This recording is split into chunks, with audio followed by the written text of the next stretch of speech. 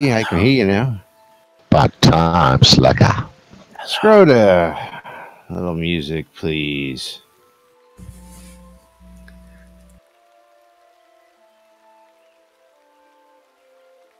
Scrap.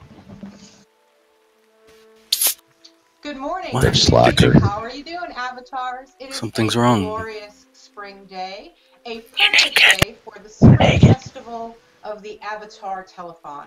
We've got 10 hours of non-stop fun. And yes, I know. I'm waiting for our pianist. We're super excited that you could join us today.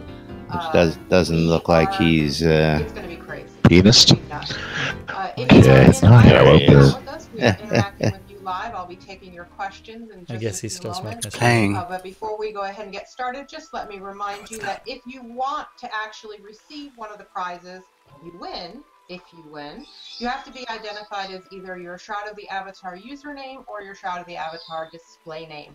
If we can't find you, we can't give you cool stuff. And that's all of the logistics. Now for the fun stuff, Chris? Well, I'm not sure how fun it is. I'll keep my... And the intro not play? Damn it. Howdy, everybody. Just having all sorts of fun today. Everything's breaking. I don't know what's going on. Alrighty, anyway, I'm Laz. I'm Jack. Welcome to Lunch with Laz and Jack. We are This is doing... Jack. I don't know where anybody is today, I tell you. Screwed, I'm here. Casey Cupcakes. Where is Jack? I am here. I am Oh, right here. well. I am in my seat. You cannot hear me or something? We couldn't hear. What the hell? Is We this lost the intro today. is this As another we got, Discord of course. problem where it's like not the active window? It's bugging out again. You gotta install I the don't app. know. It's, Install the app, please. we're working on the audio situation here. Of course, we have a little problem there still. We've got the postmortem starting live as well. We've got that up in the window for you here, and we're gonna have an interesting day here across the board. Of course, we got a few people joining us in studio. For the record, today is Monday, May 2nd, 2015 here in Shroud of the Avatar. As you can see, of course, we have Dark Starr up on the screen there. Going ahead and doing a little intros and stuff there into the post-mortem. And we're going to be switching a little back and forth here as we get into our day and do the show. We'll have them up. We'll be listening in as we go through the show today and maybe even breaking in for some commentary. But otherwise, let's move right along. Or do we want to? Well, you got a lot of T-shirts in the background. Well, I say we just move straight through. And then from there, we can get to doing our simulcasting bit so that way they're done with their introductions. Because right now they're going to talk a lot about apologizing for the reticle. Part of our solidarity with you guys and the pain The that has rectum caused you. Our lead artist, Michael. Yes, let's listen in on this real quick. Hutchison is going to join us on camera right now. Myself. And as a show of support, because we know it's really painful for you guys, Mr. Hutch, he's going to draw a targeting reticle on our forehead, which we're going to proudly display for the length of the telethon today. So since the kind of divide and conquer responsibilities we have is Chris is primarily I have no idea. With combat, and I'm primarily concerned with the Because that's going to stick on the skin game. as well, ain't it? Chris is going to be displaying the targeting reticle for combat, and I am going to be displaying the gear icon, which is the interaction and crap. So that's going to be very appropriate for the PvP section. Right, yeah, this is going to be very appropriate. It's almost like there's a target. But moving right along, let's go ahead and just we'll watch in on that and listen in the background. Of course, one of the big topics for today, of course, is going to be the targeting reticle. So that's going to be very Absolutely. I appropriate for the PvP. You can tell that it's like, if we bring up our character sheets real quick, that I have actually done some leveling. I know you've done some leveling as well. So both of us have done a lot of leveling, and we have discovered that targeting has some issues. I know it's been a huge firestorm. Some serious issues. There is the targeting reticle that we're talking about. And okay, I see. Is they've changed that a little bit so that when you... I see. Well, it's still changed. If I go and try and click on somebody, I literally have to target, and I can't even target Led Zepp sitting next to me. You have to without using my mouse. Yeah, you have to stand up.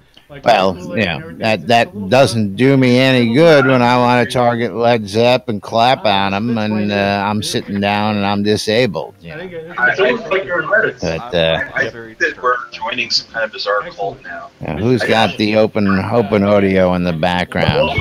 You. Sorry.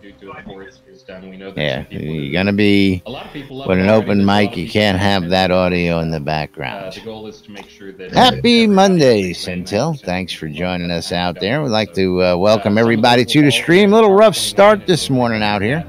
Of course, it's Monday, so we expect all sorts of weird stuff to be happening. And with the post-mortem this early, it's going to be interesting to see how we get through this release. Yeah, I would say we would wear these reticles until we get it right. We might. Is everybody that interested in what's going on there? Well, this is where it's like, normally they would have done 20 minutes of introductions before they started getting into anything for the telethon, but they started straight out the gate with talking about the screens. In the combat deep dive, but we really do. You're always having problems. This was the right. I know. I like Scrotum song though. We know it's painful. We know it's not there yet, and we're really sorry that it's not quite there yet. And we know it's a painful change, and we know that a lot of you have gotten used to it working one way, and we are listening. And I know it's hard, but we are listening. Trust us, we are listening, and we're working hard to make it better and more playable. So some other points so you guys know what's going on today. Starting at noon today, right now, is the post-mortem where we're just going to go over general questions, and then we're going to have a series of deep dives. I'm talking about the service provider, the Frontier. They bought Verizon. NPCs, companions. Okay, so at 3:30 we're going to talk about player housing and player-owned towns. So he's going over. Hang on, he's giving the schedule. Well, we can just click on that link anyways. So. 6 o'clock we're going to talk about combat, resistances, and targeting. And then at 7:30 we're going to talk about PvP. That is right. As kind of a grand 8:30 is going to be PvP, players versus devs, where players are going to be able to take on myself, Chris, or Lord British as teams versus boss level versions of us who have our stats cranked up to boss creature levels, and players can fight us. And if you manage to defeat us, you will get gear crafted by. And if you manage to defeat all three of us, you'll get a piece of gear. Sorry about that. So, and during the hangout today, we'll be handing out prizes periodically, which we're going to hand out some in just a second. And biggest of all, we have some stretch goals. So. The telethon. Anyone who gives us $5, anyone who pledges $5 or more today, that has to be new cash, not store credits, but anyone who pledges $5 or more today will get a new cash Slash flowers emote, which will rain flower petals. We went for a very spring themed. Oh, what's he doing with the chaos metal? If we manage to raise $25,000, okay. Everyone will get a flower crown, and if you wear the flower crown, that will increase the duration of the rain of flowers. And if we manage to raise $50,000 today during the telethon, everyone who gives us $5 or more today during the telethon will get a giant butterfly pet. So, giant butterflies. I know everybody wants a giant butterfly. I would like a giant butterfly. Who doesn't want a giant butterfly? With its proboscis. All right. So, let's do some, before we get into the questions, let's do some prizes, and then we'll do our general intro. Prizes. Let's give out some store credit and coin and a Starr. After this, check your ping. Oh my gosh, we've already. You want to do that before or after? That was less than 10 minutes. Let's do the prizes. Okay, so we got the challenge coin first. Okay, challenge coin. Challenge coin goes to, I am not going to get this name right at all, but everyone will know who I'm talking about. Bodubdarg. Bodubdarg. Bob Darg. Yeah, my Celtic is not just enough. I think it's Bob Darg. Bob Darg. Bob Darg gets the challenge coin. Congratulations. Starr, you haven't even had one shot yet, and you're... He's drowning Starr already. Bob Darg. Bob Darg. Okay. Store credit. Store credit. Store credit for $10 goes to Miracle Dragon. All right, and T-shirt. Want to win a T-shirt? The T-shirt that Gina. And my connection just lagged for the Portalarium guys. Really wishes she would have, hint, hint, hint, goes to Charlie Chaos. Charlie Chaos wins an official Shroud of the Avatar t-shirt. Woohoo! All right. So, and we already have... the other thing I forgot to mention, which is perfect opportunity because we've already raised $2,500, is for every $2,500 pledged today of new money, we, on screen as developers, have a choice. We can either do a shot, we can dance, or we can sing a song. How do I know Chris would choose to take a shot? Chris, what are you choosing to start off? This is one that a backer sent us, so this is whiskey. I figured I'll drink early, sing later. That's generally how parties work. Dancing doesn't happen until there's a few shots down. All right, I'm going to mostly sing and dance today, but, I'm going to go ahead and start also. This was also sent to us by a backer. Violation sent me my favorite Irish whiskey. It's called Napoga Castle. It's not also a Violation bottle. Not Napague, as Richard in Dallas pronounce it. Yay. So, going to have a little bit of a shot there. Thank you, backers. Thank you. Again, we couldn't be doing this without you. Thank you, thank you, thank you. Really shouldn't shoot this. This is really good sipping whiskey, but no. And I'm not shooting it because apparently I have to sing. Oh, are you gonna sing for us, Lum? I thought you save the dancing for when he's drunk. 2,500. Well, I just did a shot instead. So we're gonna save the dance for later. Oh, okay. Points of procedure. So, just a couple of few more points of procedure before we get into questions. There are things expiring today. So we have 7 pledges expiring, including Immortal Adventurer, Virtual Collector, Citizen, Knight, Lord, and Baron. Those are all those pledges, and all the rewards associated with them are expiring today. So today is your last chance to get those pledges. So if you were thinking about getting those pledges and the things associated with them, today is your last chance.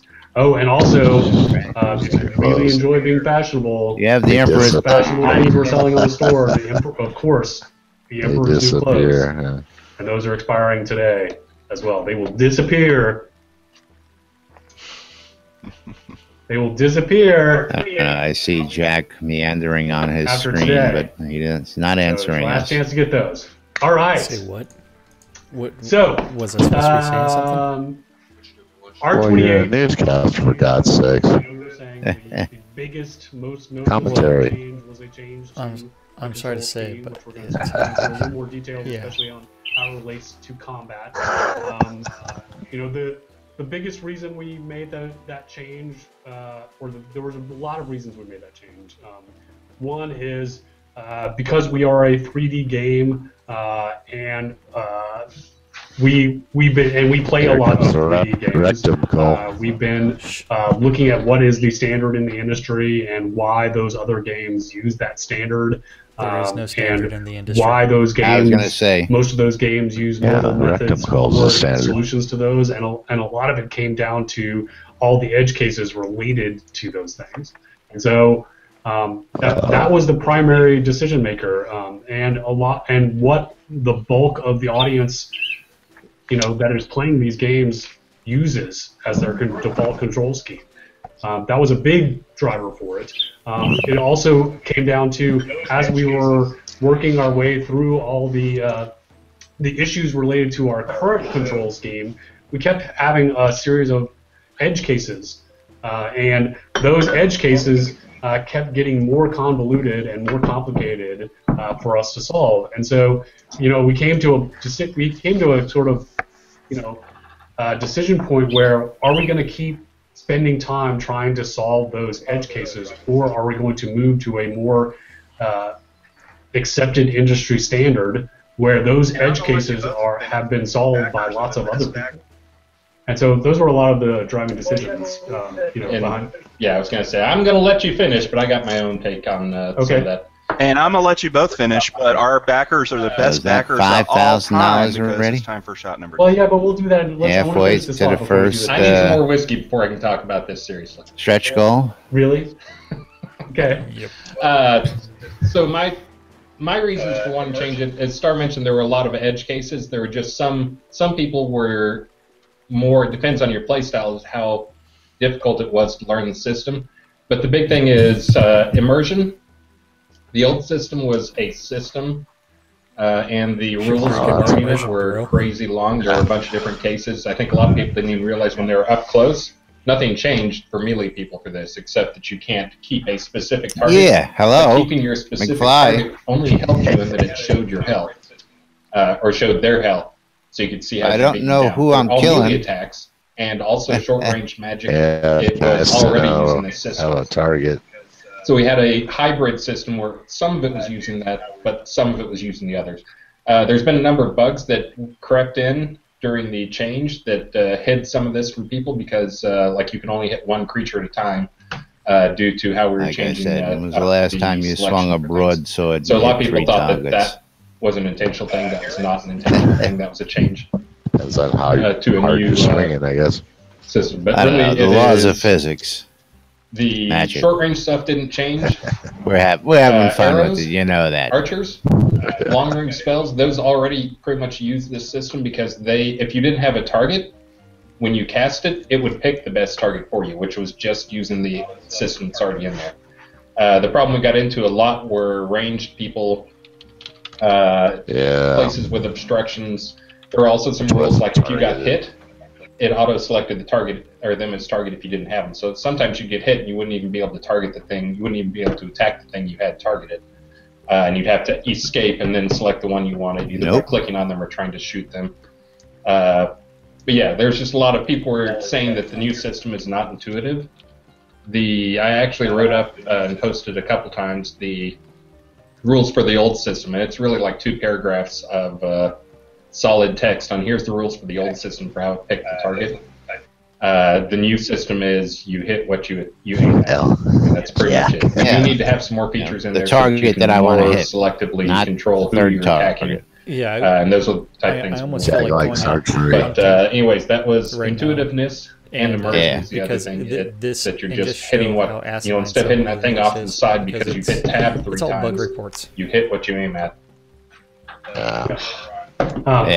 Stuff there. I got archery. His demo video is nice with 5 targets standing still, but apparently he hasn't been out with 20 targets moving at the same time trying to hit his target. After a few more shots, so you may get some more honest opinions. Well, we're going to see all that tonight, folks. Yeah, we're going to have some fun with it. Unlike how you filter when you post in the forums, because you have such filtered responses. I'm an engineer. Because that guy who's going to be the pain in their butt causing damage, he's going to have to chase down. Because he ain't going to just be able to target it and kill it. I guess we should honor. It's going to be interesting. We've already raised $7,500. We're getting close to the /powers mode. So I guess Starr we is should gonna sing stay for current, us. Lum. So It's on his if head. you would do the honors of singing, and I will reticle. dance at the The request. How appropriate. Someone requested that I do the Macarena. So Lum, He if wants you to touch him. And I'm going are you going to have the music up there, or do you want me to Got a have it here? Or rectangle what? So you can sing. You sing there, and I'll dance. Here. Well, I need to have some kind of musical accompaniment, so hang on.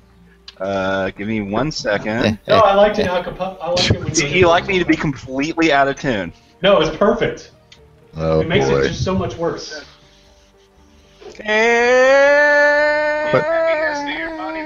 And as long as Llama's talking, we're not seeing Starr. Has he been drinking already?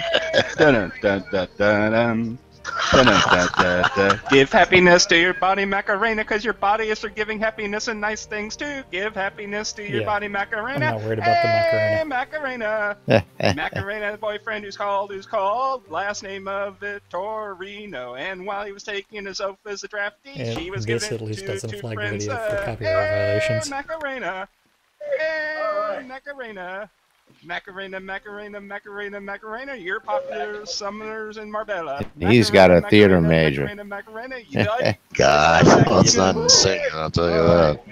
All right, we've suffered it up. Excellent. Okay, now. And if a fan will go back and look at the video and record that audio out and turn it into a MP3 and send it to me, we'll make sure and get that in the game somewhere. Maybe make it something that town owners can put on for parties. Wow, no, I don't think so. That's insane. No, that's. I never want to hear that again. I did give Matt Schmitz a request to add Macarena into the. So, oh wait, we have to do a third one now. Yes, we're behind. Yeah. By the way, that was actually the evil English language version of the song, which is. Oh yeah, if you haven't listened to the translation of Macarena, it's really a very dark. It sounds like such a happy song, but it's actually very dark. This guy's gonna get shit-faced. So, did you already do 2 I already shots? did 2. This is 3. You realize we're going to be here for 10 hours, I know, right? I told you, I'm starting off early. You sure you don't want to do some Okay. singing and dancing in there somewhere? I need to pick a song. I didn't expect to get here. I was planning on doing 3 shots and then switching over. I'm going to hold my third, reserve for a little bit. All right, so back to general things about R28. 29. We made some major changes to crafting, and I realized that one of the unintended results is that smithing and carpentry became a lot more deterministic because we moved a lot of the randomization of adding the modifiers to enchanting in alchemy, and so I know that some of the smiths and the carpenters and making the weapons and armor are not too happy about that. So we're listening to that. We're considering adding back some of the randomization. Couple leggy delays there. So we're going to discuss adding some more back into basic smithing and carpentry. So we're listening to that. We'll talk more about that in the crafting deep dive. So with all that said, let's just jump right into some of the general questions. Fire Ludus, take it away. Sorry, I was scrolling down, pasting questions. This technique may not be as intuitive as I thought it was. All right, our first question is actually from Dax Diggler, and he would like to know, was that what I thought it was? Yeah, but let's keep going. Okay. While we still can answer questions, are there any plans to allow any sort of UI customization either before or after the final wipe? And if so, can I request an unlock element or resize, chat window transparency, and chat tab separation so you can have tabs everywhere of your conversations? Yeah, so this was the great question, Dax. Yes, ultimately, we would like the UI to be ultimately configurable, like all of that to be, put it anywhere, resize it however you want, position it. I mean, I would really like things ultimately, I mean, unfortunately, most of this is going to happen post-wipe because we really need to get in more into polish and bug fixing for July, but ultimately, I'd love to have things like let you be able to dock things together, be able to separate those things, resize. So all that stuff you listed, yes, absolutely. Would love be able to set transparencies, be able to not just set transparencies, but also be able to set, go the opposite route, like be able to set things like as a solid color background, even be able to customize the color of the background, be able to customize the color of the text, be able to pick fonts. I would love all of that to be super customizable. So, yes, please. Not real soon, unfortunately. That's the unfortunate. But I have been informed that not only am I 1 behind, I'm actually now 2 behind because we've met our first stretch goal. Congratulations, players. Drink up. Yeah, that's what I figured when I saw him take that stutter. Everyone Very who gives nice. us $5 or more today during the telethon will now receive the /flowers emote, which will trigger a rain of flowers as it's springtime. So congratulations, community. What were you going to say? I was going to chime in on the UI stuff. Oh, go ahead. Just as a general reminder, not specifically to that point, but the things we're trying to make sure we do by lockdown are the things that are more difficult or more painful to change, more risky, things that like won't get fixed in one release, like completely changing how targeting works. UI type stuff is super safe, and that's the type of stuff that will continue to be polished pretty much for all eternity. And I do actually still have the plan of at some point opening up Lewis scripting to people and tying in functions so that you can do some minor customizations for UI stuff yourself eventually. Okay, so players, there was a couple of requested dances, so I'm 2 behind. So I've got. I'm gonna start taking song requests. The Egyptian. So I'm going to assume that's this guy. So just going to do this No, I think so. And I guess I kind of look like that with the thing on my head. I kind of look like that guy from Stargate. So kind of fits. That made the fireplace laugh. This is the funny. go-all dance. He needs to be singing "Walk Like an Egyptian" now. Egyptian. Does this count? Does this count? Does that count as dancing? You get that message. It counts as something. I'm not quite sure. It counts as something. Okay. All right. Keep losing it in chat. I don't know why. Gypsy, which is very close because it both involve bent arms. What message? Now I did this last time, but it was so good apparently that it's been requested again. All right. So this is the gypsy dance that all the avatars have in the game. So here we go. All right, now I'm all caught up. Excellent. Sorry, I had my mic on. All right. Now, let's keep going with the questions. You're getting a phone call, Laz. Hey, sorry, I had my mic open. Oh, wait, before we go to questions, we have actually a big prize. I forgot. We are giving out a whole pledge right now. In fact, it's one of the pledges that is expiring. So it's full of soon-to-be rare items because it's a pledge that's going away. It's the collector pledge. Oh, this is a biggie. All right, congrats, Laz. Fucker. Winner of the collector pledge is Lazarus Long. Lazarus Long. The collector pledge. It's Whoa! Awesome. Cool! It is totally random, although I do accept bribes. All right. Those of you who don't know, Lazarus Long is NBNN. That's I added an extra N there too. There's only 2 N's. NBNN. That's all you need. He always does that. They will be streaming the PvP match. It's fixed. It's which fixed. we will be adding an extra challenge to their streaming this evening. That's all you need is another pledge, right, Laz? We anticipate quite a turnout this evening, which means it will actually be on probably in 3 different scenes. So Gonna make life tough for us. I gotta take this phone call. I'll be right back. Okay. Okay, shit. one kind of logistical kind of thing. Yeah. Please only post your questions in the main How's it IRC going? chat. I Hello. can't jump around, and if you send me a private message, chances Yes. are I will miss it. Yeah, So that's really Mike's not the best way to Laz. get my attention to get your Oh, question okay. asked. Just we are Okay, that's keeping track, fine. and I am Laz, keeping that'll them be up. If fine. we don't get What them time in you this coming? segment, we will get them during their segment with the topic You know, like if you ask a crafting question, I might push it into the crafting. Okay. Deep dive. Again, what time All right, are our you next coming? question, actually, a lot of people, By 8 o'clock. I guess, okay. with the wipe have the final wipe in mind. What do I need to do? I told you I'm going to take the monitors down and stuff like that. Is the rest of the stuff in this room just need to be covered and stuff? Might be good for us to address for new players. His 0-day question. All right. Cool. Did you want to go ahead and touch on those? I can go ahead and read them off. Basically, concerns about release and bugs and that process going forward. Do something, Jack. For God's sakes. So Violation had this. I can mute him on my side. The question, as soon as listen, I gotta cut you off. The final you caught me. I'm live on the air right now with you. Basically, that we were going I'll see you tomorrow. Before we're done, and while we still have a bunch of bugs, you know, like why don't we finish the game before? And what about all the bugs? And what about all the missing features? Like, why aren't we gonna finish the game? Yeah, only you guys heard that. You know, that cover your junk.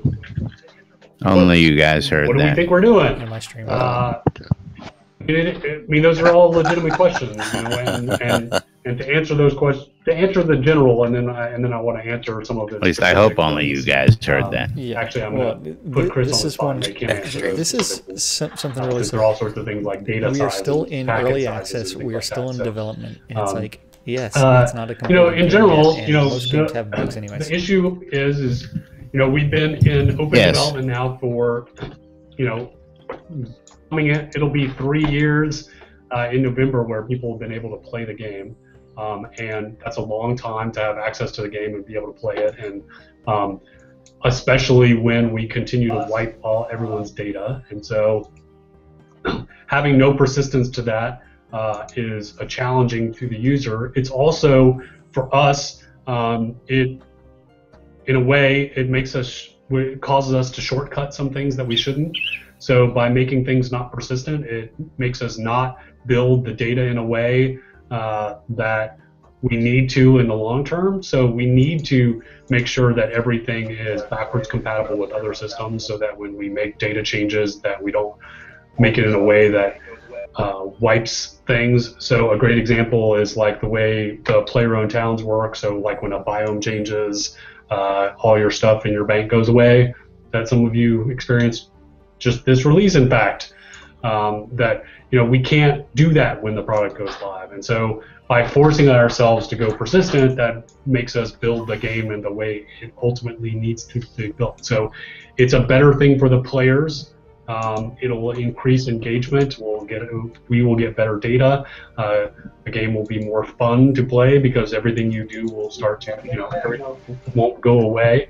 It'll be better for us as developers because we won't be building things in quote shortcut because we're like, you know, it doesn't matter. We can change that because we'll just wipe it all anyway. You know, that's why we're doing it. You know, and I know that many people are saying, you know, well, then, you know, just wait. Well, I know that would be a way to do it. We don't believe that is the right thing to do. So that's the general answer. That's the answer we've been giving. I know not everyone agrees with that. We still believe that this is the right thing to do for the game. So we're going to keep going down this road, and you know, and then we have a bunch of detailed questions like, what is the target in megabytes for the data payload for scene transition or initial loading? So the actual data to get into a scene, I forget what we're at right now, but somebody's holding up a hand. Oh wait, we have another 5. But answer the question first. Okay. We have some targets. We're not there yet. We don't send a ton of data up front. We do have to sync up a lot of things like interactive states on things, so like if doors are open. But there's already, as people have seen in towns and stuff, we stream a lot of that in on demand as you get near it. If you go into a town, actually you can notice a little bit, depending on what type of machine you're on, the performance on your machine will be a little worse after you enter a town for like the first minute or two. And that is because we're loading all the houses and all the data in the background. Now, how much data that ends up being, I don't have off the top of my head. Violation probably hasn't. Will probably tell me because he's been tracking that stuff. In terms of the thing we really look at is once you get into a scene, what your constant data rate is, because that's the type of thing that you get a crazy scene going on like what we will probably have tonight, that'll knock lower end players off of keep this in mind. Connections if they get down. Connection. Also, that is the bigger thing for us in terms of planning server bandwidth and load, which we plan right now. We should be able to handle with our current setup, in the tens of thousands of concurrent. But the system we're using is actually, for those who are technical, we have like an SFP connection that we can route everything to or through for a switch, so we can actually handle a lot more than that. We just haven't needed to make the switch over to SFP, which is a fiber connection, 7 gigabits, 14 gigabits. But anyways, we will work to get it lower. Right now, we send a lot of debug information, so it's even higher than it should be. And we track a lot of things, so I probably didn't answer his question, even though I talked for 5 minutes. But current packet quantity target for MMO capped scenes, there isn't one in terms of we resend things. For those who don't know, we actually use UDP, and we kind of simulate a TCP type. I just talked for 5 minutes, and I probably didn't answer his question. Where we handle our own resend, so we can handle which packets get sent and need to resend if they need to resend. So things like a movement packet might be sent with a don't confirm, don't guarantee it's going to get there. So we can ignore those because Starr is there, and then he's going to be there, and he's sending a packet, and he may be there, and he's sending a packet, and he's there, and he's sending a packet. If we miss a packet in between, like that first packet, it'll still catch up and look okay. May just be a little jittery for him. Let's see. The quantity, we do bundle up packages or packets for people. Yes, Chris is I have a not looked at the exact number that we're sending. What is the current target? 8 toasts is soda. So right now, in most scenes, it's actually been up to 120. What is? I would love to see more than that. The things that we have right now, believe it or not, is Violation is actually one of the ones that pointed me to a performance problem that I tracked down to be nameplates. Nameplates, which have been the bane of our existence, they've constantly been a problem. Blocking bloom issues and performance issues. This is one. This is if you're in a large, a lot of people in a scene, and you swivel your camera. In the current build, the nameplates destroy themselves and rebuild themselves when they're needed. So you look away and it destroys all the nameplates, and then you swivel back, and it allocates a huge chunk of memory and gives you about a half-second pitch. That's one of the big performance issues. There was also a performance issue that was added with the reticle system that is hopefully fixed in today's build. That was every icon on the bar, both for combat and non-combat, was trying to figure out if it had valid targets and who the valid targets were, and that would get crazy in a high occupancy scene. I've seen that a lot in the dance party we had Friday. But yes, the other big thing we have is once we get all the stupid stuff out of the way, which are those kind of stupid beta time performance issues, the bigger performance issues are we still do not have character LODs. We started making character LODs, and then we stopped because we wanted to improve the quality of our characters. And making LODs for those would mean we just have to immediately remake them. So we have a system for character LODs, but for those who don't know, the characters are pretty high polygon, as you can get up pretty close to them and tell. And there are a lot of draw calls, and we just need to get an LOD system in place, or LODs in place in the system that we have. And that's right now, that is what I expect once we get the stupid stuff out of the way. That should be the bigger issue. Except in towns, of course, where players like to do crazy things with decorating. And that is, we still need to have more LODs for town decorations. We have a few, but it's a long list of stuff. So we'll keep working on that and getting the LODs down. And for those that I'm talking over your head, sorry, LOD is a level of detail. It's a, you have a mesh of Starr that's got 50,000 polygons.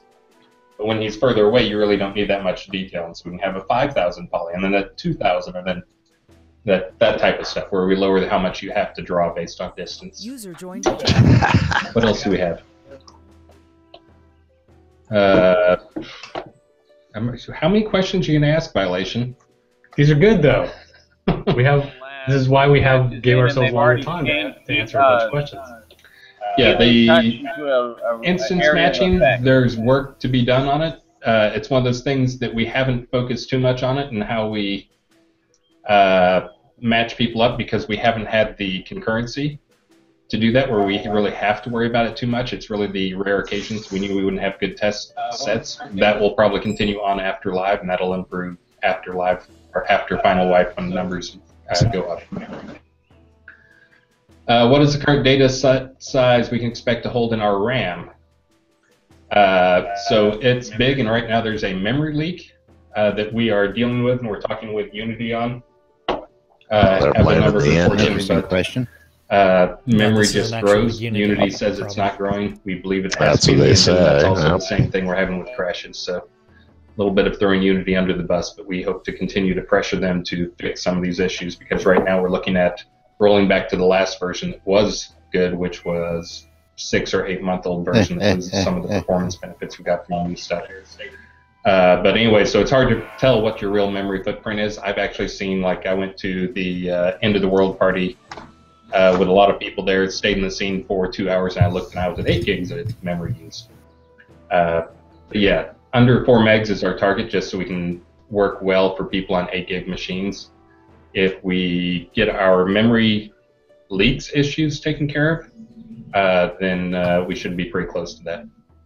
There's only a few scenes that went over that.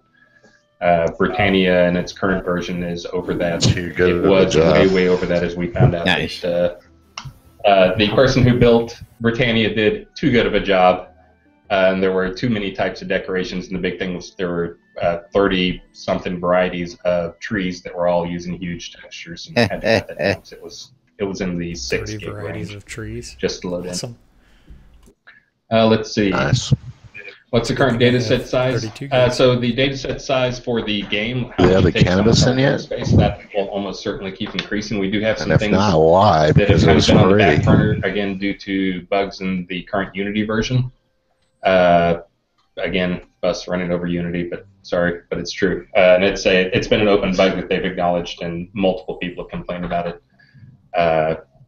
That is, it building with data packets is currently kind of borked. It tries to rebuild the entire project for each of the data packets, which makes it take Get some long. coffee. Let me know. But we still hope to move to a better system for building data packets, and that'll probably change how much hard drive space we use, because we can control the compression on those, and we may have some of them stay, the higher compression than the others. But anyways, I would expect it to continue to rise, just because we're adding more and more scenes and more content, and more audio. But hopefully keep it under 20. But yeah, it'll probably stay in the 12 to 15 gig range from now through July. What is the current expectation on shaders and lightings?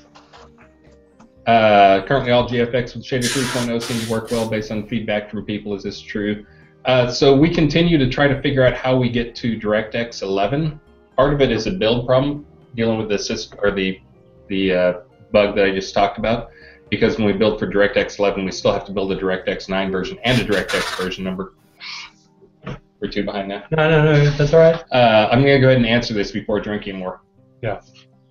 We have to build 2 versions, a DirectX 9 version and a DirectX 11 version. The benefits right now in DirectX 11 are not that great. We have 97% of the people, based on our metric server, 97% of the people are on DirectX 11 compatible cards. There's still a few people who are not. And there's also OpenGL equivalents for all the other things. But there's some performance benefits come with DirectX 11. There's some new options in terms of shaders. We're constantly fighting how many max keywords and such we can have in the current version of DirectX. So we would love to switch. Hopefully we're going to switch next release, but that'll probably depend on Unity getting their asset bundle stuff fixed. I think that is on the schedule, but Starr may have to draw a line through it if they can't get that fixed. Oops, sorry. Getting their asset bundles fixed. Getting their assets bundled. Anyways, let's see. Getting their asset bundles. Let's see. That's right. Get your asset bundles in gear. So I've mentioned it before. So as far as macros go, I think most people handle it through their keyboards. We've talked about doing stuff where we let you combine multiple commands or multiple typed in commands, and letting you bind those to a key. In terms of bigger macros and bigger stuff, I mentioned earlier Lua, which for those who don't know is a scripting language. It's a very small, compact scripting language. It's really easy. Actually, I've added it to the project in the past and then pulled it out because it is trivial to add every single function that we have in the entire game, bind them to Lua keywords.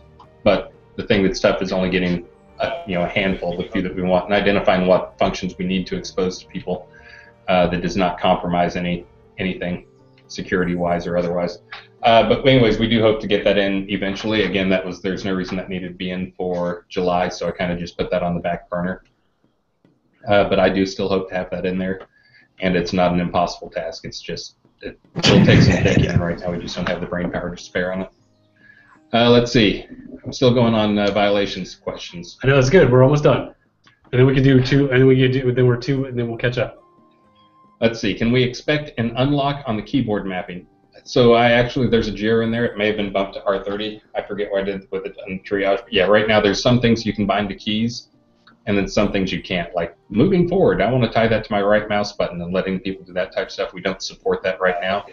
We should. The person who actually would work on that is probably home looking over that JIR right now, trying to figure out how to handle it. But his wife just had knee surgery, so he's actually out today. But I'll try to figure out what's going on with that.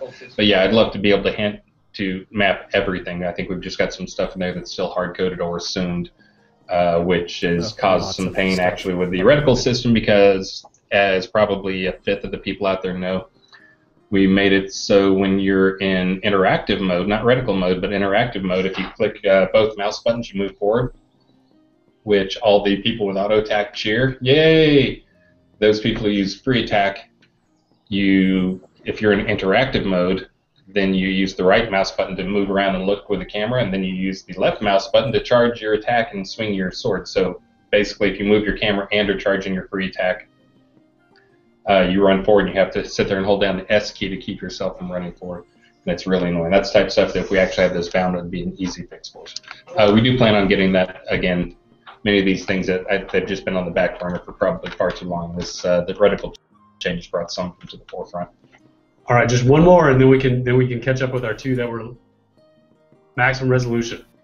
What is maximum resolution you plan on supporting for episode 1? I honestly don't know. I personally play at home on 2560 1600 monitor. I have not tried stretching it across both monitors. I would not be shocked if it causes issues. I think the person who wrote this has like crazy 5 monitor setup that's super wide. I will say that at home I have a 4HD monitor. It's, well, not quite 4HD, but like 2880 by 1920 or something like that. And it chugs, but it runs fine at that resolution. Yeah, so the problem is we've got a lot of full screen effects that end up making a lot of full copies of the buffer for rendering stuff. So on the amount of memory they use is proportional to the screen space generally. And obviously the cost scales up. There's a cost per polygon drawn, but there's a cost per pixel. So your fill rate grows proportionally with the number of pixels used in it, which the number of pixels in a monitor grows squared because it's horizontal and vertical. So doubling going to a 4K versus a 2K is 4 times the fill rate. Can I stop? Yes. All right. So we are 2 behind. We raised another $5,000. Thank you, community. We're inching closer to the second second stretch goal, which is the flower crown, part of our spring theme. So I'm going to do a shot, and then I'm going to do a song. They're going to have another cape, looks like. Rolling Stones, which I will mangle appropriately. Immense collection of capes that we've already gathered. Great. Oh, yeah. So what is that, 15,000? I'm going to actually yes. give myself a little music. For those of you So keeping track here. On this one. Okay, be quiet. I want to listen to this. Yeah, I'm a cheer. I'm a singer. Now, of course, this is an odd and special presentation of our show today for anybody catching this in repeats. We have a 10-hour telethon going on today, so we are sort of simulcasting that while we commentate on it as well. So the usual show is out the window today. And we're going to be breaking away from the usual show here at our normal time. And we will be continuing to bring you the telethon. had his moment of doubt and pain. Made damn sure that Pilate touched his hands and sealed his fate. Pleased to meet you. Hope you guess my name. And we need to let you know that we know Starr is tone deaf. Yes. Which is what makes this even funnier. Is saying that you sound like sad Elvis. Oh, nice. That's what I'm going for. Sad Elvis. All right, there you go. I'm caught up. 2. I thought you said you were like a Bob Dylan who was sober and not high. That's a good one too. I like. Just the. Yeah. All right. There we go. All right. I'm one behind, but I'm gonna wait a minute so I can get Starr's song out of my head because that'll help. That's good. That's scarred me for a long time. Inherit that singing style. All right. Let's see. Okay. Let's go on some more questions. Oh wait. We should give some more prizes out. Let's do store credit. Let's do a store credit.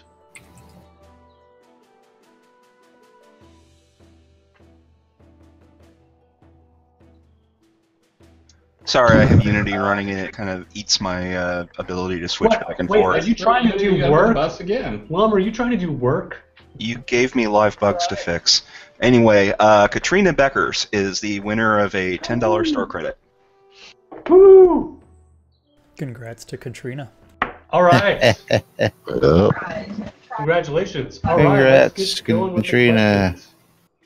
I thought Laz would get our another next pledge, for question God's comes sakes. from Cuba Tries. Cuba Tries has a question about the Scroll overland back. map. There it is. Actually, he has 2 questions about the overland map. The first is asking, can we get DLMB?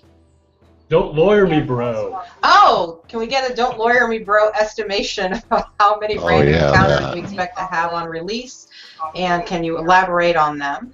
And also wants to know about roving monsters. Will there be a chance that we can depopulate some of the overpopulated areas?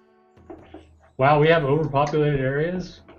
That's We don't have a balanced game yet, guys. Why?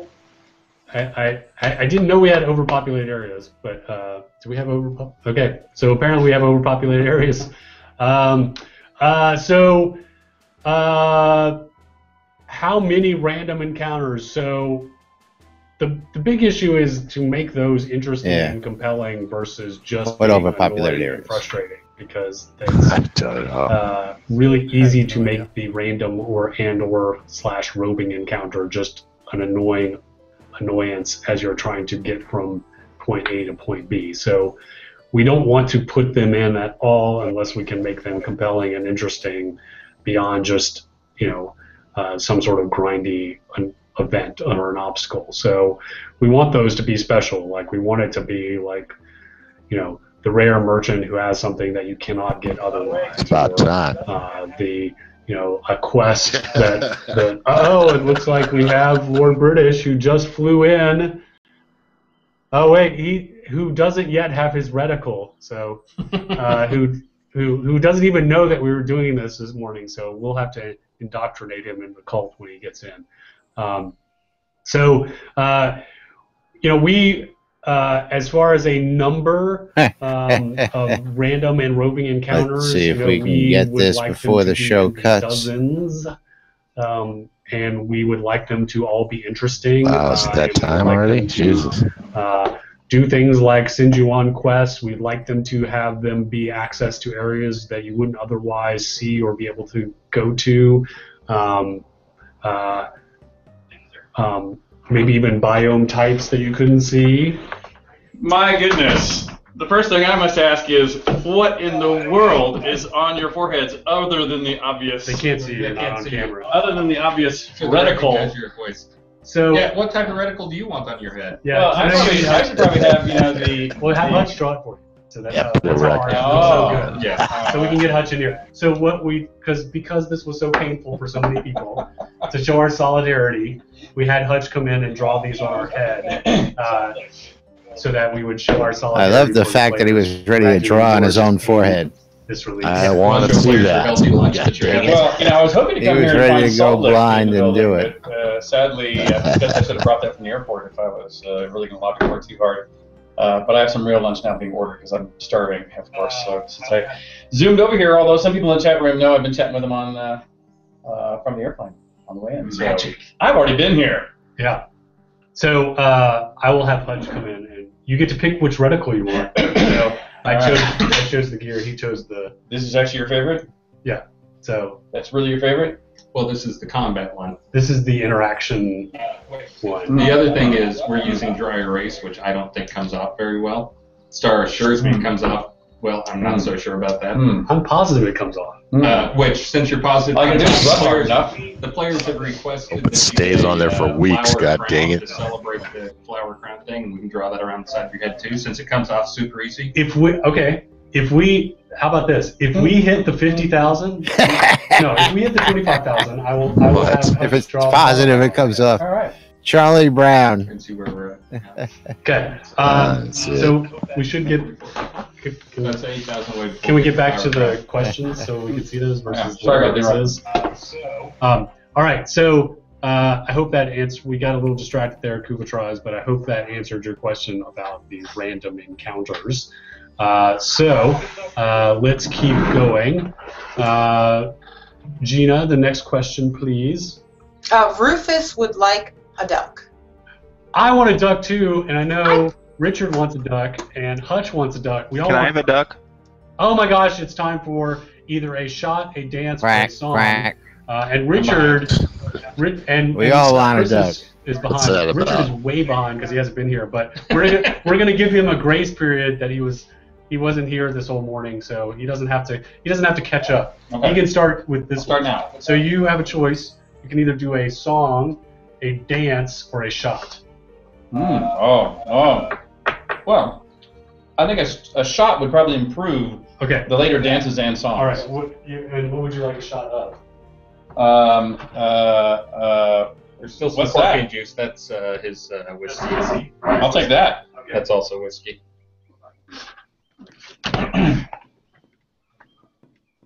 Mama. I was reading up on Bohemian Rhapsody. All right, excellent. And as you're pouring yourself, remember we will be here until. He has to read up on it. Yeah, well. What is that? Everyone I know just hears a song and they can start singing it at any point in time. And what insanity have you all selected as your frequency of shots? 2,500. 2,500. Alrighty, Jack. At this point, I've got these guys muted for a second while they get Richard caught up. Lord British entering the scene here. We're approaching our daily hour mark. Gonna cut it just a little early so we can move on with our day and continue to bring you the telethon of the avatars, post-mortem, and of course later on tonight we will be back with the dev versus player brawl going on out there. We will bring that to you at 8:30, and of course this is going to be in Chaos Caverns. Where is this going to be, Jack? Do you remember the name? It's the underground scene outside of Virtua Oasis. Correct, and underground there. And Chris Starlong and Lord British will be fighting. We will have different venues, different things going on. So we will be back later on today. We will continue to bring you the postmortem in its entirety here for the rest of the day here on NBNN. So stay tuned and join with us. We're going to take a quick break just to break this up so we can get the radio show out there. Thank you, everybody, for tuning in. Thank you for watching. Thank you for listening. We will be away tomorrow. I am having my studio ripped apart so that I can better do what I do. You need a roof. Alrighty, so we will be back on Wednesday, God willing, if they don't rip down the whole place on me. And we will do a recap of the postmortem, the telethon, bring you the latest news here in Shroud, Avatar, and more. Jack, you want to say anything real quick before we go ahead and break away? Thank you, everybody, for watching. Thank you for hanging out with us. My stream will still remain up while Laz has to temporarily bring his down and for the radio show. So we will still be broadcasting. Just bear with us. And thank you, everybody, for hanging out with us. We're going to just drop for a second. We will be right back with you. Stay tuned, NBNN, for more news, sports, entertainment, the rest of the telethon, and the Devs versus Player Brawl later on tonight. Thanks for watching, everybody, and we'll be back with the show on Wednesday. I would love it too. It is not something that's planned. Bye. It will definitely not be for July. But I'm sure long-term, these streams is all the other bigger things that hit and we take care of all the low-hanging fruits. Let me get another one of our buzzwords in. Yeah, our buzzwords in. Bye. No, you can't plug into that one. Here's another kind of tech question, suggestion that he had, actually, and maybe you could speak to whether this is actually something that would be doable or not. He wants to know if there have ever been any thoughts on making XP a commodity. A commodity. He gives for I'm reading it now. Okay. So, just the outline.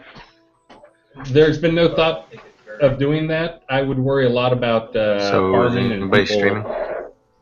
Using that to for ill gain. This audio's. And also, I don't think it's very immersive. We're live on to the have air. XP that you can train. Right now, we have in there that if you group with someone who is a grandmaster, you get an experience bonus. Yeah. And I think that's live kind on of the air a better channel. way of handling that. There can also be the other way to You're transfer still on experience live. effectively is to take people out that are more junior with you in your party, and they gain experience just by grouping with you. And then if they're grandmasters, they get even more experience.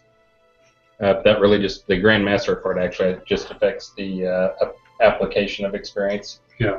Not the earned experience. But being in a party, the larger the party is, the more experience the party gains.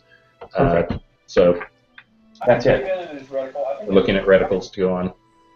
And that's also the internal debate is the reticule. Cool.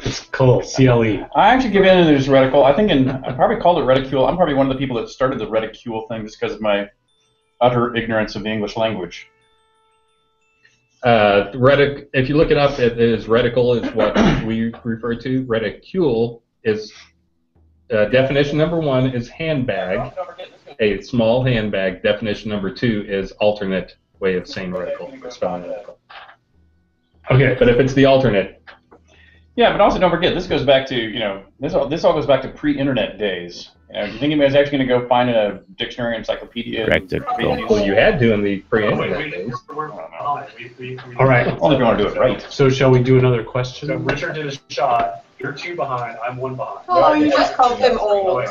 Oh wait, we're behind. Let's do a We're prize at while 7. you do your 7. So Richard did a shot. Yeah, we should You're do 2 prize. behind. Richard's I'm 1 here, so behind. we No, I did the shot. I'm 1 behind now. I'm 6. Let's do a prize while you do your 7. So It's been a while. Oh yeah, we should do a prize. Oh, Richard's here, so we can start doing some ISS stuff. So. I can't tell you about it though while I'm getting my face. Oh wait, he's getting his face He up. doesn't So listen. let's hold on a prize. You're gonna do a song. I think I'm gonna do a song. I may have had enough to try the request that I had for Bohemian Rhapsody. Ooh, you're gonna do it? Are you doing it a cappella? Yeah. What other way is there? Can I sing it with you? And then it counts for You'll screw me up. I know, that's gonna be awesome. No, you can do it by yourself. Fine. Just do it by yourself.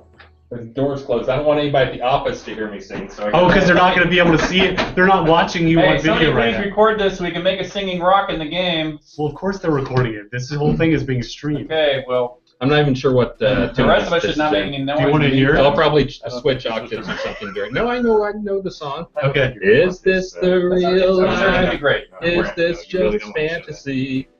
Caught in a landslide, no escape from reality. Open your eyes, look up to the skies and see. I'm just a poor boy, I need no sympathy, because I'm easy come, easy go, little high, little low. Any way the wind blows doesn't really matter to me. To me. Yeah, I'm not gonna sing along. Mama just killed a man. I'm gonna stop there. That was good. That's actually, it's tough because there's like two good. people singing No, at that two was different great. That was octaves, great. like two different notes. We planned ahead and actually picked songs ahead of time, then Starr could have done the other half of that. No, you didn't want me to sing with you, so whatever. My feelings are I hurt. think that's a little better.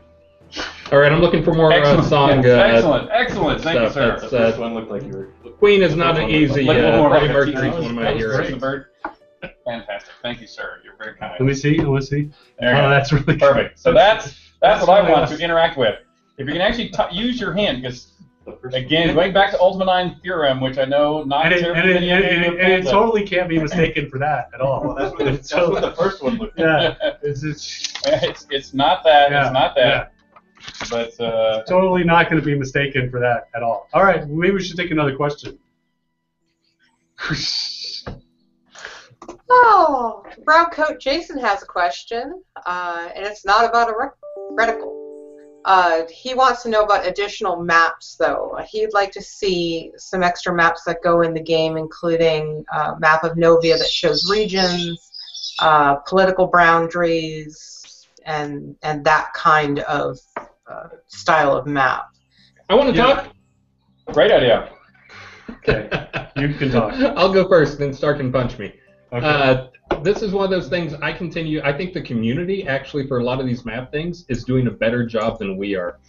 We continue to push things off to the background because we're kind of afraid of making like paper map, like 2D maps of things, because we know it's constantly changing. The players actually love doing that, and there's several good sites out there. I think everybody's probably been to Soda Maps and a few others. But I actually think they're doing a much better job than us, and this is something I would love to push off to the players and just do what we can to help support the actual players for generating those maps. And as long as they're found in game, that's all that matters to me. So they can't just be outside the game. You got to put them in the game. That's something I can find. And they're XY coordinate correct, so that we can put a dot on it. Yeah, we need more maps, and Soda Map is really amazing, and I would love to figure out a way that somehow we could use that. And for those who haven't been there, it's just using the Google Maps interface, so it's pretty standard, and I mean, it works great.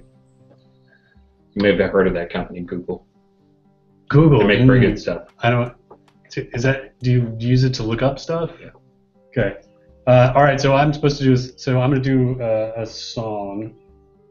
Because none of you are scarred enough, and so I'm going to do Heroes.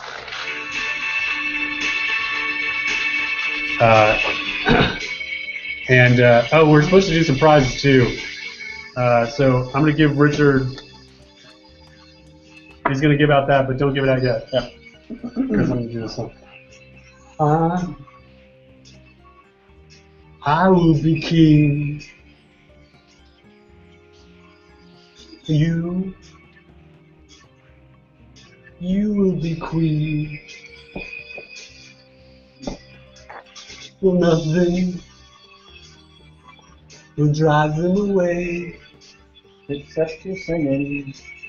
We can beat them just for one day. We can be heroes just for one day. And you can be me.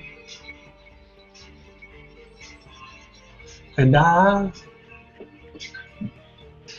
drink all the time. Just we're lovers. And that is a fact.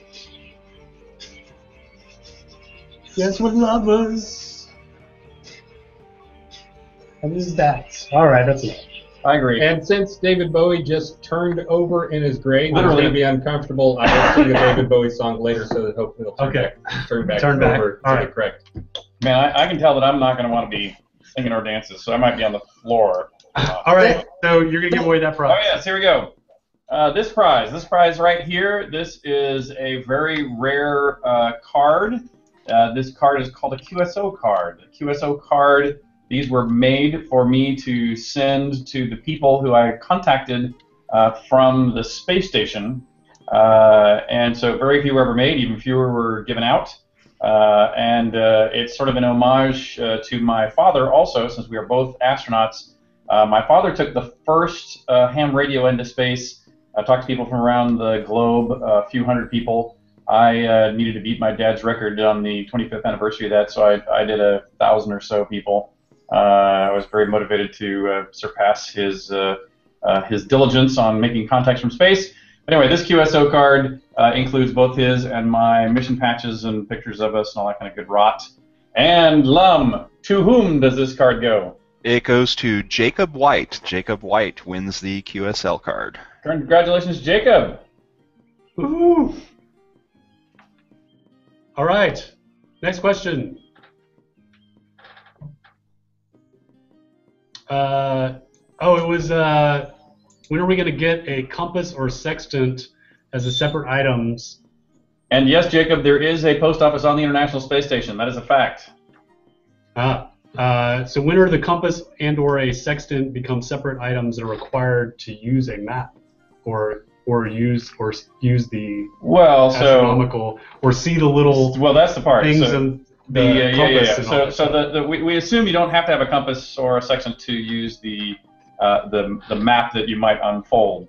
Although maybe when we get into navigation by ship or something, we haven't done navigation by ship, so you never know, we might figure out a way to make that come into play.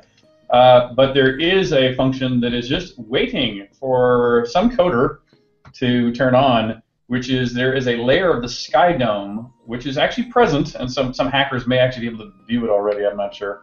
There is a layer of the sky dome which includes lines which show the constellations, the Virtue constellations.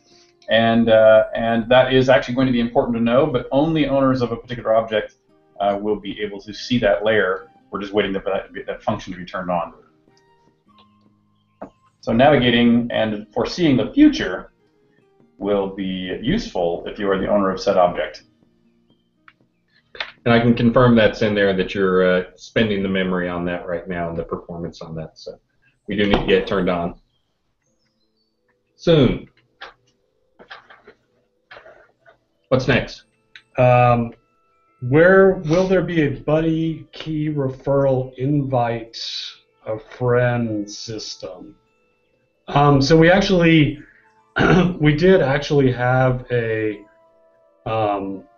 referral system for a while. We did run it, and we'll probably do another one after the July event. So that's a great question. We did run one for a while, so. I agree. It's good for you. It's good for us. So it makes sense to do them. We just want to do it as a campaign, and it's more than zero effort. So we want to time it correctly and run it for a period of time with good parameters. But I agree. Right around the July wipe. Not sure if before or after is appropriate. Probably after. Yeah, is a good idea. Excellent suggestion. Yep. I'll put a Jira in for it. Okay, our next question comes from Adagrim. He would like to know if we'll ever get language-specific subforums and language-specific community management. The language-specific subforums is actually a really good idea. We should totally do that. And two of the many people involved with the forums are on this call right now, so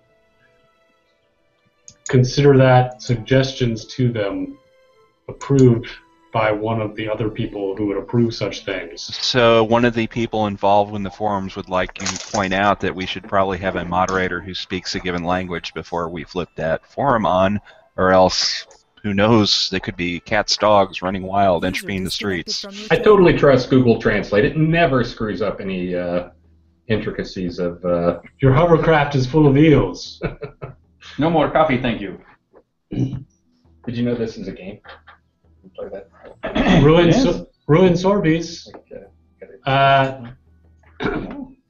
a good point. That's probably so. Lum just answered why we didn't do that. So there you go. Yeah, short answer, we're dumb Americans. We only speak English. Sorry.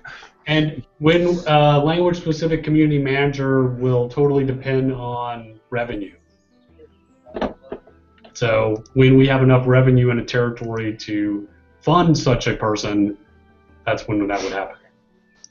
So basically one is dependent on the other, which is dependent on money. So there you go. Another question that we actually get in support a lot comes from, it was also asked by, I think I just deleted it. I'm so sorry. When will physical goods ship? Oh yeah, that was me. Yes, that was it. When will physical goods be shipped? We're kind of crowded in here, and my arm went on the enter key. So physical goods. So we're waiting until after July to get all those together. So we're still finalizing our manufacturer. So we had a couple of candidates lined up, but we got some information about those that we weren't too excited about. So we're in the process of shopping around that again. So our goal is to get those out by the end of this calendar year, though. So that's the goal, is to get all physical goods done by the end of the year.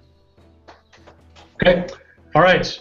We're going to do another prize, another space-themed one. Now that we have the Space Cadet. Now that we have Fingerhead, I mean Lord British here. This. It's not the middle finger. It's the first finger. But yes, this one is. I actually have two, or a few styles, I should say, of mission patch. This one is my personal mission patch. It is also an homage to my father with Leonardo da Vinci drawing a man. It's also an homage to Shroud, for Tabula Rasa. There's a little triskelion down in there. That's due to the 5 proportions of the human body, which was how teleporters worked in Tabula Rasa. In any case, this is the rarer of my main mission patch styles. And this mission patch from my trip to the ISS goes to... Gray Fox. Gray Fox wins the ISS mission patch. Gray Fox, this is for you. I will send it unto you.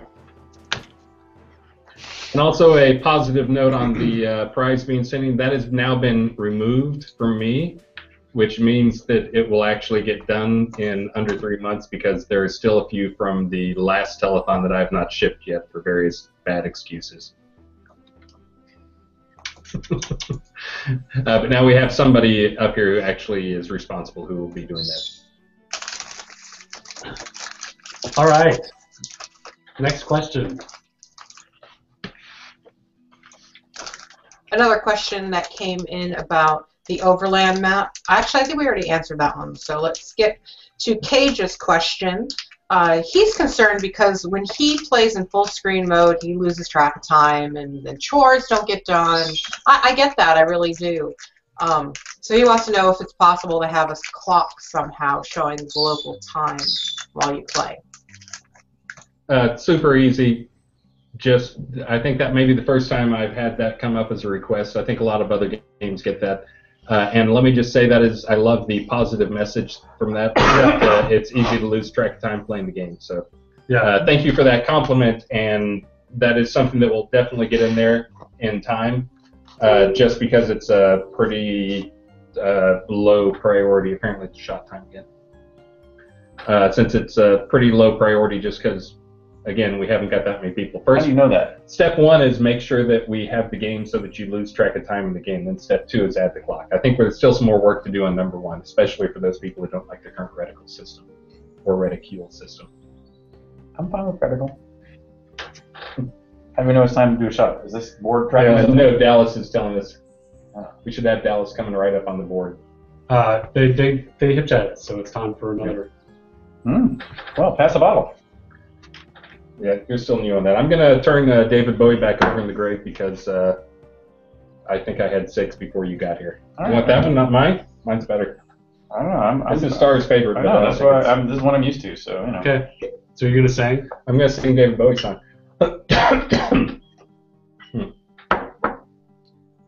I've got a cold or I'd sound much better. I'm an alligator. I'm a mama papa coming for you. I'm a space invader. I'll be a rock and roll bitch for you.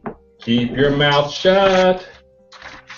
You're squawking. Oh, I lost my thing there. You're squawking like a pink monkey bird.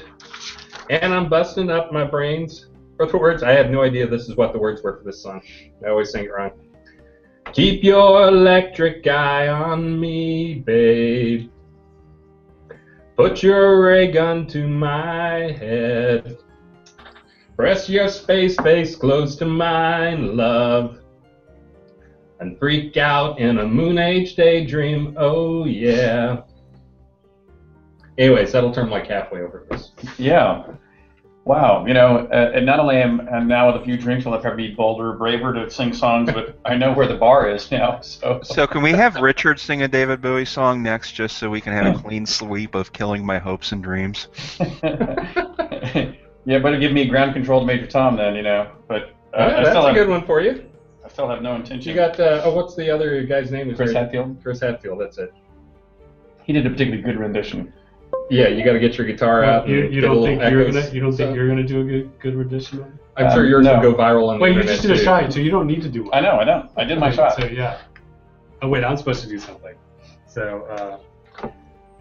And people just said Prince song. We'll do a Prince song. I'll do a Prince song at some point. Crazy. It's kind of a hard one to do. He's kind of like trying to do Freddie Mercury. All right, so I'm supposed to. Let's get back to answering questions for a bit. Yeah, I agree. Okay. Instead of picking our songs. Yeah, I'm gonna do another dance. So. Okay. Oh.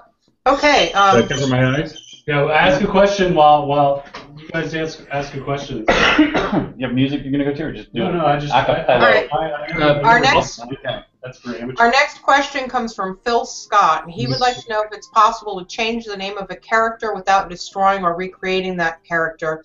And likewise, can we change the look of a character through like an in-game barber or surgeon? I'll let Richard handle this. Oh yeah, let Richard talk about that one.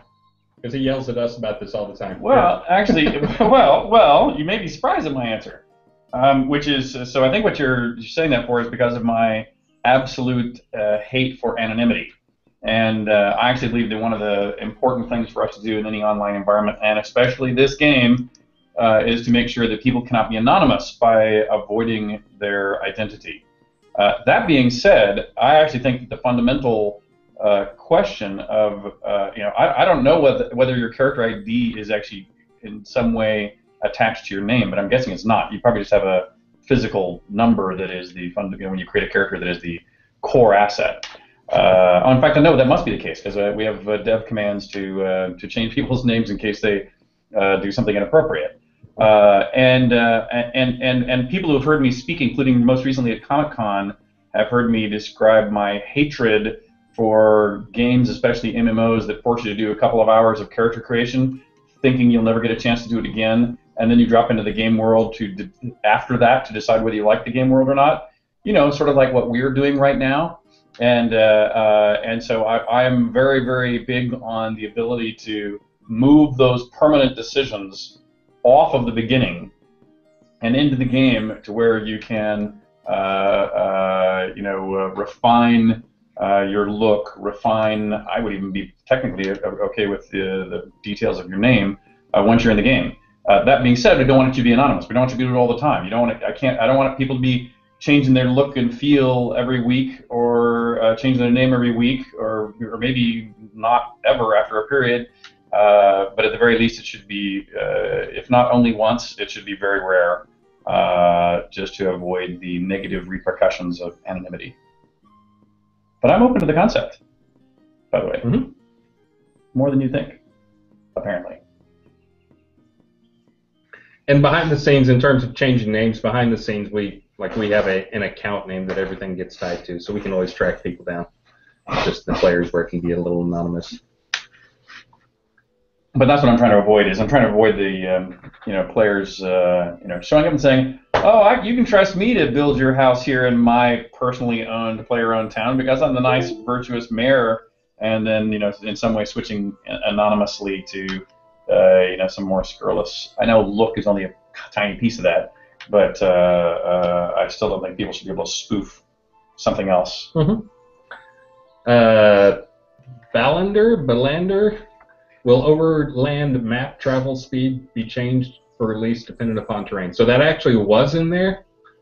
And if people remember, about 12, 15 releases ago, we had travel speed overworld map gauge, where the speed was determined to be too slow on the overworld, and I ended up pulling that and just making them all the fast walk speed. We already do have that tech in there. We turned the data down. I would love to get the speed, I vote yes. Maybe up one and lower the other, so it stays kind of a balance. But yeah, right now there's not a reason to walk on the roads, and that was in there at one point. So, anyways, yes, that we definitely can do that, and that's thanks for reminding us to actually go back and turn that back on. Want to put you in for you? That. Sure. Yes. Okay, that's great. Coming up. Richard's creating bugs for me right now. Let's see. Next. Our next question comes from Shadow.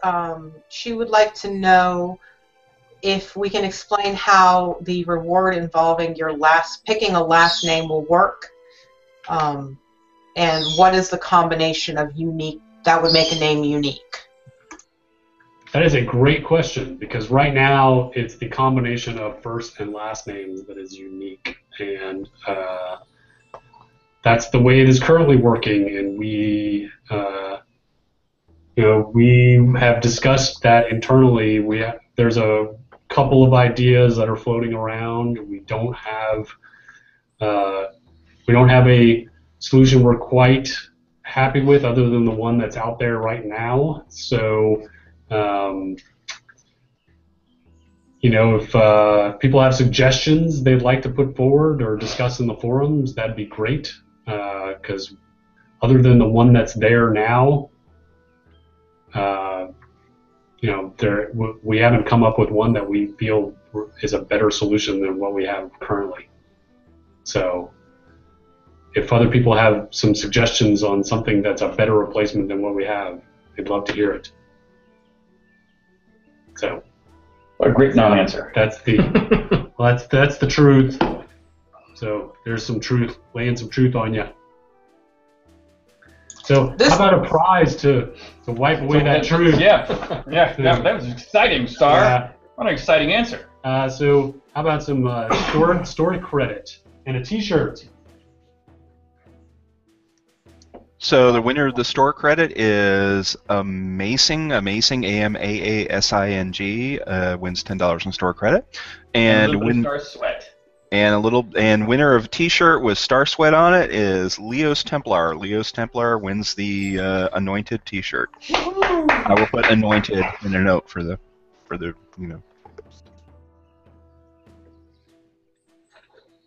So right. Does that mean that before we ship it, we have to smell it and see which one? All right. With, of course, today being the last day to pick up several amazing pledges and to get your Emperor's clothes before they're gone forever. And they look so beautiful. I know. You need to get some if you haven't already. We've had a couple people ask if we could, and this might be a question for Dallas, if we can talk about the final set of pledges that that will be around after the wipe in July. Okay, so the final, so all by, I think right now the current schedule is 5 days after the final wipe. So I think that is, I'm going to look up the exact day. 1, 2, 3, 4, 5. Yeah, so August 2nd, I believe, is when the last of the pledges expires. So that will be all of the current pledges. All the pledges that are currently on the website will go away. So all the pledges that you know of the pledges that you see today, the current pledges, will go away. And the pledges, those are the ones that are going to remain after today. So 7 pledges are expiring today. That's Immortal Adventurer, Virtual Collector, Collector, Citizen, Knight, Lord, and Baron. Those are all going away Get today. your collectors now so you can get your cloth map. And then those expired already. Those expired last year. Oh well, too bad. Too late. Yeah, all of somebody else. All the physical goods expired already. And then all the remaining, so 7 pledges are expiring today. All the remaining pledges are expiring on August 2nd. So after that, no more pledges that you guys know as they exist today. And all the rewards that are unique to those pledges are also going away. And so this is the last day to get those pledges. So if you were looking at that Knight pledge or that Citizen pledge and the rewards that are unique to those pledges, today is the last day. And also today is the only day where we're going to be offering those stretch goals. So you guys already got the /flower emote. So need more pledges if you guys want the flower crown or the giant butterfly. We're only 90 minutes in. You know. I know. All right. Next question. As a follow-up for that, Katrina Beckers would like to know if there are going to be different pledges after that point. Yes, but they will not. Yes, there will be different packages. I'm not sure if we're going to call them pledges, but there will be different packages that will be collections of awards. They're not going to contain any of the items that were unique to the pledges. They will probably be packages that are collections of things that are in the add-on store, and maybe some other unique items, but they won't contain anything that is unique to the pledges. But there will be some quote replacements for the pledges, but they won't be any of the pledge items. And we're not just changing the names and moving things around so that we can pretend like we're expiring stuff. There's a lot of stuff expiring. That's part of the reason, is because we want to make these early people who get in before the game really goes live-ish. To have these valuable. Yeah, to have things that actually have value, and so that they can stand out from the crowd, and those things also, will increase in value over time. Yeah, everything unique to repeat, everything unique to those pledges is going away. Richard hasn't had lunch yet, so he's going to step out for a second. And have step out. That'd be really rude right in front of everybody. All right, thank you. You're welcome. Excellent. Always have fun. Pardon, I'll go slightly off camera when I shove it in my mouth, just to don't not be too rude. You guys didn't want to stream and watch Richard eat. That was part of the. I still go back. I still have memories of the first time we ever did one of these, where I was eating chips and was wiping my hands on my jeans. People were commenting. People started commenting. I was like, Richard's wiping his greasy paws on this is like his jeans. This is like a South Korea type thing where there's people who just sit around on camera. I think they're usually. Is that like gamers instead of gaming streaming? Yeah, that's like extreme eating on camera, and then they take donations, kind of like people, Twitch now. Wow. Yeah. All right. In Korea. Okay. Speaking of making a fool of yourself on camera, Bubba Durg would like to know if we're ever going to get the Starlton dance emote in game. So that is your unique take on the Carlton.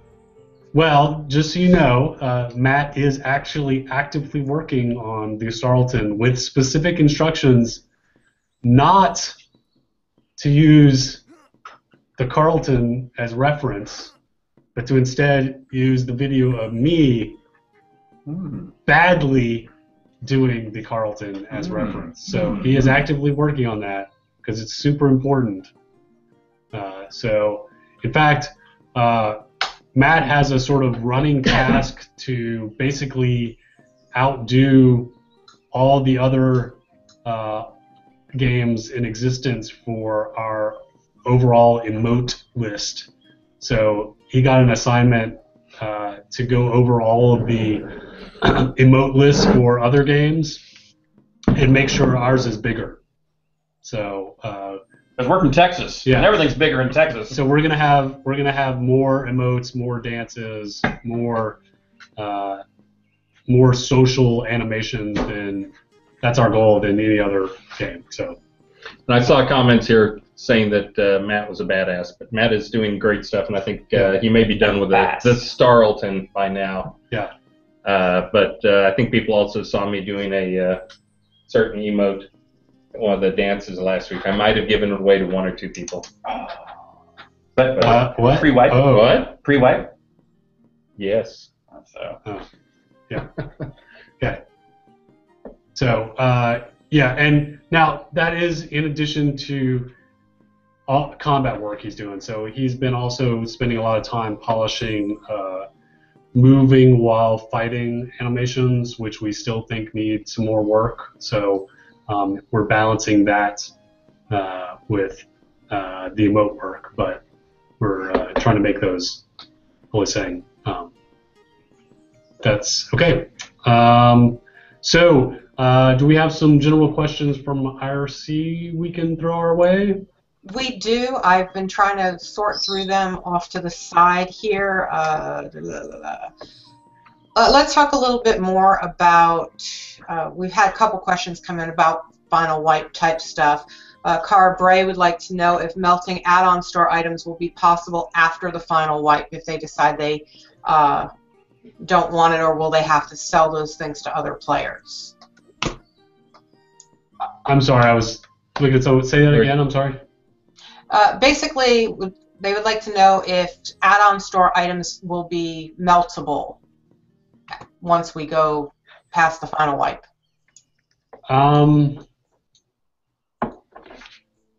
No, because those items so we don't have the concept of account.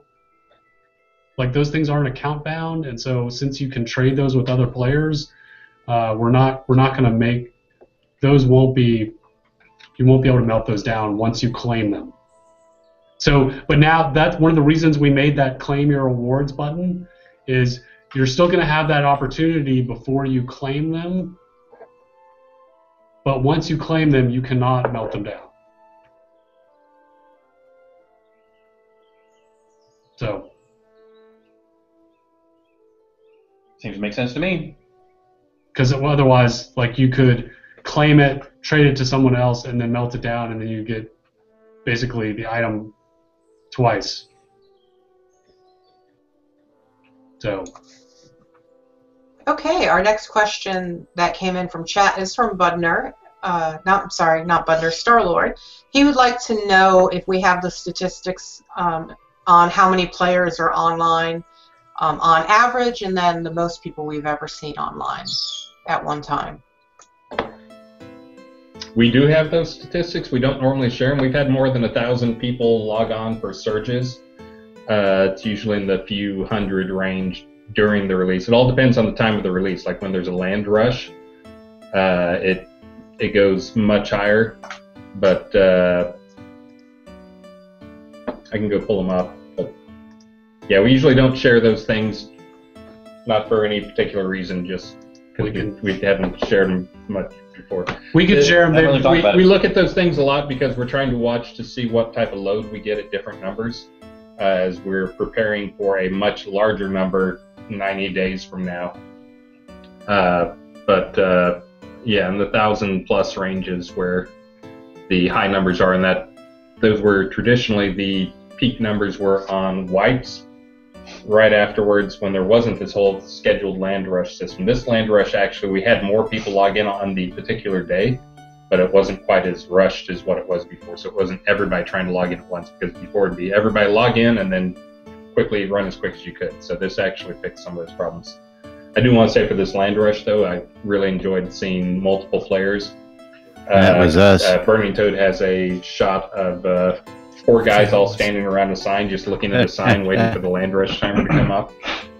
So that actually worked exactly as well. And I'm set so we can talk here without interrupting. The best slots and basically sitting there trying to camp them. At some point, we do expect to have a public today's server show that will without basically show some of our limited set of our metrics, so people can see what people are crafting and what prices are and some of those type of things. That's kind of on the wish list, and availability of that. When that actually happens will be largely determined on when one particular programmer has some free time to go work on it. But that'll show PvP stats and those type things. Yeah, I mean, to be honest, those numbers were sort of steadily dropping month to month, and that's one of the reasons we're moving towards persistence, because we were seeing decrease in engagement. And so, which we had anticipated because of all the wipes. Yeah. And so that's one of the reasons why you want to get in the wiping, even though the game is not finished, is so that people can have continuity and confidence that there's a point in playing and building both your character and your homestead and your businesses. And frankly, we need the data from an operational economy in order to refine the economy, which we won't have until we also start wiping. Okay. All right. Next question. There's somebody in the chat who's just asking, since we're getting low on official questions, if they buy a new pledge. Actually, So actually, this is a good time to just go over just general things about today. So we're running a telethon, a fundraising telethon today. So a couple things are happening. We're expiring some pledges. So 7 pledges are expiring: Immortal Adventurer, Virtual Collector, Citizen, Knight, Lord, and Baron. Those pledges and all the unique items associated with those pledges are going away forever after today. Also, the Emperor and Empress's new clothes, those add-on store items, are also going away after today. They will disappear. Also, if anyone who pledges $5 or more, you can't use store credit. You have to use $5. You can either buy a $5 store credit coupon, or you can purchase something in the add-on store, or you can buy a new pledge. Any of those things count as long as you do not use store credit. Any purchase of add-on store in the add-on store or a pledge, as long as it is through cash, not add-on store credit. Anyone who makes a purchase today, that counts towards our fundraising goals, and you become eligible to win one of the stretch goal prizes. We've already met the $10,000 goal, which everyone who purchased today gets the /flowers emote, which causes it to rain flowers. We are now moving towards the flower crown goal, which is $25,000, which is a flower crown that you can wear on your head, and if you wear that and you use the flower emote /flowers emote, it increases the amount of time that the flower petals rain. And then if we manage to raise $50,000 by this evening, then everyone who gave at least $5 today will receive a giant butterfly pet. So, and I want a giant butterfly. I do too. Everybody wants a giant butterfly. So. And we picked all these funding items, stretch goal funding items today, to go with our spring festival theme. So they're all spring flowery themed. So butterflies and flowers and such. So that's a brief catch up on what we're doing. In addition to that, if you're on IRC and active in IRC, we will randomly choose your name and you will receive fun prizes like space memorabilia from Richard's Journey into Space. Or Shroud things like challenge coins and t-shirts, or add-on store credit, or even entire pledges, which we are giving away 3. We've already given out 1 collector, which is also actually one of the pledges that is expiring today. We're also giving away, we're giving away 2 that are expiring today. We already gave away the collector, but we're also giving away an ancestor and a Lord pledge. Lord is also another one that's expiring today. So, 2 of the pledges that. And I'm sure you want to be a Lord in this new world, so get your Lords today. All right, we have time for a few more questions before we move on to the next segment, which is focused on story. So I think we have a few more from IRC we can answer. Yes, and I just lost it. Oh, there it is. We had a couple of people asking earlier in chat if there was going to be a time where you guys would actually sit down and talk about what we learned from the Land Rush kind of test run that we just finished. Yeah, in fact, that's one of the things we're going to be talking about more in the deep dive with player housing and player-owned towns at 3:30 today. So we're going to go into a little bit more detail about that. The quick summary, if you don't want to stick around, is that fortunately for us, it went off exactly as planned. I was knocking on some wood. You can't see the hands. So there were no technical issues that we saw. The sequence went in order that we had planned. So that's good news for us. We're obviously not done implementing all the numbers of lots required. So there weren't enough lots to go around if everyone had tried to claim lots. I mean, fortunately, not everyone's playing right now, so that wasn't that big a deal. Had that been the actual final lot selection, that would have not been great. And we'll talk more about all that then. So,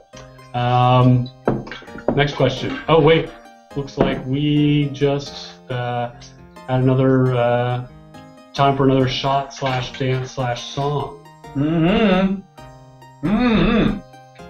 I'll come back on camera for that. I'm doing a shot for You're going back to shots. Now remember, it is not even 2 o'clock. We will be here till 10. I don't know why you guys keep doing shots. Because I want to get them out of the way early. Some of it, we will be here till 10. Some of us will still be conscious at 10. Remember, you have to fight PvP thing. Like, oh yeah, that's a long ways off. Right, that's my point. That's some recovery time away off. I'm not doing a shot. Cheers. Okay. What are you doing, You're Starr? going to torture us with singing? Or no, do a dance? I'll do some of the dance or something. Why isn't somebody keeping the black board up at the wall? I'm busy. All right. And this is also extra punishment from violation. Let's see if I can find that. There we go. You can read the label there. This is like 115 proof. Really good though. It tastes really nice and sweet. It has a little bit of a brown sugar. 1, 2, 3. 1, 2, 3. 1, 2, 3. The walls. They asked. Have you done this since your wedding? Actually, we did swing dancing. They asked for the waltz. It's kind of hard to do. $100,000 stretch. Here we go. Richard and Starr will swing dance. All right. Okay. Next we question. did have some requests for Starr and Richard to dance together, but I think it was the Whip It Nay Nay if they want. Well, we better make our long-term guild in 50.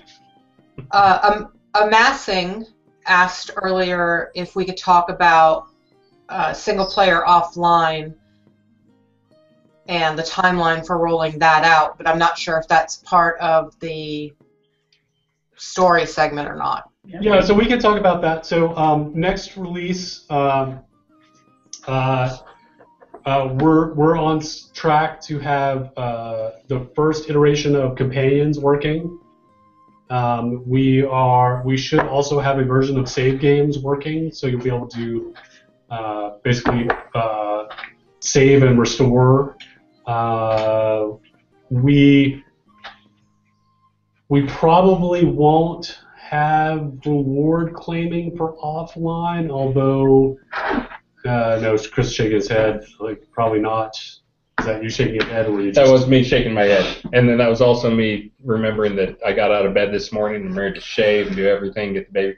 I forgot to brush my hair, so I walked out of the house. So all right, my hair's pretty. That's bad. not Compared to that, don't worry, that's with the crosshair on your forehead, right. I don't think it really matters. That's not drunken twitching yet. Yeah, No, yeah. I thought that might be drunk. My head is aching. So offline is plugging along. It's not going to be complete, much like the rest of the game is not going to be complete by July. But basic reward claiming, save games, and a version of companions, and a few other basic sets of basic functionality should be ready by July, so it should be in a basic playable state by July, much like the rest of the game. So,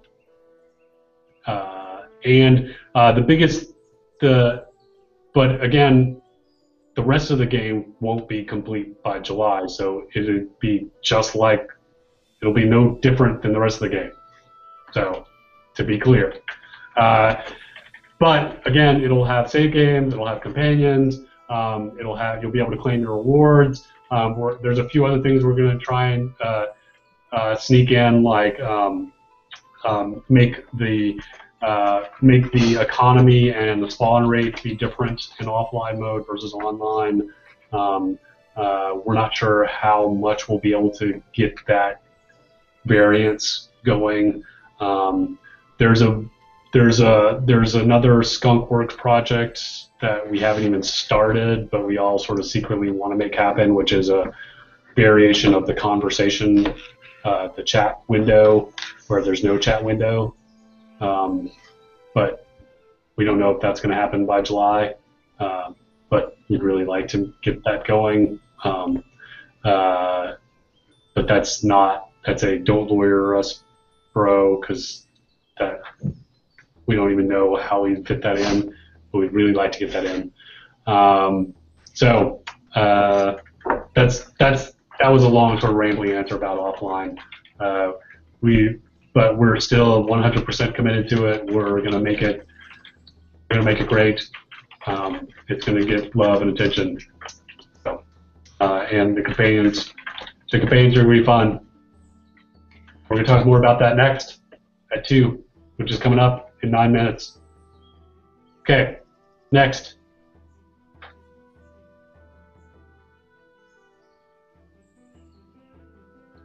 I managed to segment a lot of these off into their respective places. Let me see if I can find one. We've had some feature requests. Manufactured Soul is concerned about there sometimes being a queue to log into the game. What is the reason for that, and do you anticipate it will get worse once players start coming in after launch? So the queue at this point should be pretty quick. I watched the login times for this last release with the Land Rush. Again, it was less of a land rush than we'd seen before, but we actually set up the queue this time so we can handle 25 logins at a time. The mean time, the only time you really see the logins, you'll see a login. I'm in login queue number 1. It says that quite often. If anybody else is in there, it'll say that. It's not really a login queue at that point. When you're into the login queue more than 1, that usually, the only time we've seen that is during the land rush times or logging in for big events like the shooter stuff. We can handle 25 logins at a time, as you said. The mean... I'm just saying you're repeating yourself.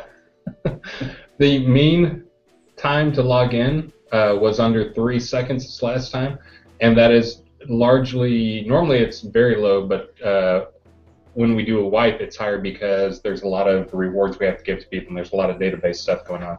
So it was up to 3 seconds for this last, right after the wipe, but now it's generally under 1 second for our login times. But in general, live operations of the game, it should be 0. It should be 0. We're setting it up so we can handle 25 at a time? 25 at a time.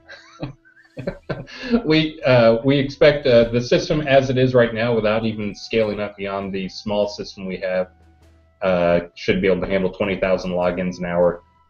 We expect that to grow, and we can also everything that we're doing server side is set up so it can cluster, which means we can add more boxes to it if we need to scale up in terms of size. So again, hopefully you didn't see more than just a few seconds login queue. I think the longest login time I saw was maybe 15 seconds or something like that, and that is probably for one of the incredible fans we have out there who probably has, I know somebody had 1,700 items that they had to collect that they purchased from the store. So that is likely for those people when they log in the first time, they get 1,700 items delivered to them. All right. Did I answer the question? You did. With 25 at a time, by the way. Oh yeah. Yeah. And how many? 25. Well, and we can always scale hardware for demand. Yeah, so, and that's the other thing. I've mentioned this in the past. I haven't mentioned it recently because we're actually now moving things. We have intentionally, up to this point, put all of our server hardware on the worst systems possible with low memory and spinny drives instead of SSDs, and pretty much anything we can do to screw up the performance on them because we wanted to have an actual load test. We've seen that now it really is not we don't really have any problems, even with 1,000 people logging in an hour. But still, as we prepare to move to live, we're going to be moving everything to systems that are all dual hexacore servers that maybe can handle 50 people. But anyways, we're moving them to systems that are in the neighborhood of 5 to 10 times as fast. And we're also having all the multiple backups of everything, so if something dies, we can just flip over to a different server. But yeah, anyways, that should be live hopefully by next release. We may switch servers mid-release.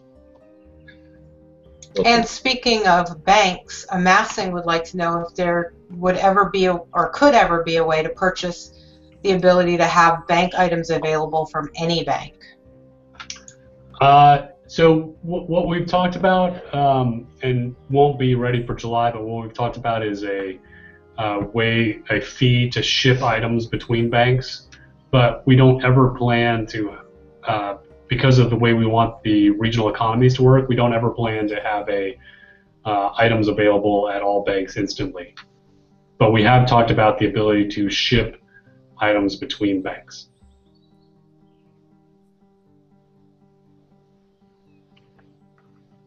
But again, not something for July, probably.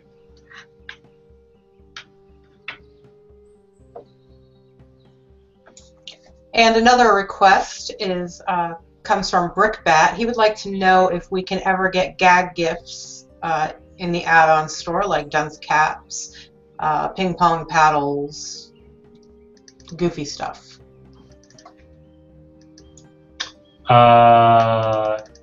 That's an interesting request.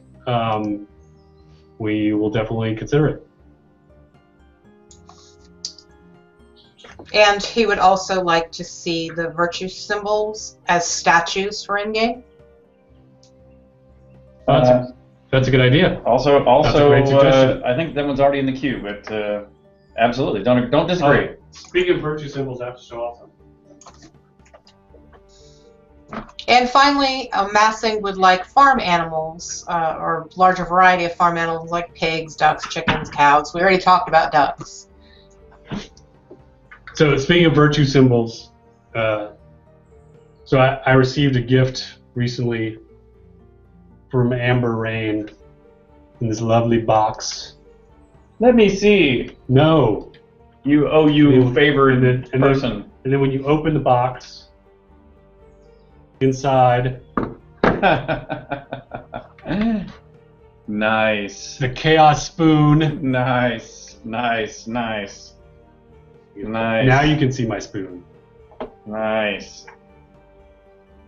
And show off. Nice indeed. Thank you, Amber Rain. All right, so let's give away another prize. More space theme. All right. You mentioned before we gave away one of my mission patches, the more rare version. This is the more meaningful, you might say, or the more official.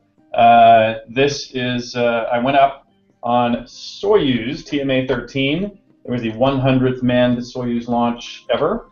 I went up, obviously, myself with Flight Engineer Mike Fink and Russian Commander Yuri Lonchkov. We take the names of, customarily you take the call sign of your commander. We were Titan 1, 2, and 3, and there are 17 stars in the background to give honor to the 17 people who died going to or returning from space. And the shape of the patch is the shape of the descent module of a Soyuz spacecraft. And this Soyuz TMA-13 patch goes to... It goes to Shadow. Shadow is the winner of the Soyuz patch. And as a programming note, I am about to get up out of my chair and move from one chair to another so we can do the next segment. But I am bringing the prize winners with me. All right, excellent. All right. So... let's close this segment. We're going to do some our normal post-mortem thank yous before we move on to story. Chris is going to spend some time because we have a build that we're trying to finish. What? Yeah. And then he's going to come back later when we talk about crafting and economy and combat and stuff like that later. So don't worry, don't panic. Atos will be back. I was just picking my next song. You can pop in for that too, but don't worry, don't panic. Chris will be back. Everyone, don't. I'm not panicking. Don't panic. All right. So I'll start off. So thank you, community. You guys are awesome, and I know that we blow stuff up at least once a month. I know that we are agile, and sometimes that agile, the A in agile is that A is for angry. As we make you angry when we change things. We really do only change things when we are trying to make them better. And sometimes it gets worse before it gets better, and we understand that. But you guys are amazing. We couldn't do any of this without you. You know, we still feel very confident about July. I know the ride there is a little rocky, but I think the lot selection sequence test went great. I think it went super smoothly. I think the improvements to the crafting interface are great. We're going to be doing more of that. And don't worry, Wrath Phoenix, you know, we're going to make agriculture better too. I know it's super painful. We're going to get it better too. We hear you. Targeting is going to get better. It's going to get better. I promise. It's going to get better. There's more work for crafting. That's going to get better too. Things are going to get better. They're going to keep getting better and better. I promise. And just hang in there. Please be patient with us. Thank you for support. Give us feedback. When you give us feedback, I understand you're passionate. I know you guys care. Thank you for sticking around. We will do our very best when we respond to your feedback to listen and understand when you're expressing yourselves. Please understand sometimes when you express yourselves very passionately, it is sometimes hard for us not to also express ourselves passionately, but we will try very hard to restrain ourselves, and we ask that you guys do the same and offer your feedback constructively. But I know that's very hard, especially when we pull the rug out from under you guys. So we will give you guys lots of understanding. But bottom line is, we're creating something really special here. Like, we are building this world together.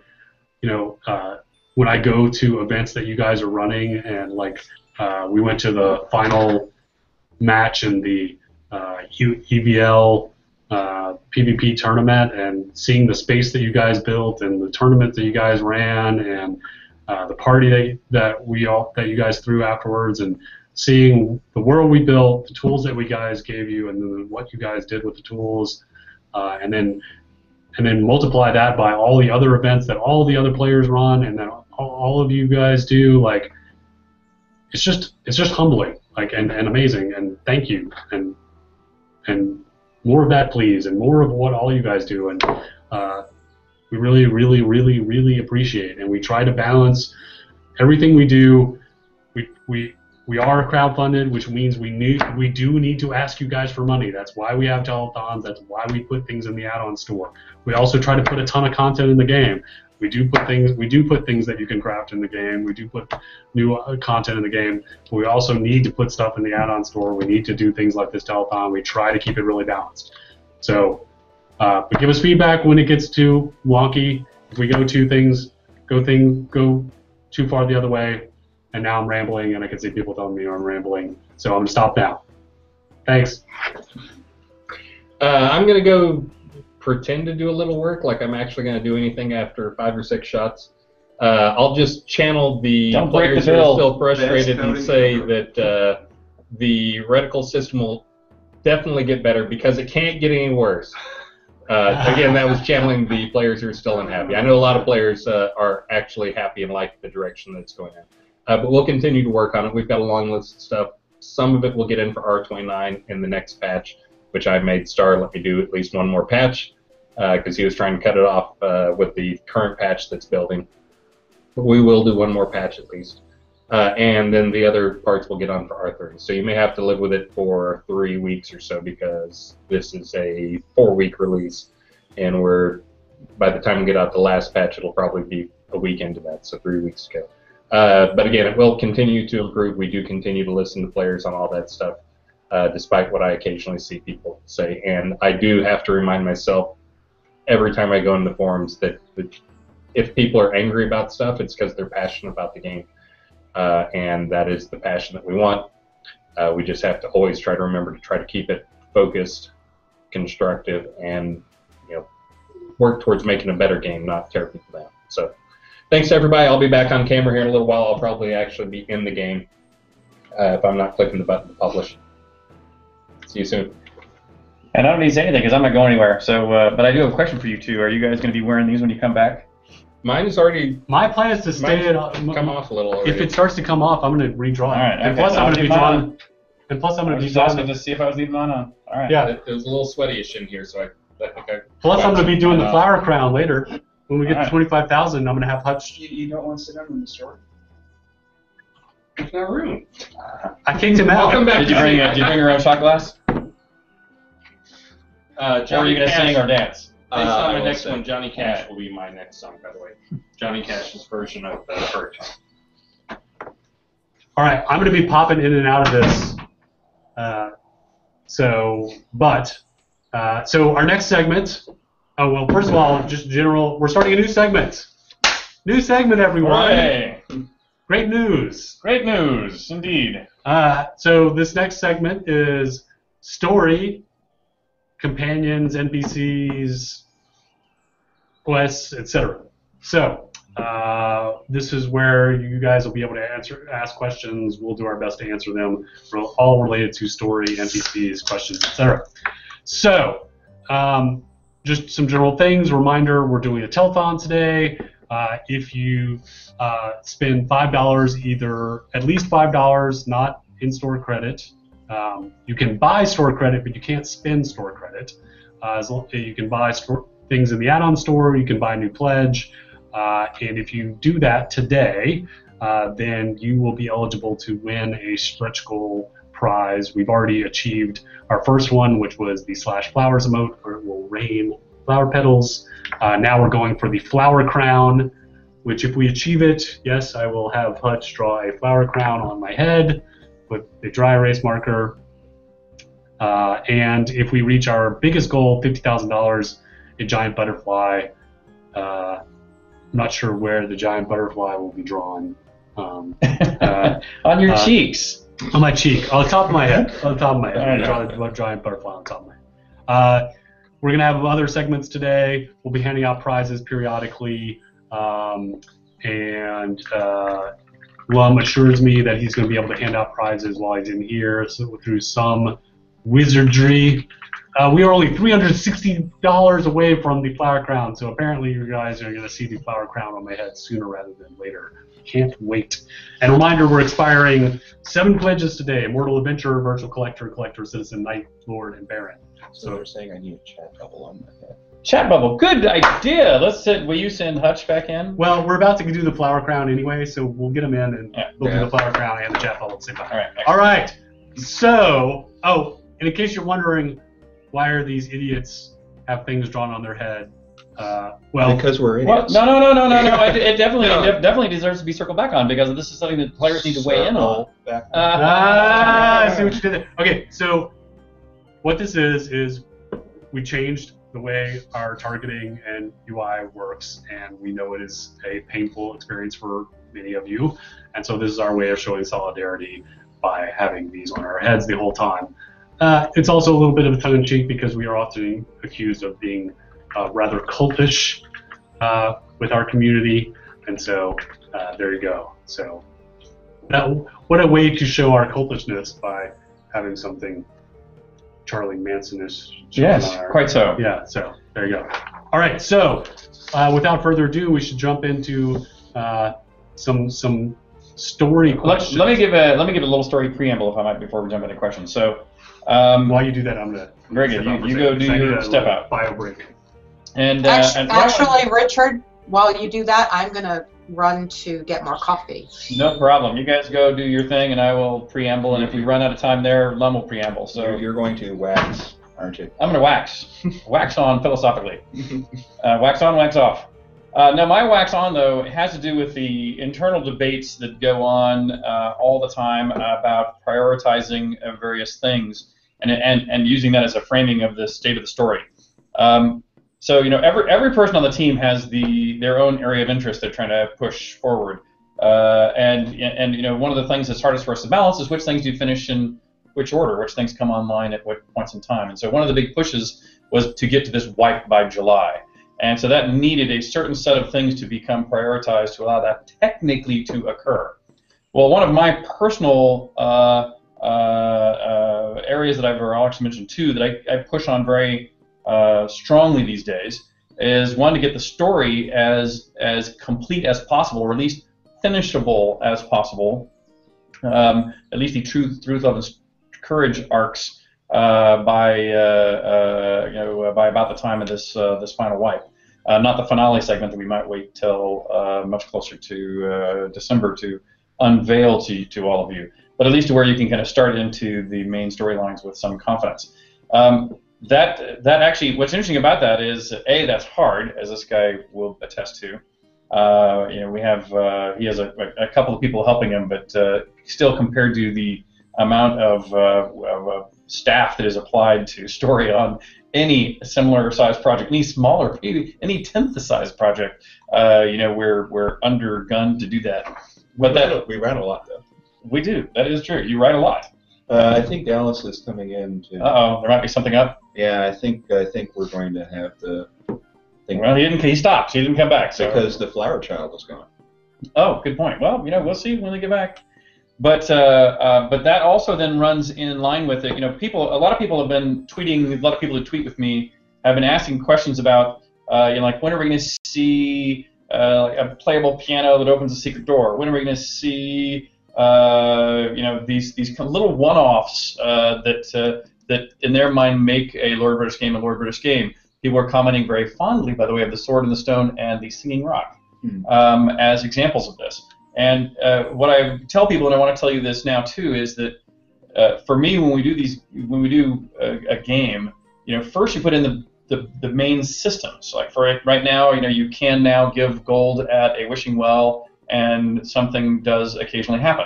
What isn't in there is one special wishing well that makes one particularly special thing happen as a rare one-off event. But we don't usually do those until very late. So a lot of those touches that make it feel like a Lord British game come in late. And so you'll see those happening between July and December, which is the natural course of time for those things to come in. But in any case, the big push on, I'm the one pushing very hard to crack the whip, and hope that these guys can. And I'm the one getting the whip. He's the one that you're getting. He's the one. We have a relationship. We do. Yeah, we do. Yeah, my You might see a bit of that relationship in art. Yeah, my safe word is guardian. Yeah, good safe word. Okay, but anyway, that's. Do you want to give any other preamble about the story itself, as to how the implementation is going, or? Well, I mean, we're looking really good for it. I mean, next release we're targeting getting Courage first playable, not final playable. Oh, Lord. Yeah. And it's very important to say, I mean, you know, we have Love that's first playable right now, and we have Courage that's first playable with the next release, R30. That doesn't mean they're in any way done. That means they've got tons of work to do, but it does mean it. But it means you might be able to go. They're all there, and if everything works and the moons are in the 7th house, you can actually go through and finish the sequence. Right. And that's an important step, because now we can actually get to work on polish, we can get to work on bug fixing, we can make it so it's actually fun, playable. You get rewards every step of the way. We do balancing so that you can actually go through and, like for example, on Necropolis, not get slammed in the face with the most hardest zone in the game 10 minutes after you leave Arteris, that kind of thing. I don't mind killing the players. That's always fun. Well, yeah. Well, okay. They might not like it as much. Yeah. But it's an important step, just in terms of the production side of just actually getting it implemented in game. And we're always going, love, courage, and then truth. And, truth's going to be the last, just because Scott Jones is just doing such a great work on Artifice. I mean, it's really, and you're seeing it in the rest of the game. Some of the furniture that he's done, we're actually seeing in game 4 Artifice as he can come in, just because we were like, oh god, this looks so great, we have to get it out to the players. Although I have to make a funny comment about that too. For those of you who have been with us since the literally beginning at Kickstarter era. Pardon the cough that I have. But some of you will remember that at the Kickstarter time we had some Scott Jones sketches that looked a little clock punk. And the feedback we got from a lot of you players was to ground the game more in traditional medieval versus stuff too far away. But then we got feedback saying, hey, this is traditional medieval. Where is your unusual art style? And so we brought back some of those original pieces. It's almost like we can't keep everyone happy. Yeah, or we've come full circle, a little bit of things like that. But one of the things I'm most excited about the furniture and Artifice and a lot of the stuff you're seeing now in the Kobold zones and this new stuff we've released with players is this isn't new to me. This is circling back as to some of the stuff we did at the very beginning, which means A, it wasn't a waste, and B, people are liking the ideas that we had at the beginning as long as they're contextual within the grander New Britannia. And I think we have a large enough world where everything can coexist fairly peacefully. Exactly. All right, well, let's see if Gina's back. Is she back on the handle there? Looks like I see her. All right, so why don't we jump into questions?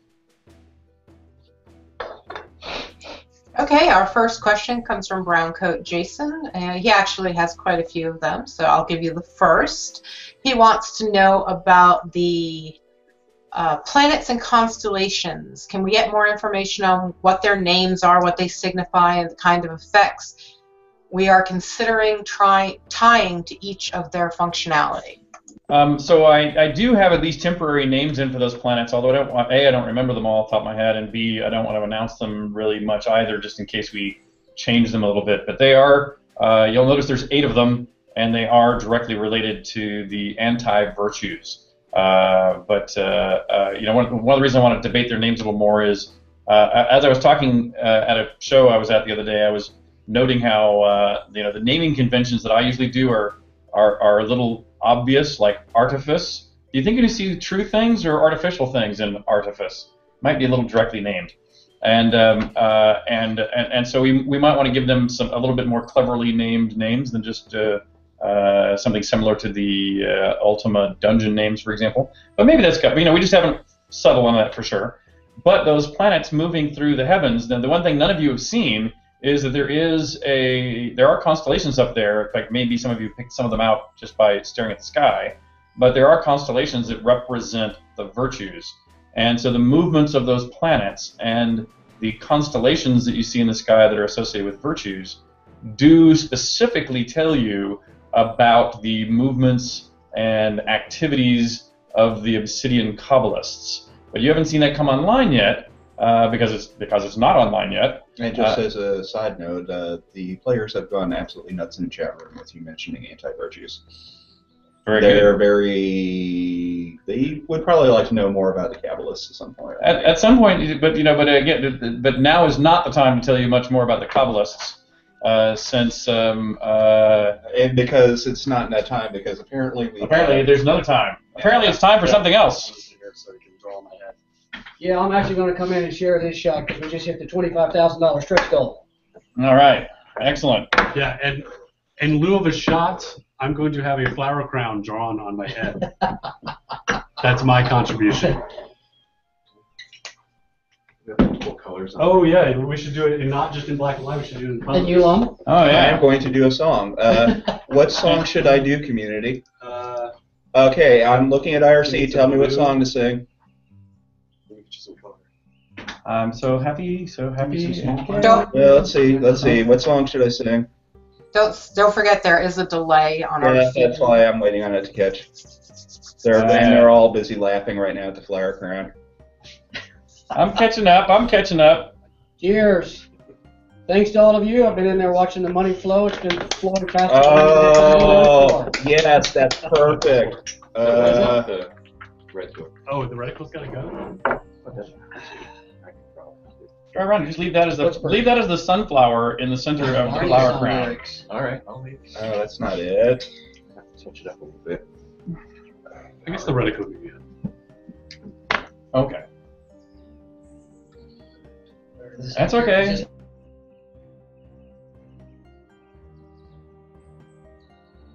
Do it. Pretty much. Oh, that's a great song. I know, but I can't find it. What's the tune to it now? Yeah, I remember. I love you. You love me. We're a happy I'm sorry, family. Great big hug and a kiss. I'll be entertained. And kiss How do you want me to me. sing? How do you want me to sing? Don't you say you love me too? Yeah, I've got a 3-year-old. Come on. Yeah. My That's how 3-year-old I is should now search for turning it. 18 years old. Yeah. And a few weeks. He's not doing that, is he? He's not singing that kind of song. It's been a while since we did Barney. He's in the teenage years. He hates you, so he doesn't sing I love you songs. Yeah. Oh, yeah. Okay, you guys, we're still doing the crown here. Okay. Is there a question I can answer while this is on being drawn? Oh, you're not going to do the Barney song? No. Okay. We're no strangers to love. You know the rules, and so do I. A full commitment's what I'm thinking of. You wouldn't get this from any other guy. I just want to tell you how I'm feeling. Gotta make you understand. Never gonna give you up. Never gonna let you down. Never gonna run around and desert you. Never gonna make you cry. Never gonna say goodbye. Never gonna tell a lie and hurt you. Whoa, bravo. All right. Man, I hope you get that game, man. That was great. And I'm just seeing like programmers from halfway across the office make a big show of putting on their headphones. Oh my god, wait, so we just rickrolled the telethon, yes. Oh, wow. Oh my, that's good.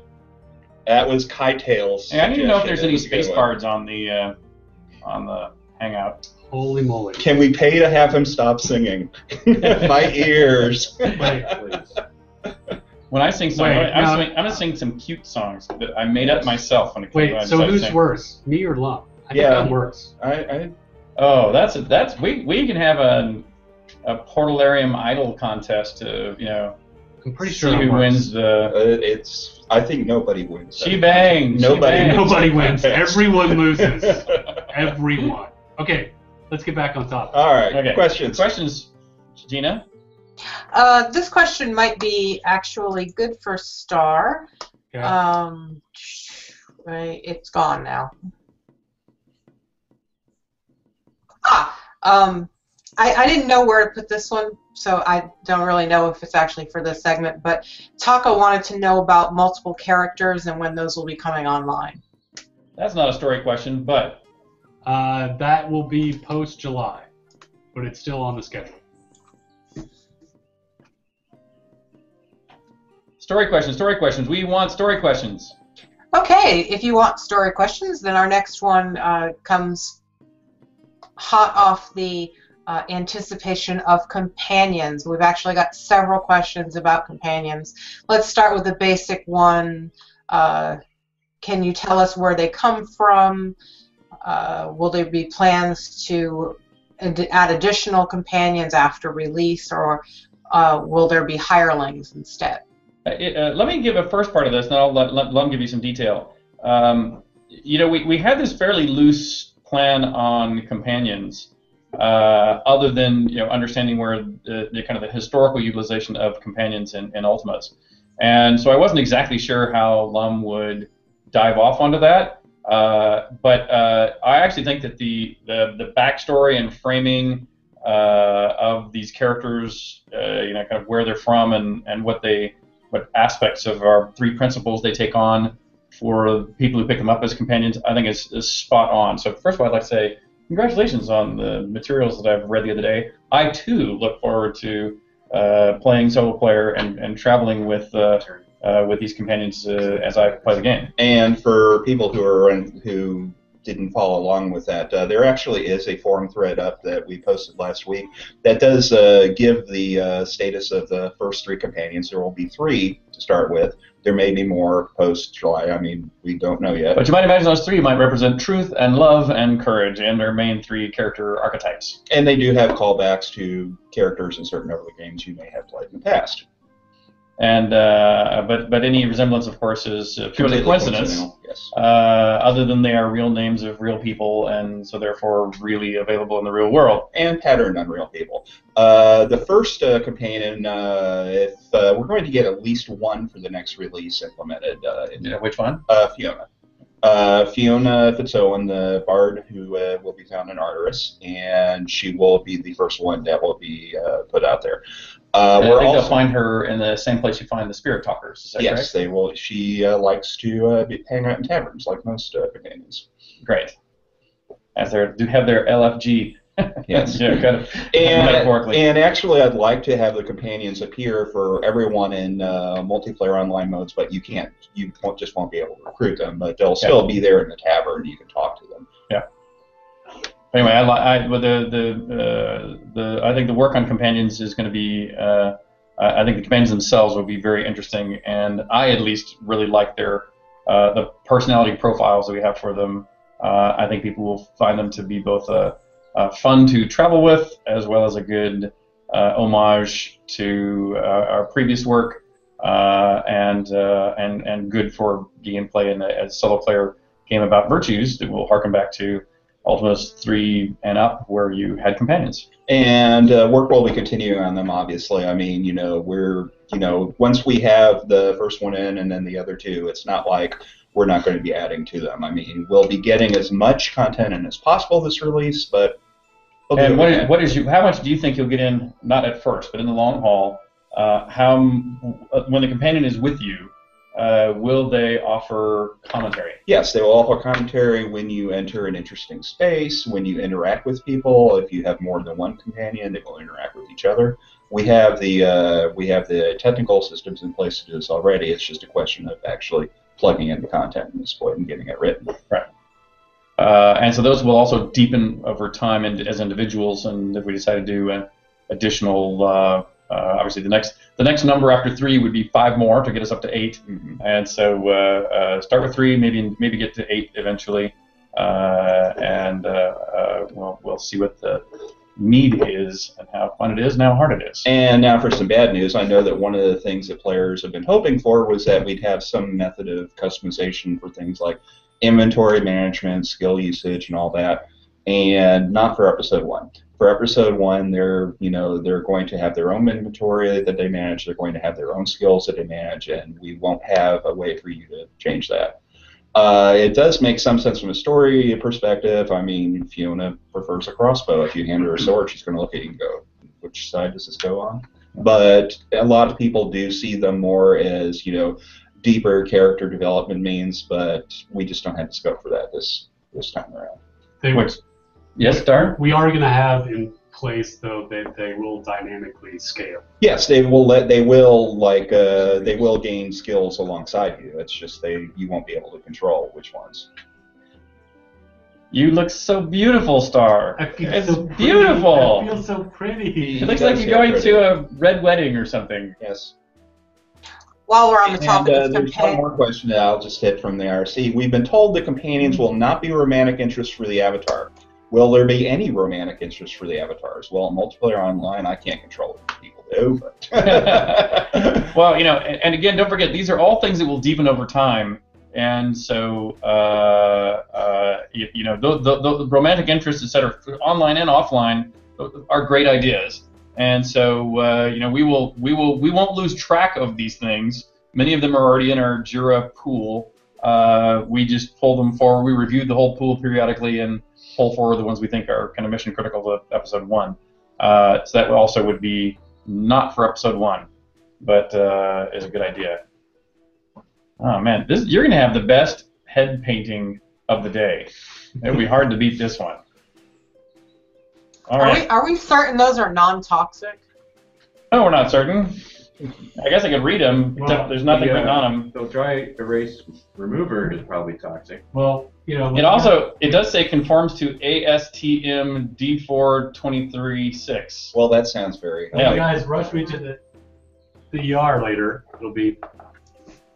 Wow, that is Wow. nice.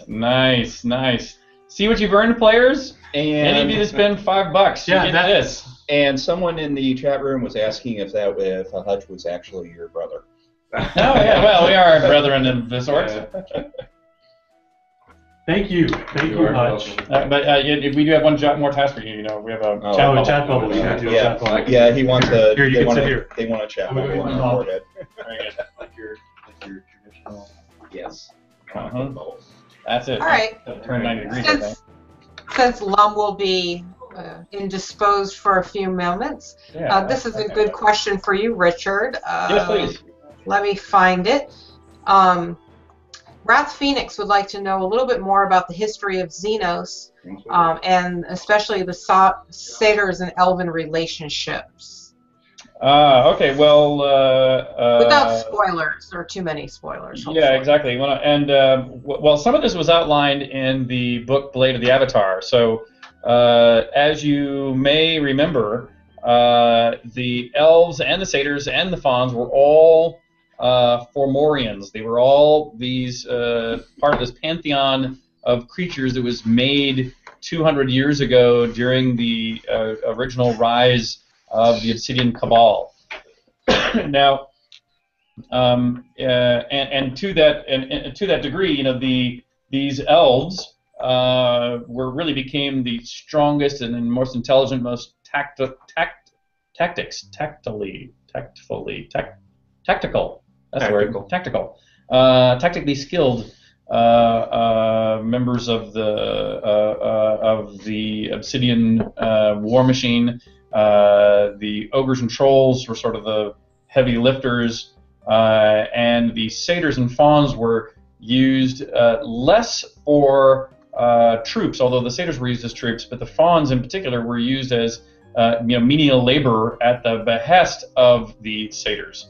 And so there's a deep kind of magical relationship between the satyrs and the fauns, which was useful to the Obsidians, and continues to be that relationship continues to this day. So when you see fauns in the game, you will commonly see them under the whip of or under control of a satyr. And in fact, we're doing some. I can't read that far away. Number 11. Number 11 what? Oh, we're up to number 11? Oh, okay. we just we're about to hit number 11. But you'll see that when you separate satyrs and elves, they become they change tactically. Tactically. That's why I'm having trouble with their tactics. They change their tactics when they're not. No, exactly. What's happening here? And I will leave those details for in game, but you will surely discover it. Back to you, Gina. Okay, our next question was, and that chat bubble didn't take long at all. I guess I was expecting, this big elaborate. Browncoat Jason would also asked. He noticed that Brittany the new release of Brittany has showed off some locations named for developers that we haven't seen, and also some locations we've seen in Blade of the Avatar. Are there any other NPCs or locations that are nods towards Portalarium employees, their families, friends, or famous people? Easter. Well, to be perfectly honest, when people go build out a space, some of it has been pre-planned. Like, for example, the fact that the city is named Brittany. That was on the original map that I drew, which was the basis of laying out the landscape. However, the designers that work on the map itself, in this case that would be Esteban. Esteban not only laid it out, he showed me his layout before he started building it, so I was in the approval process loop by all means. But then he went and built it, and then he went and named the streets. And so And then, when Scott here goes to create characters in the world, there's a few that are known in advance. Arabella being one of them. The Oracle will be there, of course. And for those wondering if and when Spoonie will be in the world, Spoonie will be there too. But many of the others, all the rest, are up to Scott. And so, for many of these things, I discover them at the same time you all do. I mean, literally at the same time as you all do. There are many street signs, many characters that the first time I personally encounter them is when the game is live. And but we all do things like map reviews where we show each other we're all very familiar with each other's broad strokes. But there's a lot of people running full steam here. No one of us can look at every line of code and every line of text and every street sign that the other people are implementing. So in this case, will there be other developers and named on streets? Very, very likely. Can I predict which ones they are or where they will show up? I have no idea. And we will discover that together. And if you have suggestions, I'm sure the map makers would love to hear it. And any cities that have not been drawn out yet, if you have ideas, you're like, oh, we really need this, that, or the other thing that is an homage to any of the inspiration that has made this game or our previous games, we're happy to hear it. And as a note also for naming NPCs, one of the rewards for the developer tier, which has been since retired, but there are plenty of you who have it, is the ability to name an NPC and give some, some short amount of background. And I know a lot of people are holding out for Brittany, but right now all the NPCs in Brittany are clones because we're busy working on the main storyline. But when we loop back around to that, we'll be advertising both on the forums and have a note on a newsletter that says, hey, it's time, come name your Brittany NPC. So. Excellent. That takes care of another question we just had posted about when we would get back to having the players. And do we need to be doing a shot and or sing song or something? We probably need to. I am the designated driver today, so I need to figure out a song to sing. Community, what song do you want me to sing this time? And I'm gonna go get myself a beverage while you're preparing for your song.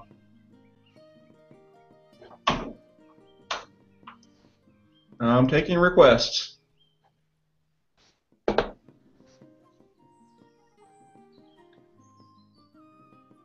Don't make me go into my 80s, or I'll just pick one. Valhalla is not complete yet. We're not doing any. I think. Oh, yeah, that's a good one. Sing a song. That's a good one. That's a good one. Pocket full of keys. They're making me go. What are you thinking of here? This one. Oh my. Yeah. All right. You ready for your shot? All right. Yeah. Here we go. Yeah. I'm gonna need this shot. Yeah. My music makes me so hard, makes me say, oh my Lord, thank you for blessing me with a mind to rhyme and 2 high feet, that's good. When you know you're down, a super dope homeboy from the Oak Town, and I'm known as such, and this is a beat you can't touch. Wow, congratulations. Cheers. Wow. The talent that is well hidden in this team. Yes. All right, Gina. All right, Gina. You can unmute your speakers now. I'm done. What? I think I'm deaf now. Sorry. Okay. Our next question comes from Carlin the Archer. Oh, he's now Carlin the Druid Archer. That's an important designation. He was always Carlin the Druid Archer. No, for a while he was just Carlin the Archer. Mm-hmm. Anyway. He wants to know if the NPC models that we're using right now are the final models, and if not, when will they be in? They are not the final models. Starr is luckily out of the room, so I can't glare at him and ask. But we definitely need the ability for NPC customization. Yeah, well, and also don't forget how we got there in the first place. I mean, to me, the worst offender that I think is still in there is the peasant model. A lot of the guy with the hat. No, yeah. Well, he's not only super low polygon and super low res, but he's wrong in so many ways. But it's important to note that to get all this stuff up and running in the first place, we generally tended to buy models that were readily available on the Unity Asset Store or Turbo Squid or something like that, and some of them did or did not have all the animations or bone structure that made them work well with our system.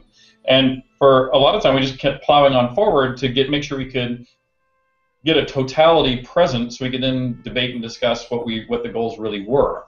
And then we've been going back through those, and some commonly debated on our Monday morning manager meetings or Monday afternoon manager meetings, as to what to do and in which to clean up and in what order. And NPCs, the NPC models in towns, not avatars but NPCs, was something that came online early, is the oldest stuff that still remains. We won't be circling back until we finish the male avatar, the female avatar, and children, which I've already told the team there's no more creatures, no more I think that's actually a question NPCs somebody asked, was they were asking when we were putting in the kids. And the children come after we've already redone the male avatar for the most part, until touch-up's going on. We're in the middle of the female avatar and all their equipment. When that is done, then children, and then we can circle back on other NPCs and additional creatures or revisions of creatures. All right, so that's that. Our next question comes from Ansev, and he would like to know if we can talk about the Ruined Keep and Hidden Vale. Does it have any lore? And if not, he has some ideas. It does not have any lore. Ideas are welcome, as always. I would say do post them on the forums so that everyone, instead of just us, can review them. The Hidden Vale, in general, serves two purposes. One, it's hidden. It's out of the way. And two, it was the first content that we worked on, and we very specifically kept it out of the storyline because we weren't ready to even start in the storyline yet.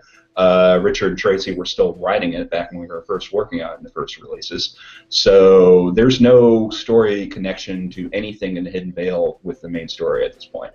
But like I say, there are things even on the main continent that it came out of inspiration from you all, our backers. For example, I know I'm picking one from a famous/infamous one, but I'm thinking of the Tower of the Shagdai. Mm-hmm. Min Ling Tang of Razor is not only a friend, professional friend in the sense of we like doing partnerships with him from a hardware standpoint, but he's also one of our backers, was one of our first big backers, and he specifically had an idea for wanting to be this evil character off in the corner of the world, and so there he is, an evil character off in the corner of the world. Spoilers. Oh, well, you'll see. You've probably already seen it, actually. Yeah. So, Lum, we understand that you are the main person who actually places NPCs in game. Can you talk a little bit about the process of pathfinding and the process of polishing that as we approach our final wipe and beyond? That's actually, I rely on the work of others, including Eric Tuve. I believe he posts a Scrambler on the forums. He is the main AI guy and has done some great work with pathfinding over the releases. We've gotten to the point where it's really, really getting a lot better and a lot easier for designers like myself just to place down paths regards to follow. I don't know if you've noticed, but especially in places like Scrack, Brittany, some of the newer scenes that we've done, a lot of the NPCs now actually have a little more lifelike, going around and walking down the streets, doing their daily tasks, which some people can complain about because apparently NPCs are slow. To walk around? Yeah. Yeah, I followed a few around too. I was following that farmer around the other day. I can't remember what town that was in. The first one that slept in the bed. Yeah. And yes, and I was wondering, boy, yeah, they're a bit slow. So, yeah. But, it's an iterative process. It gets better every release, literally. We keep working on it. It's the pathfinding that NPCs use is the same pathfinding that monsters use. But also don't forget on those too, though, that these are whether each individual person pathfinds does not affect the other systems in the game. Once we know that it works, we can then start putting most of them aside while we finish other critical things. And we don't disagree that it's critical from a ambiance and feel and quality of the whole experience, but it doesn't have other things wrapped up interdependently. And so we prioritize first the things that are interdependent on each other, and then fill out the touchy-feely part of it, which is what we're up to now on a lot of those. So now that the technology's around, we'll hopefully get more and more of it. We are getting more and more of it. Yes, Gina? This question is for you, Richard. Kurt would like to know how big your friend list is, and can our game handle it? Oh, well, here, I happen to have the game window up. Handle. So, yeah, he's literally getting ready for PvP. I am getting ready for PvP as we speak. And where is my social window? That's pretty big. There it is. And the answer to your question, I thought there was a number on the screen somewhere. I'm going to take a picture of this. That's I've never seen anyone with such a big... Yeah, it's monstrous. It's hundreds. I thought it actually gave a number the other day, but I don't see a number on here now. That's at least 25 per. Yeah, how many screens? So screenfuls, one. Oh, it just pops. Lordy. Yeah, so I'd say 1, 2, 3, 4, 5, 6, 7, 8, I think 9, the answer 10, is 11, everyone. 12, 13, 14, 15, 16, 17, 18, 19, 20, 21, 22, 23, 24, 25, 26, 27, 28, 29, 30, 31, 2, 3, 4, 5, 6, 7, 8, 9. So maybe 40 confirm both directions friends, 40 pages. 40 pages, that's 40 25. pages times 15 or 25. Then another 1, 2, 3, 4, 5, 6, 7, 8, 9, 10, 11, 12, 13, 14, 15, 16, 17, 18, 19, 20, 21, 22, 23, 24, another 30-ish people I've friended, but they have not friended me back. And so because I disciplinedly go in and do /friend to everybody that I see, period, all the time. Anyone that I have the time to point out as a friend, I choose as a friend. So 2/3 of the people that I've friended have friended me back, but there's another third that have not. And so it's all of them. Almost everybody. If you're not my friend, I'm so sorry. We should rectify that. But just do /friend. Clearly he's hard to get. /friend Lord Face British, and we'll be friends. Today during the PvP tournament, just friend me. Yeah, distract him. Yeah, well, I will ignore that during the real time, and I will respond to it later. All right, our next question is also for Richard. Hey, some people are doing it right now. I'm in the game right now, so yes, if you /friend Richard, I can accept it right now. Yeah, 4 friend requests, bam. Yeah, bam, bam, bam, bam. Like there's some more coming through right now. I see. Yeah, some of you are in right now. I'm responding yes to your friend request right at the moment. Yes. This is why he's not answering your questions. And Led Zepp, right there. I'm doing it right now. Got it. All right. G-Tester would like to know when we'll start seeing children NPCs in Novia. We did just answer that because the other than the avatar male and avatar female, there will be no other creatures or people or NPCs worked on until children. That is my mandate to the team. I will throttle anybody that tries to interrupt that.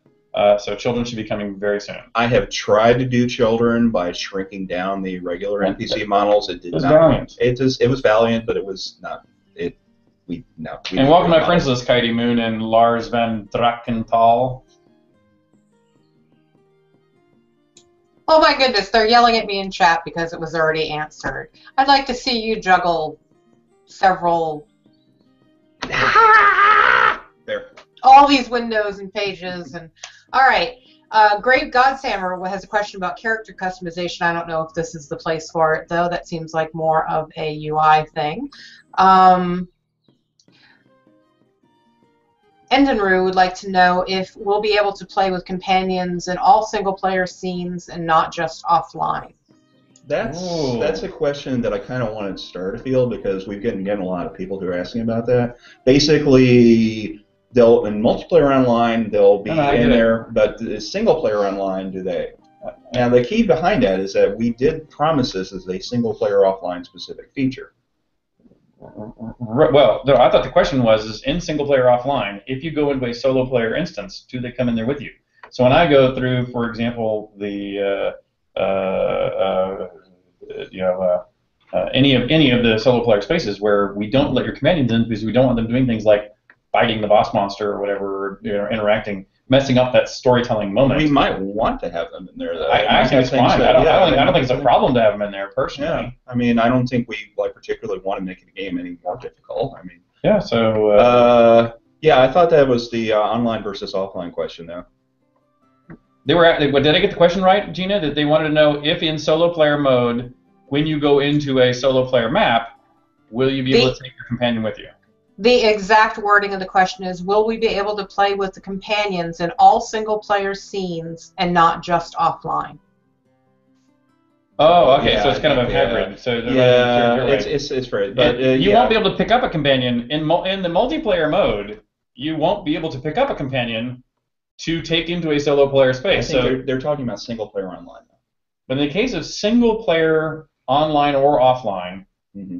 No, single player online is really multiplayer. In other words, it's multiplayer. It's multiplayer. You're just ignoring everybody else. So in solo player online, you will not be able to pick up a companion, and that again is actually an unforeseen side effect. We could continue to discuss, but at least by the general mechanical theory of the game, when I am playing solo player online, I can at any moment take that character and continue to go play online. So it has to be compatible with a fully open online statement, otherwise your companion would disappear, and which in theory we can do too. But so if this turns out to be a big issue or an important issue, we could revisit it. But the natural behavior will be the companions are for offline, and but once you have a companion in offline, it should be able to go everywhere in the game with you. I don't see any reason why it would be blocked. I mean, I could see where we might want to specifically for something like we have to lock the player in a prison or something, then it wouldn't make a lot of sense. Then it kind of might be funky. Yeah, maybe. Yeah. So, but as a general rule, we'll presume that they're with you all the time. Yeah, I see someone already named you. All right, our next question is from Braylon. And actually, again, I don't know if this is appropriate for this segment, but it had to do with characters, so that's where it is. Will female characters be able to change their appearance when they're updated, so they can take advantage of the new models when that comes out? Obviously, at the next wipe, the answer would be yes. In the meantime, the game will eventually have, but I don't know if it'll be until after the next wipe, nominally. The game will eventually have the ability to create your character or modify your character in the game, not on the outside. I tried to allude to this in the first segment, where one of my biggest frustrations with most MMOs, including at the moment ours, is the fact that you first have to create a character that you need to pay close attention to because you assume you're not going to be able to do it again later in the game. In most games, you can't, and in our game right now, you can't. And then only after spending hours creating a character do you then get to go in and see if you actually like the game itself. And I think that is bass-ackwards, and that's a technical term? That is a technical term. And so I want to make sure that people know that, one, as soon as we start the character creation at the beginning, you will be, as soon as this is in the game, you'll be told you can just blow through this if you wish, because you'll be able to change it again once you know that for a fact you're enjoying this game and know exactly what character you want to play. And then once you're in the game, then you can do that fine-tuning at the new U486, which is the term I borrow from Logan's Run, as the place you go have your carousel, your face and body changed up.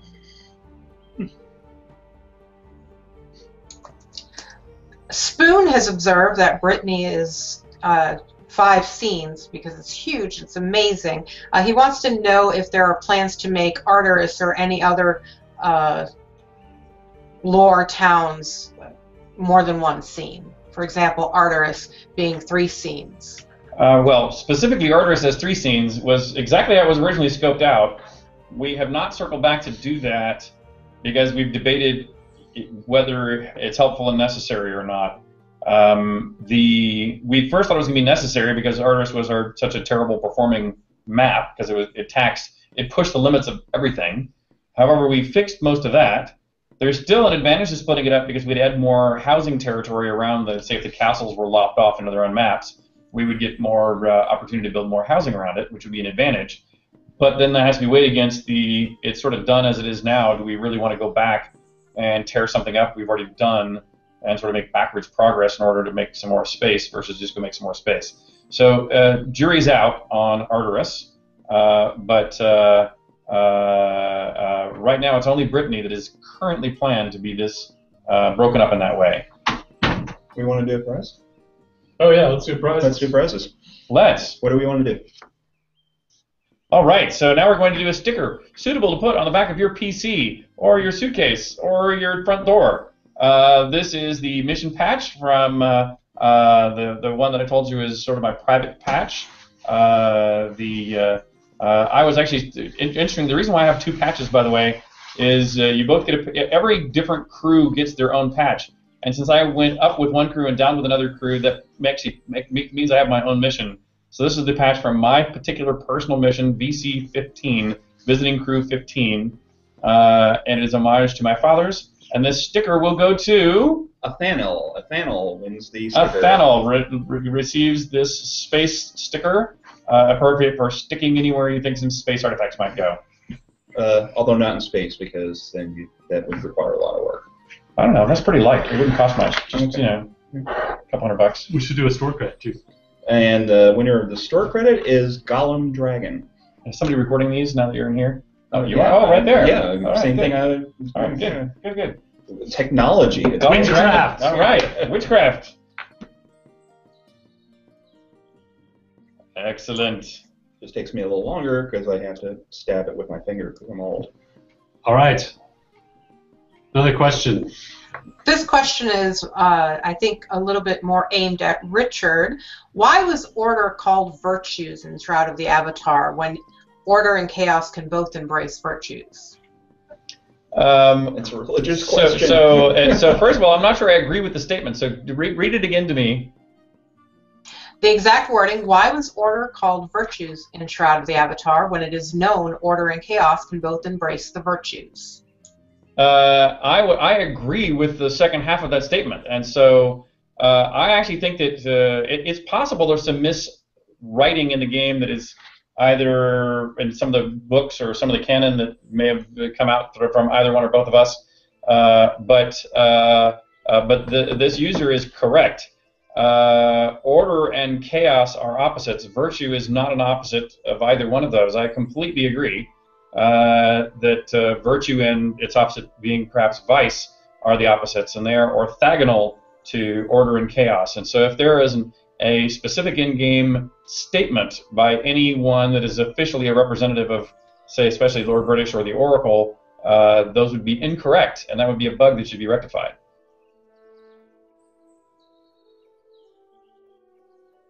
How's that? Okay. Well then. And that question was from Amber Rain. She has a follow-up. She wants to know if there will be any stories about the dev characters, Lord British, Dark Starr, etc. Was that Amber's question the first one too? Yes. Yes. Oh, well, see, Amber knows that she's my bud, despite the fact that she clearly shows Dark Starr way more love than she shows me. A little bit of favoritism. And with spoons and such. But despite her spurning of my positions, though I know I've well known she was not in opposition, and I also well know her interest in helping to make sure that Dark Starr has an appropriately woven storyline. And the answer is yes, they will. But the reason why that is not yet critical, the reason why you haven't seen much of it yet. You haven't seen much about Lord British's backstory, just like you haven't seen much of Dark Star's backstory, and that's because the episode 1 is just the beginning. We have 5 episodes to unveil the full depth of the pantheon of our major characters. Lord British has no anchor point anywhere on Novia at all, although Brittany is, he has some friends, how we say, in Brittany. Dark Starr, on the other hand, at least has the ability to have a physical presence with his dirigible that he can move anywhere in the land he wants, and so you will learn more about Dark Starr probably in episode 1 than you will Lord British specifically, but we have time to unveil those details.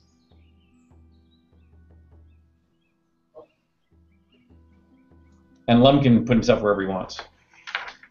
He has the control. I'm previously on Elementary. Perfect. See. Pee-wee the Disoriented wants to know if the opening scene, if there are any plans changed for it, and if so, can you talk to them? Do you mean the opening video or the opening scene, the 3 opening scenes? Or does he mean on the island? He just said, will the opening scene. So Yeah, the opening scene would technically be the Isle of Storms. Yeah, what are there more plans for the Isle of Storms? I mean, we at least had discussed some time as we want to move some of the tutorial. We probably want to tutorial. Yeah, we probably want to redo the questions that she asked. There's a lot of people that have a problem with that. There's a lot of people that it's unclear. They don't like that. There's actually a really good thread in the feedback forum right now with some interesting discussions on how it can be better formatted. And, I'll send you a link to it. It's actually really good. But then we also are looking at tutorials past that, and you can say some of the things that you were looking at on that. Well, and again, this is just thinking. This is just discussion. This is not a plan by any means. Oh, there he is. He's saying it is on the island where he chooses destiny. Okay. Well, we're watching you now. There's a little bit of lag. So what exactly? Oh, the question's being asked. Yeah, and so we are talking. Yes, Slum does look tired. He's working on bugs all weekend. But yes, we think the Isle of Storms is a place that can be leveraged considerably better. We've talked about whether not only those virtue questions be revisited, which you just mentioned, but we've also at least discussed, is there a way to show act these out physically in some way? We've talked about moving some of the basic tutorial aspects, like this is how you move your mouse around and how you pick something up, or just some of those real basics we could, in theory, move to the Isle of Storms to let you get really more into fiction once you land in the main game. But those, again, are all things that we, again, have months ultimately to continue to work on. So feedback is very welcome on everything on the Isle of Storms and in the first 3 Truth, Love, and Courage scenes. That was an additional question that came up earlier, and I can't find who posted it. But the question was, is there or will there be a way to select a path without being tied to your character class? That's up to him. No.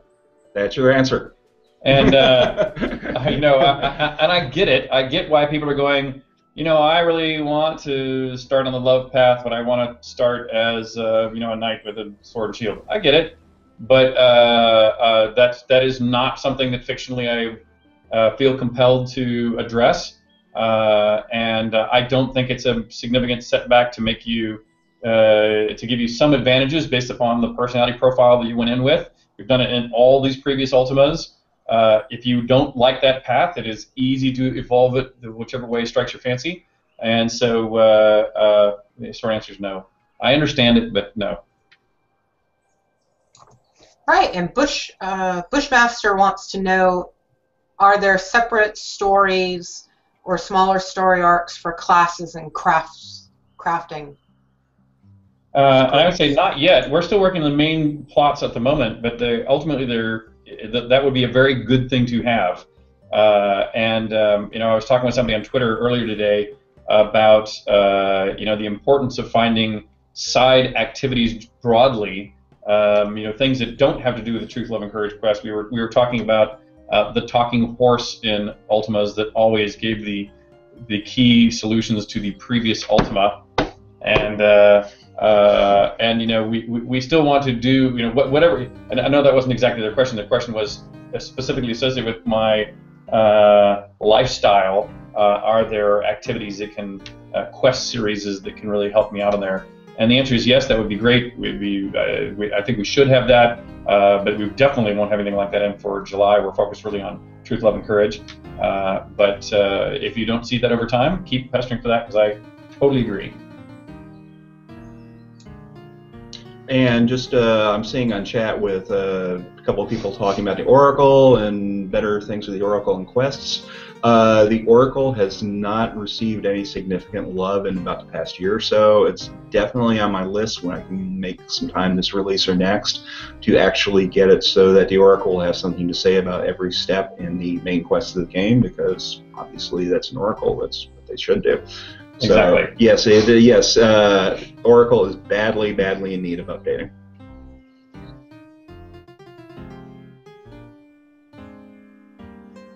Gina?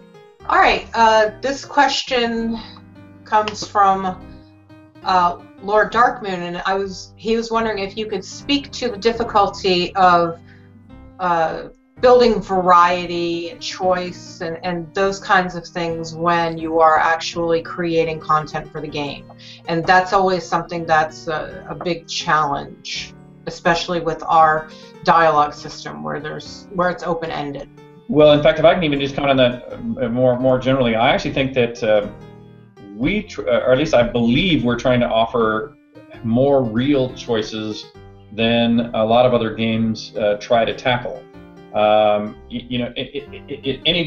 most optimal path for us to keep everybody on, for any interactive game to keep anybody on, is the linear path of a story or a movie.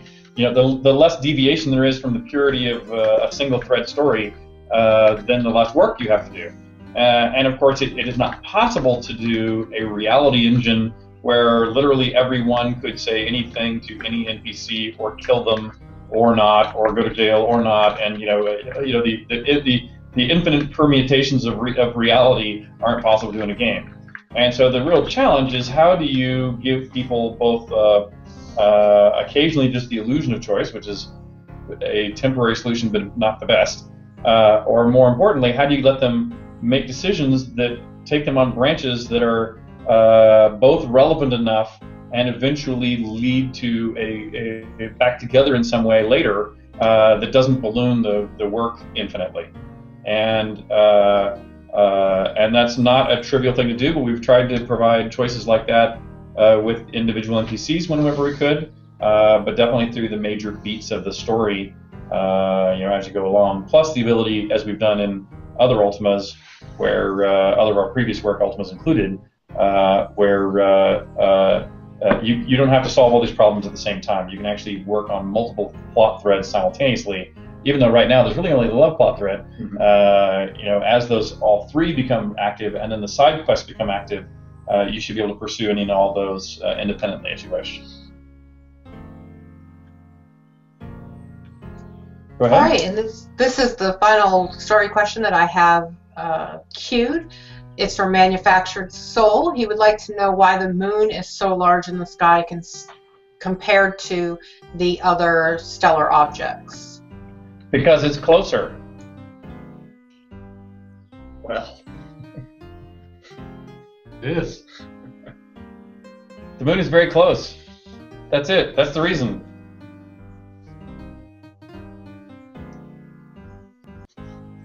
Okay, so let's see. Let's go to IRC questions. Yeah. Actually, that was all my queued IRC questions. Ooh, I like that. Who already got that up there on the list there, man? That's great. What? Oh, that was from last hangout. That was from the last hangout.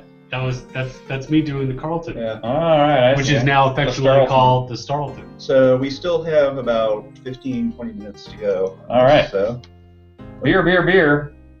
Make us drink, guys. Apparently I'm not sure why they're yelling at us to drink. We haven't gotten a word yet. Yeah. I think they just... No, they just want you to drink. Well, here, I'll drink some Diet Dr. Pepper in the meantime. Cheers.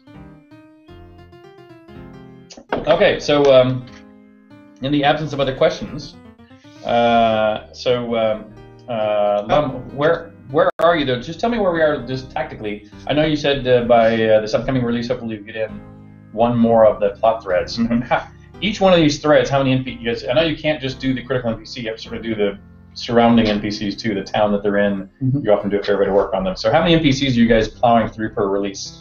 Usually like around maybe 10 to 15 plot critical ones with maybe like, half an hour to an hour's worth of dialogue each one. That's a lot. And then do you do all the and then you guys are stubbing out all the rest of the town folk? We are literally making them have we're not even stubbing them out anymore. We're literally just saying, I am a generic guard. And, but at least you place them. Oh yeah, we place them. So it has guards at the door and shopkeepers in the shops. Yes, and they all have working shopkeeper scripts. It's just if you ask them anything, they're like, "What is your name? I have no name to give you." That kind of thing. Okay. So that's 10 or 20 scripted NPCs and probably another 100, I'm guessing, of the placeholders. Much more, yes. Okay, thousands. Yeah, I think Brittany had about 250, I think, somewhere around there. I mean, Skrek alone had like about 100 kobolds by the time I was done with the last release. Yeah. So. Excellent. Now, is there one up here? Well, there's a couple. This one right here, maybe. Artemis just came in with a question Yeah, about I'm playing the that. Avatar. Any update on the Blade of the Avatar finishing chapters or the subsequent books? So it's actually time to. We have a rough outline of book 2. We're now actually just. We're supposed to have started a couple weeks ago, and detailing that out. Tracy's been a little tied up also with working with his son Curtis on the Void, but it's now time for us to get back together and do the detail on book 2. We also will be adding. I think, in fact, there was an added chapter for the print version that's already been. Gina, I think you already read that too. So I think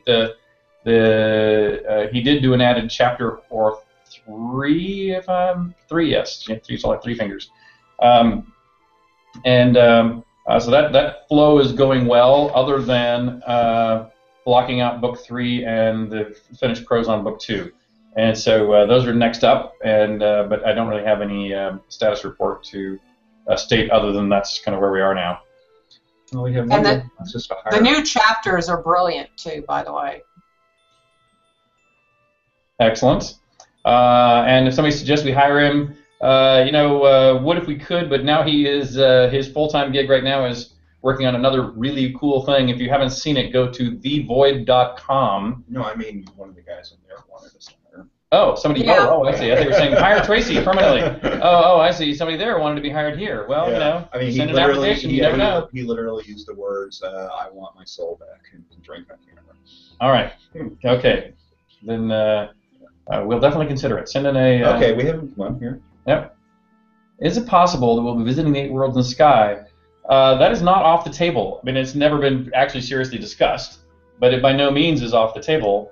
It's interesting you should ask that because, Warren Spector was running the Dennius Sam's Gaming Academy here at UT in Austin, and one of their student projects was a game that ostensibly was played on one of those moons. And so this is a subject we've actually broached before and given some thought to, although, by the way, in nowhere in episode 1 or 2 or 3 or 4 or 5 is that currently planned. But since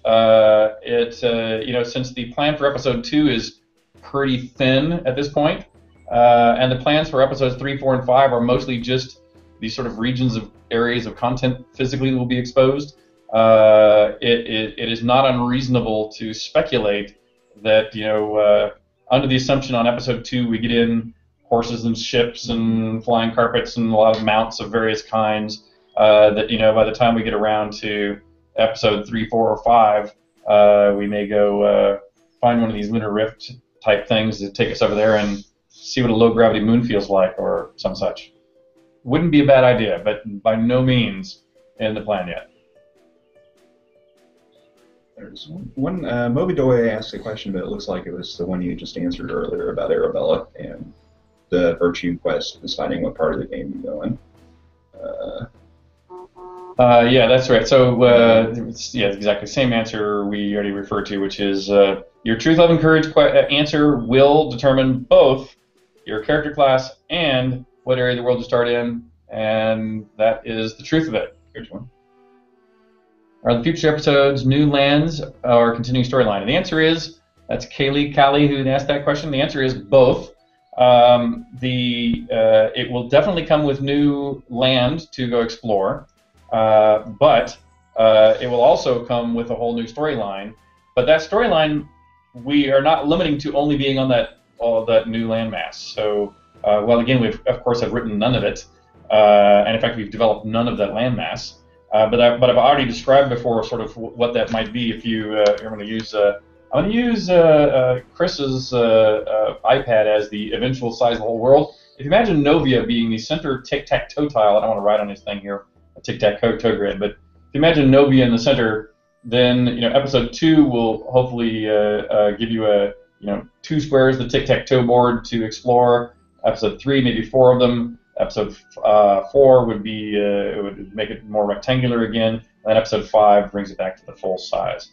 So something like that, of always keeping the ability to keep a rectangular cloth map, so you can produce new maps for each episode, is one of the kind of the landmass unveiling theorems that at least so far I have liked. But then when you go to the story, we're going to want the story to both take place on the new area that we release, as well as in the old areas. Frankly, not only because I think it'll be fun, but it also will help us sell episode 2. If I only own episode 1 and somebody is going across to episode 2 and bringing back something cool, saying, "Look at this cool thing in episode 2," we hope that upsells episode 2 when we finally get that one done. So that's by the way, a very broad plan. There's literally nothing of that written or even planned at any level of detail, other than the kind of the general goal of the plot. But none of the details of the plot have been crafted at this point. And here's another one. Am I right to say that the Isle of Storms is floating above Novia as I get cool shots of it from a huge planet looking habitable? That is absolutely correct. Your instinct is correct. In fact, I haven't taken as much time as I would like to just stare from above there to see the orientation and landmasses, but I believe it is the Novia landmass down there. So you should be able to determine if you're looking carefully exactly the cities and such down there on Novia. And should we answer that one there too? It's not really a story question. Okay, well, let's take it anyway. Why not? Will we be able to do this? Minerva asking, any more customized avatars such as tattoos and more detailed adjustments? Follow-up questions, will we be able to change them once they've started, like changing hairstyle? Well, in the second part, yes, you will be able to eventually do things like change your hairstyle and more from an in-game standpoint. That's something we were out when I was at. Somebody asked that before. Do you think to get that in before the final wipe, or is it after the final wipe before we have a new you kind of capability? Probably after. Okay. So after. We want to get it in, but it's just probably not going to. And again, it doesn't have any downstream tech requirements, which is why it's commonly delayed. And the other one that you asked about, which is we'll be able to do things like tattoos, we talk about that with some regularity. Again, it won't be in for episode 1 officially, but technologically it's not difficult. And so we will work on things like that in the longer span of time. So, well, you might have to start the game without any tattoos. Hopefully, in the span of time, you'll get some tattoos.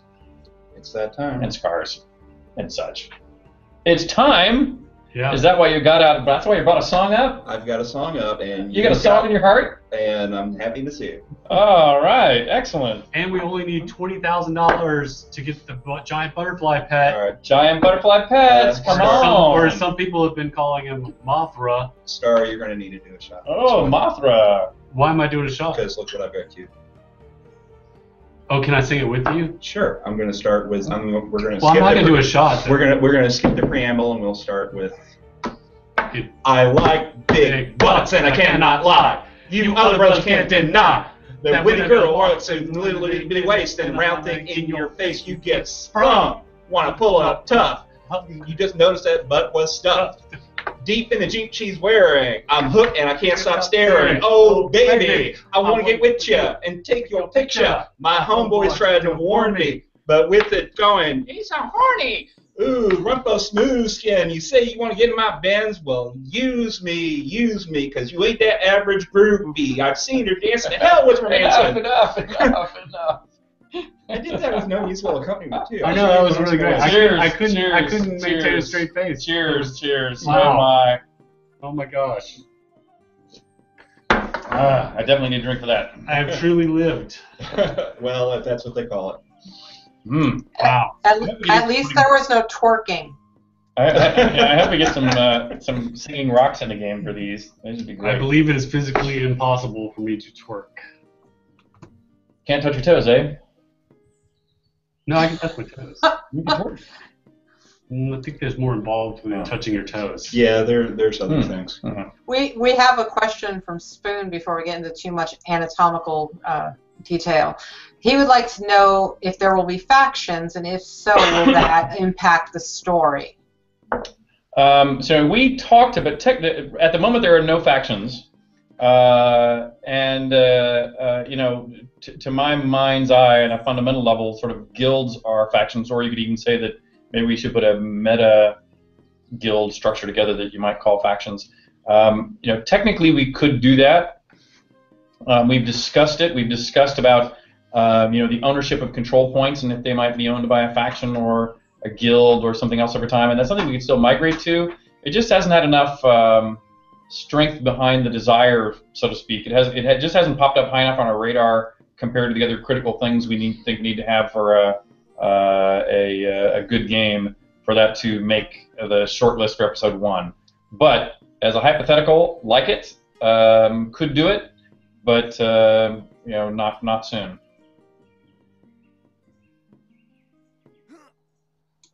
And I tried to scroll back up when people were losing their minds in chat when you guys were singing.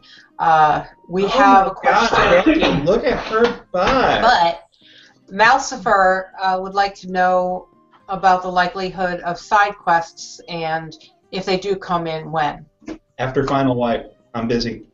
But yes, there will be side quests, but they won't be really focused on until after the main quests are done. But yes, there will be plenty of them. Lots of the more the merrier.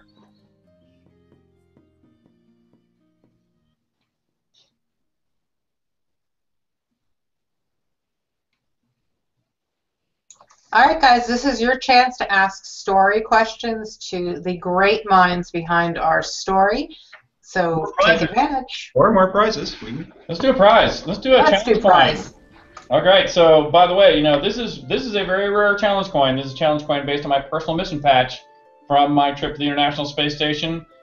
This would be one. If you have one of these, I will be honest and tell you, you could probably challenge me with this coin and win a drink, just because it is not one that even I carry in my pocket that often. But my crewmates all have them. Their families and friends all have them. So if you have this challenge coin, you can win free drinks every time you see me, or the even more rare times you see my crewmates. But this challenge coin goes to Link of Hyrule. Link of Hyrule. Link of Hyrule. Congratulations. And by the way, just as a background on how we do these, I have a Merc script that goes through and picks a random name from who's in a chat. Developers and moderators get filtered out of it, so it's just people who are in. And then, because we've had kind of an epidemic of people just coming in and being bots or just like saying period every 2 hours during a telethon, I actually go through now and I check to see if you guys have been talking. So, and just saying hi doesn't count. You have to actually participate. But so for that, I've been doing that for each one, and I just have I grabbed like 5 or 6 names before I came in. Excellent, excellent. Let's see, where are we doing on our timeline there, Starr, Mr. Long? Is it 9 minutes left? We have 9 minutes. Okay, a little more questions on story. Can I ask you if the chart I made is a good representation, blah, blah, went away? Did you see that one go by, Gina? I can probably get it back there. It's got a picture attached to it that you would need to click on. Yeah, hang on. The chart they made right here. Stop, dang it. How do you stop that? I know, technology is beyond my skill. Well, it's... And apparently yours too. No, but I got it. He's asking if this is a good relationship, the relationship between vice and virtue. Now, watch this be like something obscene. I actually get it on screen. There we go. We're looking at it in just a second. Wow, now I got to figure out how to interpret that. Lawful good, neutral good, chaotic good. I'm kind of confused, and I'm not even... Lawful neutral, true neutral, chaotic neutral, so basically lawful evil, neutral evil, chaotic evil. Yes, the D&D, yes, exactly, but just replace... But the colors are what... Replace good and evil with virtue and vice, and replace lawful and chaotic with chaos and order. And yeah, but so one can be very virtuous and chaotic. Yes, absolutely. And one can be very evil and full of order, much like that is correct. So I'm not sure. Yeah, now I kind of get how they did their purple over. Okay, I get it. I see it. Today on Shroud of the Avatar Telethon, Lord British and Lum try to figure out strange images.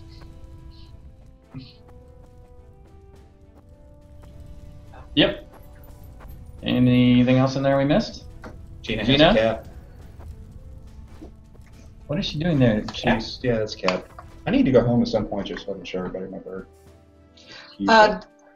Amber Rain would like to know, and this not really a story question, but she wants to know about names and reserving names so they can start kind of nailing down their personal RP.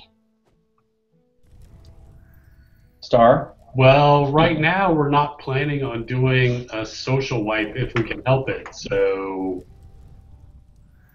names you got are names you have. So there you go. And Violation would like to know if the storyline quests will be able to be completed with twists that allow us to maintain all three virtues, or will they have negative impacts on each other?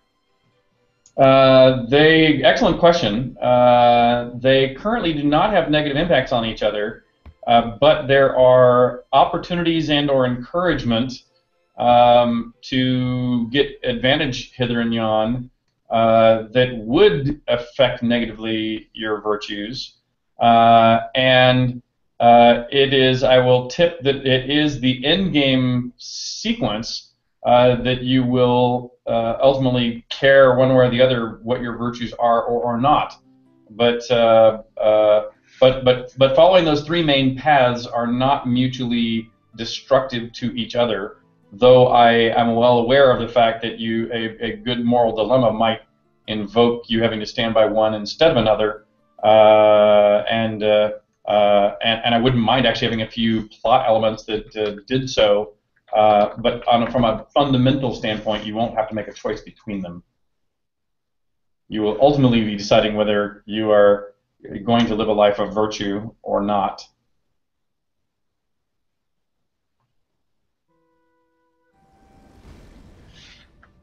And I know all of you plan to live a life of virtue. Already in. Okay. Sorry, I was just smacked in the face. Roper Doc Holiday would like to know if quest or storyline NPC givers can be marked in some way so they know that there is a quest line to follow versus chatting with people that don't have anything for you to do. Yeah, and so the short answer is no. I have a quest for you. But we're not going to do exclamation points over their head. But here's what I do, and I think this is the default mode of the game, and if it's not, we may want to make sure it's the default mode, which is that for any of you who have turned, I run with my own nameplate off and other nameplates on. And the reason why I do that is because that way any person you've not ever spoken to, their name shows up with it does not show their proper name. It shows up as a peasant or what appears to be a shopkeeper or what appears to be a noble or whatever their archetype visually might be, even from a distance.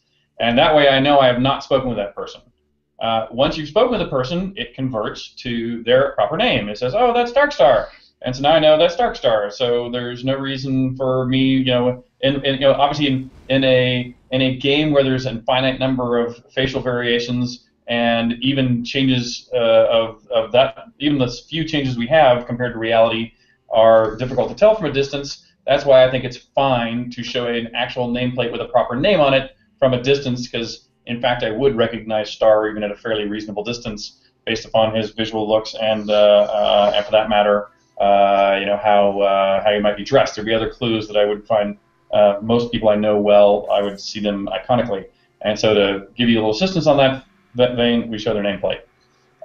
After that, I don't like games that do things like put the exclamation point over your head and you actually just blindly walk into the city and look for exclamation points, because all I really care about are the exclamation points, and so I'm just going to ignore everything else. I don't even know which things those people with exclamation points had for me. I just know that those are the ones that advance there's something they'll advance for me if I click on them. And so you ignore what they have to say and just click on them to advance those other pieces of data, and then follow the arrows on the map to follow my quest ends.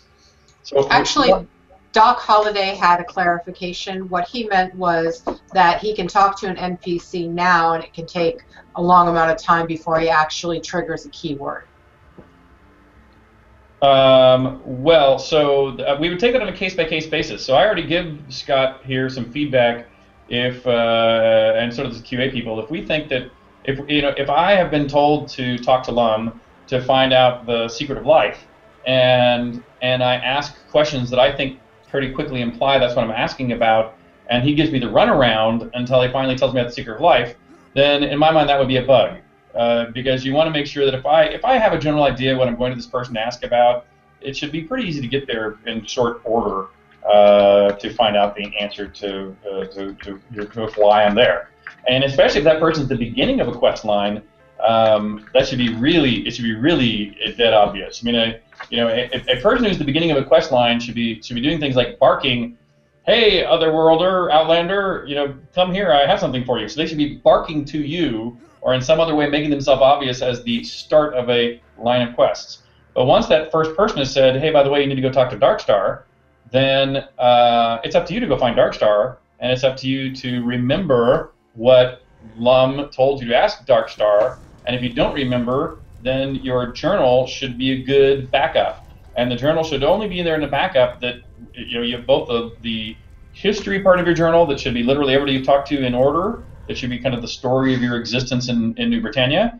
But also, if it was a plot line, it should still have in it. You should be able to sort by the what do you call that sort? The plot line only sort. He will come up with it in a minute. Well, once you sort your journal by the current tasks. Current tasks. Oh, thought you were once you sort by current tasks, then you would see that Lum says, "Go ask Starr about the meaning of life," and that would still be there. And so if you've forgotten who you need to go to, the short list, there should be a pretty short list of, should never be, well, it depends on how many threads you open at once, but since right now we only have Truth, Love, and Courage quests coming online, not the finale and not many side quests, your current task list should never be more than a few current tasks. That at least it should give you some pretty darn good guidance as to who would be useful to go see next. And if they don't, again, it's a bug. And if they don't, it's a bug. If there's nothing in there, it's a bug. And if there's a bunch of stuff in there that didn't get cleaned up, that's a bug. So I am moving from camera A to camera B because we are shifting sessions. All right, what is the session next? Player housing. All right. Player-owned towns. So you are welcome to stay, or you can. All right. Well, I will probably go.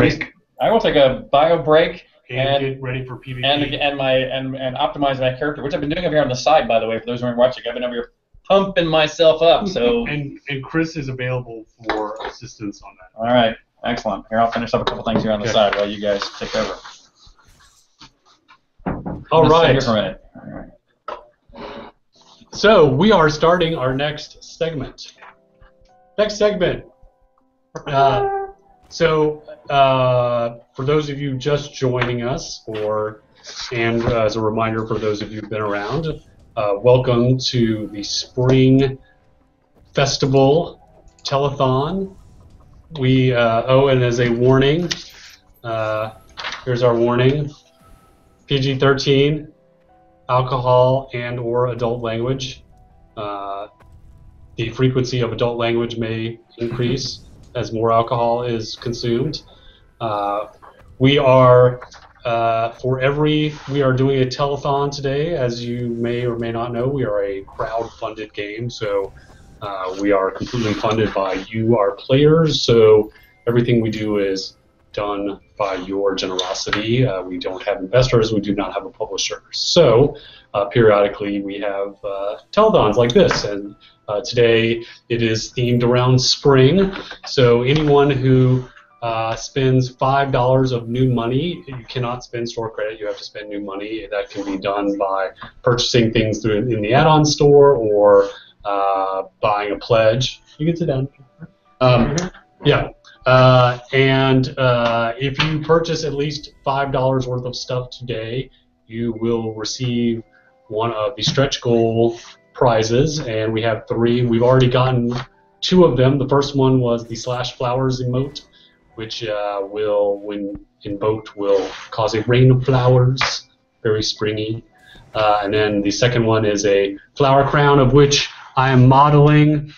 That was what I did in lieu of a shot or a dance, because for every $2,500 raised, anyone on camera, any dev on camera has the choice to do a shot, a dance, or a song. So Hutch and Ken, who are on camera now, when $2,500 is raised, will have to do one of those three. And we'll opt for the alcohol. So to spare everybody. Right. So so for and we are only $20,000 shy of the $50,000 goal, which is a giant butterfly pet for all players who spend at least $5 today. So, and everybody wants the giant butterfly, I believe. So the next segment today, until 4:30, is talking about player housing and player-owned towns. And I've asked a couple of team members who spent probably the most time on these features, although there's lots of people who spend a lot of time on these too. Bob Cooksey, who builds a lot of the homes. But Ken's been building all the tech related to, or most of the tech related to player housing. Hutch has been building all the templates that you guys have been living in the player-owned towns. So I've asked them, in case there's some question that I can't answer, I'll put them on the spot, make them answer it. So there you go. So without further ado, let's jump into some questions. Let me get the doc back on screen. They hid it from me. Scrolling. All right. Can wall and fence gates used as pot decorations have a permission system? This would allow pot owners to segregate parts of their town. I guess that would mean permissions on the fence, on the gates itself. Yeah. The wall should probably be able to keep people out, but like right now you can lock the doors of your house. Right. And some people can't open that door, but we don't have that, I guess, for the player-owned town in general. I mean, that's a cool idea. I mean, that would be a really, yeah, that's a cool idea. We should add that. We'll add that to the backlog. I mean, that's certainly not going to be soon, but it's a really cool idea that we should add to. We'll definitely add that to the keep people out, but it would also keep people in. It's like the Roach Motel. Yeah, there's some griefing potential there, maybe, since you could, but I guess it's no worse than. Well, yeah, walling off the entrance of their town or something like that, so you just have to leave. But I mean, that's no worse than a lot, right? So, yeah, cool, neat. Let's see. Can you please add a way for pot owners to collect taxes or share in the taxes that are collected by the game on taxable deeds? So we don't have any plan. We don't plan on having town owners participate in the taxation system. However, let me rephrase it. We don't currently plan on that to happen. We do plan on having some sort of rental system or some sort of both for housing, so for individual lot ownership, so having a way for a lot owner to be able to rent like a room to another player, or like rent and we've talked about also having the way for a town owner to rent a lot to another player, separate from the taxation system. We've not talked about some sort of percentage, although the current taxes.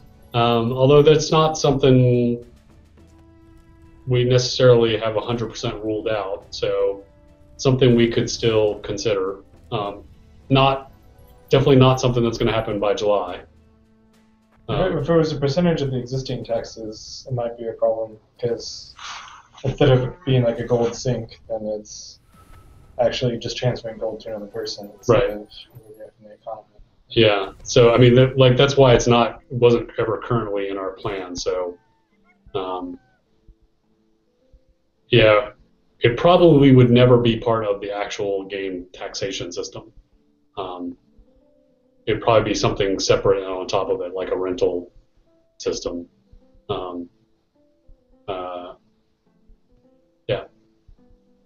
So, yeah. Let's see.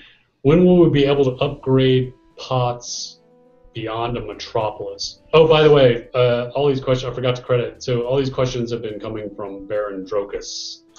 When will we be able to upgrade pots beyond a metropolis? Well, currently the only thing beyond a metropolis is what we affectionately call a devopolis.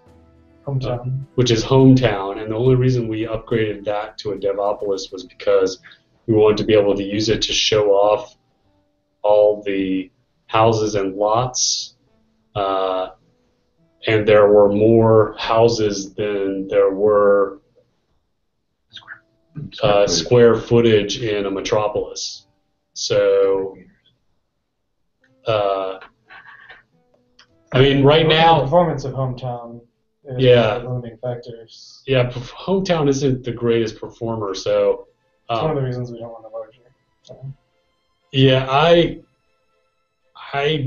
mean, maybe like 3 years from now, and we raise the min spec, and then maybe there's a bigger than a metropolis. But I would think before we did that, we would rather raise deco limits versus make a bigger town. Because I think players would rather have more deco than more lots if they had a choice. Maybe I'm wrong, but I'm guessing that if you put out a poll, hint, you guys can put out a poll, but if they had a choice between more decos and yeah, so I know this is your favorite question. We never answer it, so I'm going to try and at least talk about it. So, Drogus, you really want to know more about the pot blessing system. So, we don't really have a lockdown design, so this is all going to be talk.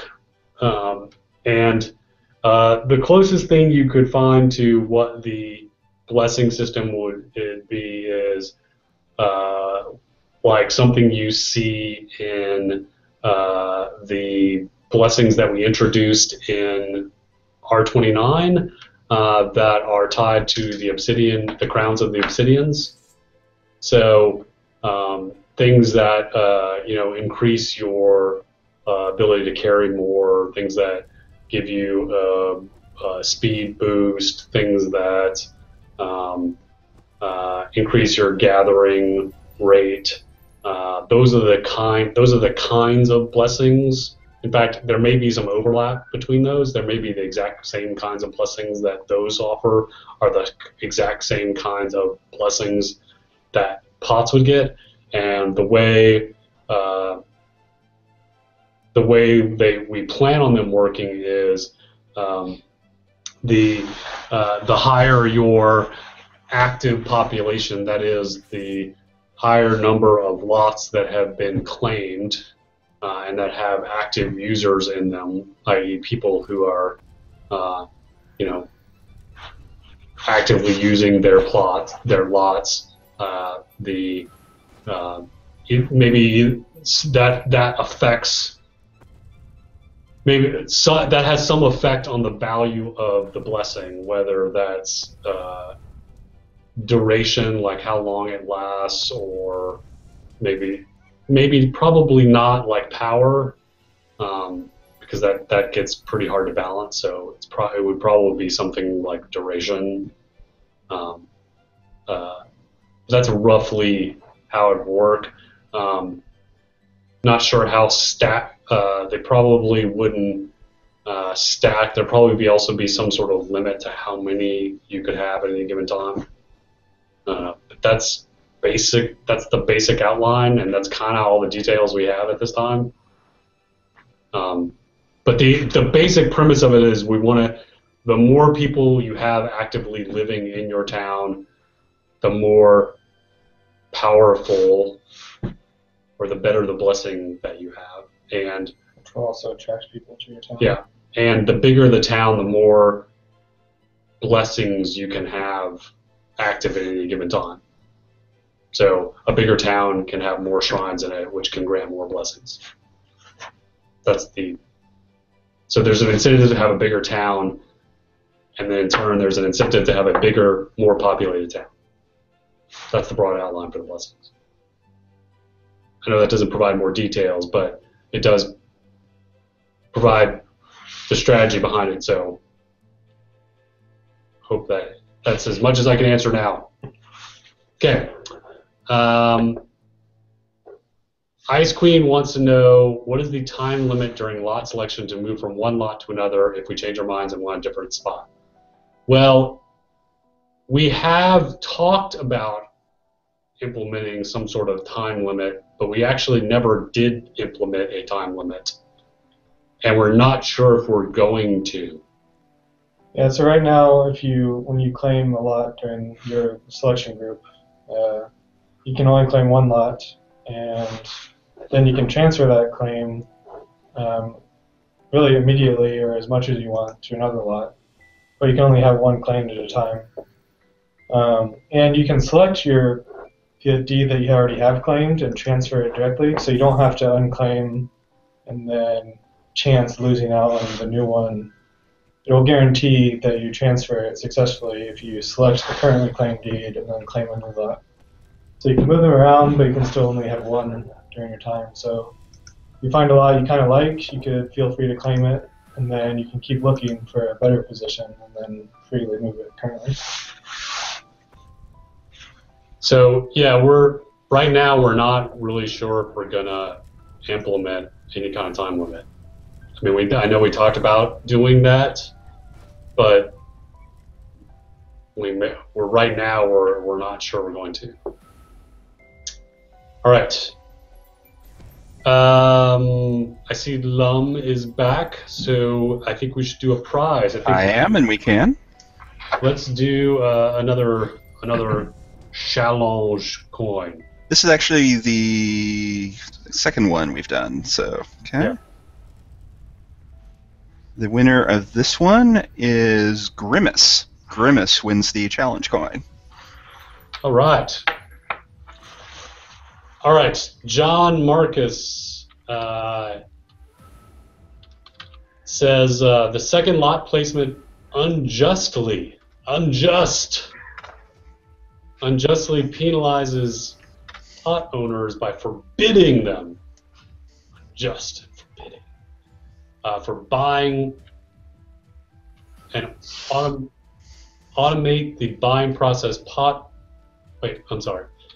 forbidding them to use the second or third or fourth decorative lot deeds they may want to use to enrich the pot.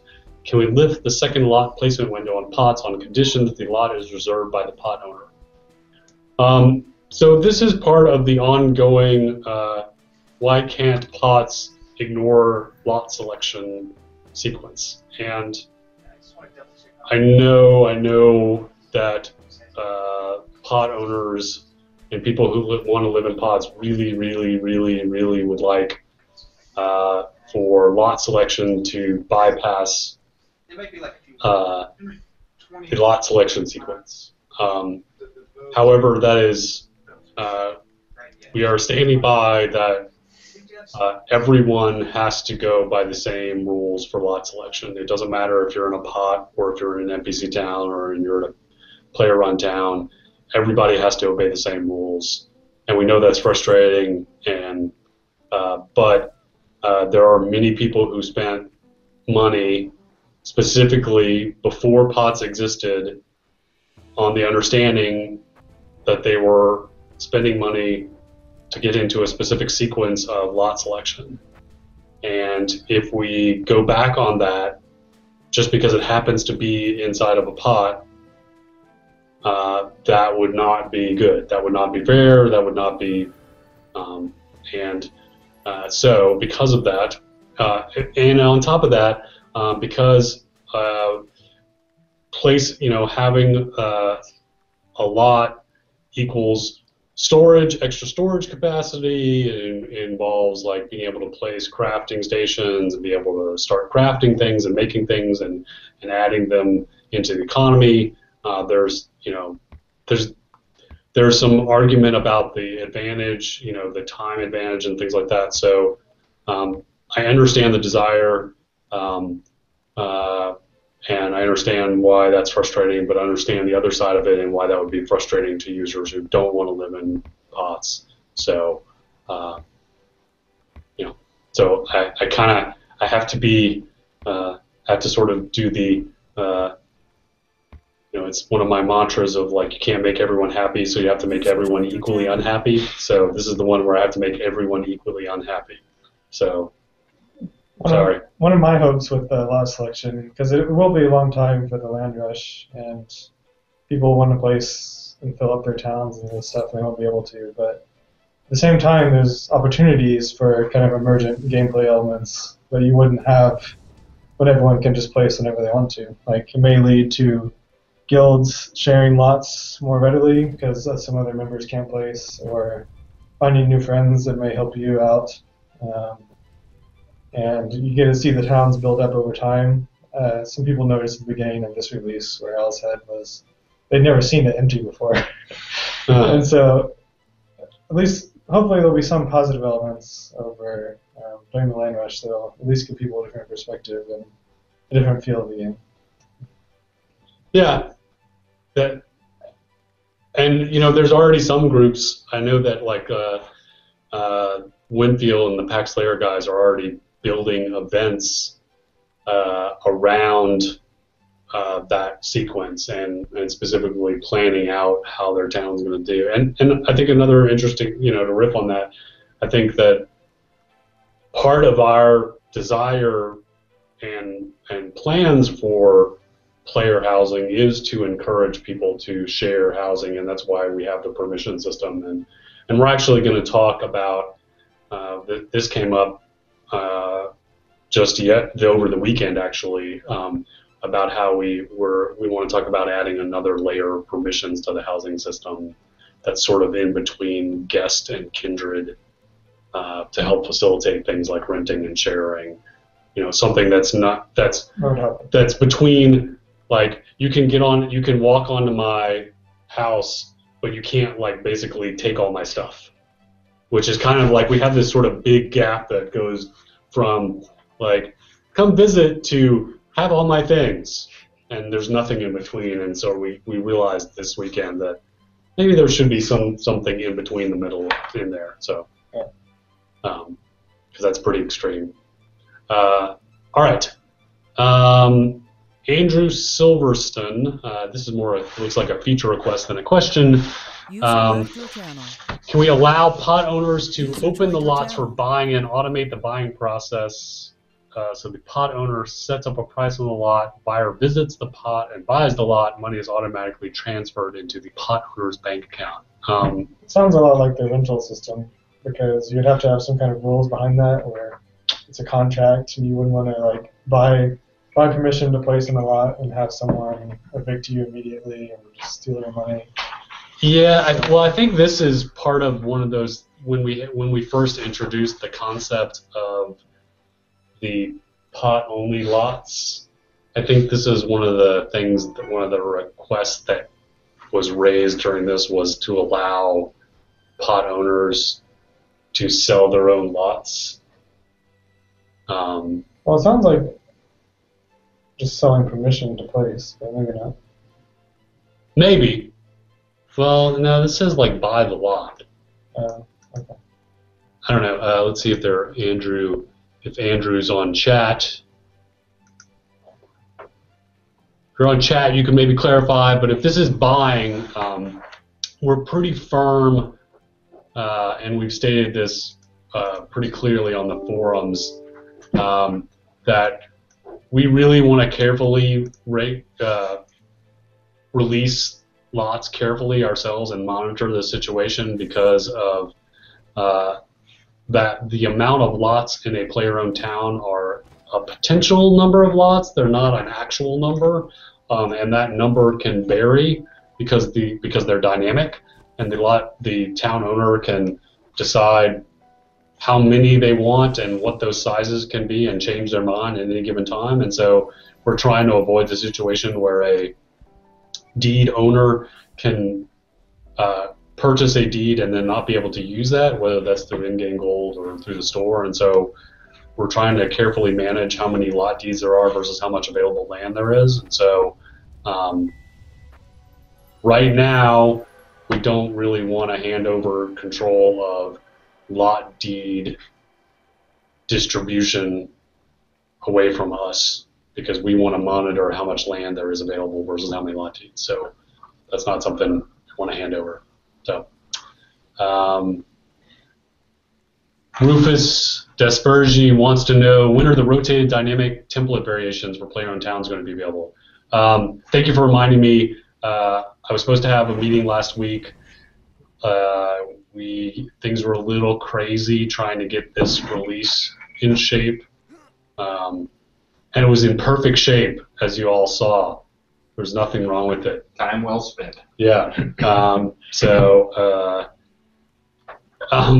gonna get a meeting set up tomorrow, maybe, or Wednesday, so we can get that plan in place. We just got to figure out how we want to handle it in the pot submission form and how we want to handle it on the data side. But we really want to get it. So I don't think it's going to make R30, but definitely before R32. It's low-hanging fruit. We should totally do it. It's an easy win. So we're going to get it in. It's going to happen. Wombi wants to know when he will be able to place a skeleton and a nearby diary in a forest in his pot as part of a quest.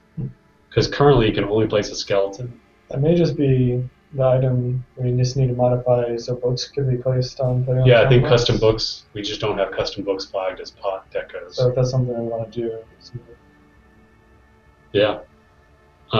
We just need to. I'm wondering. Can't think of any reason not to. Really. I mean, we've been pretty controlled on what we let be a pot deco versus not, just because. Yeah, but books they're very small and they could help with a request like this. So. Yeah, that one's got a good use case. We're just trying to make it.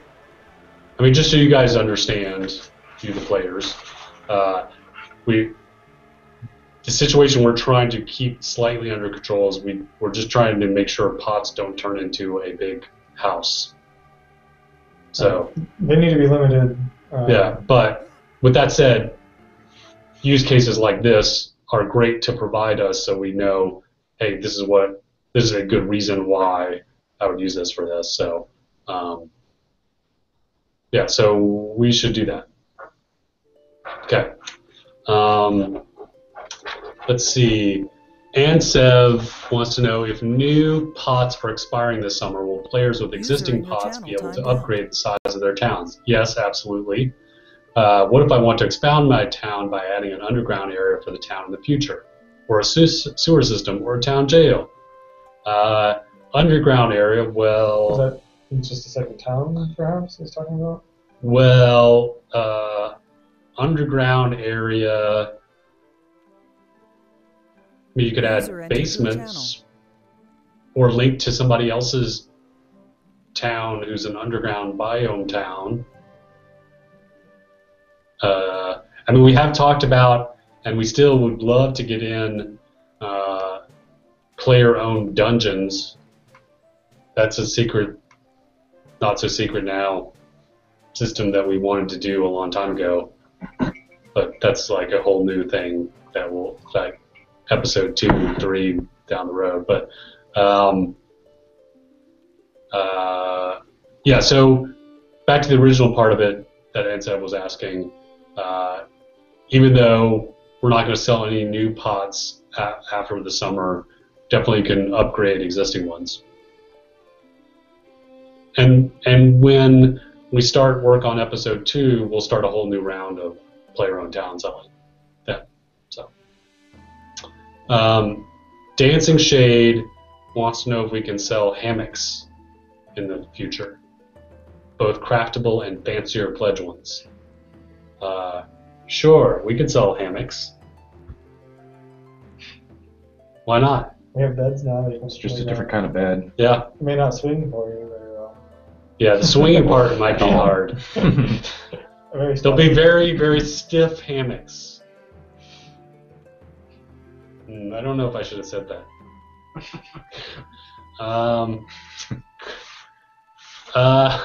Are there plans for desert-themed clothing and armor, Prince of Persia style? Oh, that's interesting. Good suggestion. We can add that to the backlog. Not until children are done. Any chances of a ragged loincloth Conan the Barbarian style armor?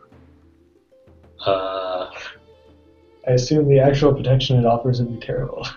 Well, yes, the actual protection would be terrible. That is correct. But some barbarian style stuff, sure. Interesting suggestions.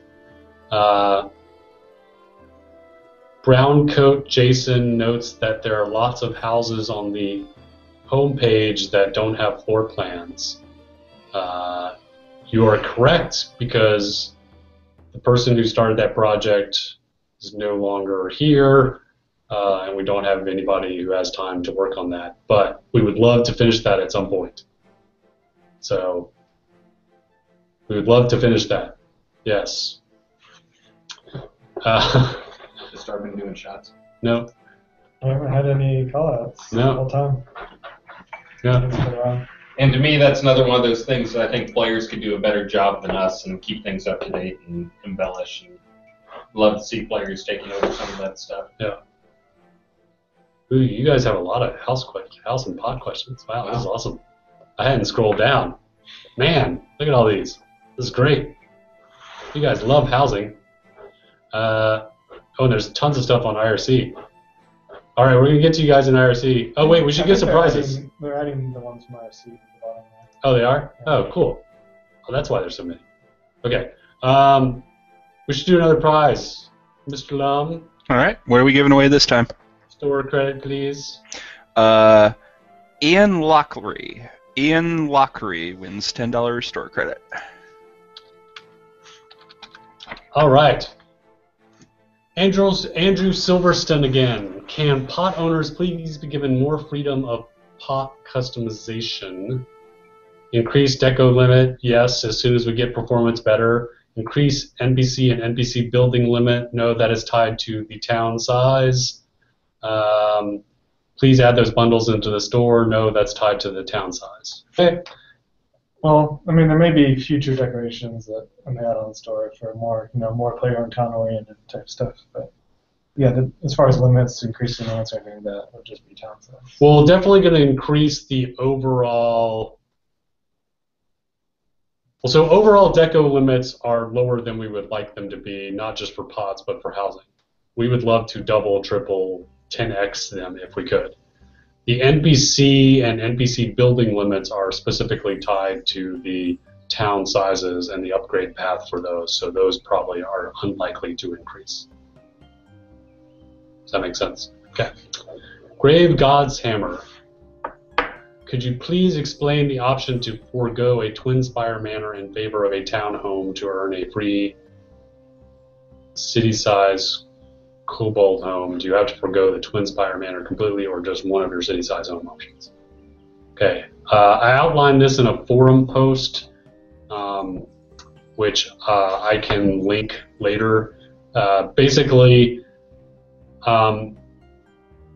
when we first put the pot submission form out, there were no city-sized homes, but we provided that as an option for you to select, and so that didn't make very many people happy. So as a mea culpa, we told people that if they didn't select the Twin Spire Manor, which we then added later, and instead selected town-sized homes for that city-sized section of their town, then they can submit a support ticket, and we would grant them other city-sized homes.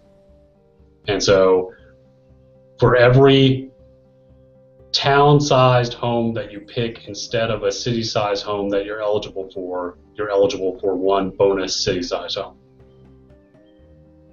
So I know that's kind of complicated. It's easier to read it. Just PM me in the forums and I'll link you to the forum post where I explain it. Okay. Another question from Grave God's Hammer. Could you kindly discuss if there are definite plans in the works to allow the placement of donation boxes so pot residents can donate gold toward the ongoing taxes for public service lots? We definitely have talked about, we definitely want to expand the permissions for chess. Yeah, there was a JIRA at some point, but I'm not sure if it maybe got superseded by the more important things over time. But yeah. There were plans. I think that was the next step, was donation boxes. Yeah, we want to make a much more sophisticated permission system for containers for chess, like in public cache chess and things like that, like including a place inside only, and that would be one of them. So it's in the works. It's just probably not going to make July, but maybe if we can. All right. 2112 Starman. Guess he's a Rush fan. I wonder if he's the owner of the new pot that went in, the Temples of Syrinx pot. Because if you are, that's pretty cool. It's a pretty nice link between the two. Although hopefully we won't get sued for copyright infringement. Oh, did I just mess up my flower crown? No, I didn't. Okay. All right. Are you considering raising the number of decorations in POTs to at least match PRTs? I don't know what that means because PRT, you can't place POT decorations in PRTs. Sounds like he's talking about just a lot in general. Deco limits on your lot. Yeah, I'm not sure why. He's just talking about the 700 limit on a village. It's a small POT, which has a small limit. Oh, I see. So you want to... Oh, right. Well, yeah, so we want to raise POT limits, but again, it's a performance consideration. And there will always be limits because the town is not supposed to replace you having your own lot in that town. Right. For storage purposes and for keeping your own things there. So it's supposed to be limited so that it's only player town-oriented type decorations, like the walls and the gates. Yeah. So, yeah, a POT is never going to have the same deco limits as a lot. Because, again, we don't want POTs to basically turn into a big house lot. So, Nero, will the village size of City and Tower receive a proper interior? The current one is nearly useless due to the huge staircase and high ceilings. Well, I have noted that there are some people who do not like that layout. However, that's kind of part of the design of that space, is that it's a big open space. We may revisit it at a later time, but it's pretty low in the priority queue. So, but noted, and we have seen other people mention that as well. But that's kind of the design of it, is a big open space. So, big open room. Coeur d'Alene, can you please make the walls on the keep and castle lots optional? So, wow. So this refers to the PRT one. The PRT. Yeah. So. Or the like an Alice has. So let me go over the wonderful, long, and winding story on this one. So, once upon a time, so the way they are now is the way they were originally, where they came with the scene. So they were statically placed for keep and castle lots, and that was the way they appeared in the pledge description. A bunch of dukes because the original design, a long time ago, the original design for housing, we thought that a house was going to come with a certain type of fence by default.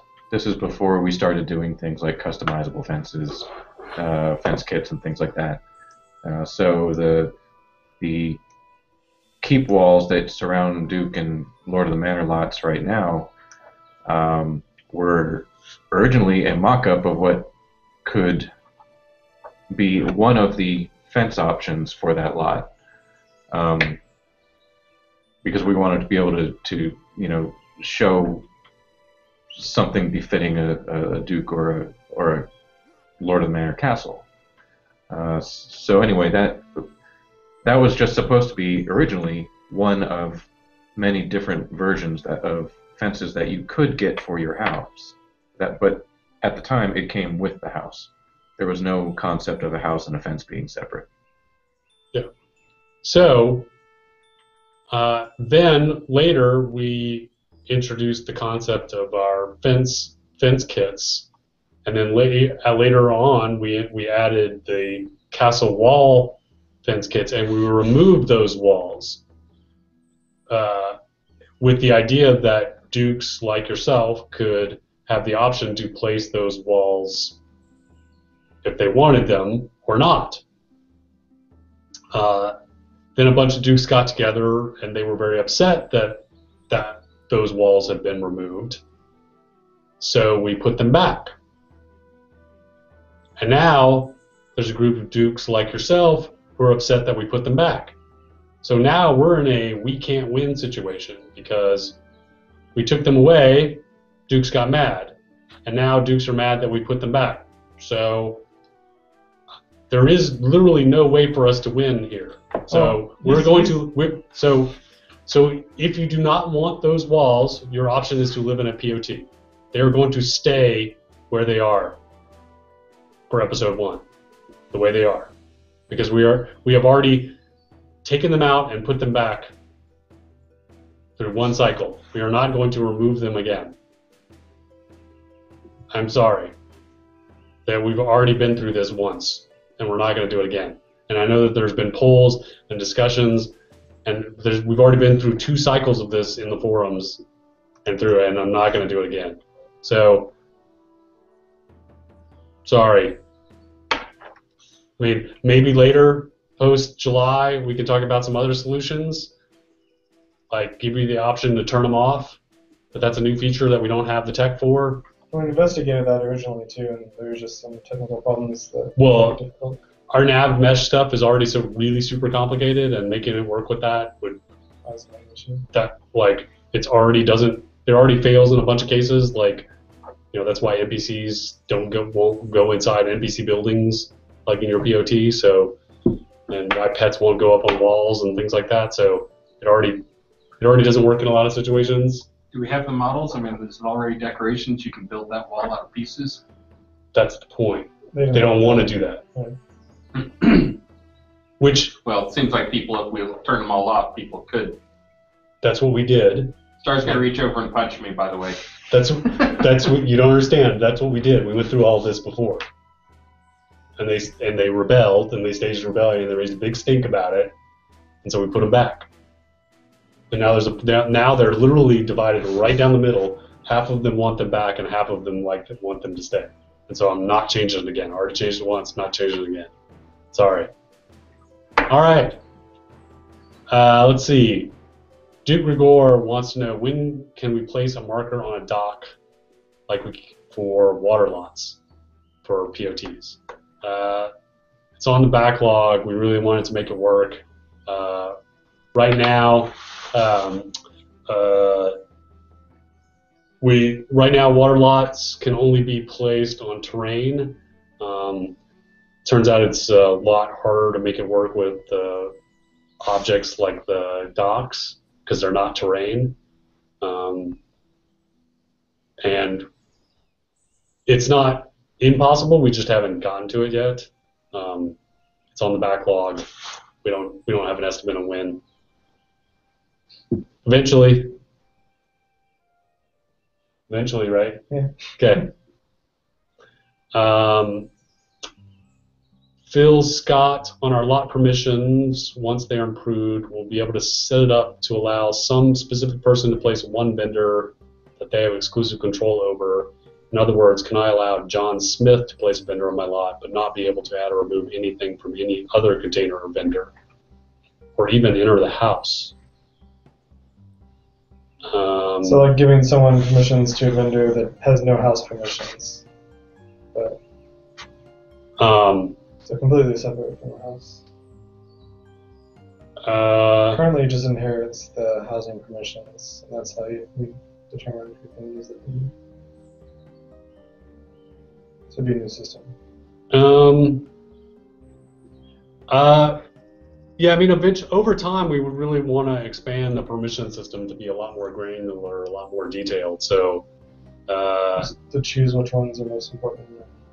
Yeah. So, yeah, I mean, that's not outside the realm of possibility. Eventually. So,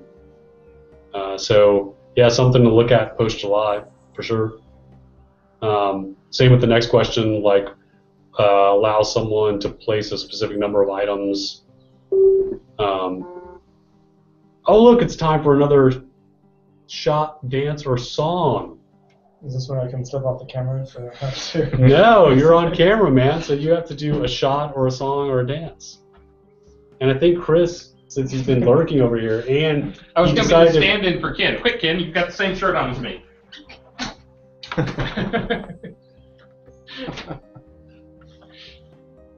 Apparently Ken actually wants to get work done today. Oh, he is responsible for builds. So, players, if you don't mind, we're going to excuse Ken because he is responsible for builds. So, it's in your best interest if we excuse him. When you hit the shot cost, I'm going to do a shot too. We need a shot after talking about the Duke walls. So.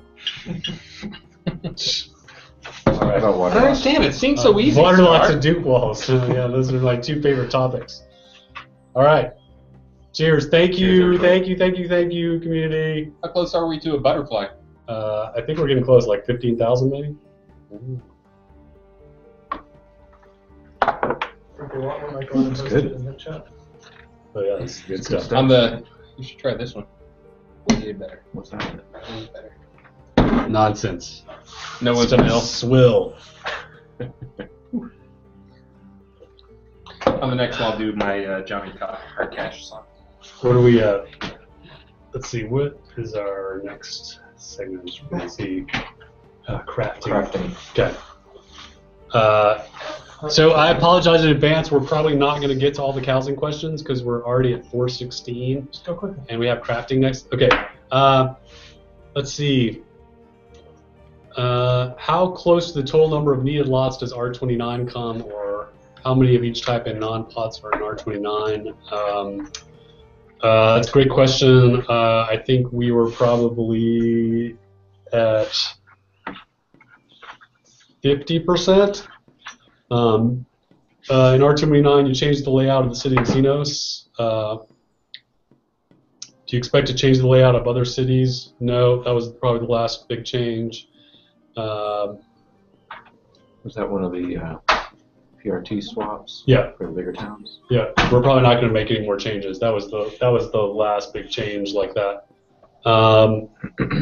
Would it be possible to get a POI marker for at least one exit from a scene as soon as you enter the scene for the first time?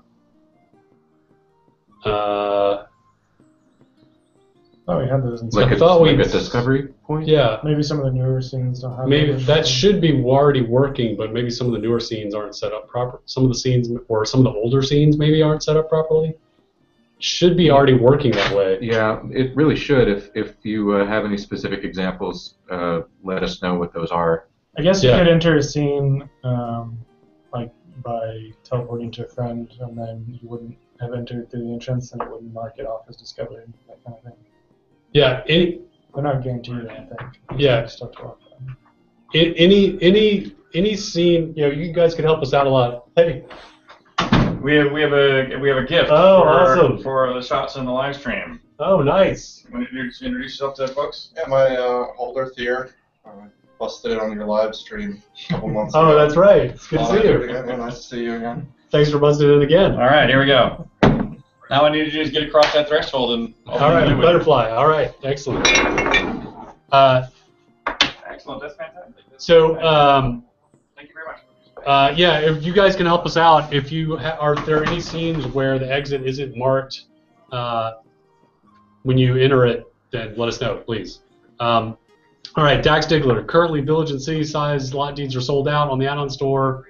If someone has purchased either of those before the pot-only deeds were introduced and they convert those deeds to credit, would that lot deed be available again to repurchase in the add-on store, or are they truly sold out and no longer available even if someone melts them? Currently, we're not adding them back in when people melt them. We are instead adding them to in-game stock. Okay. Grave God's Hammer. Has a pot lot deed been considered which would fulfill a public lot function such as a park or play theater, which is a public service lot, has reduced or no taxes? We have not considered that, but we might. Can you use the Lord's... Budner wants to know, can you use the Lord's Scepter to lower the rent on one of your own lots, or it must be used on a different player?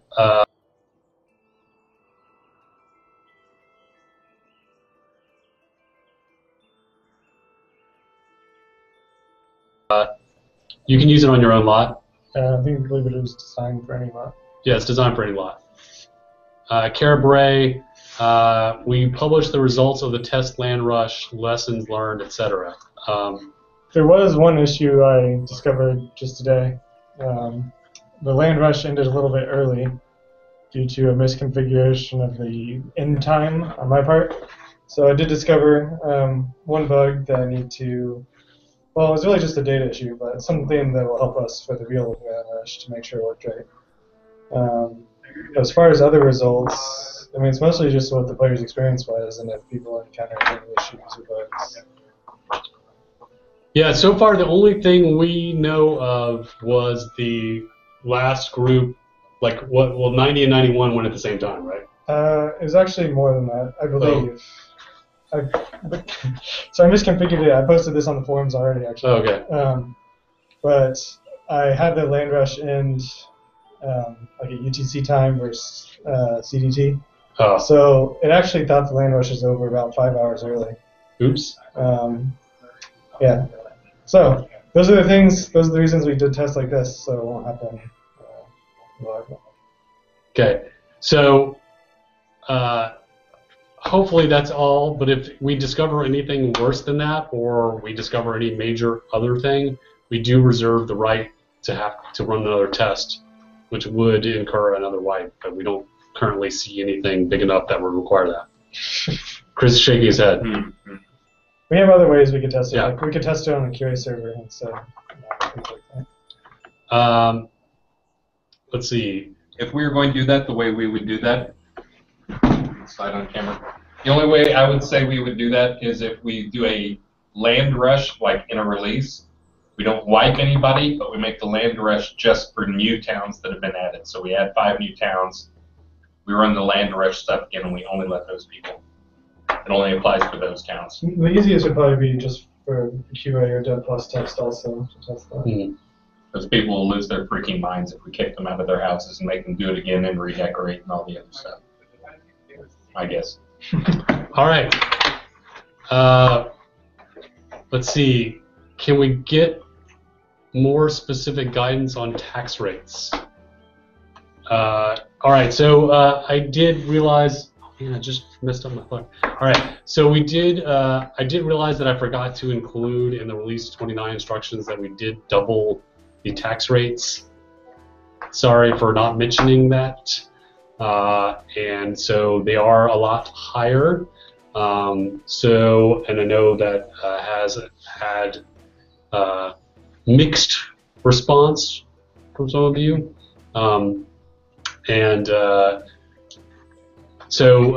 As far as, I'm not sure what the question for Bundner is about specific guidance. He's probably wondering if it's going to change again for the final life. And the answer is probably, we still have to analyze the data and the numbers and the gold rates that people are earning to figure out what the code number should be. So the next 2 releases, we're tweaking a lot of values. So we're doing a big pass-through merchants this release and regional spawn variations over the this release and then one after that. That's going to determine a lot of data for that. So it may be this rate. It may be lower, it may be higher. We're not exactly sure. And for those, hopefully I'm on camera here. For those, well, I'm on that camera. I don't know if they actually see me or not. They are. They do. All right. This is a good indication. For those who haven't heard me talk about it before, the tax rates are based on a certain number of hours of gameplay, how much money a mid-level player would make during those hours. So we basically have it set at X number of hours per week or per month is where those numbers come from. So it's kind of the exchange of, like, if you want a city house, I forget what the actual number is, but a city house may require 10 hours of time invested, how much money you would make during that time. That's where the tax rates come from. They're not totally abstract. We're trying to figure out those numbers and what makes sense. And as Ken said, that's those numbers change, and we're still tweaking what people actually earn per hour. There's still some standard deviations that are way out of whack on a lot of scenes. So continue tuning on that. But soon, we'll know. Okay. Manufactured Soul wants to know, could an option be built in to allow a fence wall to automatically be built going all the way around the player's property versus place the individual pieces? We have talked about that before. It turns out that's a lot more complicated than you might imagine because there's a lot of edge cases involved. And then we can turn it on for Dukes, so Dukes can just turn on the outside. Right. Yeah. Thanks. But it's something. It's definitely on our list. It's on our to-do list. It just gets other things keep getting inserted in front of it. But we definitely would like it to be an option. So eventually, yes. Duke Avery, are lots larger than village size intended for solo play, or should they be considered as intended for group play only? Absolutely depends on what your play style is and how many hours you put in and how efficient you are and how good you are, how far into the game you are. I mean, it's a complex question. If you have gotten far in the game and you have saved up money and you are highly efficient and you play a few hours, plays, tens of hours a week, then, having enough money to pay the taxes on a city lot should be totally doable for a single player. Or having multiple smaller lots should be doable as a single player, but you'll have to be playing, I'm willing to spend the percentage of your income on right. So it's not going to be a casual, something that you can do casually. I mean, that's not the intent. And part of that is because we don't want, what we've seen happen in other games is people get a lot of property and then leave it unattended and unused. And we don't want that, especially in our game where property is a rare commodity.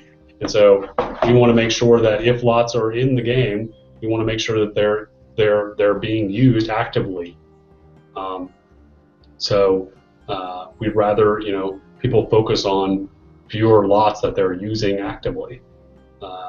Now, with that said, we don't want to make it absolutely prohibitive. So it's going to be a balancing act, and we're going to have to, figure that out.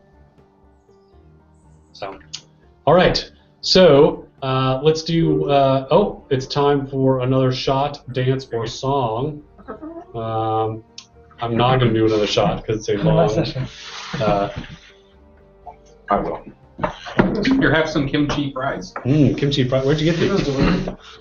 Scott had them delivered. Scott, who is now off camera eating his kimchi fries. Wow, yum.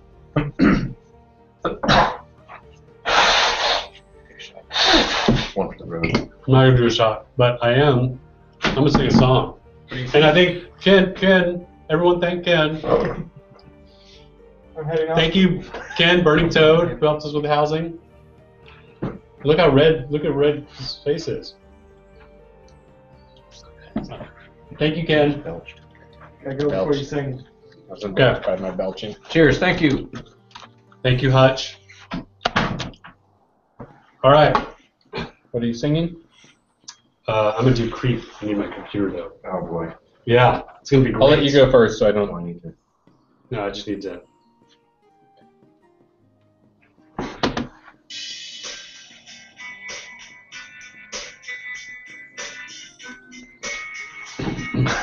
Yeah, it's going to be awesome.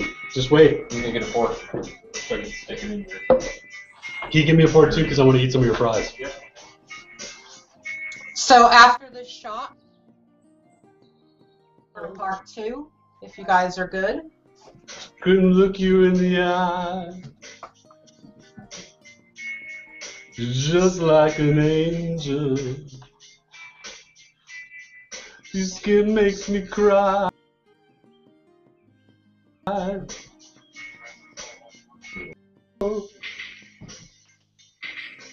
But I'm a weirdo.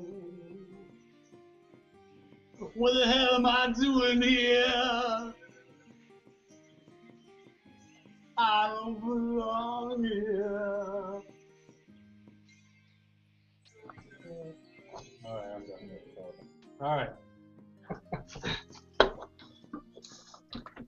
Alright, if you guys are ready, I'll go ahead and switch out the feed. Beacon's in the hot seat. Sweet. Hey, Starr. Yeah. If you guys are ready, I'll go ahead and switch out the feed. Oh yeah, we need to switch out because we're gonna run out of feed, right? Yep. Actually, Okay. you guys can. I'll see you in just a few moments. All right, we're switching. All right. I'll have the new link up in chat in a moment.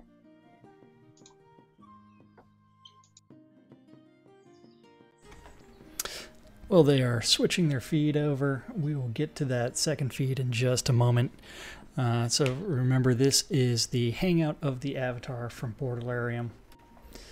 And it's their spring telethon where they are raising money as well as just sitting there telling us what's going on. So I'm waiting for Fire Lotus to post inside of IRC that message.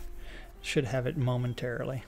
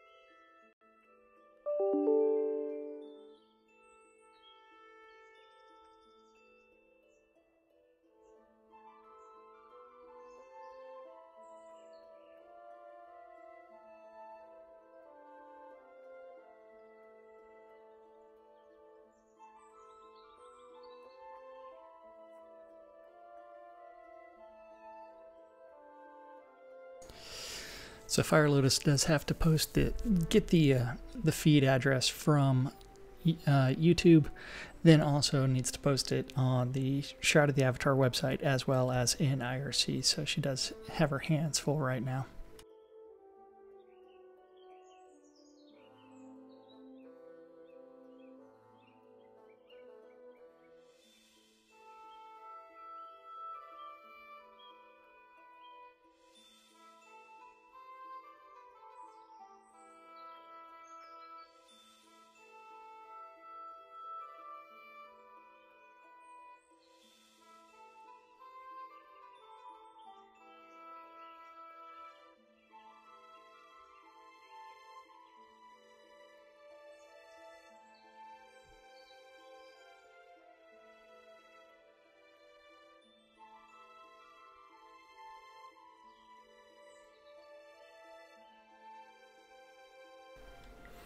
And so far, they've met 2 of the 3 stretch goals. They've met the flowers emote, which was $10,000, and the $25,000 flower crown. So that's why Starr has his head is decorated with that flower crown.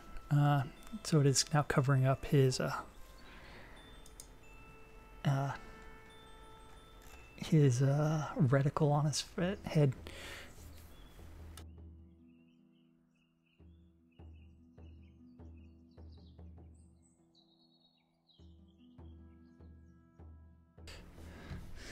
And we do have the link for the second one already, so I'll go ahead and maximize that.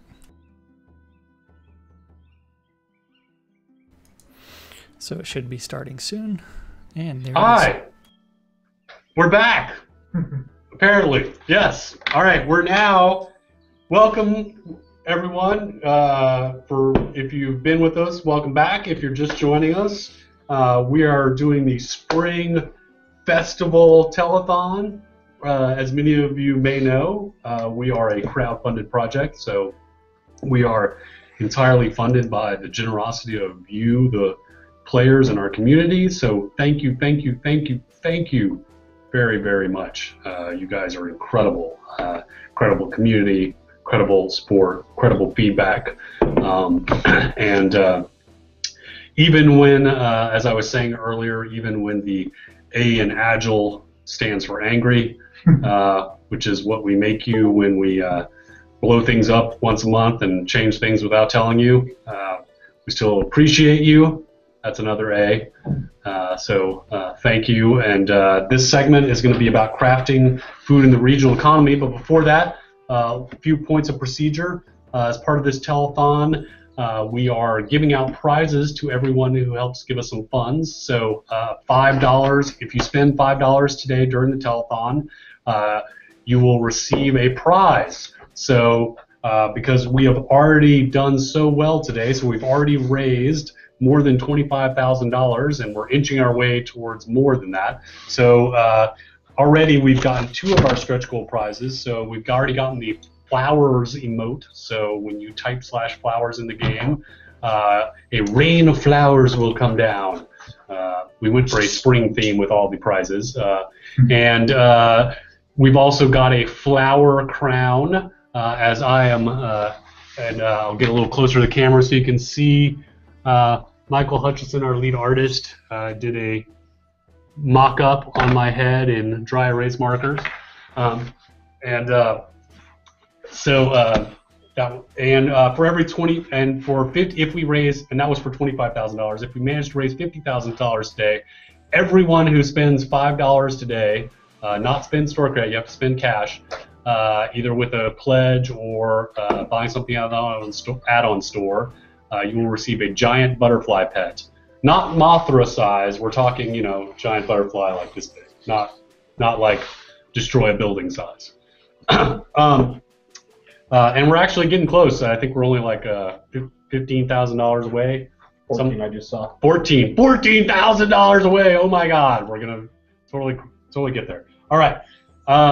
Part of the reason we're doing the telethon today is because we have a bunch of stuff expiring today. So we have 7 pledges. So Immortal Adventurer, Virtual Collector, Collector, Citizen, Knight, Lord, and Baron 3. And speaking of that, we're going to give away a big prize right now.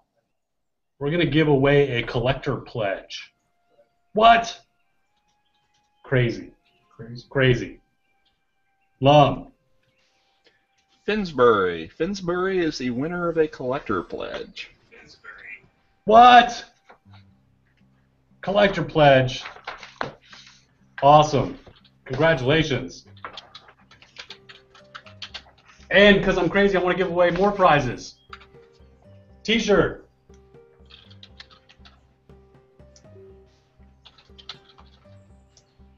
T-shirt is won by Gomi. G-O-M-I. All right. And a collector coin. Because I'm crazy. Challenge coin is won by Maynard. M-A-N-E-R-D. All right. Okay, I'll stop now. Thank you, because I'm about to run out of names. Okay. All right, let's get into some questions.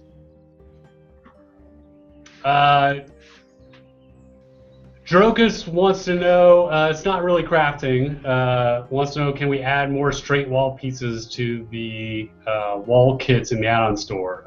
That's not really crafting, but I guess maybe we didn't answer that earlier. Yeah, we've heard that request before. We'll consider it. Now he wants to know, will we have more variations of poison, like sleep, stun, slow-acting poisons that can be added to food, etc.? I'd like them. I mean, yeah, right now our poison is strictly, there's a rune associated with it. It's a combat thing, so it'd be interesting. Not exactly sure how food applies to a combat mechanic. I get the fact of the desire of people to poison food and sort of stash that behind, so I think we want to get that concept in somehow. But as far as combat stuff, it has to be kind of more associated with the rune. But I think we definitely want to have, a selection of poisons that do different things. We have the ability to do that, so that's definitely the reason. And one thing I know with one thing I've worked on locally with related to poisons is, we have this reagent that's associated with poisoning a weapon. I was working on making to where that actual potion can be also used as an item in the game. So I think you want to have some dual use of something like that. So maybe you could experiment with things like that to where the poison is used, with the rune a certain way, then it can be used explicitly on its own as it's like thrown to kind of create a cloud of poison sort of thing. So I definitely think poisons are an area where we need to expand more for sure. Okay. Drokus also wants to know, when will we be able to craft more scrolls? I'd like the ability to craft scrolls for any spell in the game. And I'd like the power of the crafter to determine the power of the scroll. Yeah, we've actually talked about that. As a consumable, like the way to have a consumable cache of spells. Just right now, we've kind of used the scroll concept in whenever we pulled the, sort of made a commodity out of the teleport concept, teleport to friend and teleport home. And so we brought those up as scrolls. So, we can use that same archetype as a way to sort of, have different spells. Is a part of the loot, something like that would be interesting. We just kind of have to see the way it would work. But I get what you're saying, have a scroll that's powered based upon the caster sort of thing, and how that, interface into crafting, interface into different things. We'll definitely discuss that, on kind of the surface level. Yeah, and we've talked about like a way to offset, because one of the things that they'd have to sort of be balanced against casting them in combat, right? Sure. So they'd have to use reagents or something. It would cost the same kind of reagents to make them. So, sure. Drogus wants to know, when can we get more obsidian assets in the add-on store or in-game for crafting? And I think he's not talking about the obsidian armor. He's talking about the style, the deco stuff. We just need to get those in the queue, so it's definitely in the plans. Mirrors that show our reflections. So that's a tech challenge, not impossibility. It's one of those things where it generates a lot of slowdown. We end up having to. It's a pretty easy tech process. We've actually done it for a few things, but you have a camera that basically faces out from the mirror and projects and renders a texture that gets applied to the mirror. So it's not crazy hard tech-wise. It's just one of those things that's dangerous and scary and very error-prone if we can make it something that you can just place anywhere. Because then people expect to be able to place mirrors up against mirrors and have them so you can see down the hallway of mirrors and see forever. And then your video card catches fire. So yeah, there's the next question here referencing will export or better level crafting stations be placed in the public crafting areas for major cities? Actually, I've had the Jira for that for the last couple of releases, but I've been working on some tools to kind of help manage all of our scenes from a region perspective. Just this last release, the World Builders put in some concepts to where we have an explicit data point that describes what region something is in, whether it's a town or a player POT or anything like that. So the first level was kind of getting the data point in there, and then actually just this last week I've worked on some tools to kind of help me manage all the scenes and try to cross-reference like what merchants are referenced in the scene, what crafting tables, kind of what data points are in a scene, and then I can cross-reference that with the region, and then we can kind of get some of these things going. Like Starr mentioned that, we're going to do pass this release on merchants. Part of that is bringing the concept of region in there. But up until this point, we haven't really had the data point has been more of in a spreadsheet. And I've been working with Keith a lot, that he's got a lot of really great organized data, but it's not necessarily associated in the game. And so the process for that is first we kind of get the data point in there where we know that scene X is in region Y, and then now we can start to make sort of different assumptions based upon that. So it's still going to be, some world building going in, replacing these stations, but at least now we have a data point how to cross-reference that. So we've talked a lot about regional stuff, but just in the past release, I've got the data point in there to where I can work on some tools to kind of manage those things from a high level, because we have a lot of scenes going in, and so we want to try to discuss these things not necessarily from an individual scene, from a region basis and a size basis. So that's the next thing that we're probably going to add in too, is while we have different, you guys know different sizes of towns in the game, probably get a data point in there, and then we can have our region plus, another field to kind of describe what the scene is in the data. Then that's going to equal sort of, merchants or recipes or things like that. So just in the past week, we've kind of moved on that pretty fast, and that's why we've mentioned that as a current focus, because the data point is there, and we're starting to kind of get, as many aspects of the scene are going to change via region as possible. And then another thing too is I tried to do this, 6 or 8 months ago, but some regions were completely empty. So now that we've kind of populated those scenes enough, I feel like that there's enough scenes per region that we can actually start to differentiate the merchants, differentiate the towns and things. So that's why we've done a lot to kind of flesh out these different regions. Because before, when I tried to do it, as Region 7 had one scene in it, Region 8 had a very few scenes in it, and now that there's enough of a critical mass, then we can start to differentiate those things properly. So that was a question from Celine Noctua, who has a few other questions. And her next question was, what changes can we expect by July to make agriculture more interesting and engaging? Any planned changes beyond July? So there will be a few changes. So we're hoping to get the ability to get water from wells and have hope maybe rain have an influence on agriculture and improvement to the interface, similar to the batch crafting and optimization of the usability of it, like we've done for the regular crafting.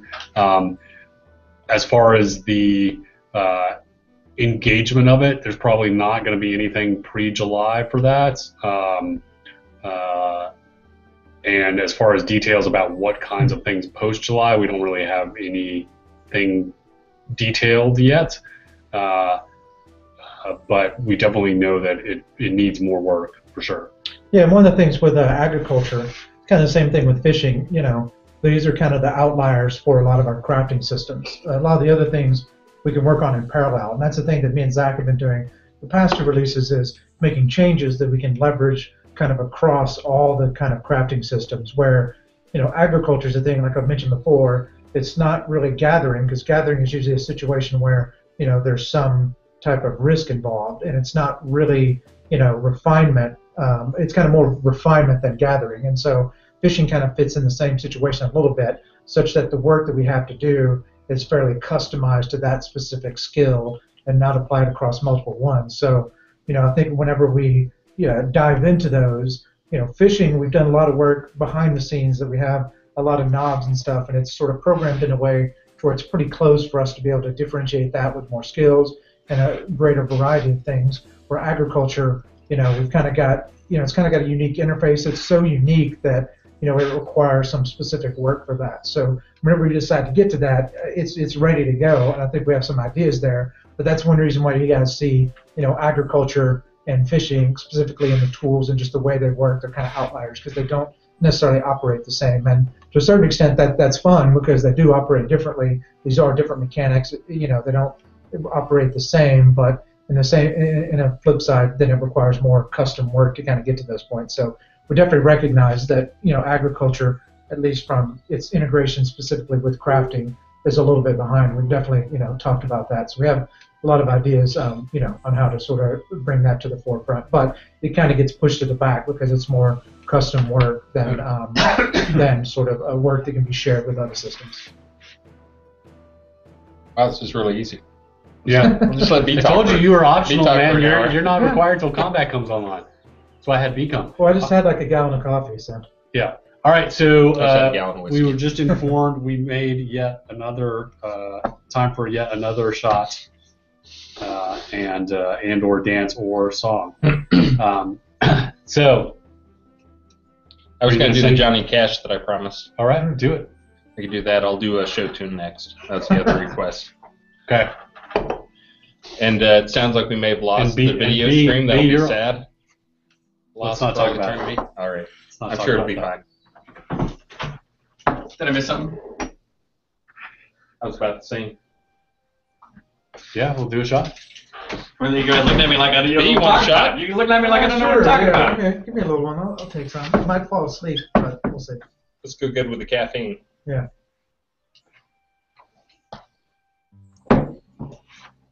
I'll try yours. Yeah, try my. Oh, all right. You're doing well there. I just had a bulgogi burger and kimchi fries. It's good stuff. Are we broadcasting? Yeah, we're broadcasting. Oh, you got Lum on We're screen. live. That's why you got Lum on screen there. So that's what I'm wondering there. Hi, Lum. I'm not sure why he's showing up. Thank you, backers. All right, here's the Johnny Cash version of 9 Inch Nails. Kimchi fries not helping this. You mean hurt? Yes. Okay. Well, I said 9 Inch Nails. I should have said so.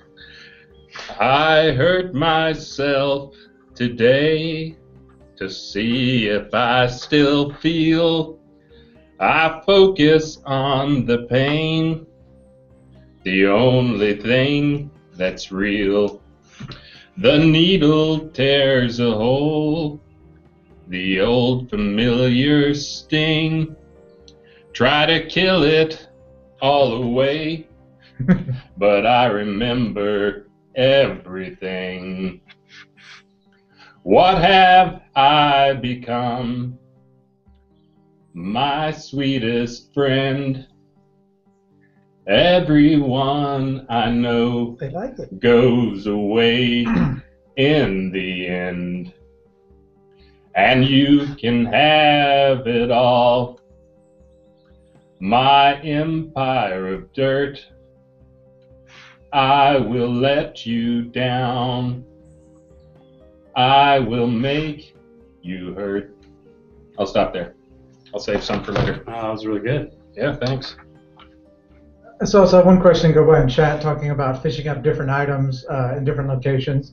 That's definitely, part of fishing. We have it set up to where we can kind of override per scene and per sort of area what gets fished up. So certainly we want to have those kind of lottery rolls of items or rare things that pop up in fishing and have those be sort of town specific or location specific or body of water specific. So that's one of the things once we get back to fishing, that's kind of an easy thing for us to implement. So I'm excited about, having fishing being more of focusing on a more of a loot drop system to where, there is actually some unique drops per kind of area. So stuff like that will be fun to get in there.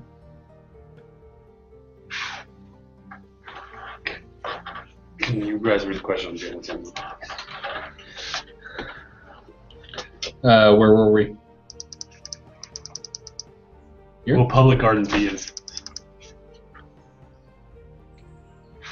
Go ahead, B. Okay, I'll read it. Will public gardens? There's another question from Celine Noctua. Will public gardens be instanced to a single player, or will what you plant be visible to all players?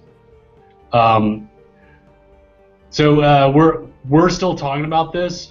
So just so you guys know, public gardens are going to be post July, so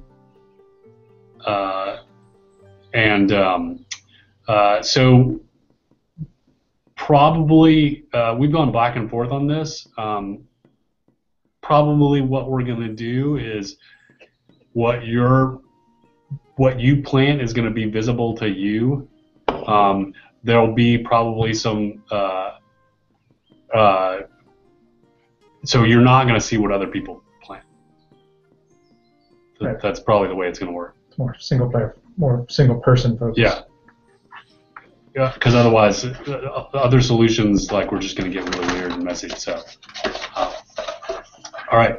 Dax Diggler, with critical success in crafting changes to only awarding XP bonuses, how will the 6-pack of prosperity tools and increase the quality of finished items produced by increasing critical success chance? Yeah, I mean, one reason why we did that was that critical success wasn't defined across all of our crafting skills. It meant something in some of them, but not in others.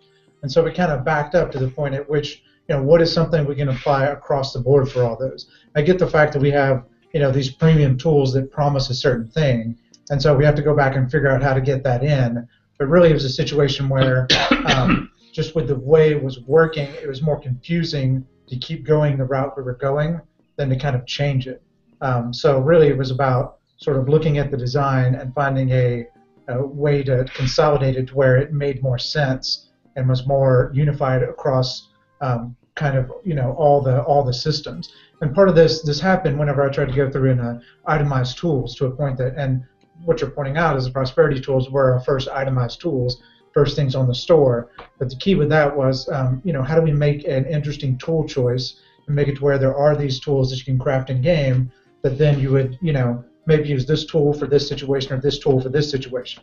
And also the goal was to make it to where the prosperity tools weren't kind of the most powerful thing in the game. I mean, those need to be a ease of use thing, but not necessarily a power thing. So you're going to continue to have the durability, unlimited durability, which is a massive thing, and that's not going to be available on any other tools, but we're still kind of reevaluating what the specific modifiers other than that mean.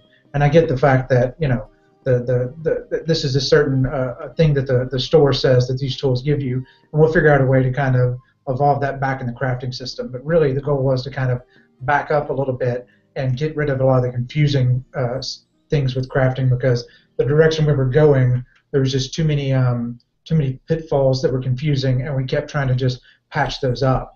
And so the goal was to kind of back up, realize what is working and what isn't working, and quit and not just sort of move forward with some designs that weren't really working. So I definitely get what you're saying with what the tools advertise that they say versus what they do right now. And now that we kind of have a plan for modifiers and a plan for the way that we're going to get the itemization of tools to work, then we can figure out what this actually means for that. But really, it's a situation where increasing the quality of the finished items, that still doesn't apply. We don't have a method for that applying for components and for refining and other aspects. So without sort of stretching it. So we're still trying to figure out, those tools that description was kind of done in the aspect of the production tools, but not necessarily, in the refinement tools and some other stuff. So really, the description of that really isn't precise enough. But I definitely get the fact of what you're saying as far as what those advertise versus what they're delivering right now. Okay. Now the really fun question. So we changed the way critical success works with R29. So it no longer adds stat bonuses. That's done through alchemy. So that was not so popular with the smiths and the carpenters. So Celine Noctua question is, if there is no way to make a crit weapon or armor piece with added stat bonuses, why would anyone skill up a crafting profession other than alchemy now? I mean, you still have to skill up those proficiencies to make the items. So it's not that you can automatically make the item. The skill still controls your success rate with the item. Just crit now isn't as important of a thing. And we ran into a situation where we were about to start adding more options for this crit modifier, and then it came up where if there's a situation where you have a 1 in 100 chance of getting a modifier, and then all of a sudden, we have 1 of 10 modifiers that you get, it's like then you're, got to craft 1,000 items to get a specific modifier that you're looking for. And that just seemed like a poor design to have people create, 1,000 suits of armor, and then they throw away 999 of them. So really, we were trying to make it trying to look at what we did with socketing and have something that's kind of fairly similar to socketing, but offers a different kind of flexibility there. So really, we just kind of used we'd already kind of discussed enchanting, and so we just kind of used our socketing tech, applied it to enchanting, and kind of went that direction more than requiring people to go for a 1 in 1,000 sort of craft for a specific item. So really, a lot of it was what we were adding to it, and what was going to be next and how it was going to influence people was kind of the reason why we did that. But with that said, we understand the response to it, and so we're going to talk about it internally and see what we think about it and look at the responses, and we'll see. Yeah, and that's one thing. There's some sort of tech aspects of crafting that we haven't been able to modify the item value and sort of the durability in a dynamic way. So that's why we kind of added this modifier that adds stats. So I think there's different ways we can power up things, perhaps, through these through these crits that might not be as frustrating as this kind of random crit roll. But really, it's a situation where how does it work for refinement versus how does it work for equipment versus how does it work for consumables and all these things, and coming up with something that applies across the board to all of them in a similar way. While we have some ideas for that, a lot of them require a lot more work than we're willing to do right this second. So we're still discussing it, and there's definitely options, just trying to get to a point where we're consolidating, moving forward with all of crafting at the same time instead of taking one little aspect of it and kind of hammering on it. And I think there's a lot of easy fixes. I played around with crafting. I hadn't touched it really in several releases and just touched it, but that was actually one of the things was kind of my concern, is something that they were saying that why do I want the other skills if the criticals don't matter? But it could be as easy as just we make it, hey, right now it's all at the alchemy table. Well, we can add other things that you can add to it, and the gems do different stuff depending on what table you apply it on. It could be that apply the gem, but the skill still comes in. The value of the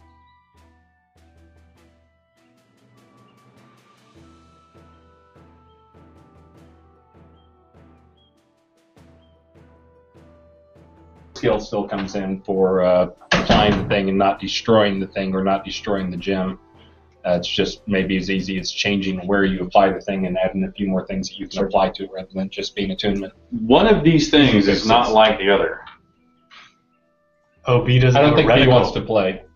He took a shot. He's a good sport. Yeah, it's cool. You didn't get anything drawn on your forehead? No, that's all right. I had to draw mine back. It apparently came off, and I don't even know. I didn't take it off intentionally. See, dry erase comes off really easily, and you were doubting it. All right. Off of greasy foreheads, yes. It comes It's off really easy. time off for greasy. food and crafting. BWT Dozer wants to know, is there a plan to make crafting failures more of a big deal, i.e. loss of craft mats and not just fuels? Right now, leveling crafting has little meaning. We could just spam the recipe and hit craft. If I fail, no biggie. I only lost a few gold worth of fuel. I can usually craft any item in less than 5 attempts, even though I have a less than 20% chance of success. Yeah, I mean, me and Zach have discussed this a lot. We have this, a situation where you can recover from a failure event, but if your failure event is meaningless, well, what does recovery mean? It kind of kicked off our discussion. And so, whenever you're crafting an item, you have tools and you have fuels and and the other ingredients. We've handled the tools situation where those get damaged in a certain manner. We handle the fuel situation where fuels are consumed, and we can designate whatever we want to get consumed per recipe. But really, like, what is left is kind of the ingredients. How do we handle that? It has to be something that can be applied to both hard components like stuff for blacksmithing, and then it's kind of more consumable components for things like for cooking and things like that. So definitely that sort of third category of ingredients, we have to find some way to penalize people, for failure on those things. And so we've discussed some things like I get the fact that for cooking you can consume portions of the ingredients. We don't necessarily want to consume all of them because that's pretty rough, but we could look at that. And this kind of gets back to some of the other things I was talking about, that sometimes it gets difficult to have something that applies to consumables as equipables and across the board on all these things. So I've discussed things like that. Maybe components could become damaged. You have to repair those before you can use them.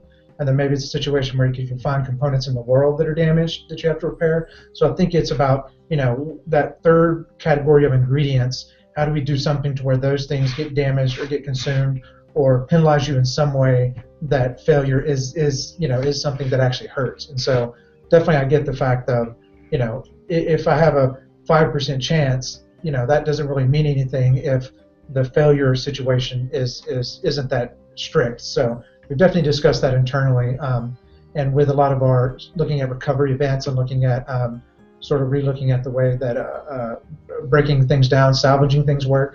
A lot of that is kind of in the same sort of discussion as we're kind of going back over, looking at kind of all the skills and how they operate together. But I definitely get what you're saying there, that failure needs to have some sort of penalty to it. Otherwise, your chance of success are largely meaningless. Okay. Let's see. When will the decorations sold by the deco vendors get crafting recipes so players can make them instead of buying? That's a great question. I'm actually saw that already. I'm actually writing a JIRA right now to make a list, and we'll start doing those.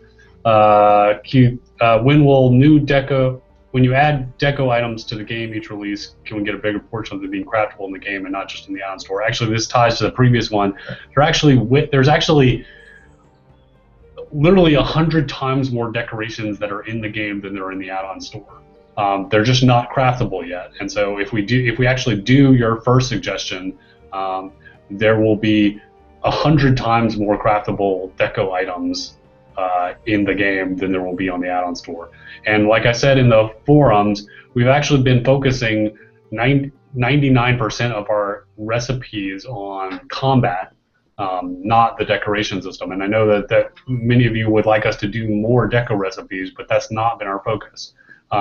We will do more deco recipes, but our priority is making recipes for the combat system. So that's why you haven't seen a lot of deco recipes. Not because we're trying to put stuff, not for no other reason other than when we make recipes, it's more about the combat system. Yeah, and as far as like the decos on the merchant and such, last release I did a little bit of an audit of all of our decorations and trying to figure out the source of them. Some of them come from the add-on store, some of them come from crafting, some of them, like the previous question mentioned, just are on a merchant. And we definitely want to remove those from the merchants, or at least potentially have you, if you can have them in game, have an ability to craft them. A lot of it is what is kind of the source of the decoration, and some decorations are strictly just found as loot in a scene. I think you want rarity to kind of breed value, so I think we kind of need to look better at what is the source of all these decorations and kind of balance that, so that there's as much stuff in crafting, as much stuff in unique loot in scenes as possible to kind of make sure that the rewards are something that are valuable. But definitely anything that is generally only found on the deco vendor and that's the only place to acquire it, will pretty easily switch that over to be a recipe. So. Okay. Going forward, will it be possible to sell the recipe for some of the deco items to the add-on store instead of the item itself? We do not plan on doing that. We don't plan on selling recipes in the add-on store. Yeah. Alexander, will there be anything higher than an expert crafting station? No, currently right now, I mean, we're defining specific, like this release, we did what that actually means. So, those things are going to add a certain skill level to you if you use stuff on that station. So there's not really a desire to go much outside, levels 1 and 2 unless we find a avenue that we want to add those to the game. So it's not necessarily the case where we're going to have, we need to have 10 levels of these crafting stations. They're what they add, based on this power. We don't necessarily need that much granularity. So definitely so far, the goal is to kind of, just kind of have our base level and level 1 and 2, but we can definitely discuss that. It's just a data-driven thing. It's just a sort of vector that we didn't really expand too much because it wasn't really necessary. It was kind of more to incentivize these certain rewards and to kind of incentivize the size of the town, but there hasn't really been a need to kind of go beyond that. But once we get those in the game and sort of have their benefits to where they're more obvious, then we can kind of figure out, if we want to sort of change the benefits of those and have a greater granularity or more of them. So it's pretty easy to do that, just more about getting sort of what are the different visuals that call those things, apart. So yeah, definitely something we're discussing. Just the next step is sort of getting those in, and then sort of getting them in front of the team and the players, and then figuring out where we want to go with those. All right. Again, BWT Dozer, another question from him. In the last hangout, we talked about regional properties getting added to the crafted gear. Can we talk about how that works? Any crafting in a region gets these bonuses, or is it special recipes, specific stats? Can we talk about how that's going to work? Yeah, I mean, right now we have sort of the selection of modifiers that are available through enchanting is kind of a global set. And the goal there is to make it to where, based on the region or potentially the location or time of day or different factors like that, that there are different ones available. So perhaps there is a modifier that you can only appear at night if you're using this crafting station. So we've done some work to kind of get that in there, but we haven't really added those yet. So we have a lot of the data points there, but that's kind of the next step with enchanting, is to make it to where, just not only there's this base number of ones that potentially have available, that there is location, there is time, there is skill associated with that. So, if it is a certain time of day or a certain location, or you might have to go to a certain location to use a certain table to get a specific modifier. So really that's kind of the goal there, is kind of have it to where this region property or, this this thing that we're setting up to make offer different enchanting properties. We kind of use that as an easy way to kind of customize those things. So. All right, you're just in time, Zach. You have to do a shot, a dance, or a song because you're on camera, right as we found out. I take shot. So thank you, community. We just found out it's number shot, dance, song number 16. So we're inching ever closer to a giant butterfly, which everyone keeps calling Mothra, but that's a moth. It's not a butterfly. If it comes out at night, man. But it's not a moth. It's a butterfly. Can I summon it at night? Sure. You can summon it anytime you want. All right, then maybe mine will be a moth. No, it's butterfly. He's going to call it moth. See, butterflies hold their wings like this. Yep, so wings. Moths flat. Oh, really? Butterflies up, moths flat. Oh, wow. Now I learn something new every day. Yeah, so whenever you're out in the wild and you see a fluttery flying insect and it lands, if it lands and its wings are up, that's a butterfly. Lands and its wings are down flat, it's a moth. What? Wow. You didn't know that? Made me spill whiskey. All right, can you grab a plastic cup over there? There's a plastic. There was four plastic cups. I thought there was a difference visually, not just the way they were held. Nope. That's the easy way to know. Give me some of that fireball. I'm going to take a shot. Yeah. You want the good stuff? Sure. I don't want fireball. We're going to need a glass over here for Richard. I'll need a plastic cup for mine. B stole your shot glass. Actually, it's my shot glass. That's no, go right ahead. We need a little light. You want good stuff or the nasty stuff? That's good. Perfect. Okay. Like that. Cinnamon. It'll go well with my cinnamon cup dropper. All right. Thank you, community. Cheers. Thank you so much. Shots this round. Yeah. I'll sing on the next one. I saw some requests for singing. I'll do show tune next. So here you go. No one's requesting that I sing. I keep asking if space bards are on our watching. Why don't people want me to sing? I don't understand. I sing so well. I heard all the lovely songs from earlier.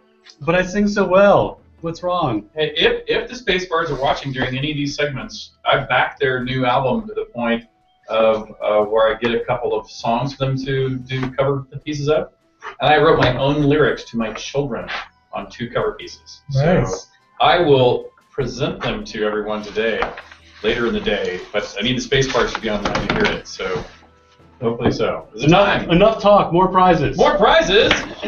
Here, today we have the International Space Station mission patch right there with the ISS on it. Down at the bottom you'll see a little Triskelion. That is an homage to Tabula Rasa, because we were doing Tabula Rasa at the time that I took off to go do a little off-planet touring. And the Leonardo da Vinci drawing of man is also an homage to my father's mission patch, which also uses that same image, and it also is because of the number 5, which that illustration was made for, and is the rationalization for how the teleporters worked in Shroud, in Tabula Rasa. Scott, who wins the ISS mission patch? Mute 209. Mute 209 is the patch winner. Mute 209, congratulations. There you go. This is for you. Yeah, someone had a question about crafting, adding light sources to equipment. A lot of that is just sort of the number of light sources that we have. So we generally put that on offer items, but it's definitely potential that, we'd want it to be a rather special thing, but just trying to figure out, the number of lights in the scenes and things like that. A lot of times games just, increase the power of your overall light level based upon that, It's a 1 light versus 2 lights versus 3 or all these individual ones. So definitely something that's in there. We just haven't sort of gotten to that thing yet. But that's definitely an advanced sort of crafting sort of thing that we could definitely see. Okay, Koldar and PKU want to know, will you be adding other furniture and plant recipes similar to the new items in the store?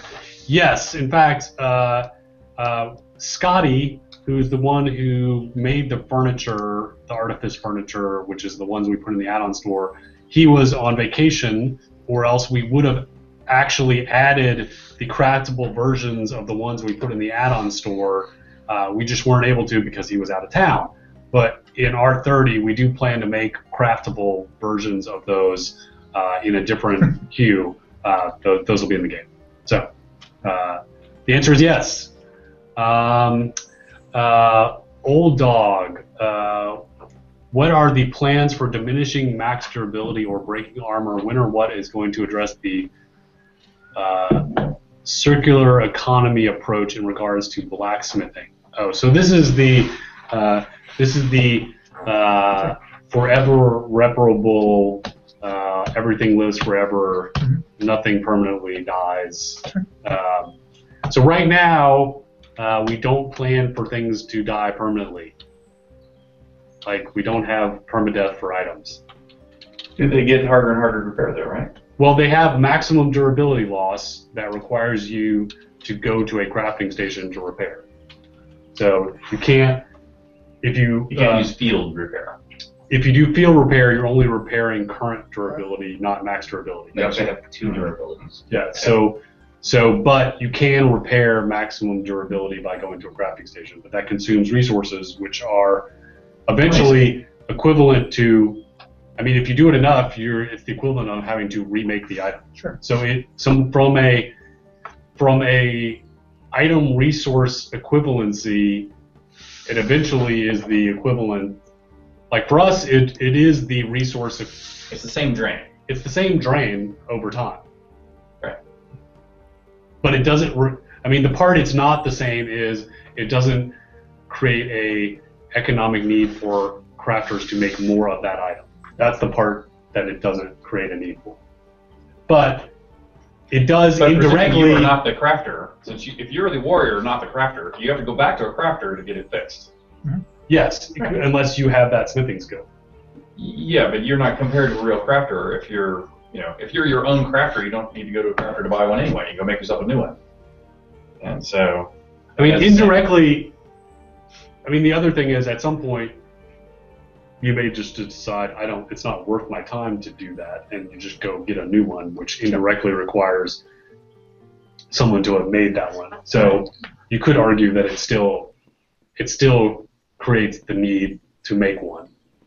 But certainly, a lot of the numbers associated with repairing this, from how much something is damaged to how much it costs to repair it, are definitely up in the air and stuff we haven't sort of done a lot of work churning on.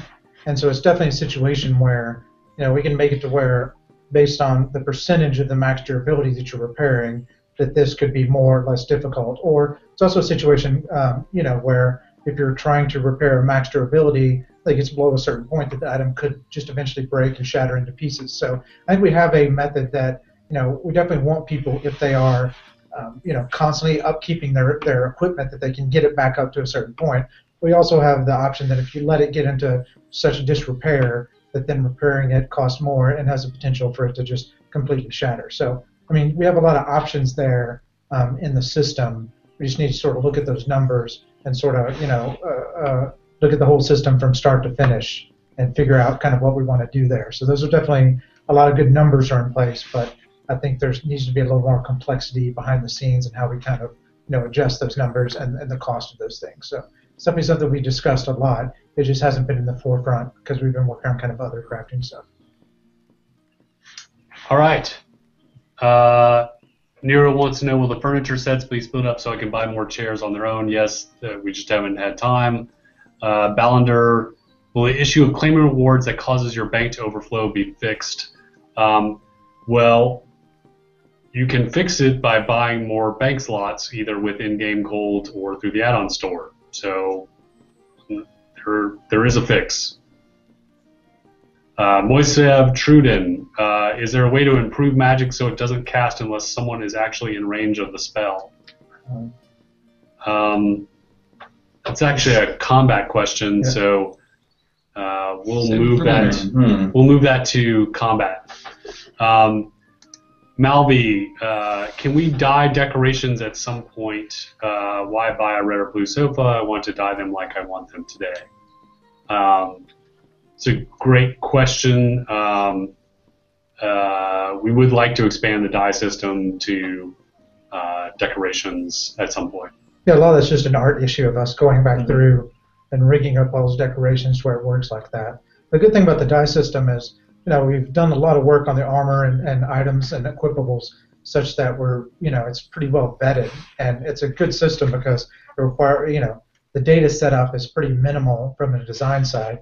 It really is just making sure that the art, fits into this certain way it needs to be set up. So it requires a pretty good, not rework, but just rework of the textures and materials and making sure all that stuff is set up properly. So once we get to that point, I think we can execute on it pretty fast. I think just a lot of our decorations we've gotten are kind of third party. We kind of got them in there so you guys can experience them. But I haven't gone back and kind of done a pass on them with a fine-tooth comb to make sure that they are, 100% set up along these certain lines. So really, it's just a lot of material and texture tweaks and things like that. So that's something that is just sort of a, low-hanging fruit, but not necessarily something that's been at the forefront because we know we can do it. It's just more about finding the time to do it from the art side. But from the code and design side, that stuff should be fairly easy to do. So it should be something that has easy potential. Just trying to get to that point that it becomes the next art task to do, and it's pretty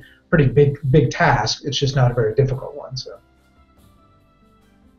All right, Ansiv, this is less a question and more a suggestion about how about if a carpenter makes a halberd, he gets one bonus, and if a blacksmith makes a halberd, it gets a different bonus. Yeah, I really just ran into a situation where whenever we were starting to look at recipes and how recipes advanced and how, teaching might work and potentials of things like that, that it didn't make much sense to have the exact same weapon craftable on multiple stations. So I'd rather have a situation where we have a completely different weapon available that offers different things. So that's why we kind of tried to give carpentry more weapons and then try to have blacksmithing have certain weapons, because it just kind of behind the scenes in the recipes and in the advancement, it was a situation where you were going to get in a state where you kind of want to pursue one or the other. And I'd rather have it, it's not that much difficult to have it be more of a custom weapon associated with each one of those. I'd rather have, in that situation, I'd rather have two different weapons than necessarily the same weapon. So while we originally had those to where weapons could be done, the same weapon at multiple tables, we kind of shied away from that as we started to get into the kind of gritty details of the system and progression and sort of looking at how, how players were going to execute through these things. So, something we definitely discussed, but, in that specific case, I'd rather just have, a different weapon that's more customized for that specific crafting skill. How about food? When is food getting all its buffs? How many of those are in now? Right now, you don't get to ask questions. Yes, I do. Right now, it's like, 25 or so foods. It's just a point of getting the time to go through and customize all the runes and customize, all the benefits of those. So. How soon then, Starr? Maybe next release. R30? No. Food, have time in R30, food. It's what we or live is in it deck gonna be for. R- Food, is it gonna food, be food. R31? That's what we really love. Um, There's my song. Here, we can. I can. It's good. I liked it. You should have saved that, man, for a shot. I was thinking, yeah, that was a dance. Just spent an early dance. And when will backpacks be wearable? I don't know that we're really going to do that. It's like our bags really make sense in sort of bag mode, but they don't really do as much in list mode. We had some original designs you might have to go back to related to how you carry stuff and sort of having enough bags and sizes and restrictions. It's just right now when we kind of went to list mode and the number of items that people carry, that kind of stuff went away. We went more of a weight limitation than a slot limitation. Since we've gone with weight limitation, then we've kind of shied away from sort of the size slot limitation that generally you have with backpacks. So we can still evaluate that, but in the short term, it hasn't really come up recently. I'm gonna make room for food. Thank you. I'm gonna move, but I gotta move all the artifacts. You mean like the Ready Player One artifacts? No, the Dread artifacts. Oh, that's all right. Okay. That's all right. Good trade. Okay. Good trade. Tatanka. Okay. Wow. Okay. All right. Let's see. Other people can read these questions. All right. I think this is a misunderstanding of how the system works, but Croft asks how to equip 2 tools for the smelting station to create stone pieces. So Croft, you only have to equip 1 tool. The other you place directly on the station. And if you already have it learned and you do the double click, then it should, and that stuff's in your inventory, it should automatically add it. But we have equipable tools and there's table tools. So it's kind of 2 different concepts of tools now. And because of the way the system works, you pull your modifiers from equipable tools. That's why as we were itemizing tools and adding these modifiers, we had to kind of move to a paradigm of equipping your primary tool. And that's the tool that visually shows when you're using the table. And then this other concept of table tools, which are things you just drag to the table, but are damaged in the same way the tools are. So we'll keep moving forward with that. But yeah, it shouldn't operate any differently than all the other recipes. So it should be able to, once it's learned, or once you've bought the recipe and learned it, you should be able to double click and have that stuff added. So. Okay. Marguerite. Oh wait, no, I skipped one. I skipped several. Oh, you already talked about the backpacks. Correct. Yes. Dagoth. We have armor that looks just like the armor of the Avatar in the cover art. That is not armor. That is something else. These are not the droids you're looking for. And apparently that's me too, by the way. In case you haven't seen the advertisement. Yeah. That's Atos. Oh, really? That's Atos, Oh. yes. They have, because they had a picture for each of you, but there wasn't a picture for me, so they used that as the picture for me. Excellent. And Yes. someone was asking, That means you're a badass. will we ever be able to make Story. wood pulp from wood scraps? Yeah, that's something I can add. Our scraps were kind of something we added for our salvage thing, and some of those haven't been really integrated back in. And definitely the wood scraps is one of them, but that's definitely something I could add. That'd be easy. Okay. That's it. We win. Wait, is that it? We win. All right, then we can talk about other crafting stuff, or we can give out prizes. Hey, Prizes. All right, another patch from space. Patch from space. Space patch. Space. Soyuz TMA-13, the 100th launch of a manned launch of a Soyuz. I was on it. Flight engineer Mike Fink and Yuri Lonchkov, the commander. 17 stars for the 17 people who have died in the pursuit of spaceflight. Titan 1, 2, and 3. Those were our call signs holding up the Earth. I Who say is the winner? Soyuz. You say patch. Soyuz. Patch. Soyuz. Patch. Okay. And the winner is? Nobody gets it. Ansif. Ansif. Congratulations. Fire Lotus, do we have any more questions from IRC that we should answer related to crafting or economy? I have honestly not been keeping track. Outrageous. I know. I've been actually trying to get some work done on CS. Yeah, I saw someone ask a question earlier about food recipes associated with more of the in-game towns. And one thing I've done is try to make sure that there's enough food recipes for the ingredients, as there's actually some ingredients we don't have any recipes for. So I mean, I definitely think as we do regional-based stuff, you want to have, towns that are on the coast, have recipes for, saltwater fish and things like that. So that's definitely a good idea.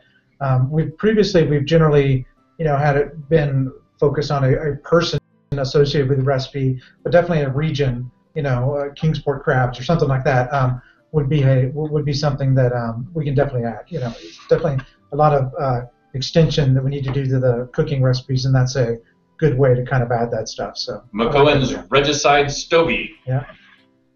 Saltwater fish. So yeah, that's a good idea. Yeah, and someone asking once again about the tungsten and zinc. Yeah, I just added myself a juror about that to either remove it or add it or shuffle around kind of how the catalyst gets added.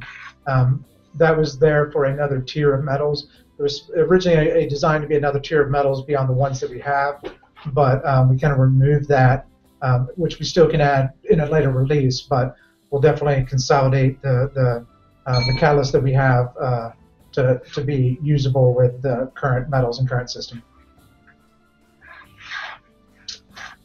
We don't really have a plan for animal husbandry yet. Someone wanting to raise chickens and pigs. I think it's something definitely we want to do in the future releases. We want to have that stuff as far as, not agriculture, but, an offshoot of that. So I think that's a good idea, but probably not something in the short term we're going to do. Although we will have distinct cows and bulls not too long from now. They're needed to get milk. Yeah. And the cows have to cycle between empty and full. Ores to elemental loot. Actually, that's a good idea. I never thought of that. What's that? Adding ores to elementals as loot. Yeah, I've thought about other. Sure. Yeah, one thing I've discussed before is adding some type of unique element that is dropped only from elementals. It's kind of a similar thing, but I mean, it makes sense that like existing ores. Yeah. But I guess an earth elemental, like what ore? Because he could have any ore though, right? Aren't all ores from earth elements? Yeah, I've got a different plan for that. But you can add that specifically. But I think we should add some sort of material that drops some elementals that can be used in alchemy effectively, right? Yeah, interesting. Okay. I'll put that in there too. But we kind of have to be careful because we've run into a situation where sometimes that, something becomes the primary source for, material. Like we had a situation where, bows became the primary source for leather. Then all of a sudden no one had to skin because of the way, we were breaking down items that leather became the primary method for this. So I think we have to be careful. Every time you add another, link to this resource, sometimes that can become a pretty heavy link, and then all of a sudden all the other ones, kind of fall away. So you have to be careful for that. I mean, you definitely add enough that from a fiction perspective, it helps sort of ground the item and have them just drop something. And also for a long time we had it to where elementals couldn't drop anything. So we actually fixed that bug in the past couple of months. So definitely we need to itemize drops on elementals more because they're already, typed in a way that they could have interesting drops. And creatures are just all, everything is effectively a resource node. Just some things take tools to get to it, some things take swords and weapons to get to it. So as we're going back and looking at loot and trying to figure out how to diversify stuff, we definitely trying to figure out ways that every single race is a unique resource node, every single creature type, like whether I'm an elf, that means this drops, whether I'm a fighter, that means this drops, or if I'm a caster, that means this drops. So I think we want to kind of itemize those things in a way that is fairly similar to where you know where to get this resource kind of across the board in the game. So let's see. Scrolling up. I saw a question why Earth elementals weren't called Novian elementals. I think it's Earth has multiple definitions, and one of them is just dirt rather than. Sure, it's about to be the primordial elements, or more of an element-based thing. Are we going to implement more specific gear enhancements such as move speed, arrow deflection for shields, elemental resistance, etc.? Yeah, I mean, a lot of that is just based on, the sort of components that go with it. We're trying to have this sort of consistency to where the component results in a certain benefit. And so originally we hoped that would just be the metal. Now we're kind of moving into a metal, combined with the actual component. And, there's just enough time to sort of make those things customized. Ideally, every single component offers similar benefits on an archetypical case, like these are defensive benefits versus offensive, to make sure you have, a large variety of options. But really, it's just about doing another pass on all those. The initial pass was more about just getting the proof of concept of having a large variety of things, but certainly expect the actual benefits that things offer and the variety of benefits that those offer from the component side to change a fair amount as we get to sort of customize those things better. So it's an easy system to kind of change. We just more have to come back around. And you're right, shields should have more stuff associated with that. And I think, shields is an interesting case because, we can have benefits that synchronize well with the skill trees and that offer benefits associated with that, or that synchronize with the skills. So I think that's definitely, a good example of having, itemization of shields needs to be better than synchronized with the skill tree. So. Celine Nocturne wants to know if we can grow a tea tree for tea leaves, since we already have a recipe that uses tea leaves. Yeah, a lot of stuff is about, getting, a lot of it, like I say, is what is the acquisition method, whether it's a creature is a resource node, agriculture node is effectively a resource node. It's how these items get into the game. So and originally I'm off camera over here, but originally, yes, these were all the anything that was a resource to be used from plants did have seeds in the plant to grow up, etc. So eventually, all that stuff should be in there. We just have to be careful because as soon as we add to agriculture, then it becomes ubiquitous.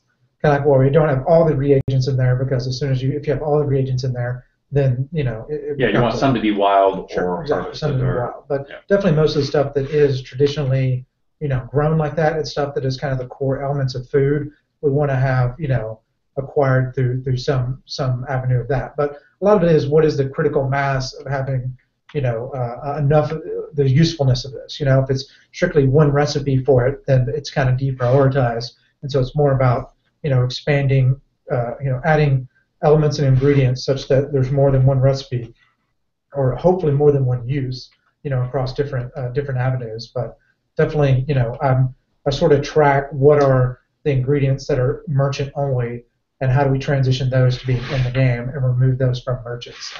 So definitely, that's something we're tracking and consistently looking at, because we'd rather have nothing on merchants, at least player merchants, and everything acquirable in the game through crafting or through loot or something like that. So it's just a process of evolving those things. Okay, let's see. Looking for more. Are the stats on the player-crafted gear ever going to outrank founder gear? Yeah, don't they already? Yep, currently they do. The player-crafted gear has modifiers associated with it that come from the components, where our reward gear doesn't. So certainly they should be better. And I just spent the last hour or two when I was off screen finishing my PvP rewards for tonight. So I can tell you that yes, for any of us to create extra fancy gear, we have to actually go into the game and do the crafting ourselves at tables. I like how Richard's. Yeah, he's turned into a hand. Okay, wow, number 17. Okay, another shot. Oh, but before we do that, we have a very big question about why haven't we made craftable pieces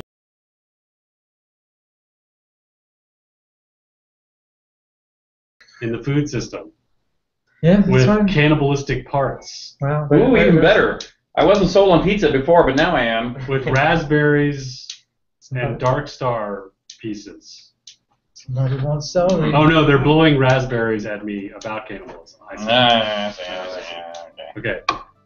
So someone, because I was I was crying about no one wanting me to sing, they suggested I sing something even harder, something from Pirates of Penzance. Oh my goodness. Yeah. Yeah. So I was saying I am the very model of a modern major general. All right, But excellent. That's not. Okay, part of everybody it. else needs to be quiet though because we have this on recording, so they can put it on a singing rock. I am the very model of a modern major general. I'm information, vegetable, animal, and mineral. I know the kings of England, and I quote the fights historical. From Marathon to Waterloo in order categorical. I'm very well acquainted, too, with matters mathematical. I understand equations, both the simple and quadratical. About my binomial theorem, I'm teeming with lots of news, with many cheerful facts about the square of the hypotenuse. I'm very good at integral and differential calculus. I know the scientific names being animalculus. In short, in matters vegetable, animal, and mineral, I am the very model of a matter major general. Whoa, bravo, bravo. Woo!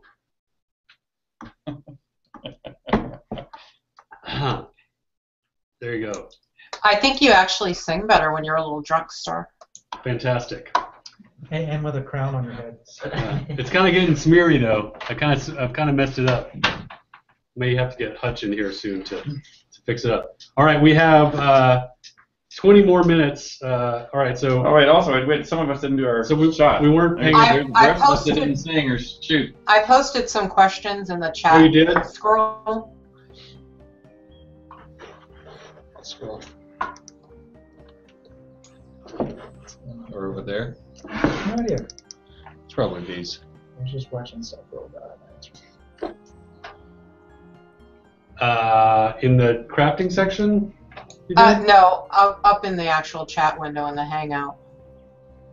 Ah, there. Oh, I see. So if we're up to number 17, what is our target to get to the butterfly? You're asking for math? Yeah. No one told me there'd be math. So do the math. Like 7,500.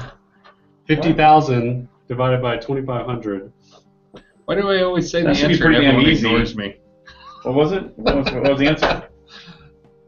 7,500. No, that's not right. No, that can't be 7,500. We have to make it to 7,500 shots? No. Oh, how many shots? 20 shots to get to the butterfly. Thank you very much. Boy. I thought you wanted to know how much was left. So wait, only 3 more shots? Yeah. We're gonna make, or 3 more we're songs. gonna make 7,500. I guess I missed one. Come on, guys. What are we going to have for a stretch goal? Mothra. All right, so wait, get this. How to stretch goal? Well, no, I know. So wait, look. So if we make it to the butterfly, we're going to introduce another prize past the butterfly. 60. So I sent a list in manager's hip No, I chat. saw it. Cool. So I had my machine here. I sent some suggestions to the other lead of other ideas for stretch I like goals. them. So do you want us to? Let me edit So we them gotta back. we gotta pick. We're gonna have some suggestions if we make it to the butterfly. There'll be even more past the butterfly. Oh, those are good. Yeah. So we gotta pick one. Mm-hmm. All right. Some more questions. Jim, 32.99. Will plants bear seeds at some point? They're supposed to. Yeah, they do. Actually, there's a small chance because we want to make sure they weren't perpetual because then that meant that the economy was messed up and we had huge plantations of stuff. So there's a small chance that whenever you harvest that you will get a seed back. So every single plant has a chance to basically give you a seed back. Is this the in the best loot bundle or is Yeah, every one of them? correct. Okay. Yeah, one of the problems with that might be that we currently don't know when to water the plant, so you might not be getting the yield you expect. Yep. So that's something that I believe we have an issue queued up for to try and communicate that a little bit better, and then you should be getting seeds. Yeah, based on sort of the watering upkeep, you get different rewards back, and the seeds only appear whenever you do the optimal watering. So if you miss a cycle, then you don't have a chance to get the seeds. So the answer is yes. Done. Mostly. No, it's not. Yeah. All right, Rofo, can we get some more details about fishing? How for long for the efficiency timer to reset per local area will expand to unique junk, messages in bottles, treasure maps, etc. Yes, we want to do all the things with the fishing. We just haven't had time to circle back. But right now there is a chance that you get well, you already get some, like I've gotten a boot. Yeah, basically there is a certain level of leather or cloth equipment that you can get.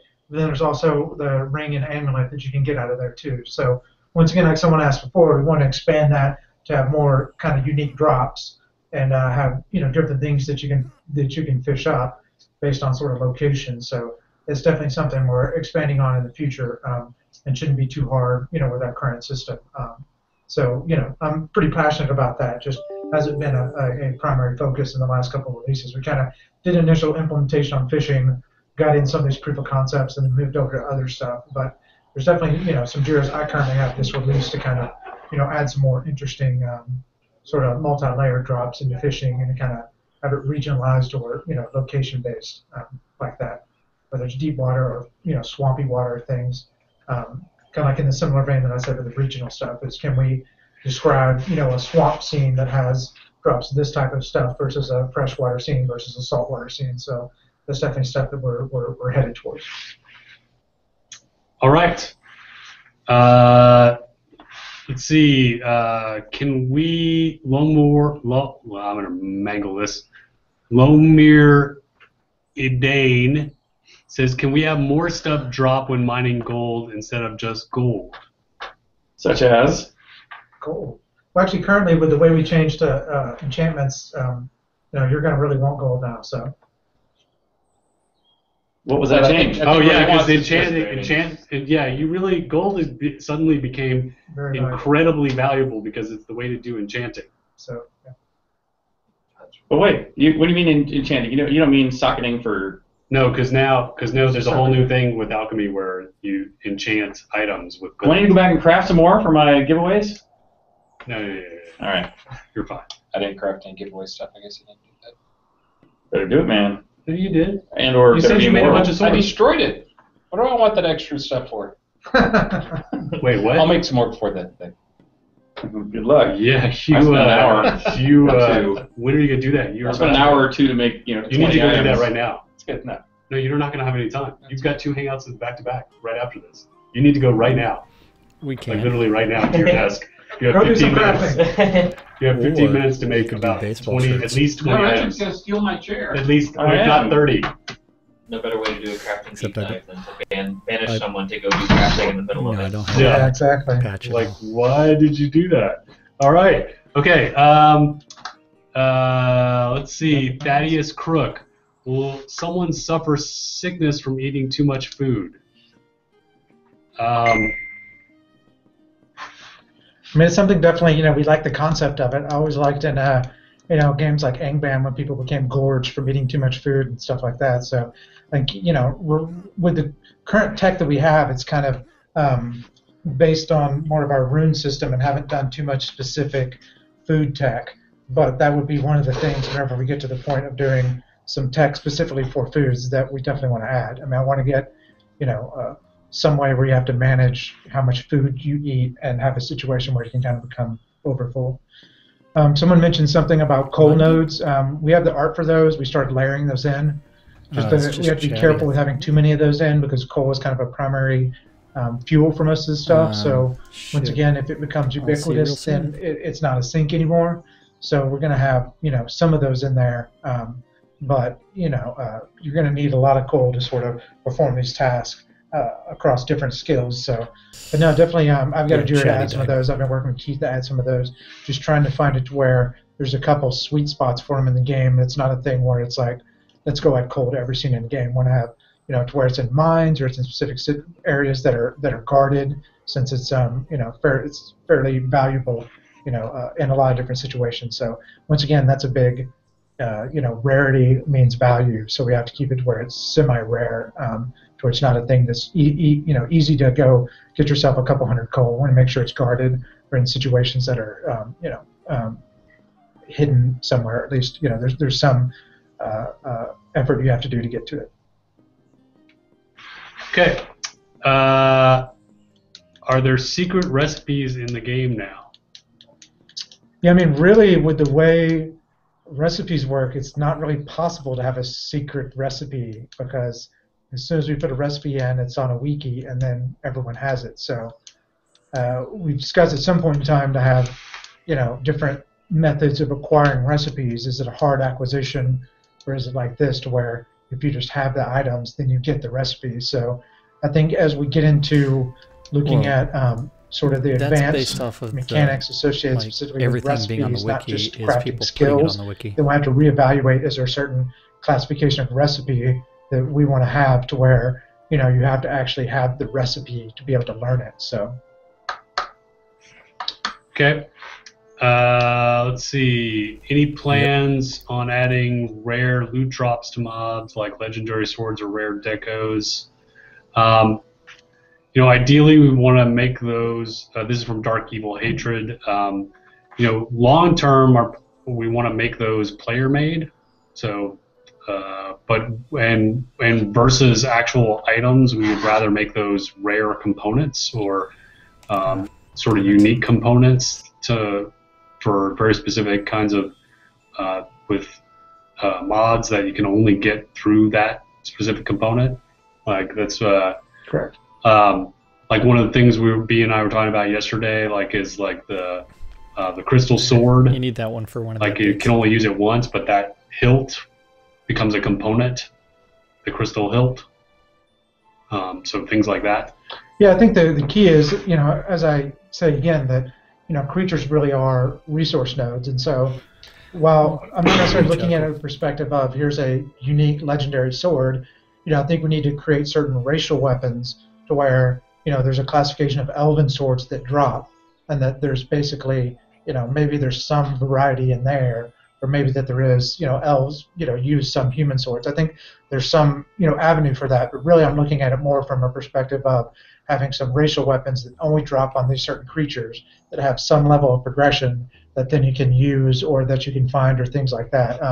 Or that we have, you know, a couple rare long swords that every time any creature that wields a long sword has a potential to drop. So, you know, we have a, while we focus a lot on crafting, you know, we still have a couple of those unique swords in the game and unique weapons in the game, like the jeweled sword or things like that, and those have kind of gotten pushed to the side, but I want to add those back as they layer in almost anywhere in the game. So while we definitely want to push, you know, 99% of the time through crafting, I get the fact that that means that it's not, you know, at some point in time you want something interesting to drop off creatures. So I think that, you know, we definitely have the potential to have some of that stuff layered in, just it needs to synchronize with the crafting system pretty well. But I definitely think there is, you know, potential for some kind of one-offs that happen to drop that are related to creature races or that are, you know, related to the weapon that they drop. So definitely, you know, with the way the loot system is, we can layer that stuff in.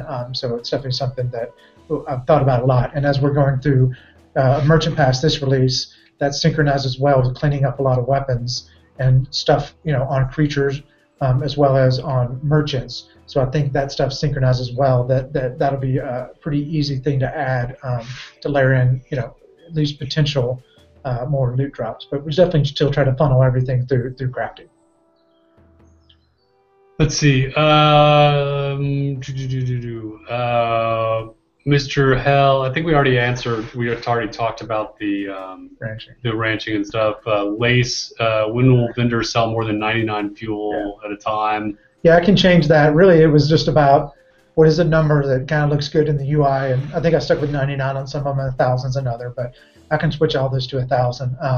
Just originally we have a concept of, you know, okay, people are going to spend about this much money, but that kind of gotten, you know, that was a concept, you know, probably a year ago, and I just haven't gone back and updated those. But that's something I'll write down for the merchant update to make sure that fuels and anything like that are at 1,000 or at a specific number. So that's pretty easy to add. All right. This is a request, not a question. It sounds like can we display the crafting tools? Can we place and display them? Yeah, really, that's basically, you know, those things are now equipable, so it's basically displaying any equipable. Yeah. So that's been a long thing as far as more of an art issue to figure out. Do we need to have, you know, a unique art asset? Because the thing we have, and I've run into this a lot, is, you know, there's an orientation for it being equipped, and there's an orientation for it being a decoration. And so we've been trying to figure out whether, you know, those can be the same item, or do we have to create completely separate items for that? And so now that we're to a point where things are pretty much getting locked in place, we can reevaluate that. But I get the fact that, everything that is an equipable, specifically, like these tools, you want to be able to show off and drag out and show as a decoration. But really, it's, what is kind of the consistent orientation, and how do we kind of do the art behind the scenes to get it to where it's not kind of a nightmare to set all that stuff up. But I feel pretty good about that. The orientation of the equipables and kind of the way that data is set up is pretty solid, where it wasn't as much in the past. So that's something definitely, we can revisit again and have confidence that it's the right time to do that. So. All right, it is time for another prize. Lum. Store credit, please. Store credit. Winner of $10 in store credit is Natars. N-A-T-A-U-R-Z. Natars wins $10 in store credit. All right. Moiseb Truden has a suggestion about the seeds and the plants. Can the seeds be found in the wild when gathering? Not currently, because of economic concerns. And a lot of stuff just isn't available in the wild. A lot of that stuff like apple trees and stuff. So. There's a lot of things that are agriculture only. There just aren't wild variants. But where there's some overlap, maybe. I mean, there might be the option of really high gathering skill. Maybe we could have some sort of critical success that you might get a seed while you're gathering. Yeah, maybe. Yeah, I mean, it's sort of, you can have the almost the I don't want to say token drop, but at least enough of a drop that from a lore perspective it makes sense. It's just difficult to have it to be you get 50% of the time you get a seed because of the way the economy works. So. All right, let's see.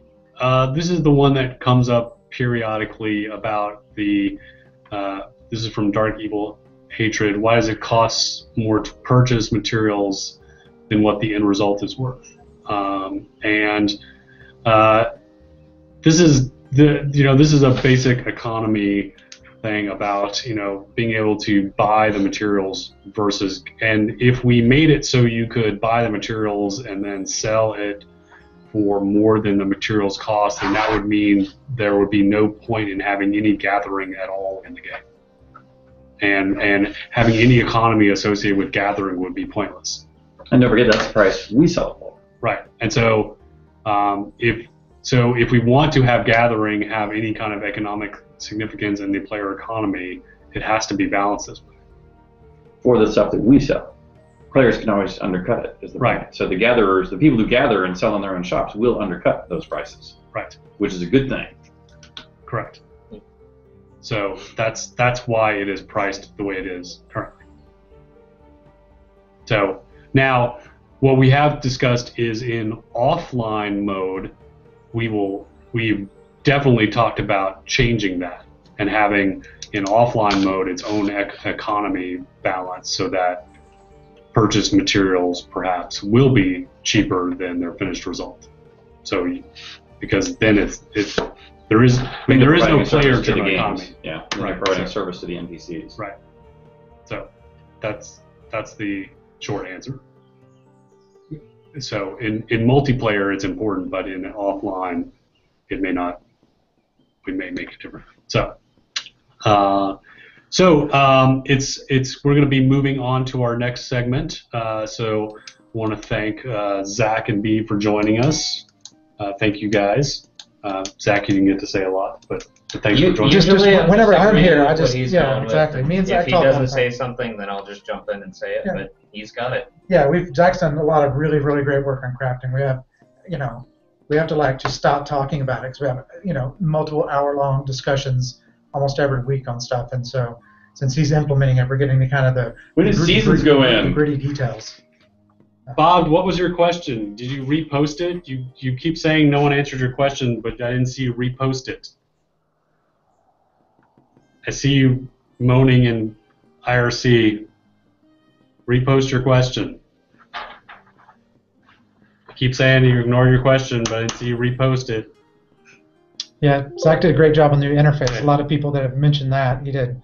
He's taking a lot of effort into that. And it's been really great. Just worked on the functionality of it. I know a lot of people have enjoyed that. I think since the first time I saw the crafting with all the 3 or 4 windows that appear at the same time, I've always wanted it to be one window. Said, I can fix this. Yeah. Yeah. He got sick to his stomach and then fixed it, basically. So.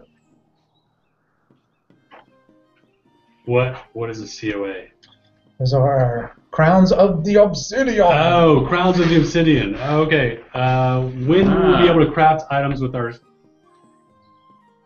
coats of arms or Crowns of the Obsidians? Oh, coats of arms. Okay. Oh, so Bob. COTA versus COA. Okay. Got it. Oh, okay. COTA. So Bob Dard wants to know when will we be able to craft items with our coats of arms. Oh, so. Well, considering coats of arms are not coming in until after the wipe, you won't be able to craft anything with them until after the wipe. So there, got your question answered. Sorry, we missed it earlier. We were having some technical difficulties, so it takes a while. Sometimes we miss the questions. Who do you need to get to wrangle for you next? Next is going to be combat. So hopefully Chris is done crafting items for the PvP tournament later. Thank you, Zach. Thank you, B. Yep. Yeah, I think I'm in on this one. Oh, you're in on this one too? Yeah. All right. So B doesn't get to leave. B has to stay. Yeah, exactly. Someone asked me about what are you going to do with the prosperity hoe. Once again, that's kind of like our agriculture, like fishing is kind of behind on figuring out our modifiers because it's kind of custom system. I know when you go to the agriculture tab, there's no skills. Trust me, I've got the Juras and I've been yelled at it a bunch. So it's something that, once we get to doing some custom functionality for agriculture, then we can have a couple knobs that we can tweak in there. So I get the fact of that, your hoe prosperity isn't as useful as you'd like it to be. Is that always the case? That hoe just isn't as useful as it used to be. I know, it happens. All right, so our next segment is going to be combat, resistances, and everyone's current favorite topic that they love or love to hate, which is going to be targeting. But we'll do some orders of business first. So we are in a telethon. So just as many of you know, we are a crowd-funded project. That means we completely rely on all of you wonderful, wonderful people to fund our project. We do not have a publisher. We do not have investors. We are completely crowd-funded. You all provide all of the money that makes this project happen. So thank you for doing that and giving us feedback. Today's telethon is it's time. Time for what? Another shot? It is. It's time for another shot. No way. That's what Dallas tells me. No. Dallas is the man. He's gonna send you another. You're gonna find the notification right there. What? Coming up right now. What? We are only 2 steps away from butterflies. What? This will be 18. I'll join you. It's number 18. Number 18. Wow. Because we're within like $5,000. 2 stops away from butterflies. Okay. Wow. 2 stops. 2 stops. I think I'm gonna do a dance. Oh, that's a fireball, by the way. It is Fireball. Well, that's what our backer Blake brought by. Yes, cinnamon whiskey. Wow. Oh, I can smell it. Goes well with my cough drops I've been sucking on. Yeah. Thank you, folks. Thank you. Cheers. Thank you. Hey. Woo! Oh, that's rather cinnamon-y. I'm going to do one of our game dances. I think you should do the belly dance. Oh, the belly dance? Well, I'll say that one for later. Oh, okay. I can't see my feet. That's the only problem. I'll kick my legs up a little bit. There you go. Bravo. You can be a chorus line dancer. I keep asking, are there any space bards on there? I don't see any space bards. I'm saving my songs for the space bards. No, don't see none. All right. Let's see. We're, as a reminder, one of the reasons we're doing the telethon today. Oh wait, hold on. Sorry. Warning. Alcohol. Adult language. All right. One of the reasons we are doing a telethon today is because we're expiring some stuff. So 7 pledges are expiring today. Get 'em today or get 'em never. Immortal Adventure. Sorry, today Immortal or never. Adventure. Yeah. I'm gonna gonna mess this up. Go on. Immortal Adventurer, Virtual Collector, Today or never. Today or never. Citizen, Today or never. Knight, Today or never. Lord, Today or never. Baron, Today or never again. right. And the Emperor and Empress's new clothes. That's what I'm wearing under this T-shirt. Want me to prove it? They are disappearing tomorrow. So you better get them today. Those man, the Emperor's clothes. They are so fanciful. I had to put this T-shirt on to just make sure I didn't like freak anybody else out, just because of how amazing they are. But you really need to get yourself some Emperor's clothes, or the Empress's clothes. I know the Empress looks mighty fine when she's wearing her clothes. Her special clothes. When I wear mine, I feel so sexy. It's exactly, just exactly. Totally. It's hard to imagine sexier nerds than when they are wearing the Emperor's and Empress's fanciful duds. This is something I really cannot imagine. Another space prize. This prize is the challenge coin, the from Visiting Crew 15, FVC 15, my trip to the International Space Station. This is the challenge coin associated with it. Very rare. If you challenge me or any of my crewmates, odds are they will not have it in their pocket and you'll get free drinks. So who does this free drink generator crate go to? Guido DeVille. Guido DeVille. Guido DeVille. The ISS challenge coin. The ISS challenge coin. Guido, this is for you. Congratulations. All right. So, I didn't make it to. I got sidetracked. Before making it to Chris's office for combat. Hang on. Yeah, it would be nice to have Chris here, since he is primarily Mr. So here I'll try and answer some more crafting stuff, since we don't have Chris here yet to answer combat stuff. Click B's coming back. I didn't run off. Not yet.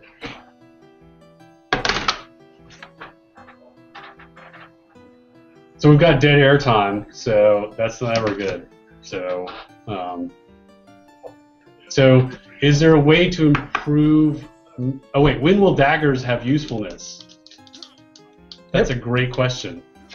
Yeah, I mean, a lot of stuff I've done recently is try to we have a lot of other weapon variants as far as we kind of have our archetypes, as far as the one-handed hammer and things like that. But how do we extend those archetypes to get other things in? Remember, bring a hot air balloon with you just in case. I think with daggers, it's an interesting situation because, while I can say that a mace and a hammer have like equal abilities, but slightly different ways. Just in case we want better vantage point, they only have one. Less than a sword, so it has to be a thing that it is a certain situation in which that is more useful. So it's kind of more of a situational weapon. Traditionally, daggers are more Lazarus is there critical already. Chance or backstab situation, and so we've discussed some things as far as if they get like a bonus damage from behind, or you got an empty chest sitting right here. Specific subterfuge skills. Where's the captain? So definitely with next release, this R30, my goal is to enable all the weapon. Oh, it's a long run through that fucking town to that basement too. That's it, that figure out how to underground. get those things to where they are different. It just kind of needs to be balanced along a certain level to where it's equal to a sword, but just in a situational sense. So, some things I've talked about is, having it to where it's more, it has these certain benefits, but only from behind. One thing, we do a lot of stuff based on if you're, behind the player or not, so that you get certain benefits or not. So it'd be easy to layer in the fact that maybe daggers and short swords do that, and also maybe tie them to specific skills. We haven't done that too much yet because it kind of narrows it, but I think with daggers and short swords, maybe we could, explore tying certain damage benefits to When those. you get so that here, maybe that you're coming in and you're taking a right and you're following the lamppost. Rune attacks from behind get like a extra bonus. We can also extend out the, we have the critical chance damage modifier is a thing too that traditionally sometimes is better with daggers. So really it's about trying to figure out, is it a skill bonus? Is it a crit bonus? Is it a situational bonus? Trying to figure out how all those and how they, how they add up to be something that's not overpowered, but also something that's not, underpowered to a point where you would actually use it. Here, really a couple about, hours.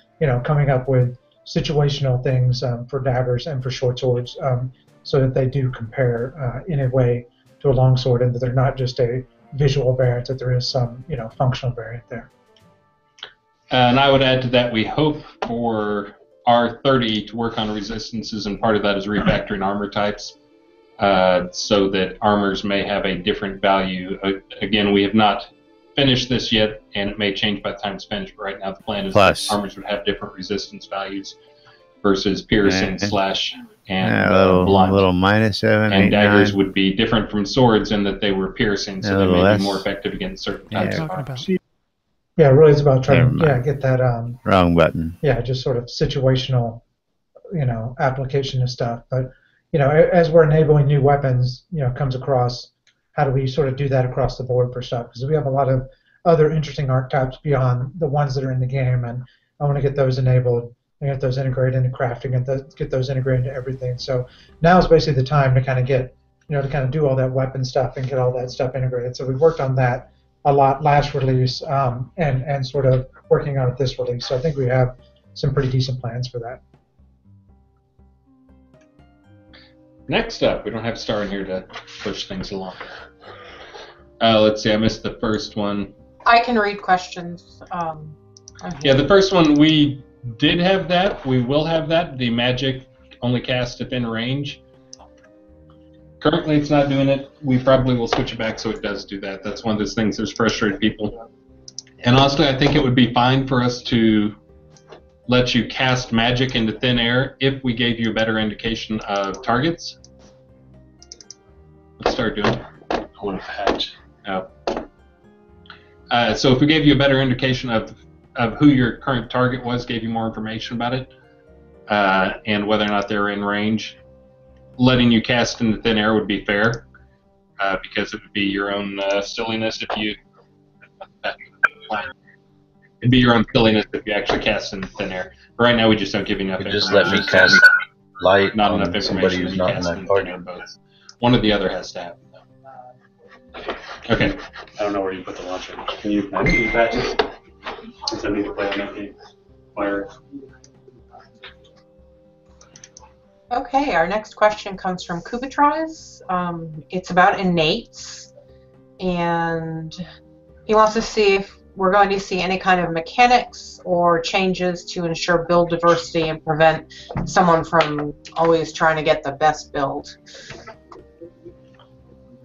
I don't know where I saw. I can download it again. Okay. I'll do that in a minute. Okay. When I'm not actually trying to pay attention. Sorry. Sorry, Sorry, everyone. It's my fault. I'm trying to get ready for the PvP thing, and I'm distracting him from trying to answer questions because we thought we had installed it in here, and apparently not. So yeah. So I don't think it makes everybody go into the exact same build. It does what it does is before a lot of people were basically picking 2 skills in a couple of trees, which is they would pick the attunement and they'd pick 1 skill, Firebolt or Fire Fist or something like that, and all they would do is focus on those 2 things. Which the attunement was kind of supposed to be measuring your mastery of a skill, and having it as a totally separate skill that you could just level that. I don't see how that's any different, really. It does. I've mentioned this before that there may be a penalty that returns to the opposite school as we rework the resistances. Right now, there's not anything in there for R29, but no guarantee that something like that won't return. But I'm not sure how this really forces everybody to be the same. It does force people to specialize more in schools if they actually want to be very powerful in those schools. So really, if anything, it'll force people to be different, because instead of people getting, here's the 8 skills that you get to, to be optimal, well, you can get those 8 skills, but you're not going to have very good attunement in those 8 skills if you just get those 8 skills. So you really want to focus on a couple of different schools. So it does encourage a focus on schools and whole categories of magic rather than one individual spell. So really what it does is breaks down individual spell mastery versus the school mastery. Because spells are balanced well enough, in my opinion, right now, nested, isn't it? That the difference between one with a good attunement and I told you it's a long fucking run. You got to run all the way to hell where the town crier is, which is like 3/4 of the way across that zone. I think I found it. I think they're close enough. I found it. Again, a lot of it is circumstantial type stuff. How many people are in the zone? As for diversity, yeah, as I mentioned, there may be some changes to come up in R30 with the resistance system. 120 you can put? Yet. No, right now, I mean, are there people to play music to? Skill decay. No, Is it's just the a couple of XP us pool down system here. going to experience some changes before reaching persistence? I don't believe so. I actually believe it's working pretty well. Stuck in terms over there of, because these walls. It seems after the one last thing big adjustment I made, the would be experience points are being a spent rock or something along enough, one of and they're these, not- each side of these they're not walls, so going that so if, slow if that we it's forcing fall, artificial behavior, it depends. like, I gotta it's got find the out. best That's what I for need 12 to know. hours, or set my keyboard macros. We brought balloons. Don't worry about it. But I got one I with don't me. see it Jack brought changing one with too them, much. I and you have guys actually got not one. heard that much, But if these are going to be the and three it arenas, seems that then the whole rage it would be a over bonus to have a decay little is kind of something fading that from view as I think platforms people realize here, that, hey, 3 releases went by. basically and I in the did not middle, die from decay. in all these points down here, so that no, we I can honestly get don't see full that many shots. changes coming to it, except maybe a few Here. minor tweak changes. Right now, everybody's still on double experience versus what we plan to have for live. Here. So But the that'll slow balloons, down a little bit more for if live. we can get a ladder, I don't know how it's going to encroach, but Any if we big can get changes you one. see that are needed? I don't But know. I mean, I just- think it's really just sort of looking at all the innates. Just next need to a, each other and a sort of, little something to figuring get us out a the little bit different more builds. elevated, so that we I get think sort of moving the attunement a definitely camera helps a view. bunch. So I think looking at them right now, they've been tweaked enough to where they're fairly normalized. So The next one is planned to rework defensive skills healing skill tree. Maybe we're wrong, but some of us are under the impression that having healing, you don't need anything else. Well, I think you need something else, or else you're never going to kill the thing you're fighting. Having watched the PvP tournaments, there was some healing. I did see some good recoveries, but the best recoveries I saw, honestly, were from death magic and drains. We watched a tournament even for if the you can get a close brazier on top of these little R28. snubs, just There was one fight where one of the guys had Just tying up. 680 hit points, and the other guy got him down to That's 25 hit annoying. points without being hurt. That's a And the guy bummer. with 25 hit points came back to win. I'm still on the A little bit chat of that area. was through healing, but I mean, you got to be able to do some damage to people and damage to creatures. There will be some focus adjustments. Right now, I don't believe focus is a little too painful at low level, and it gets near meaningless at higher levels. That is largely due to the amount of focus you have scales up, the effectiveness of the spell scales up, but the focus cost does not scale up. That's something that will likely be changing before live, not in a horrible way, but it'll probably make the people who like mastered healing skills, you'll have to make a choice as to, you can master it, but know that you're going to have bigger heal spells that cost more focus. And it's really an improvement of, it'll probably be improved efficiency over low level stuff, and it'll definitely be improved heal over time, like the time to cast a heal spell for how much it heals. That efficiency will definitely increase, but it will not be the same level that it is right now in terms of the focus efficiency. The focus efficiency will probably drop. Let's see, what else? Can we get hyped with a pre-talk? Don't lawyer me, bro. Of some of the cool mechanics changes that will be implemented in combat that haven't been announced yet. Have you seen the new reticle system? Is that not enough there's a for you? target on my head. So a lot of the stuff that's going to be going in for the combat stuff is really going to be focusing on tuning things so that when we go for the final wipe, it's not, here's the one build. Actually, can that you have to come have on to over here succeed. into EVL's Everybody chat so you focuses on can that, talk and then we with say, us? oh, crud, now we got to balance it back, and then we upset everybody on the server because now they've actually mastered a bunch of skills that they don't really want. So a lot of it's going to be focused on balance. The resistance portion of it's going to be huge. We're going to be balancing. There will be an actual resistance system. Right now there's 4 or 5 different systems that are just kind of that evolved as needed, that are not really related to each other and were not thought out ahead of time.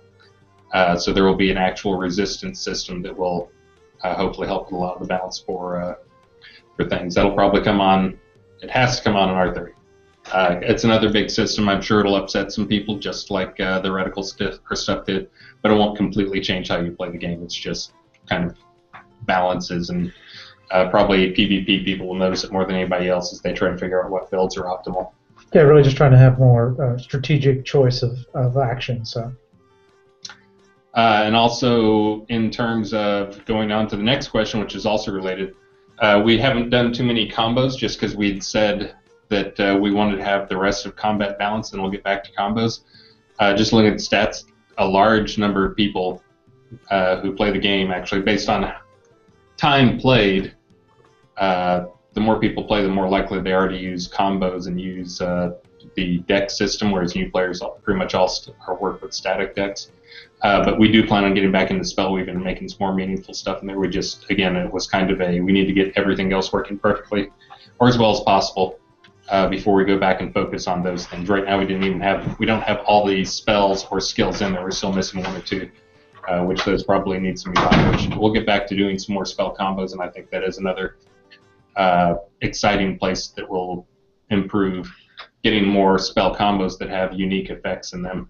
Yeah, really, it's like the combos was almost proof of concept, but getting a little more, strategy in there. But when I remember when I originally worked on combos, a lot of we had to be sort of cautious of what you add, because you add one or two combos and it completely changes the game. Those things are, a little bit more powerful, and also you almost build your entire, you craft your entire skills around them. So I think, originally we kind of had stamped out a bunch of them, but really it's almost like strategically where are things missing, and where can we add to strengthen stuff, because some of the combos are really powerful, but I think that we can also bring in other schools and other usefulness from that. So I think while some spells and schools right now aren't looked at as useful, like those are probably the ones we'll look to add those in, because as soon as you add a combo with something, then all of a sudden it has another life. So I think it's more about how do we bring in new spells into this situation instead of sort of expanding to where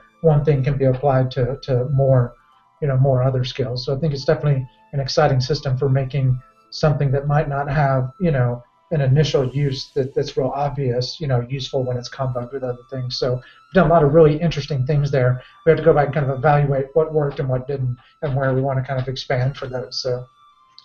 And two more things, or at least one more thing that we'll probably experiment for R30s. We added the tech a while back. We just haven't actually switched things over. Is switching over a few skills to be focus, concentration ray-based skills, so like switching Death Ray and Healing Ray to be concentration beam type effects. So you'll see when you cast it, I'm going to get a it's not an instant cast and you're done. You can go back to other stuff. It is actually a beam from you to the thing, whether it's healing or death magic, that goes on and possibly increases in power over time. But this is an interesting thing for both PvE and PvP. It gives you a great way to know, it's like, oh crap, somebody's hitting me with a death ray, somebody's hitting me with a concentration attack is really what it's going to be, where the target is concentrating. As long as you let them concentrate, they're going to continue screwing you or healing you. And so you really have to go after the healers that are using it on people, or you really have to go after the guy who's hitting you with it so you can break the concentration, because it may also have some type of finale if it goes on for some length of time. Hopefully get those in for R30, but the tech's been in there for a while. We just haven't hooked it up to a few things yet. That may also be Syrian Ray might move to that as well. Yeah. And that also, the final one might be to match up with the 4 schools is matching up moonbeams to make it so you can concentrate and keep things mesmerized, basically. The friendly stun, the type stun that if you get hit, it breaks the stun. Yeah. But keep them mesmerized for longer.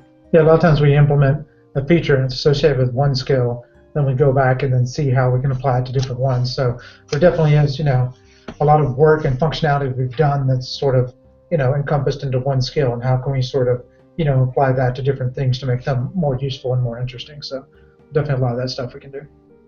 And somebody just said that there needs to be more female enemies. Just for the record, there are female zombies. I know because it has a F in their name. Yeah, it does. So apparently you're just not paying attention. Some of those zombies are female, apparently. Yeah, actually, I've got the JIRAs for, adding female elves and all kinds of stuff like that. So, and there's female skeletons. You just can't tell. No, but no, there definitely, are JIRAs in there to add that. It's just once we got an initial set of those, we kind of moved on to something else. So, children and females coming soon. Let's see. Is there skill decay, and will we have the potential to master every skill in the game? There is skill decay. We haven't put it in yet, but there are plans to have ways that you can refresh your skill decay. You can remove the skill decay if you want to. So potentially you could master every skill in the game, but realistically, no one will likely master every skill in the game, except for me, of course. Skill level 200 in every single skill. Just for those who are fighting me tonight, just so you know what you're up against. But no, realistically, I mean, I've done the math on it. It's pretty much you have to sit there. You'd have to be very, very careful about never dying, grinding everything perfectly for long periods of time. And for those who are new to this system, almost all aspects of skill advancement, the curve, it's actually based on the square root of your skill level. So that when you're at 40, you're really 63% of the way to the same effectiveness as somebody at 100. When you're at 50, you're more like 70% of the way. And the 40% range is really 1% of the time to get to 100. So we let you get through that first 70% really quick, but it's, we've got it tailored so someone who's level 50 or 60 in skills has a good chance against pretty much anybody. In case people are worried about screaming about grindy and WoW and all these other things, it can go pretty quick. In fact, I expect we'll see that tonight since we just wiped 3 days ago, and I expect that will be slaughtered mercilessly, repeatedly tonight. We'll see, though. Maybe I got the perfect formula. I think it's pretty good. Let's see. Sandaria, will there be an easier way to target friendly players for healing, res, and emotes? Yes. So now in game you can do /emote /wave Darkstar, and it'll wave at Darkstar, so you don't even have to target them. But yes, we're working on. There's several different options in there. The one that makes people moan and groan a little bit is moving many of the heal spells to be AE.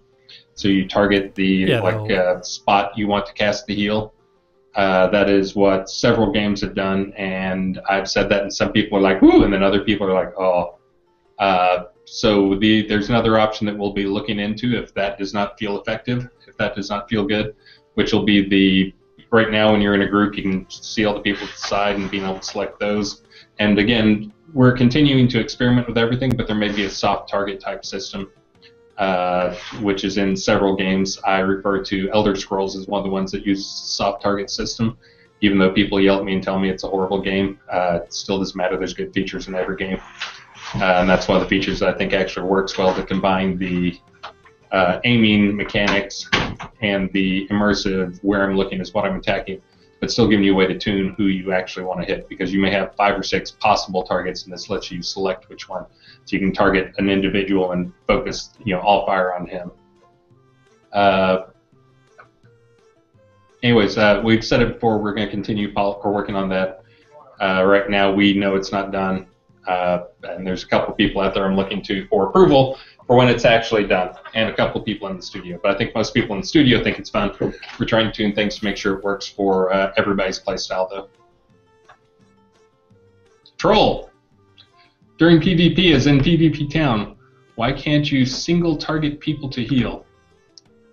Why can only be people in group? So right now that's been a design choice. I know when I brought up the whole well, you can just select people in your party and heal those people. Dallas is back. Shot time. Is it shot time? Number 19. Number 19. Time for me to sing. I better save my voice. I've been saving myself for the tail end of the Did you try party the here. good whiskey?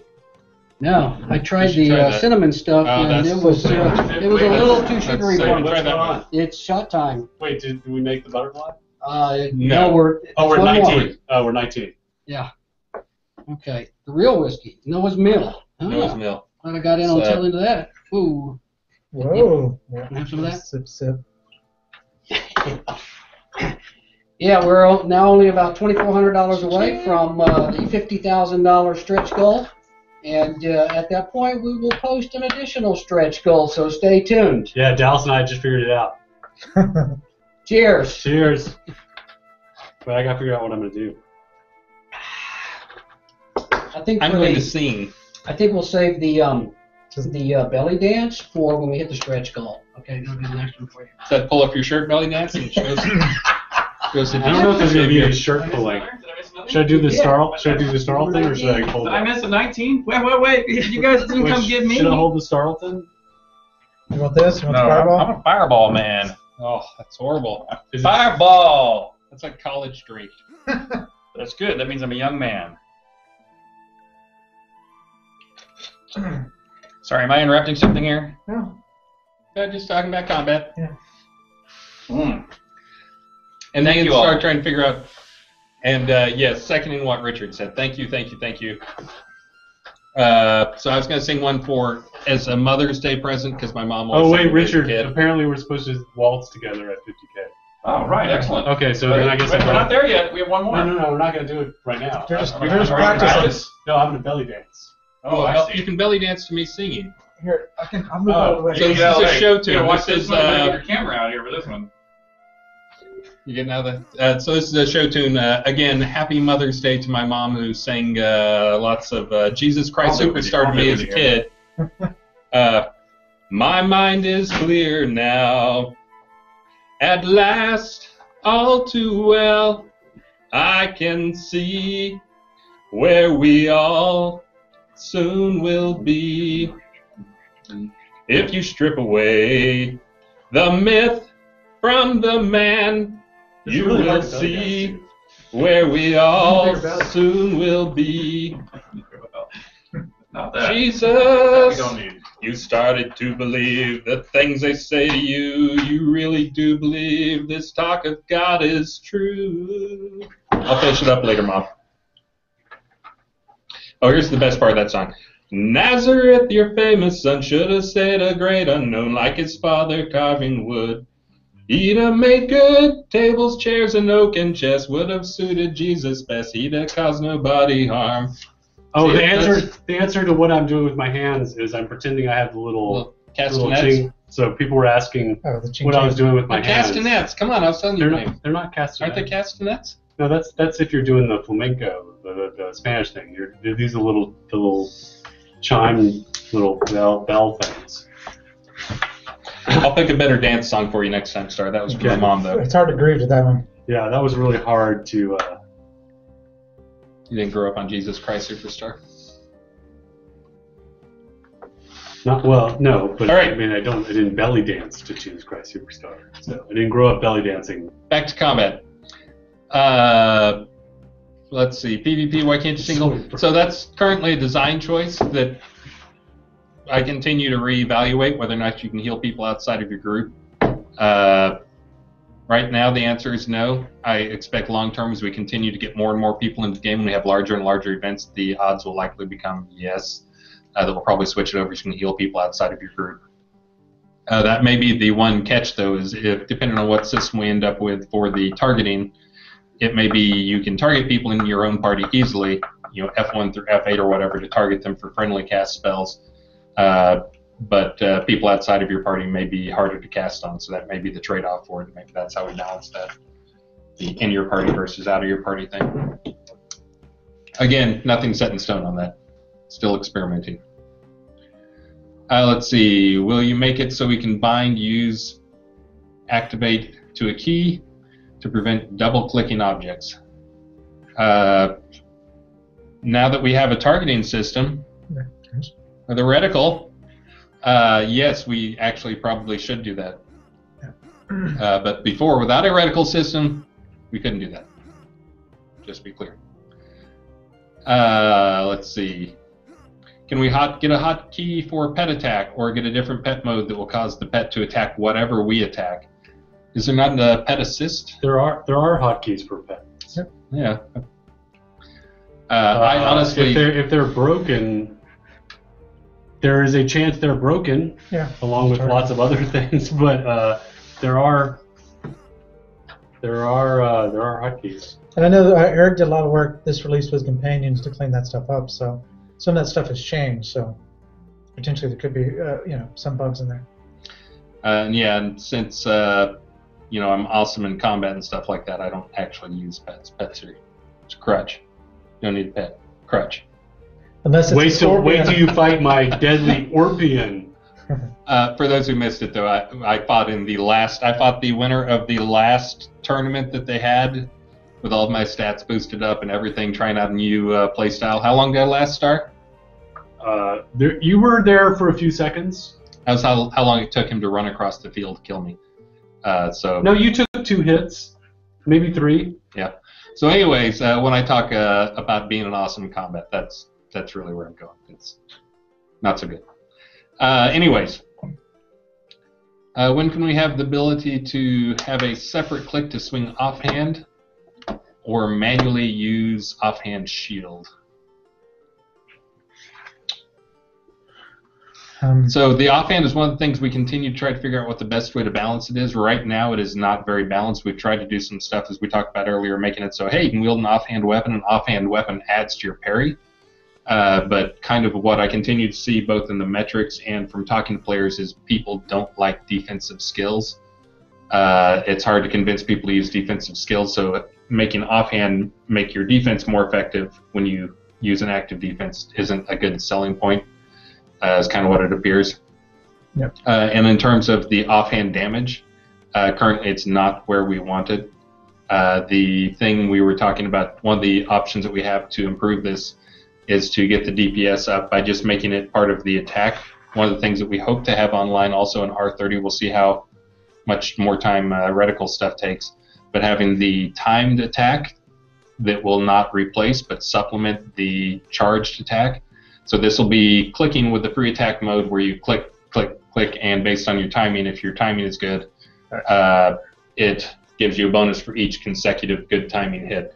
And that would come in with the offhand weapon would actually speed up the rate at which you need to click to hit that, but it also speeds up the damage at which you do things.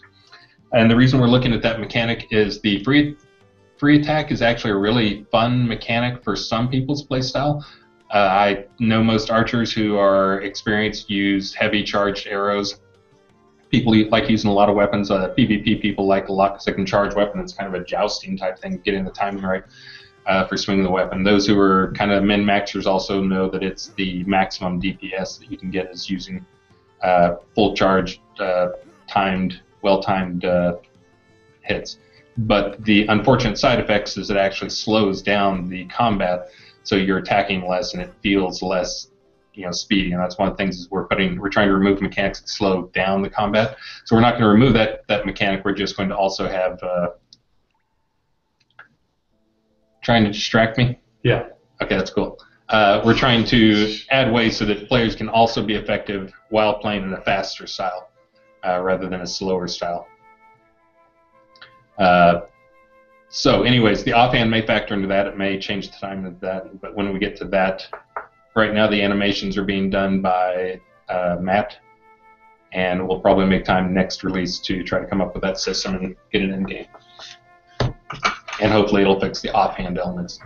But yes, we totally recognize offhand right now is not compelling. It looks cool. You look awesome when you have an offhand weapon. Yeah, but it needs work. It's pointless. The DPS it's not pointless. It's just the benefits from it don't measure up. Compared to swinging a two-handed sword or a polearm or something where you're hitting 4 targets at it per swing for huge damage, it's not compelling. But it looks neat. Yeah. But just so people know, tonight I'm playing a defensive build. So I'm challenging people to come and try to tackle me there. One-handed weapon and a shield. Did you make your stuff? Yeah, I made my stuff. Okay. I made necklaces. What? Necklaces. What's wrong with necklace? It says made by me. Mm-hmm. And your necklace isn't any better than mine. I didn't want to have to worry about making the optimal everything gear that people would want. So people wear a necklace that has my name on it. It's true. Advertise. Yeah. That's perfect. That's perfect. People are going to be way more psyched to get stuff from me then. So I win. No, see, they get to you. Don't they have to get through me just to get to you? No, because you're not going to see anybody. No one's getting by me. No, they get to start with anyone they want. Oh, okay. So. Yeah, someone's asking what is a dexterity effect. I mean, it just straight up affects critical chance on whatever weapon you're wielding. So, I mean, it still affects your ability to parry and dodge as well. But as far as combat-wise, it has a sort of flat critical chance. Yeah, and your dex increases the chance of being missed by about 1 point miss, 1% miss for every 2 points dex. That's not flat though, because there's a lot of stuff that other people can do that will cancel that out. Just them having dex can help cancel that out at a rate of 1 to 4. But yes, it does help with defensive. It does help with crit chance. I forget there's a few other things that it actually helps with, and I honestly forget what they are. I think I published a post on them a while back. But yeah, the key thing is crit chance and defense, making people miss you. We've got quite a few people clamoring for prizes. Oh shoot! Oh my gosh, we are being lax. All right. We're gonna make up for. We're gonna give a bunch of prizes. Lum, are you ready for some? I'm ready. Let's do a big round right now, and then let me try to get home. I've got a sick wife, so I can log in from there. So about 20 minutes between the two. All right. So we're gonna give out 6 prizes. 6. All right. Let me get 1 more name then. Hang on. Okay. You can start talking about the first one while I do this. All right. So the first 3 are gonna be store credits. Oh, that's cheating. Let me see if this. Okay, yeah, that's valid. Okay, the first 3 store credits are Carey Death, CAREE_Death, Jamesius, like Jesus, but James. That's kind of. And King Kiro 1. All 3 of those have store credit. All right.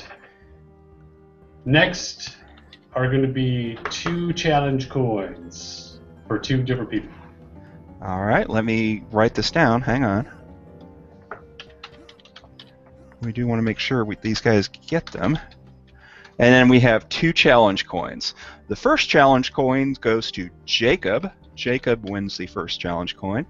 And the second challenge coin goes to Kendrick Darrow. All right. And what's the last prize? T-shirt! T-shirt! And the winner of the T-shirt is Lady Fire Lotus. Lady Fire Lotus wins the T-shirt. What? Oh, wait.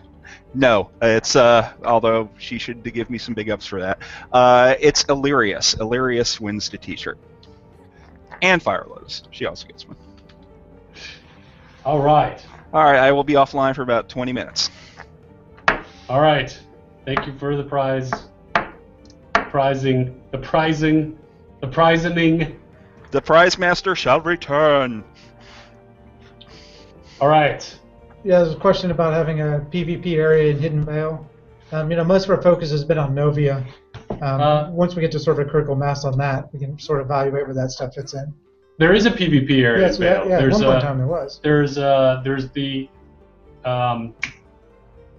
Brave Coast. Isn't it the arena basement in Owl's Head over by the guard fence? No, that got moved to Arters a while back. But there's the Brave Coast, which is a PvP town, a PvP player-run town, and then I thought at one point we had a PvP scene there, but we maybe don't have that anymore.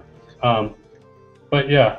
But definitely, that's on the bottom list of our priorities. Most of our effort is on Novia, but if there's lacking some PvP areas there, I think we can flip some of those over. Okay. Someone asking about various stealth skill will be used to help avoid encounters in the overworld map and possibly sneak into besieged towns if skilled enough. I think that's a good idea. We just still are evaluating, how do we get random encounters to be compelling and finding, enough bandwidth to kind of create that, and how much are these things annoying, versus adding to the game. So, we kind of implemented some aspect of encounters on the overworld and kind of took most of them out because they weren't up to par. So as we get to a point where we feel good about the base content, we'll come back and evaluate those. But we definitely like those ideas. It's just going to be interesting to see sort of, when we get to the point of having sneak or these stealth mechanics add, more intricate interactions like stuff like that. And just so people know, I've made 4 maps, but one of the things I always try to do is play through them using stealth and see if I can just sneak through using stealth and distract. So Can't get everywhere, but you can get through most stuff. All the sewer maps are definitely designed that way. Yeah. Not that stealth is in a great state, by the way, but not trying to claim that. But it is better than nothing right now. We'll continue to improve on it. Okay. One of the things I've talked about, the next question is, can we get a bow attack that gets a bonus for being stealth, like hidden shot, snipe or something? Just coming out of attacking from stealth is one of those things that we keep talking about making a big critical bonus chance. And criticals are something that we may also be changing. B and I have had a number of talks on it, and as we continue to try to nail down what criticals mean, is it just extra damage, or do we have other parts to it where we break down, slash weapons when you get a critical, it actually adds more like a rend effect, whereas blunt weapons add a stun. But those type of things will get added to the critical at some point. But having a bonus for stealth is definitely something to talk about, and it's probably going to be more of a bonus. If you're stealth and you attack out of stealth, you get a huge crit bonus. Yeah, I think it's a situation where you get a bonus from behind. So stealth gets you in a situation where you can shoot someone from behind that gives you this bonus. So we just got to figure out, how much is it to just have a passive static bonus for this versus how much of it is you get in a position and then then you get an advantageous shot based on that. So maybe it's just more feedback like that, but you can get from an initial shot from behind like that. But I think I definitely want it to be more of a systemic thing.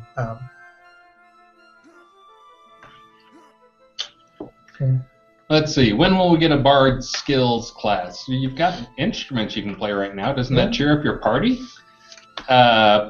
We haven't put anything firm down. I mean, we toss ideas around all the time in terms of how things work, but that's one of the things we've talked about is having instruments that you can play that will, increase your recovery rate type stuff. But not anything talked about seriously at this point. Bards, just like in the real world, we're more to raise spirits rather than to apply magic effects right now. Not that won't change. Because the one constant on the project is change. Sorry, being distracted by Richard right now. Let's see, Jack Frost. Why can you hit multiple targets with sword? To understand this, take one LARP weapon in the office and swing at each other and look at what happens when you hit a person. Oh, we know what happens when you hit a person with a sword. This is, of course, part of the balancing, and that's been that way for many releases. That is not something that changed with this system. That is actually something that broke with this system, and then we just recently, in one of the recent patches, fixed it. It's been a way that we use it to differentiate weapons, and in terms of trying to realistically imagine it, there's some weapons. I think swords actually can hit two people right now. You can do it in LARP. But also we try to imagine these things as being more realistic weapons where they're actually cutting through and you're wildly slashing at things, and great swords being able to hit multiple targets as well. Axes. I've seen The Walking Dead. You can definitely take off several heads with a sword. Yeah. But smaller weapons like daggers and stuff, I forget if daggers are one or two, but they're much smaller. But it's not 100% realistic. But it is from a gameplay balance and gameplay style. It's one of those things that is a melee guy. It is fun to try to group the guys, knowing that you're going to hit 2 or 3 or 4 guys, and trying to group guys accordingly so that you can maximize your DPS and make them. And that's actually one of the skill elements that goes into being a good melee guy when you're doing PvE stuff or PvP stuff. Is lining them up so you make maximum effect with every hit. Yeah, there's a question here about are katanas going to be in the game. A lot of that, like I mentioned earlier about weapons, it's about getting our kind of base weapon archetypes that are in there differentiated enough, and then adding variants off of that are similar but different. Right now we can add, just a different visual that functions similarly, but we've kind of shied away from that. But this release we're going to work on, trying to figure out how to make those things different. But we've kind of shied away from things that are, I guess, katanas and some other weapons that almost have a normal world relevance, but definitely, variants of swords like katanas and scimitars and things. We're definitely going to add in, just trying to figure out, if we can make it a choice to use one versus the other versus just simply a visual distinction. That's why I've kind of held off on adding those until now, or until this release where we've kind of discussed it heavily. But definitely, want to set up a system so that in the future we can add any type of weapon, but then have a category.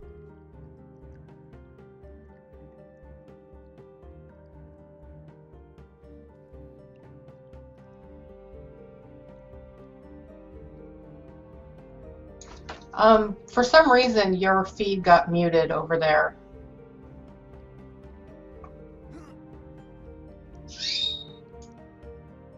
And that. How long have we been muted? Oh, like I listen to you guys when you talk. No, just a few moments. Okay. Brandon was just in the middle of what he was talking about. Okay. I was just making the joke that you were the spiritual successor to Ultima and Ultima Online. Wasn't the first Ultima Online expansion? That wasn't the first one? No, that was like way later. I forget where the samurais came in. Yeah, we were discussing katanas. That was when they started down the laundry list of like, ninjas, pirates. Sure. Now they've gotten down to dinosaurs. So yeah, like. But I think that's the thing with the katana. It has a samurai connotation that has a something in our world connotation, so we really want to go that direction. But from a technical side, I just look at it as a sword variant, just trying to make sure that it is different enough that it's a choice to kind of use that versus something else.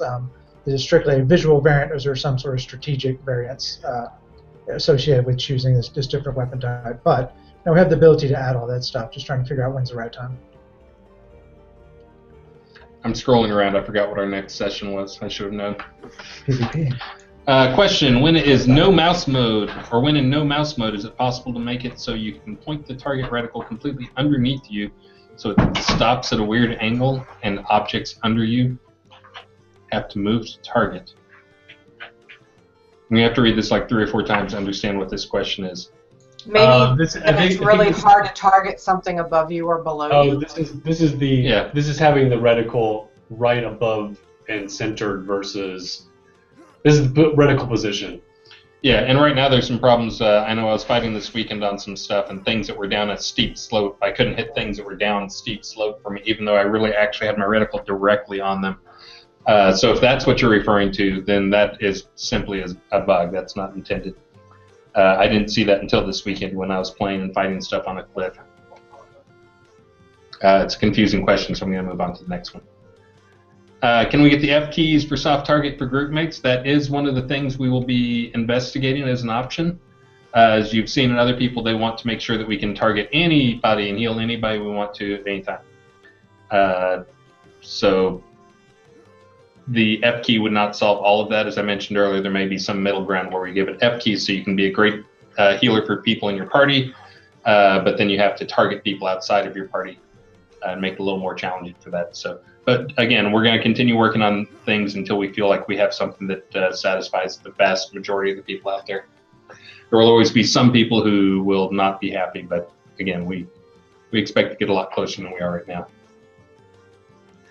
What do you have in mind for offhand weapon balancing for dual wielding people? I think we just talked a lot about that, which again, we plan on some changes. We know it's not effective right now. I think the stuff that's in there is great for defense.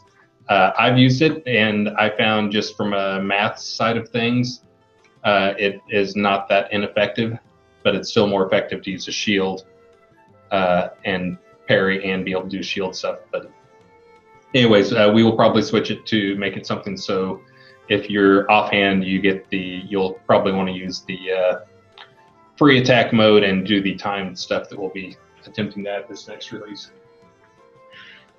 Pizza. Let's see. Are you looking at the hitbox when using the charged attack to accommodate server latency? Don't forget to say who asked the question. So. Oh yeah, Insidious Fizzlethorpe. Are you looking at the hitbox when using the charged attack to accommodate server latency? So there's a couple things there. So right now, that's one of the many bugs that's still left in the system is some skills pick their target the second you start executing them. others pick their target, and do their test. The second you start executing, other spells effects do it at the end when it actually executes.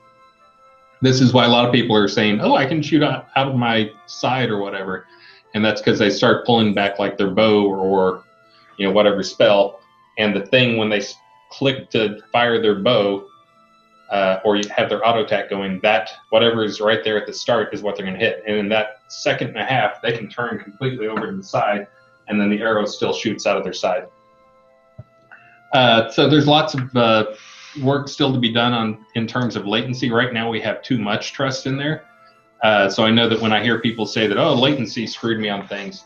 So latency can cause some jerky movement, but right now we're pretty much just trusting the client and paying attention to what's going on, but so far we have not been saying you can't attack things as long as they're within a certain amount. Obviously, long term, we've got to have a lot more type stuff that we will be turning on. That's another thing in terms of cheat protection, just reminded me, since I have an audience of at least hundreds out there who are avid fans. Just so you know, I've been sending emails to people who've been showing up to have hacking, and then apparently getting excited based on after they speed hack that they're able to speed hack, and then I have to send them an email and tell them, no, we know you're speed hacking, stop it, or else I have to ban your account. So we still have not turned on the auto ban people for that, but I've been contacting person after person who believes they're getting away with something, and so far all but one have been very apologetic. So anyways, just in terms of the cheating stuff, we're paying attention. We're trying to be lenient on that type of stuff right now. The last thing we want to do is have to ban people during testing phase for that type of stuff. So don't make me ban you, please. Don't speed hack or try to do too many exploits out there. Another one that we had a while back that was actually humorous, I think I may have mentioned it in one of the things, that somebody who thought they were getting away with things, is they modified their inventory locally using a executable editor, so they could actually watch data, and they had modified, of all things, they were speed hacking, and they had locally modified their worm count so that they had 1 million worms so that they could speed fish in a single player instance. And of course they thought they were getting away with something while the server was sitting there spamming using a worm he doesn't have, errors. But anyway, so just, we know that there's ways that you can edit your stuff locally. We know all that stuff goes on. All that stuff, even though you can edit your inventory locally, try zoning and see what happens. It goes away. So anyways, enough on cheat stuff. When can we have an ability to have a separate check? Oh, yeah. Check, swing, offhand shield. So yeah, we know we got to work on offhand. We've talked about a lot of that. It makes us sad. Yeah. Let's see. Can you recap how Blade Mastery and your spec points and active skills, double strike, etc., affects your damage? Just increases your base damage, correct? I forget exactly what the numbers are for the things that happen there. There's the speed. Double strike is a different thing. That is actually a skill that you can execute, and there's actually a quad strike too. The double strike and the quad strike, I'm trying to remember the exact numbers for them. The quad strike on some targets will actually be less effective than just a normal strike. That's one of those things probably isn't too obvious out there, just because it does, I think it does 4 hits that are 50% damage rolls. So it's 2x damage over a normal hit in the same amount of time, which sounds really good, except if the target is really heavily armored, he gets that armor applied to each of the hits. And it may actually end up being less damage because you're doing a bunch of small hits that, somebody who's heavily armored might absorb. Usually not, but that's the double. I think the double strike does 270 or 75% hits. I forget what the exact numbers are. And we change these things to them frequently, just based on how often they're used, and I've got some DPS metrics in there, and just from my own testing of going in, I've got a DPS meter thing that I can turn on and see what my damage per second is against different targets. Let's see. Yeah, someone's Next asking, one. is there any hope of getting a weapon enchant for every magic school before gyms could apply bonuses? No, it's only fire schools they can do it. Yeah, we had a situation where the same visual was representing two different states. So whenever you gym socketed something, it was on fire, and then when you used the skill, it was on fire. And actually, the gym socketing wasn't really working properly, so we just segmented that off just to be the flame weapon only. And we can definitely investigate adding those back. There just reaches a certain point where you just don't want to stamp out 4 different ones. But we have some visuals for those. So I think we can investigate adding as we look at resistances and weapons.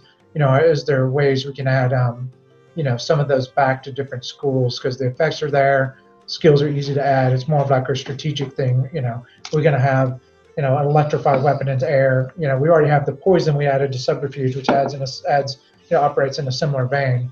But how many of those do we want to add that is different enough? Does that cannibalize from a different skill source? Do we want to have ice weapon, electric weapon, and all those? But I definitely think we could have 1 or 2 more of those in as a strategic element, because I like those skills because they synchronize well, with combat builds. Those are one things, certain skills that cross-pollinate really well. So I really like those skills and the strategic element that they add. So that's a thing that wouldn't be too hard to add. Just trying to figure out strategically if that's something we want to do. And since people were talking about DPS meter, that is actually one of the things we log for people, is we track who's like tops on the DPS and what the high levels on the DPS meters are. Right now there's some issues in it that kind of make it bogus, but I can still pull the numbers I need out of it, especially for myself. There's like the mostly BS issues are like if you fall from a high spot and die and you have a lot of hit points, hey, you just did crazy DPS to yourself, and we aren't filtering those. So but yeah, right now we do track DPS, so I can see what people are doing and what the high DPSs are, and what scenes they're doing them in. Just because I know AE slaughtering of things is currently still the min-max EXP way of winning.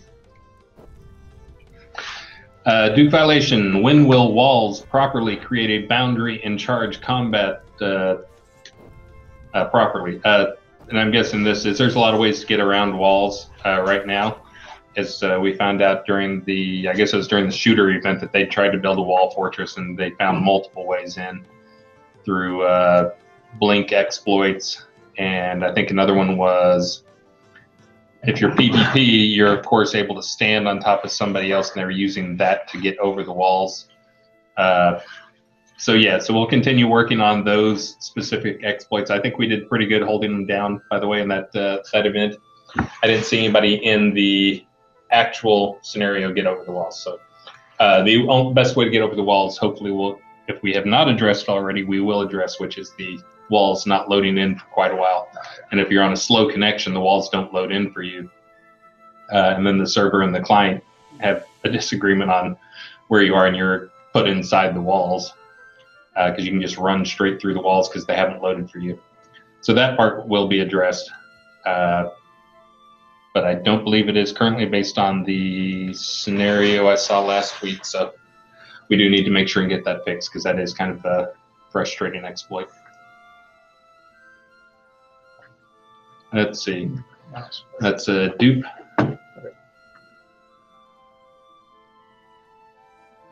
How to target. So Eclipse Maiden was asking about healing. Eclipse Maiden is one of those people very concerned about healing. And she's one of the ones that I will be making sure is happy with it. So there's several options. As we mentioned, the easiest option is what we will be trying first. I expect, since I've already heard a few people claim that they hate the idea, it will not be the last option, but it may be the last option we get in for R29, since R30 is a pretty short release, and we don't want to be a week and a half into R30 still working on stuff. The Starr completely agrees. And I had to yell at him this morning to make sure that we did not say that we're not doing another patch. So, but anyway, so it will be a target space, a spot AE, kind of like Fireball, where you cast it on a spot. I'll be making it a very fast effect, so hopefully you can get it off quick. I'll probably add that in addition to Healing Ray. Healing Touch, actually, in the build that just went out, is a point blank heal everybody close to you spell, including yourself. Oh. Oh. It's butterfly time. Yep. Uh-oh.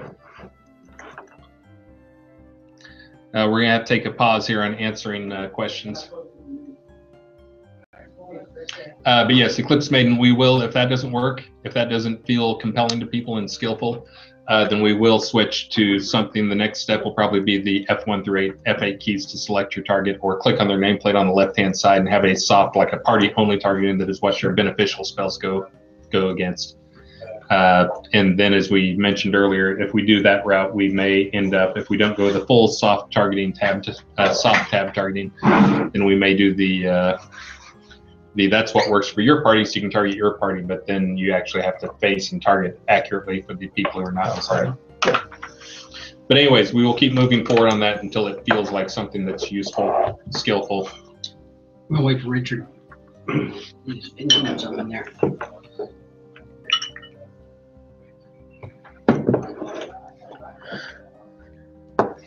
Well, we all Violation, we're almost done here. Yeah, the violations in that? Yeah. That's very good. Thank you. Actually, I think he sent both the ones we're drinking today, just a year apart. There he is. So thank you, community. Woo-hoo! We got the butterfly. Butterflies are in. Butterflies are free. And since we blew hey, come on. Anybody else want to come in here? Oh, they're shaking their head. They're like, we don't want to be drinking more like you crazy guys. And we still have hours to go. Yeah. If you look on our website, you'll see we've added another stretch goal, like $60,000, of a giant pet dragonfly. Here's the dragonflies! Dragonflies! Cheers, cheers, cheers, cheers. I already drank. As long as it makes a cool dragonfly sound. Yeah, buddy. Excellent. Can we make 70K a giant mosquito that makes that really annoying sound that keeps you awake at night? The one that you keeps in your ear? Yeah. Hate that. Hate that. We have. I can send you pictures of the ones we have up here. We actually have a 70,000 one too, if by some miracle that happens as well. So We'll be posting that. yeah. Woohoo! Yeah. Thank you, thank you, thank you. Thank you, thank you. And as a reward, we'll get right back into talking about skills. Let's see, what do we need to answer now? Is this one? Will stealth shadow form get more smooth in combat? There's big timers when I go into stealth to try to get my attacks off. Yeah, we need to have more transition between those. I think we talked a little bit earlier that we need to have bonuses coming out of those. Right now it is, it's received very little love. There's JIRAs created for it, but there's stuff like anything you do, break stealth, and then it executes the thing. So a lot of times, like, you can't even get off your backstab or your sap or other things without breaking stealth. And yeah, and there's the timers in terms of getting stunned are there on purpose. But the other thing that I believe, oh no, I take that back. That'll be in tomorrow's build. Is the stealth right now is really easy to target break someone. You can pretty much do it accidentally just by mousing over them or reticuling over them. Pardon me. The thing that should be changed in tomorrow's build will be, right now, it doesn't matter how far away you are. If you're 30 meters away, they'll still break it. I'm writing up the math for one and only. He'll put it in tomorrow morning to make it so your stealth skill affects how far away you have to be before you can reticle over them to break it. So high skill may actually move it down, so you have to be within 5 meters to break it. So, anyways, yes, we know stealth is still kind of one of the many red-headed stepchilds, along with the offhand. Let's see, and moon magic, pretty much all moon magic. Everyone's favorite. Are you going to change the way staves and wands work from bludgeon? I mean, right now we itemize them to, be more of a mage type of thing. But yeah, we've gone back and forth on what their actual, combat usefulness is. We moved away from them being pew-pew weapons because it never was a situation where they could do enough to be useful. It was always that they were tracers. And if they, if they ever took focus or took enough of a resource, then people would never use them. So we've kind of gone back and forth on those. Traditionally, a lot of times you have wands that are more like consumables that have certain amounts of charges. We've discussed that in the past. It's just not, we don't really have anything with charges that are currently in our tech. So we've kind of got them in a situation where they're, trying to be where you itemize yourself to look like a mage, and then you get bonuses that look like a mage. But I agree that sort of the combat effectiveness of them doesn't really work per se. So they're definitely something that, we've sort of designed to a point where we feel good about them as an itemization thing for mages, but they definitely aren't strategic in combat enough right now. So B is really trying hard to like give you real answers while I'm drawing a I butterfly on the know. top That's of my why they head. like that I'm here, because like I give the answers. So will Luke It's drop really some- hard to draw on your No, head yeah. in the camera. It's true. Do you have any wisdom for wands and staves? I mean, like I was saying, is we've itemized them to a point that you should equip them as a mage and as a caster, but for as far as like combat effectiveness, hasn't worked as much. So yes, one of the things, especially with attunement changing, the average attunement level is going to be lower. So having something that has more attunement. Sure. Another big benefit that I think a lot of people don't realize is you guys should go try putting on some plate mail and going to try to cast some fire or death magic stuff on that side. It is much harder to cast this release, but having a wand or a staff in your hand gives you a 15% bonus for fizzle. So you can fizzles are far less likely when you have those in your hand. So anyways, helps compensate. Yeah, and someone mentioned, it's like we have it to where you can socket them, with gems, which is a way that you can get your attunement up. Like someone mentioned that, there's a base wand that increases the fire spell or something like this. We've kind of done that through the socketing. I'm hesitant to kind of do it at a base level, but maybe that's something we can do, that we do have, wands that are based on the particular elemental type, and then you add on to them as you go from there. Regardless, we definitely know it's trying to be, sort of a way you itemize yourself. It's not going to be the damage power of them. It's the modifiers associated with it. So it's definitely something we need to, to address. And maybe with our sort of combat works this time, this release, we can sort of make another pass on those. And by the way, B is awesome, and we never get to see as much of him. So this is a treat for us indeed, in my opinion. Yeah, because usually I'm working. So thank you everyone for getting us to the butterfly as promised. So unfortunately, Hutch had to go home, so he was not here to draw the butterfly. So I drew it myself on top of my head, looking at the camera. So it didn't come out nearly as well as if Hutch would have drawn it. So did my best. Designer art. We're already. Oh my God. We've already raised. We're getting close to doing another shot. We're already inching our way towards the dragonfly, which may mean we may need to pull out the next stretch goal. All right, I'm gonna let these guys. We have 20 minutes more for combat, and then we're gonna do some PvP discussions.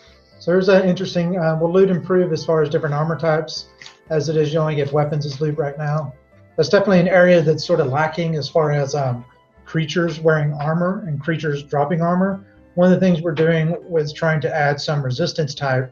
It's trying to be kind of a more, not necessarily magical resistance, more of a, piercing, slashing, bludgeoning thing. I'd hope to go back and sort of apply that to certain creatures so that, if a guy looks like he has armor, plate armor, then he has a resistance as a plate armor. Right now, we don't necessarily, we equip creatures with the same weapons that the players use, so those concepts are similar. But with creatures, we don't necessarily equip them with the same armor. But I'm looking to where, when we kind of normalize the resistances of armors in a way that can be applied to creatures, that then, if a guy has a plate mail, or chainmail, you're going to want to use piercing. Okay. If he has plate mail, you're going to use bludgeoning. Some sort of similar thing like that. Kind of done that a little bit on sort of the creature type, as far as like, you want to use bludgeonings versus skeletons, but we definitely need to represent armor types more on creatures. And, definitely need to get some type of armor drops in there. And it might be in the form of sort of components that, armor components that drop off of guys that then you can use, or something of that nature. I keep coming back to this concept of creatures as resource nodes and sort of what do they, give you for crafting. And so definitely that's something where we're lacking, and I've thought a lot about as far as, how does killing a creature contribute to armor crafting? It's definitely something that's lacking that we're working on. Be able to make our characters left-handed. That's pretty neat, but I don't know that we've really thought about that per se, because we'd have to redo the animations. Yeah, right now there's not an easy switch that you can do to make it left-handed. There's a lot more that goes into it than people realize. I love you, I do. Are you gonna sing instead of a shot? No, I'm a shot too. I'm doing a shot for this one. Oh, you got a butterfly on your head. Yeah, That's so well, nice. if I'm we- having if fireball. we made the butterfly. Excellent. I'm not doing another shot. I'm gonna do. Give me a sip. Yeah, I'm gonna do a shot for this one. I'll do a small shot, but I'll take song requests for my next one. You want this? Any space bars on there Just yet? barely got. Yeah, I'm good. Oh my God! You know what we should do, Chris? You and I should do a duet. We should do Summer Lovin'. Oh my! But it's springtime. Is there a spring loving? What happened to Islands in the Stream? Weren't we gonna do that for some stretch goal? Cheers! Cheers. Cheers! Cheers! Cheers! Love Cheers. you all. Love you all. Love you all. Thank you. He's talking to the fans, not us. He hates us because we don't. I love you and you and you and you and you and even you also.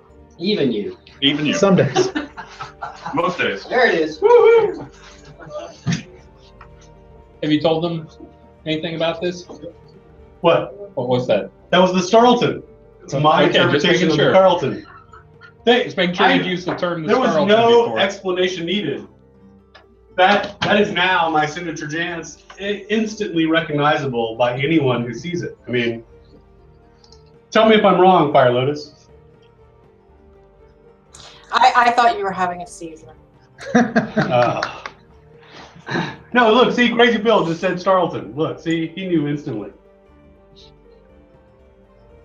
I'm scrolling back to see if I got any song requests. I don't see any songs written there. Nice. Where's the song request? Damn it. Alright, I'll keep watching. Not a song request. Elvis Spring Fever.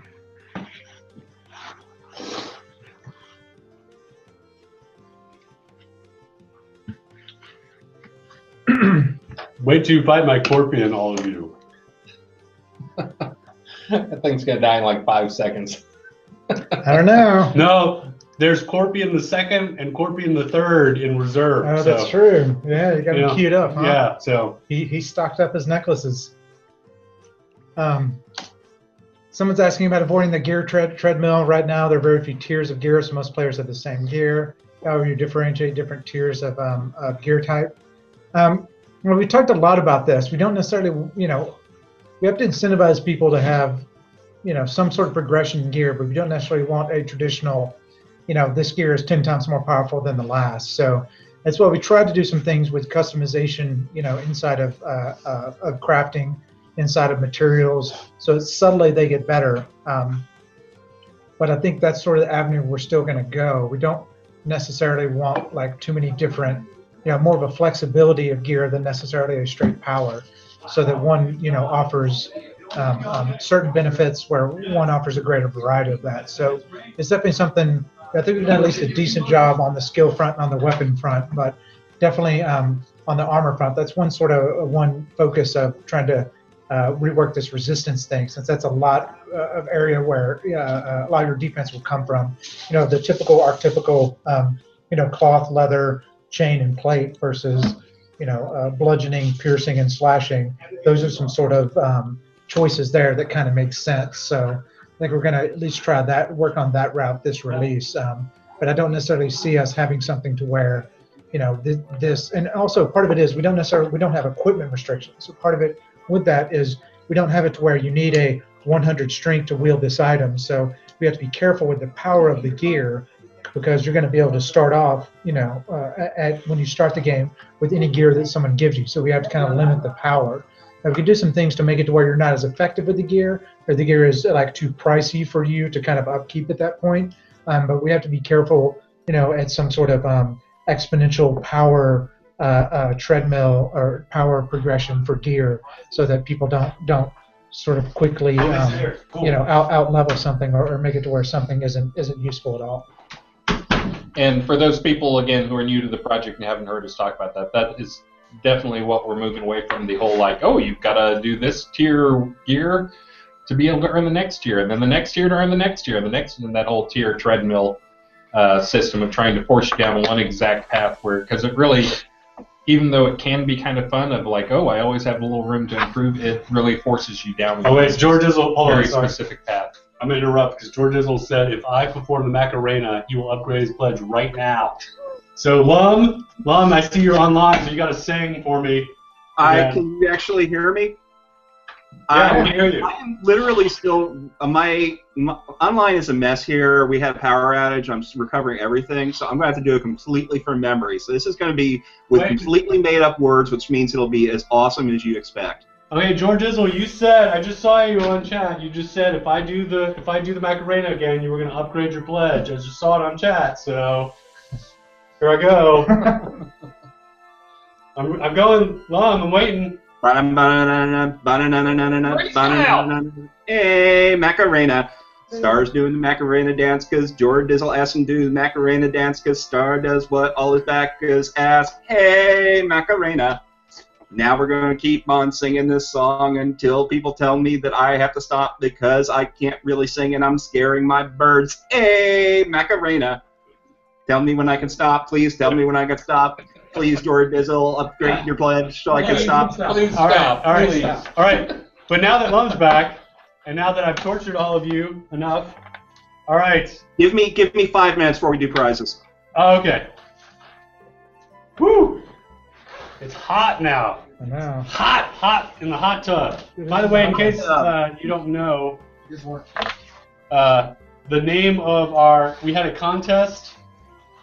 Not a contest, but we had a poll here at work to name our conference room. And you know there were like some serious names that had like fantasy themes, like the dungeon or the hidden fortress or whatever. But the name that won was the hot tub, and so it's got a picture, like there's a poster that says, you know, must take shower before entering the hot tub, and so lots of jokes of, you know, Eddie Murphy, James Brown, like, hot in the hot tub. So you're welcome, everyone. All right, I'm done. You done? Mm-hmm. Yeah, are you considering an incognito spell that randomly generates an appearance and name for you as long as the spell lasts? Is that like a... Interesting. So generating the name is one of those things we worry about for griefing. Yeah. If you can change your name, that it instantly becomes a huge griefing thing. But I'm going to change my name, and now I'm going to grief the crap out of you. You won't know who to report. So that part, no. The changing the appearance is kind of a cool idea. Yeah. Or the illusionary gear of like, hey, look, it looks like I'm wearing cloth, but I'm actually wearing plate now, and I'm going to stomp you rather than cast spells at you. Yeah, we've done. I mean, that's sort of the clone spell. We've done some of the, you know, helm. You know, that's some of the masks that change you. So that's kind of the stuff we've done so far. Are there any plans to add more interesting AOE shapes than simple circles? I think now that we're kind of moving to more AOE-based stuff, that's definitely a potential. You know, previously, AOE was just a subcategory, but if we're, you know, trying to move to more, you know, an AOE-specific thing, then that's certainly an option. I haven't really discussed it too much, but I'm trying to think of what other things that would work. Just the sort of radius-based stuff is the easiest stuff to implement and visualize. So. And just to be clear, there's two different shapes that we use that kind of fall in that. One is like you cast Fireball or Blink or whatever, and it shows you the spot on the ground where you're going to cast it. And then the other is the actual shape we use to determine if they're within your field of fire. So the current shape for field of fire is actually a polynomial function that has its like kind of it's wide at the bottom and then spreads out and then ends up being a 45 degree or whatever degree arc. But it's wide up close because it can be really frustrating if the closer you are to someone, the tighter the margin of error gets for whether the person's in your field of fire or not. So it's that wide arc up front that then spreads out. Yeah, I get the idea of like a firewall or something like that. That would definitely be interesting. I think if we're doing more AOE stuff, then yeah, it's that sort of a rectangle that then maybe instead of circle of fire or something, it's a wall of fire. But. And Richard has already entered JIRS for me for wave spells. Yeah. So like you were saying, fire wave type things where you cast it and it moves out from you. Yep. I would have argued against it, but I love the type ideas where it's stuff you can see and you have ways to counter, which is move. Yep. So anyways, adding those type of spells, and we're still going to continue to add effects, spells, stuff post July as well. So I don't feel like whatever's there is, that's for life. There's another question by Jor Dizzle. Why is a polearm spinning attack dodgeable, but whirling blades, or whatever is not dodgeable? Because no one pointed that out to me. Yeah, I mean, a lot of this stuff is, I mean, the runes are a lot of data in there. So, we try to do a first pass on stuff, but for consistency, stuff like this that you guys point out, it's a good thing to sort of point out consistency amongst this, because we try to sort of have, if the skill has a similar benefit or is a similar skill, that it operates in a similar manner. So that's something definitely we can fix. Just a simple little data point in the rune, but those things are pretty a lot of data there, so easy thing to fix. That's most of our questions here. Lum, are you ready for some prizing?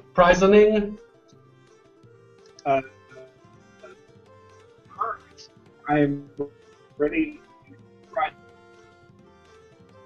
If you want it. Two prizes. Yes. I can't tell if that's a yes. You're breaking up there, buddy. Dead air. Nope. We got dead air. All right, we're gonna keep going. Let's see here. Trying to find some questions. We got through most of our questions here.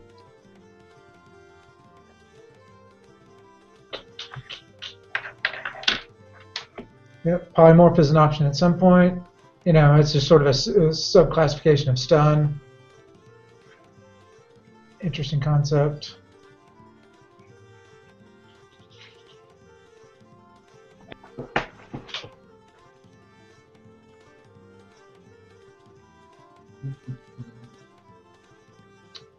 Let me see. Trying to find some questions here in IRC. Oh wait.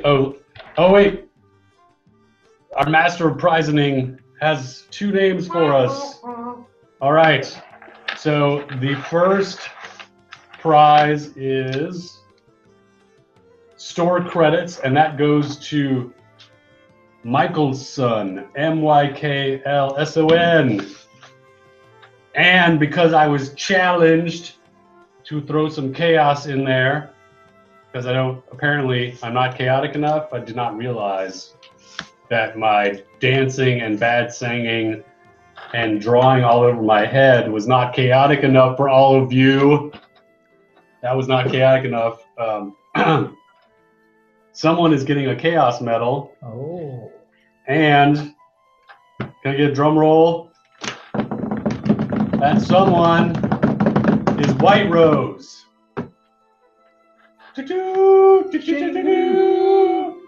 All right, so, and just so everyone remembers, unlike the ONBE, which has like real rules and like you have to actually like do stuff, the chaos medal you get just for whatever I decide, and in this case, randomness.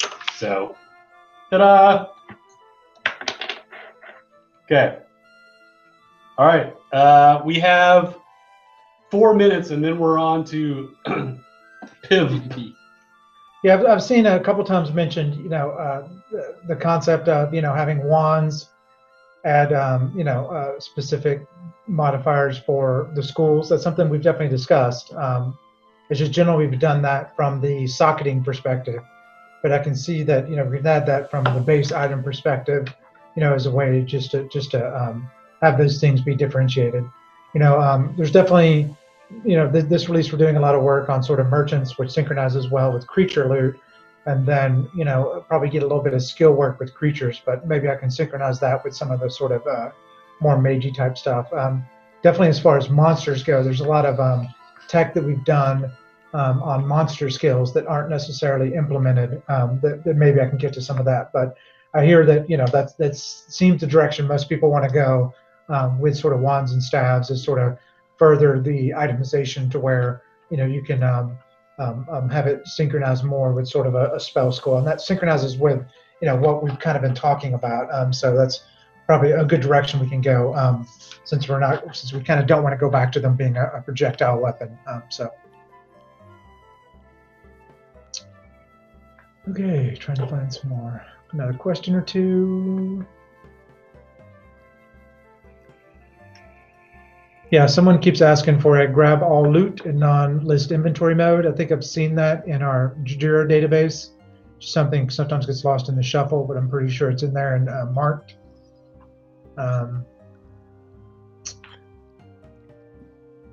know some people have asked for, recipes or decorations based on, PvP ingredients. That's something that we've gotten the tech for. I've just got to get to where, you're going to craft something with, the PvP stuff you get that then turns into a decoration that then you can show this off. So that's definitely something that the tech is there. We just got to get to the design work for it. So that's pretty good.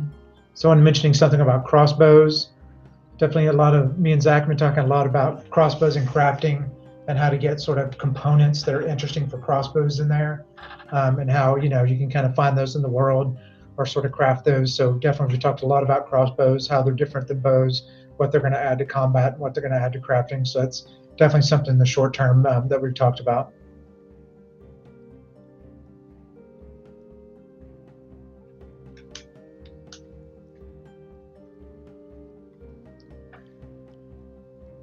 Any more questions coming up? All right, so 7:30. Now it's time for PIV.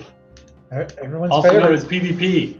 So thank you everyone for an awesome combat deep dive. I hope that was the kind of deep dive you guys have been asking for.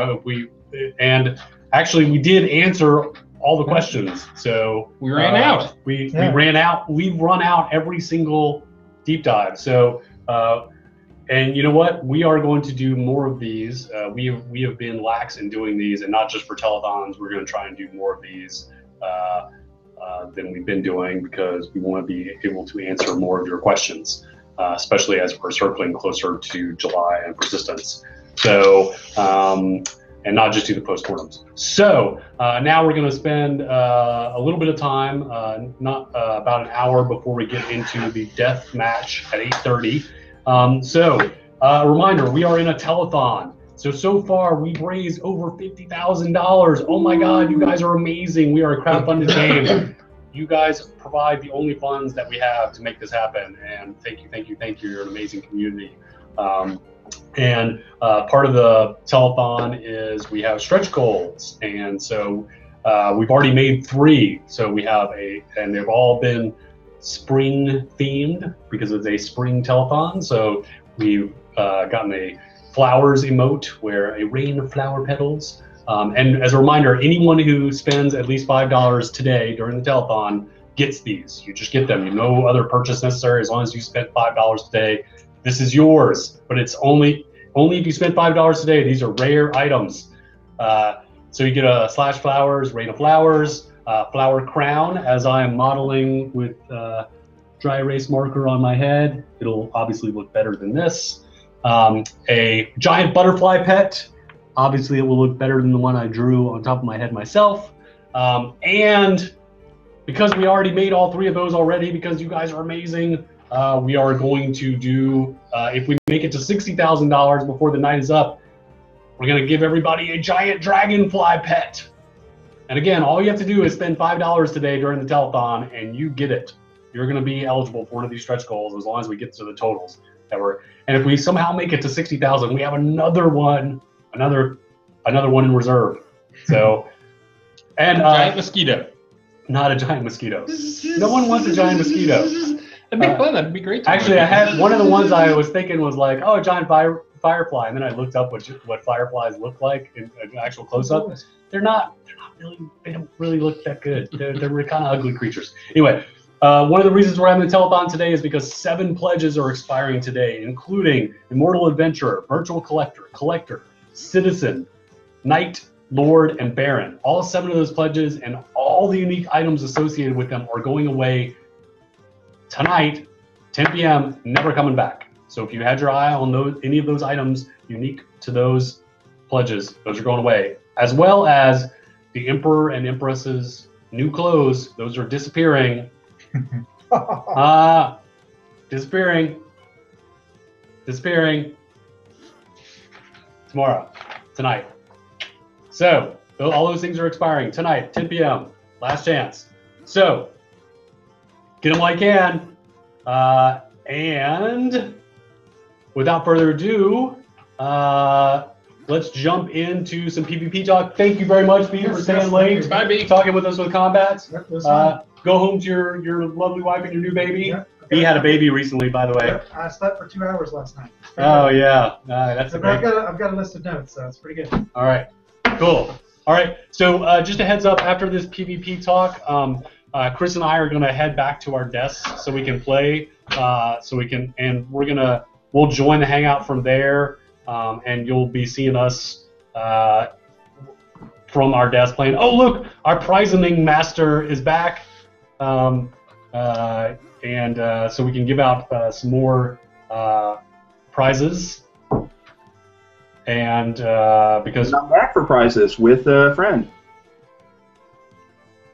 All right. Oh, look.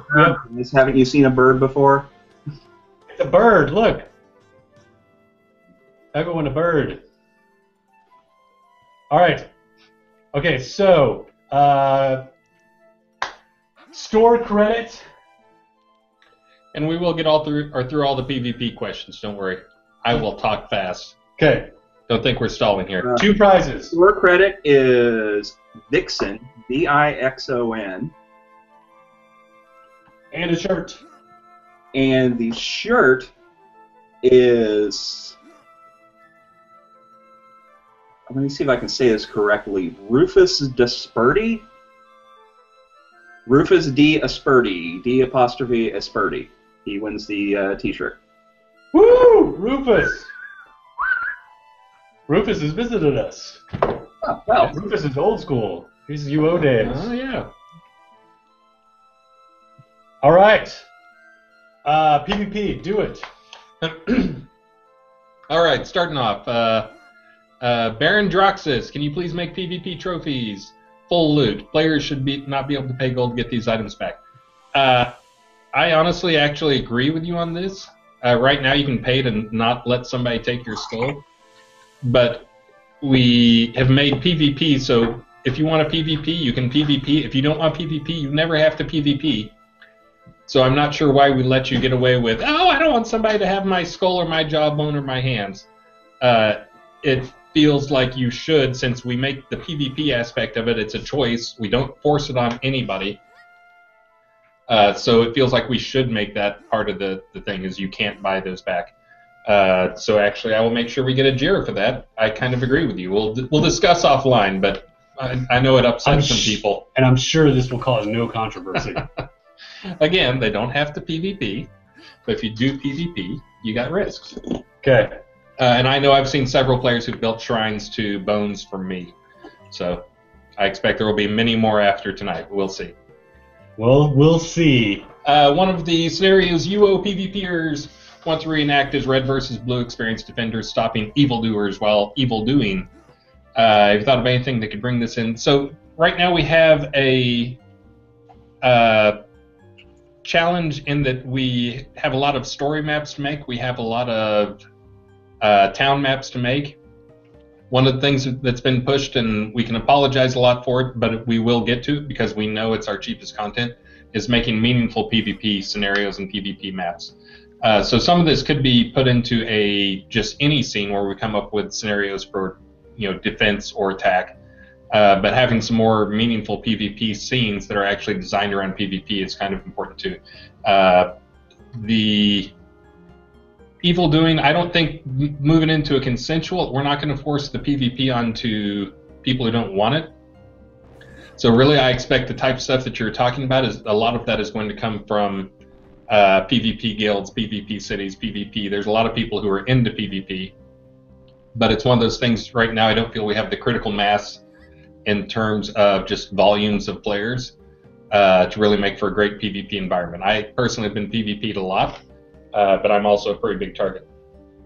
I've looked and see what the PvP numbers were, and there's each week there's The top people are in the 50 to 100 range in terms of kills or deaths for PvP.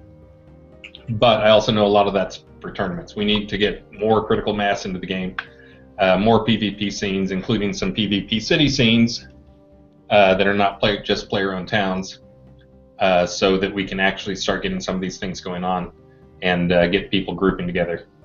Starr knows I actually was working on a PvP map for this release, actually 2 PvP maps, which Starr correctly told me, stop working on the PvP maps and work on a reticle system and the other stuff, because other things were falling by the wayside to get that done. But I hope to have those in at some point in the not too distant future, maybe even R30 if things go well.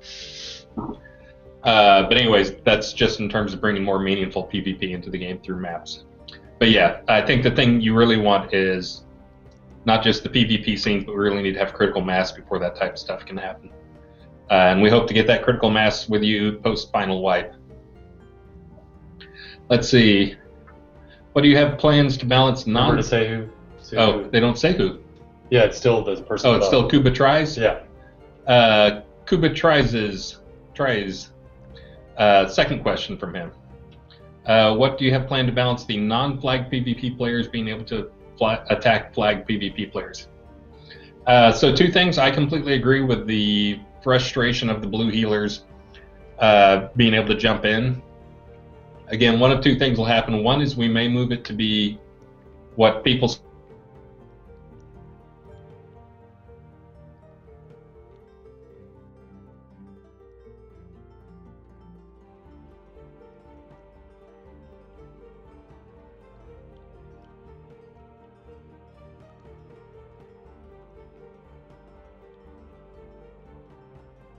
tries to PvP you. You have 7 people who can decide on the spur of the moment if they want to jump in and help you, and if they can't, or they do, they immediately become PvP. Stream's down. What's that? Stream's down. IRC saying stream's down. Uh-oh. I'm not seeing anything. You see us? Now they're saying it's up. Oh, now they're saying it's back. Blurp. Google is trying to PvP us. Google's been playing PvP with us all day. First they ganked us at the beginning of the stream, and then they just sniped us just now. So anyways, two things that we'll be evaluating is, one is the perma flag for people who jump in as blue healers or blue attackers after blue healing. So you have to go and unflag yourself manually, so at least it forces on you. Another thing is, again, the system that I've mentioned a few times where the group you join determines your PvP status, and there's a wait time to get into and out of. Your state will not change. So if you join a group that has if the person who forms the group is PvP, everyone who joins their group will be flagged PvP. If they're not PvP, they have a wait time to get into the group.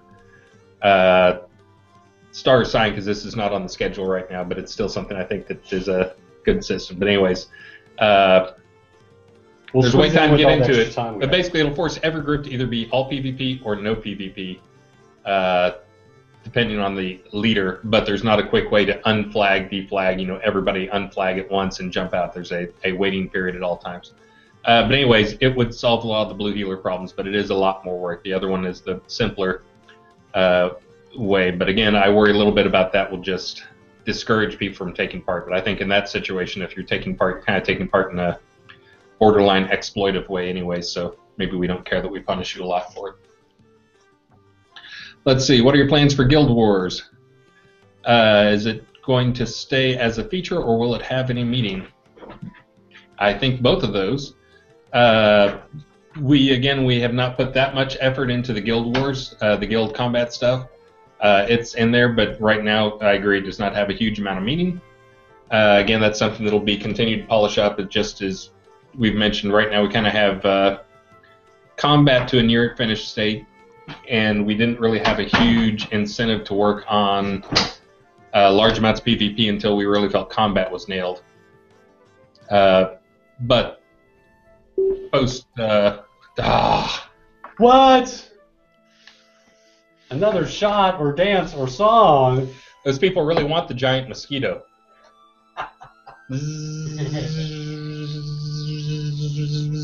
I think because What can my bird say? Does that count? Someone requested Tom Sawyer in the. I forget who it was that requested, but they requested Tom Sawyer when I asked for songs last time. Oh, this is a good time for me to take my headphones off and go AFK for a second. Hold on. Go for it. Definitely take your headphones off. A modern day warrior's a mean, mean stride. Today's Tom Sawyer, a mean, mean pride. Mine is not for rent. Don't put him down as arrogant. He reserves quiet defense, riding out the day's event. He's got a pretty good voice. The river. Is that Neil Peart? Is that who's on the guitar and that stuff? What you say about his company is what you say about society. Catch the mist, catch the myth, catch the mystery, catch the drift. I honestly have not heard that song like. I don't know. Are we getting close? Are we Decades. getting close? We can close? Yeah, we should do another shot. Are we halfway to Dragonflies? Yes. Yes, we Yes, are. we're halfway to. Are we halfway to Dragonfly? We're halfway to Dragonfly. Halfway to Dragonflies. And since Lum, the prize-eating master, brought out his bird, I was going to sing Serpent Bird. There you go. Well, everybody's heard about the bird. A bird. A bird's a word. The dippy bird. A bird is a word. The dippy bird. A bird is a word. Bird's a word. I want a bird. A bird's a word. Everybody heard about the bird. A bird is a word. A bird is a word. The dippy bird. That's a good choice for you. I know. It's a perfect choice for me. You definitely mastered that one. It's a song that everyone hates, and I can't sing. It is perfect. It's perfect madness. You actually sounded good with that song. You did. Really? You did. Yeah, there are only like 2 notes to it, so. Yeah. All right, I'm going back to counting. What's even worse is I actually went and looked for the lyrics. So, that's how sad is that? Hey, are we going to continue the telethon? Does the telethon continue while we're in the combat period? Yeah. Who's going to be on camera? You have a webcam. You got to get on the link, and they're going to look at you while you fight. Oh, I get it now. So they're going to hear you slur like you're doing now. Oh my God, I can't Yeah. control my avatar. Yeah. That's going to. I've been there practicing, by the way, in the Chaos Caverns. Oh wow, good. Is he fighting actual people? We are stripping Lowrider. him of That's his, a good one. Yeah, that's a, all right. What? Oh. Lowrider. All right, let's keep going. Okay. Anyways, back to the PvP stuff. Let's see. Obsolete. Will there ever be a full loot version of Soda? Yes, I continue to say there will be. The plan before had been that there would be this would only occur in PvP scene within a PvP scene that would come up with another flag of warning you of like, holy crap, now you're actually entering into a full loot scene or full loot sections. So that is not on the schedule. I continue to say it because then that will force Starr to put it on the schedule at some point. He's not even paying attention. Sorry. So if I say it enough times, it will happen. It is something that I want. It is something that I feel is compelling. I think that is the type of stuff that also pulls in a lot of people. Obviously, one of the reasons that for those who have not heard us talk about before, Starr was there from the beginning on UO, and while the full loot makes things a lot more meaningful in some ways, it also forces a lot of artificial negative behavior. Which in UO and many others, it's like the fix is, well, just don't carry gear with you when you go out to fight. So you end up with a lot of people who are not actually fighting in gear they care about because they're out trying to steal your gear. That is a big part of why we did not force everything open PvP. I do think we need more PvP meaning. I think we'll see if we get that through scenes. Yes, I will promise all the features I... What? No, I heard that. I saw that. I heard that. I saw that. Not that distracted. But anyways, I think it's been known that I want more PvP in there. We're just trying to figure out a way to get it in there. But I do also agree that we need to have combat to a point where it's really balanced and feeling fun, and people are enjoying it because until that really is nailed, PvP is just going to be frustrating for people. So again, next 90 days focusing on that and targeting and some other issues, and then hopefully we'll continue working on PvP as we move forward from there. Let's see, can we get Onks and Arena basements? I think that is just an oversight. It's a horrible place to get stuck as a ghost. Yes, I agree. Also curious what people think about the change to the Onks and the chain resin that people were doing last release. This is actually in there partially because I had people exploit me while I was PvPing of just, I kill them, they're back 5 seconds later, I kill them, they're back 5 seconds later, I kill them, they're back 5 seconds later. I'm looking at you, Jacob Canan. Just proving the way you get a dev to fix a bug is to have the dev suffer from the bug. Yes. So I'm just curious what people thought about that change to actually make it so the more often you get killed, the longer it takes to revive at Onks, the minimum time. The other reason to do that was it made resurrection was really not being used at the rate I was expecting. The number of people, the percentage of people who got resurrected was crazy low. And it makes resurrection more meaningful to people, so there's actually a reason. Let's see, I'm going to keep moving so we can get through these, as we only have about 10 minutes left before I have to go kill people. Speaking of PvP. No. No? 8:30. Oh, is it 8:30, not 8? Oh, yeah, you have plenty of time. Tons of time. Well, I'm going to need some more questions then, or else I'm going to have to do a lot more singing. You mean we're running out of PvP questions? How does that happen? We can answer contact I'll start pulling them out of. questions. Yeah, I'll start pulling them out of the IRC. I think there's just not enough pulled out of IRC at this moment. Can we get Onks in the arena? Oh, there's a bunch more just got pasted in. Will I see PvP vanity gear, PvP titles unlocked? Yes.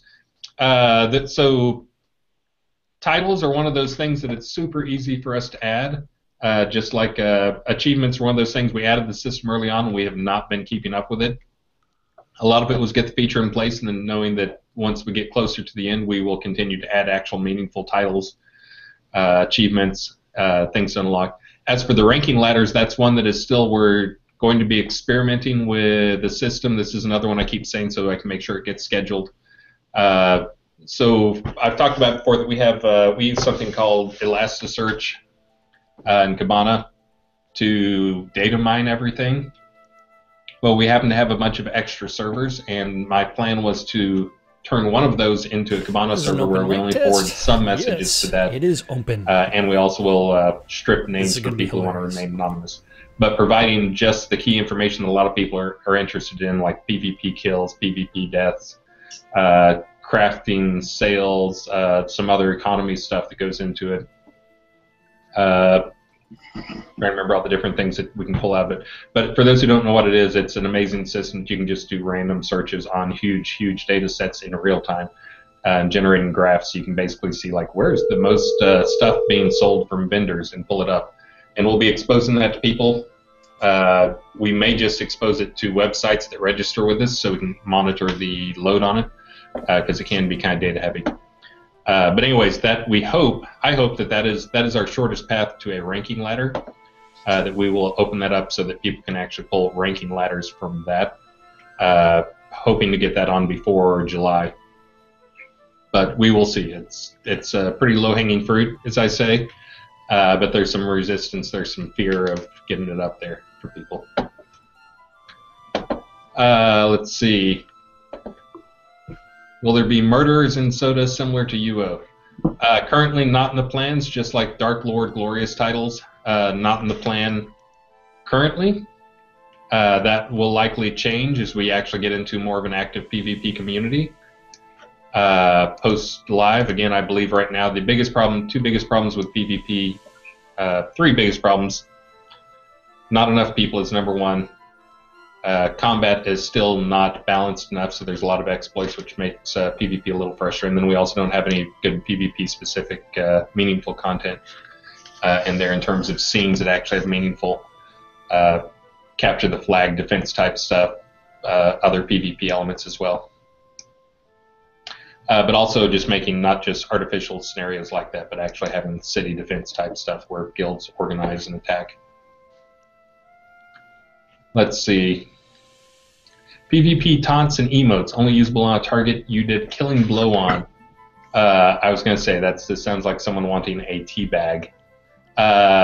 So we will probably get those emotes in, as we're now on an emote spree. Honorable bow, you can do a bow now. Spit, teabag is one that we can kind of simulate with other stuff, and it's so disrespectful that I don't think we want to add a teabag. I also think that is a male thing, and if there's a female version, I don't want to hear what it's called. But anyway, so I think teabagging, we'll let you simulate teabagging through repeating other emotes, or jumping or whatever type thing. So not any of those necessarily, but those are the type of things I'd love to see in there, of having emotes that are unlocked through PvP, so that you can learn those things. Let's see. Hey, Starr, can we have, this is Taru, Yeah. Last one was Nuku. Taru, can we have a couple of PvP NPC towns and PRTs? Yes, in fact, there already are. So there's already a PvP PRT off coast of Hidden Vale called Brave Coast that this guy actually built the base map for. And we're adding at least one more, if not two more. Keith Quinn Sanyo, he's the one who added a bunch of the new PRTs in this release that built. At least one of those going in R30 will be PvP. And the new PRTs actually have NPCs in them. So going forward, there is no all the PRTs actually have NPCs in them. But they're generic NPCs. And as far as story NPCs, we do have sort of a Skunkworks idea for a Buccaneer's Den type. Oh, it's going to happen. But any resemblance to Buccaneer's Den is purely coincidental, has nothing to do with the actual Buccaneer's Den. Purely coincidental. But yes, more of that will come. Okay, next. Garen Fowl. It's going to happen. Okay. Let's see, continuing on. Can you double the ransom cost? This is Insidious Fizzlethorpe. I also think the ransom costs are pretty low, or should have some other factor, like how much experience you have or something like that. Your effective player level should be factored into it, or be a percentage. Because I see it and it feels crazy low to me. Why wouldn't I pay that to get it back? I'll evaluate. I'm actually not sure where Burning Toad is pulling those values from, if it's from the item itself or if it's just arbitrary value. Could you tell a little, this is from Ribbon, could you tell a little bit about the fall? Like 1, what should we expect? And 2, what is going to be the risk reward for adventuring in the dungeon? Well, I'd love to tell you all about it. That actually is what I was working on, but I did fall behind. Starr correctly identified that I had more important stuff to work on. And that it was not going to get polished quite in time. So the fall is, if you've been to the Rise, and there's a huge chamber that is like 200 meters high with a dragon at the bottom, and then there's lots of, it's like 100 meters across. There's lots of crossing passages. In the fall, there are 2 of those that are side by side, with lots of connecting passages. There's lots of passages off those, lots and lots of little rooms. There's the areas in between are kind of areas that have some element of desirability. One of them is, just because it turned out to be so much fun for PvP, a maze with invisible walls that is actually double the resolution. Like the walls, it's bigger chunks. It's not as fine as the other one was. Much easier to memorize, really just like 20 walls in it to dodge around. But it makes for fun PvP for those people. It's another one of those skill things, and that knowing the pattern, knowing where things are, makes a huge advantage. You can really take advantage of it. I got PK'd in the Rise Invisible Maze multiple times, and they laughed at me and taunted me. Let's see. So anyways, there's meaningful areas between it. There's the big thing with the fall So the fall, actually, the term comes from, if you can imagine, for those who've been to the Rise, looking down and seeing the lots and lots of passing. Is it time already? Or No. Lots and lots of crossing walkways and all the chains hanging down from the ceiling. Imagine that. I think each side has about 35 passages that enter into crossover. But on the fall, you can actually fall down because at the bottom of it, there's actually water. So when you jump down, you fall and you actually survive the fall. But it's actually a really fun thing to do. Is the quick escape for getting away from PvP. Someone's about to PK you.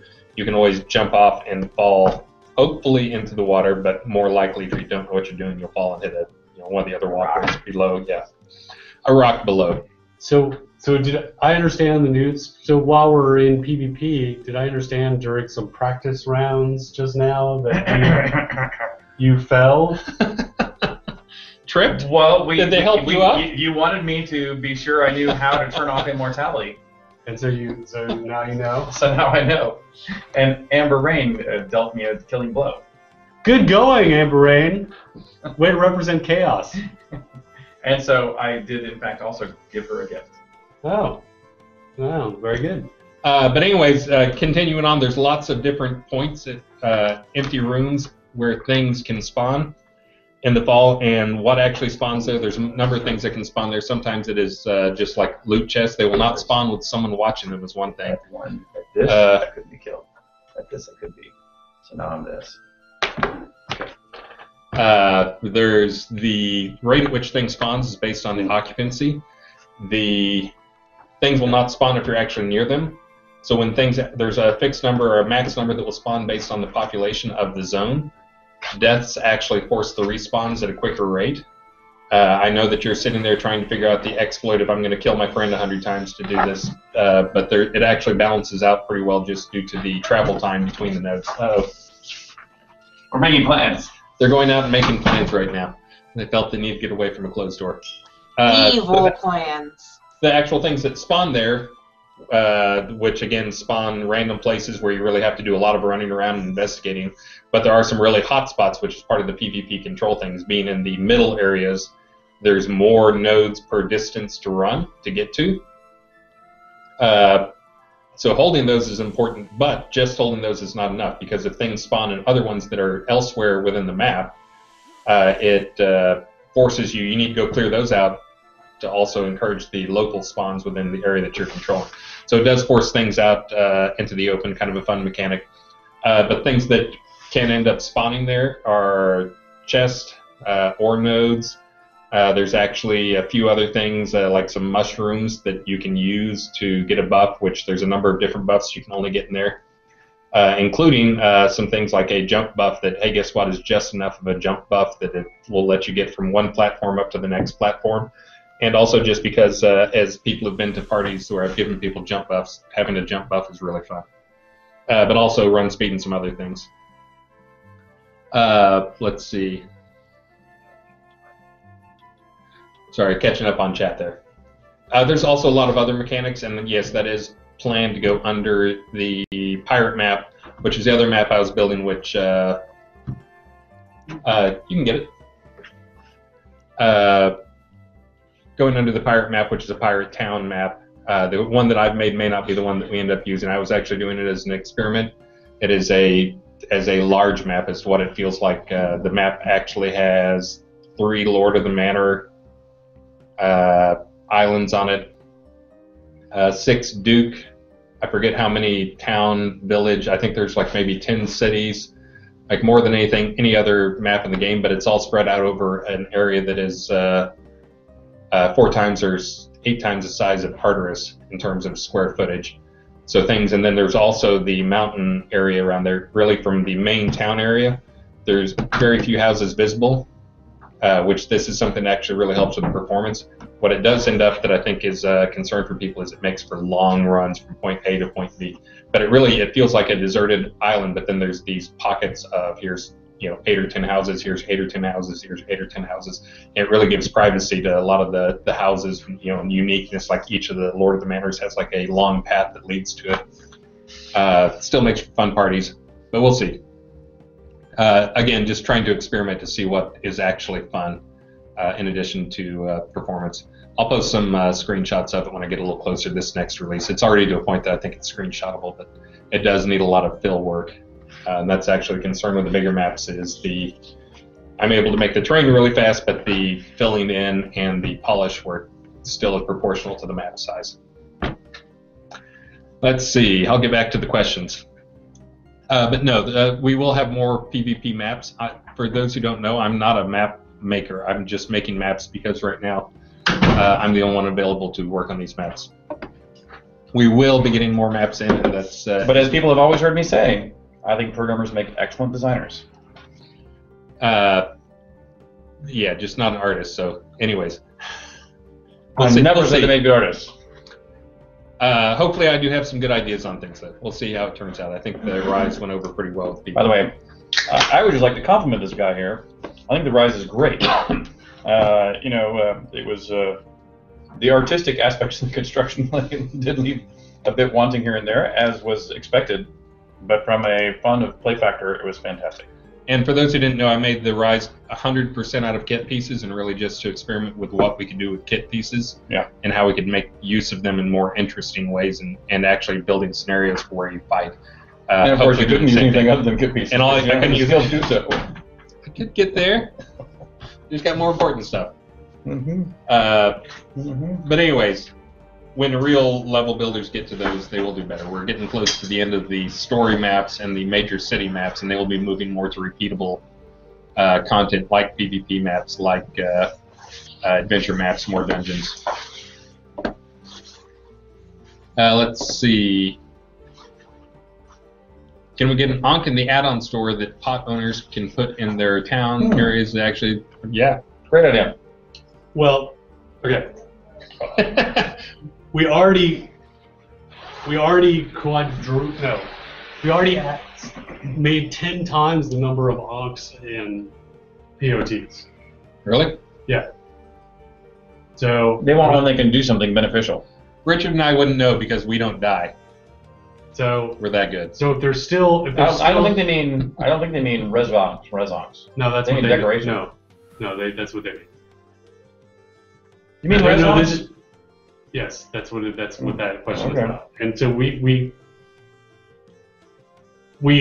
greatly increased the number of res onks in many cases that 10 times the number of res onks in player-owned towns. And so if there's still a place in a PvP player-owned town where there's not enough res onks, then please bug that. But there should be more than enough. So I'm not sure why it's still an issue. Okay. And making this a customizable, placeable thing has a whole lot of problems with it. So there's a lot of things. Because you don't want the people to be able to die and know exactly where they respawn in the center of town or wherever. There's a lot of there's issues. All right. A lot of issues. Let's see. Linkify rule. Are we going to see the full death penalty soon? By that I mean losing items in the scene if you die in the scene, have to retrieve them once. So losing items to the scene is one of those things we fear a bit. We will continue to crank up the death penalties. This release, there's more death penalties with the death debuff that it takes longer and longer to respawn if you die in a short period of time. Probably will continue to increase it. Losing items in a scene is more challenging for us just because many times the way we instance things, we would destroy a scene if it's been despawned. If you die in a scene and your stuff stays in the scene, we would have to come up with a system of saving up, okay, here's a copy of you and your stuff in that scene, but it's not really in that scene, it's just in the scene the next time you go to it and we start up an instance for you, because you may die, log off. I know I was many times playing, like EverQuest is one of the ones that I mentioned, where I would be playing at midnight just ready to go to bed and I would die deep in a dungeon and it's just like I'm totally screwed. To the point of just rage quitting because you can't actually get back to your stuff. This would be even worse than that because this would be basically the scene will not exist anymore and you'll have no way to get to it. Now we do have less meaningful, we're less gear driven than like a WoW or EverQuest, where those of you are completely defined by your gear. So we could get closer. That's part of why doing PvP bullet PvP is a little more appealing because that doesn't result in any situations where, due to a bug in our game or design factor in how we do our servers, you can end up losing all your gear. That'll just be PvP. You're up for it. You'll have to elect to do it. But losing gear is one that's a little bit scary. We could do it. It's just something that we don't have on the schedule for July. We will continue to make death more painful. But again, we've got to watch the balance in terms of that. Go ahead. So going back to your question about the on-roper, okay, so I saw your clarification. So I do understand the request. It is very complicated because it ties to the death system, which is but I understand why you guys want to be able to customize it for building out combat scenes and PvP tournaments and things like that, and having to build it around where the Ox are located. So I understand the concern and the request. Not something we're going to be able to get to pre-July, but I do understand better what the request is. So we do want to be able to do that, just like we want to be able to customize, be able to pick from entrance locations and customize a bunch of other things like that. So it's in the backlog. It's just very complicated. So another thing too, I see people talking about the 50% bonus. 15. The 50% bonus on purchases. There was something happened with the application. Normally it happens at 11 a.m. this morning. So some of you may have noticed that the normal tick that it happened this morning didn't happen. So don't worry, we'll make sure it happens. Those of you who are counting on that, we'll make sure that you're taken care of. So sorry that. Don't worry, we will make sure everything that happened. Just if there's something you would count on, a specific thing like an upgrade that was based on that, just send out a support ticket. Even if it's related to an expiring pledge, we'll make sure it happens. Don't worry about it. It's a support ticket. Okay. I'm catching up. Here. Thanks to all of you. Is that you, Lum? Are you talking to your bird? You're talking to yourself? Oh, now he muted. Now he muted. We see. Pretty bird, pretty bird. Hello, pretty bird. Now he's muted. Now he's back. Now he's disconnecting. All right. Let's see. Wolfton. Wolf. Ransom boards. Wolfton? I've never put a price on your head. Wolfton. So the ransom boards, actually, you could do that right now. Just by putting, I guess you can't do that right now. We need to have the other. Gotta write a board. Well, no, the board. I was going to say we can put up the vendor thing, but I keep forgetting the vendor for what you can request is limited in what you can put up. Can I put up? How about we this? Just have that where you can put up. How about this? Skull of whoever. That's what I mean. Yeah. So can I put up a board that says I'll pay 10,000 gold for the skull of Dark Starr? I think the big things we just ran into interface issues and how to best design it so we can say you can request an arbitrary item, but maybe that's when we handle a special case of skull of so and so.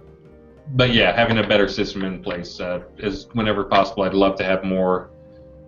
Just create the systems that you can create or use to do that type of stuff, like requesting the skull of so and so. Ignore him. All right, I'll ignore him. I wanted to hear what he was saying to his pretty bird, though. I think he has some auto unmute going that he doesn't understand because he occasionally steps in without knowing it, I think. So anyways, I'd rather give you guys the mechanics so that you can create those type things whenever possible. Right now, we don't quite have it in there. Again, that's one of those systems, just because it's very heavily tied to economy, that will almost certainly continue to get more development as soon as we've hit the base layer of all the systems in place. Let's see. I'm not a PvPer, but I understand the frustration of players to find meaningful interactions. Would it be possible to have a system where people can put up in-game gold as the prize for the duel battle? Yeah, I actually do like that idea a lot, and that's something we've talked about, is being able to put up stuff where it's kind of like starting a trade, and when you start the trade it goes. I don't think that's been on any schedule, but that's one of the ones we've talked about as low-hanging fruit. and that unlike the ransom board, where the ransom board can have exploits in it because you can be like, Bob put up 50,000 gold reward for my head, and then player X and Y get together and let them kill him and go turn it in to collect 50,000 gold, and then they get to laugh at the guy who demanded his skull. Unlike that, this system doesn't actually have that. It's too, like, we know you guys are trying to fight right now. It's not, there's no exploit through trading using that system. And I do like that idea a lot. I don't think it's on the schedule currently for July, but it does, I'll have to think through the side effects, but I think it's not a super hard system. So yes, we will have that at some point. Let's see, is there a chance at some point in the future we'll be able to draw PvP flag players from the overworld map into a scene and fight there? Yes. That is something I'd still continue to push for. There's still questions, Star's glaring at me. There's still questions as to how to pull people into a scene, but that's one of the things we've talked about, is both creatures pulling you into a scene and players pulling you into a scene. And we do plan on having that. Let's see. Will pot sieges only be for PvP towns? Can non-PvP pots opt in for sieges? I think the pot sieges, I think a modified, what's the plan, Starr? I gotta go get a drink, use the bathroom. Be right back. So sieges are post-July. Currently, sieges are only for NPC towns. However, I know that there is a portion of the community that would like sieges to also happen to POTs. And so we don't really have a design for that, since that's really just the community lobbying for that. So I will send you an idea on HipChat and see if you like it. Great. So Richard's got an idea. Players, you guys can submit ideas. I know there's already multiple threads about pots and sieges, so we can. But any of that is going to be post-July.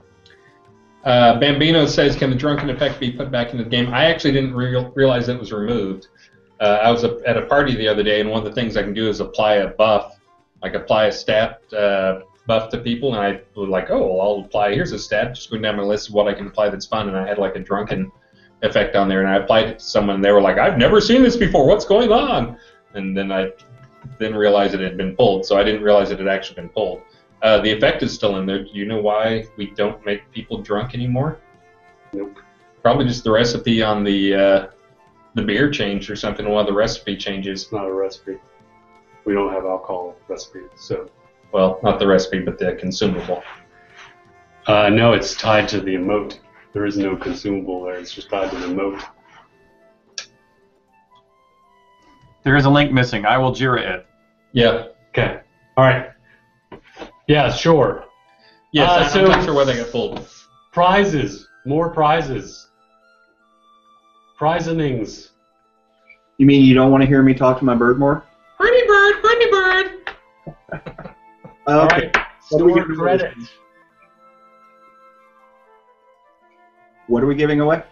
Store credit and a coin. All right. Store credit for $10 is Big Bob. Big Bob gets $10. Hey, Big Bob! Oh, wait, not a coin. Wait, I have something else. I forgot. Other than Big Bob, I think that's a little late. Big Bob got the store credit credit right now. Big Bob got the store credit, and Starr is now in my office stealing something from behind me. He ran off with something. This is like action shots. Yeah. Like one of those I Spy things where there's cameras all over the place. Eagle Eye or whatever it is. Okay. Yeah. All right, 3 prizes. All right. All right. The Hearth of Britannia card. Hobloth. The Hobloth card with a certain young game developer who shall remain nameless. The winner. Handsome chap, that is. Yes. How old are you in that picture, Richard? That would be college. So, 21. The winner of that is Insidious Fizzlethorpe. Insidious! He's very insidious, and he's now has a fizzling card.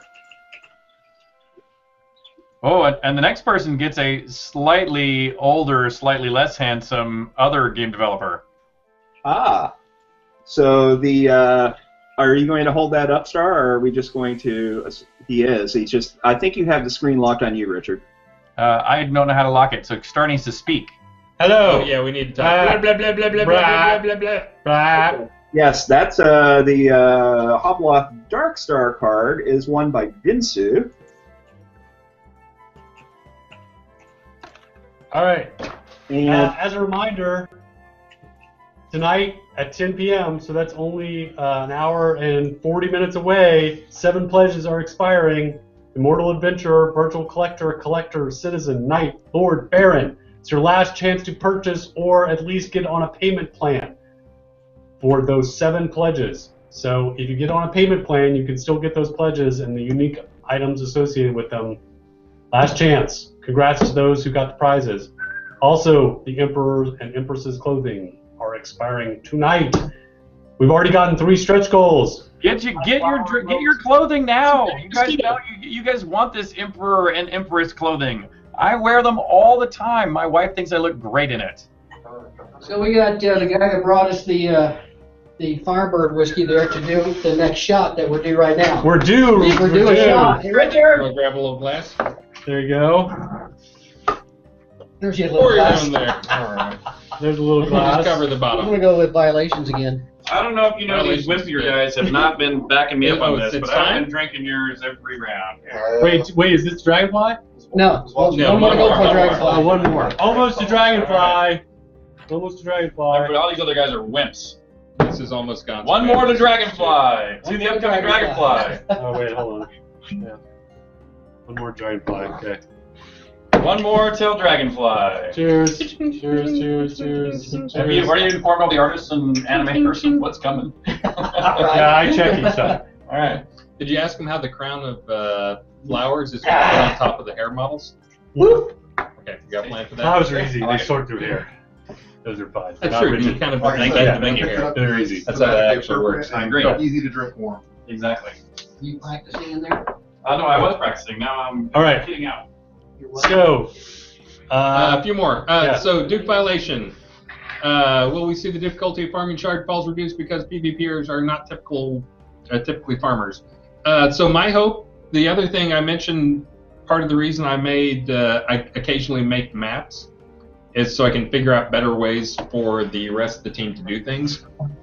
The other thing I'm looking at is what things can we do, what mechanisms can we add, or are we missing that our map builders would really use. The thing I was talking about for the fall that is a mechanism that the number of PvPers, the number of PvP action going in, forces different spawn rates for different things, but still spreading them out enough so it is not a farmable thing of like, well, me and my buddy are going to go sit and they're all going to sit idle. Well, you still have to run. There's still a time mechanism in it, so it doesn't break the reward per time element. But adding those type elements into shard falls is another thing that I hope that'll be feeding back some of this tech and some of these ideas from the maps that I work on back into other maps to make them more meaningful. Because right now I agree, shard falls are cool. They're kind of a fun place. There's some cool stuff in them, but they don't really feel like, hey, I'm being rewarded as a PvPer, and this is a cool thing I can do as a PvPer.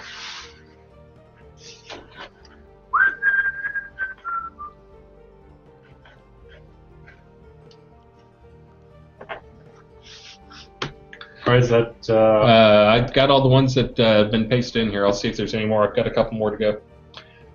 Just so people know tonight, speaking of PvP, since this is on topic,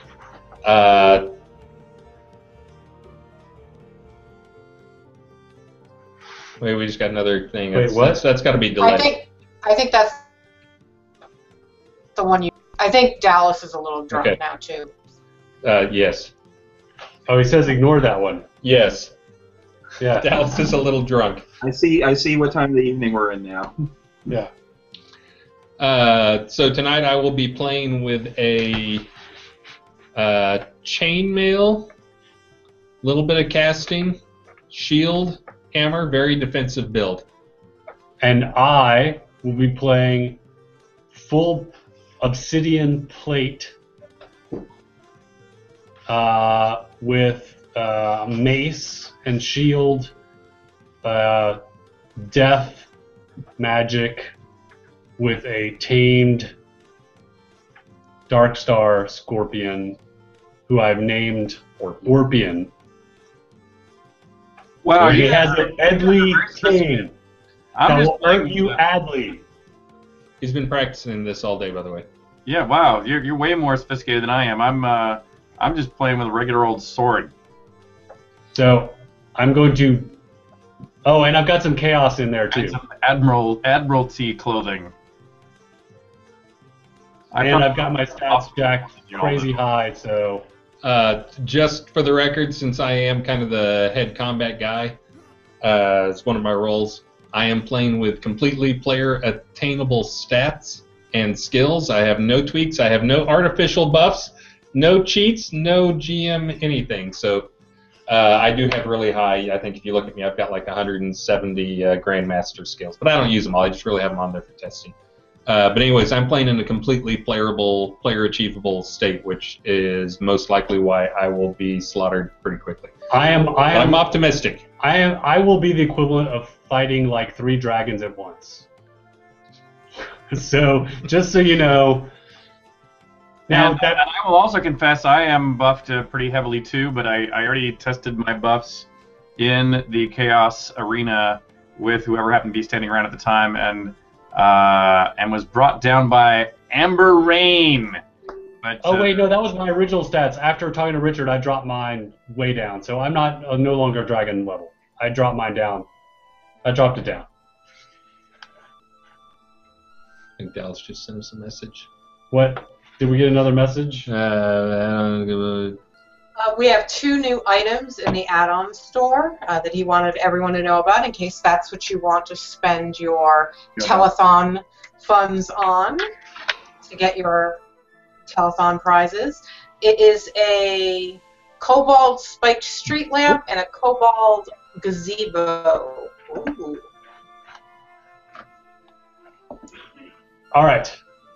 So, any more PvP questions? If not, we're going to jump on over to Chaos Caverns and get ready for the event. And my bird wishes everyone good luck. And just to make it interesting... You guys are staying online through this, right? We're all just going to join in right here, right? Yeah, I'm going to get on the Google, but Chris and I are going to go to our desk so we can get on to our clients. Got it. All right. Yeah, and are we going to share screens of the combat, or presume anybody that wants to see the in-game video will be in-game? That's a good thing. NBNN is going to be streaming this on their channel.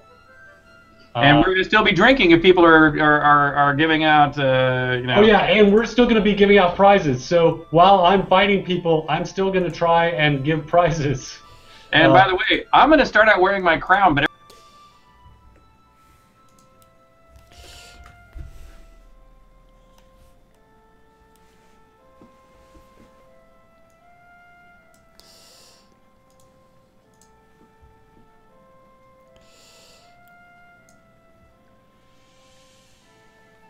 Congratulations, Lord Zep.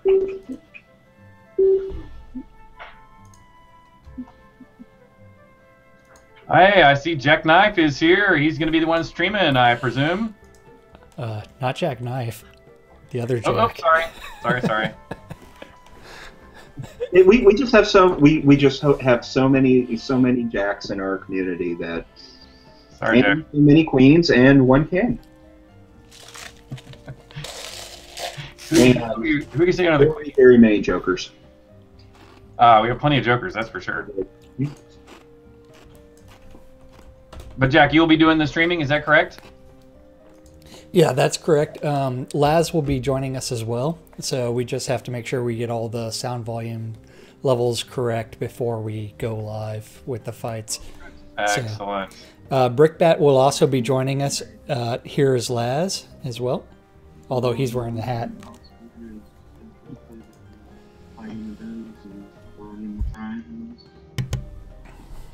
I'm going to go over there to... I should be here. To the Chaos Caverns. I'm going to see if I can get those guys to put some cylinder record players down on those and there so that I can play the Return of Lord British on any of the battlefields I'm going to take on. Hang on as we get this volumes adjusted. Correct. Let's see how that sounds. We have these guys now. Can you guys hear us? I can hear you. Alrighty. I can hear you. You sound fine here. Beautiful. All right, It's going to Jack, be an how's your interesting left? night. I hear you. Okay. I'm going to get ready and bring the other folks in on the other side here. Oh, crap. And we are down in the Chaos Caverns. We have cameras all over the place. Jeannie, you coming down there? Fire Lotus? We need radios. Hold on. I cannot. I'm bouncing around over here too much. I'm not even patched. Very good. Well, you'll just have to listen in and watch it on the stream. Okay.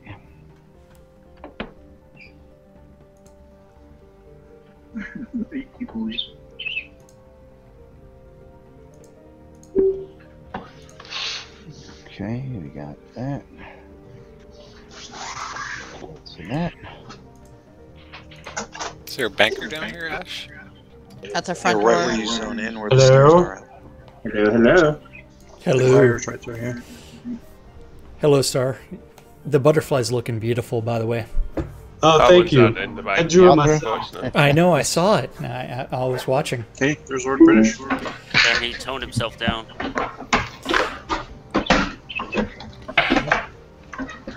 Please keep track of your items because I'm not writing it down. So please, if you give me something, please make a note of what you gave me because I'm like We are underwater. live on air, everyone. Just so you reminder, you're all live on air right now. Yes, I'm just trying to get one more volume control stat. Lacey is the secretary.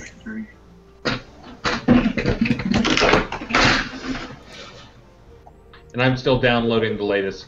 It'll only take me a second, though. It's internal. I'm right by the bank. I'm right in the middle of the road by the banker.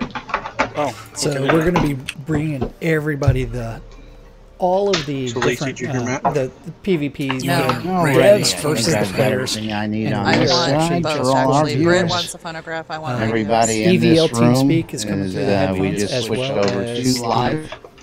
So just let you all know that we are going to be live in this room. We're going to be, of course, talking with the guys over at the offices at the same time. So while you guys are coordinating the fights in the rings, we'll be communicating that, and of course, getting commentary for everybody to hear on both sides, so you can hear the TeamSpeak room of people who are trying to beat on the devs, and you can hear the devs as they're trying to beat on the players simultaneously here on stream. So. And NBNN will be bringing you some poorly interpreted commentary. Very, very. And I gotta remind everybody, there, Jack. Just coming. Like 10 people just showed up. That's what we're here dying for, killing for. So we are down here at Chaos Caverns. Are we meeting somewhere else, or are all you guys coming back after getting radios? All right, and now I just need to figure out where I'm supposed to Yeah, go. we're all coming back. Okay, because like my whole group just running behind. You can teleport to me there, Mr. Darkstar.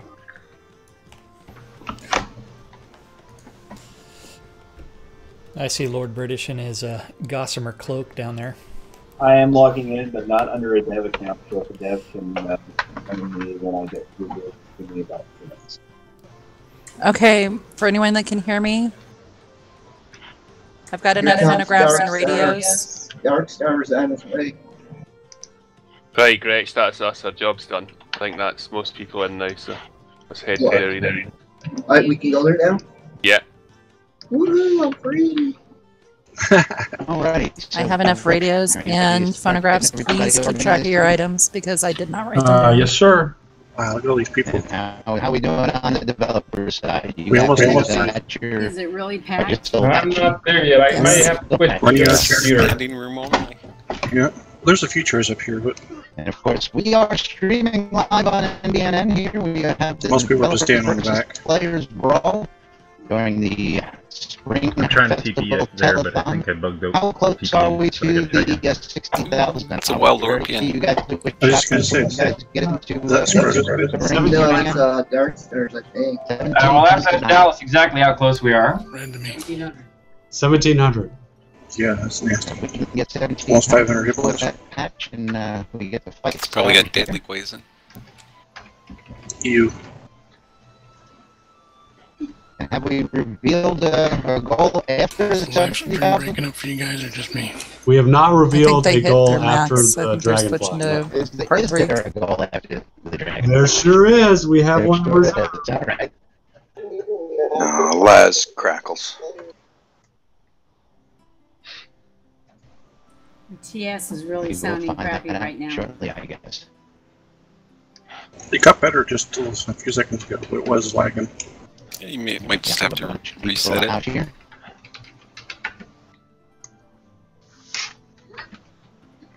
Dark Stars looks brutal.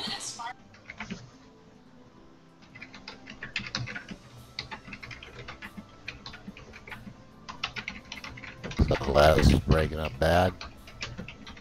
Yeah. I thought all of TS was. Who's here? But you sound okay. Oh. No, it's him. You're It's breaking him up pretty on bad on I see. YouTube. On the YouTube stream. So it looks like there's some lag related to the connection issues. Are you listening to Avatar Radio or Radio Free Britannia? YouTube, okay. Streaming on NBNN. Everybody get lots of pictures of it. Avatar's radio streaming Yeah, on right. broadcasting on Avatar's radio, as far as I understand. Now we're 1,100 away.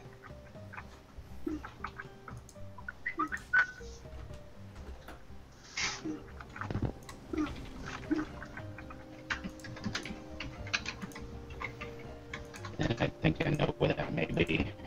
You guys can still hear me, right? Yeah, your audio is crackling a little bit for me, Laz. Yeah, you're breaking up. Yeah, for me too. I thought it was something else, but now that I hear you all say it, it's not just me. Yeah, the YouTube stuff's really bad.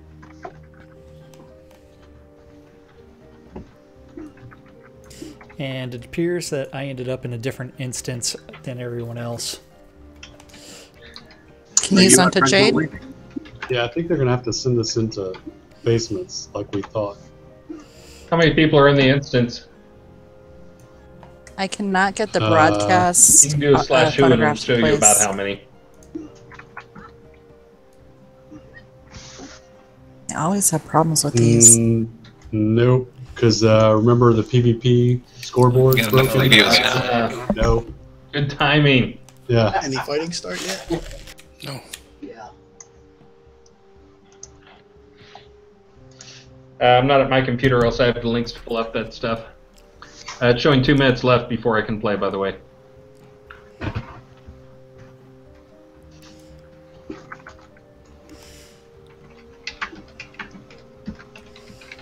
So did we want to jump down into one of the basements? I think like I should go into a basement for my fight. Yeah. I also want to remind everybody that if you are at work and you can't watch the live stream, The basement is Avatar's because radio I is got pulled also into a different broadcasting instance this after on the radio, so you because I can peach listen fitted in if you can't and I had to watch. restart. And so I'm in a completely different instance right now. Can you use onto All Jade? right. Do you want to party with me and try to zone to me? So YouTube's a little better.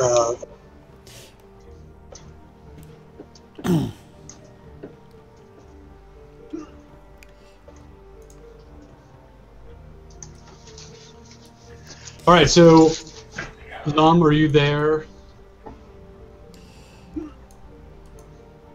I am in fact here. I think I made it. You didn't. I didn't zone to you. I'm currently looking at Orpian. Oh, I see you. Okay, I was just making sure you were okay. So while we're filling, Wow, the leg seems better if you turn the names up. while we're waiting to get the fight started, I don't want to have too much dead time. So let's give out some more Hobloth cards. So are we giving that one of each? I give up on this trying to time? place this broadcast Okay, one. so the Hobloth get enough. Lord British card. Go Lord British! Yes, go Lord British. He is won by Zader, Z-A-D-E-R. Go Zader! You're really loud, Richard. You don't need to Laz, yell. you You just just- went off. Oh, Richard! Keep yelling, Richard! And the Darkstar card is won by Zappadoodle.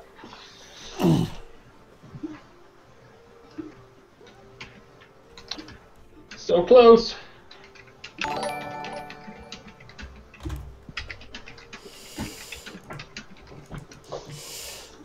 Now, because I'm in a different instance than the devs, I need to actually. Let me see if I can restart. summon you, Jack. All right. I just went back to the logon screen, so I'm going to try to get back into it. So give me a second. Or actually, there's two Jacks there. Frost or Synicist. Which do you want me to summon? Synicist is probably easier. Are you on? Is it online? It's logging in right now. So give it 10-20 seconds. I'm at 65% already. S-Y-N-A-S-S-I-S-T. S-I-N. Did Jack get in here? S-S-I-S-T. Yeah. Oh, S-I-N. Okay. Yeah. Okay.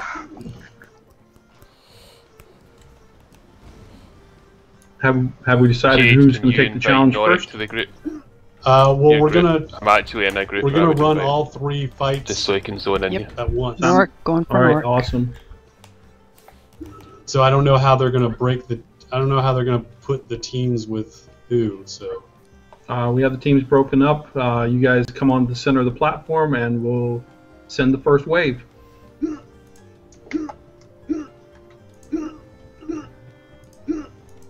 Damn, I'm That's having an trouble interesting teleporting to those Chaos Caverns here.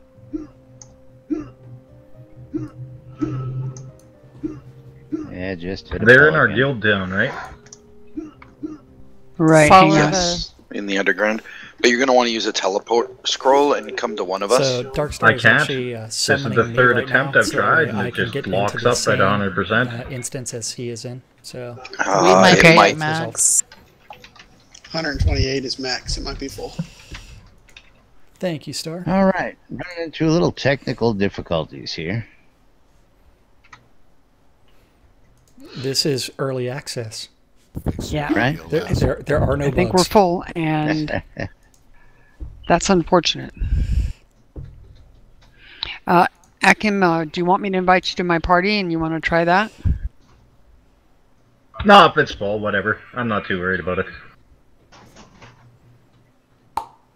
And we're working on it, folks. How do you turn off names? N button? Yes, N.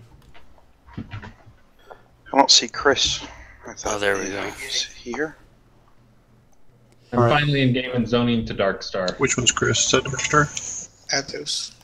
No, Athos. No. Alright, so. Oh, I've only I'm seen gonna 3. share One, my- Darkstar, and Lord British. Did we get Jack in the scene?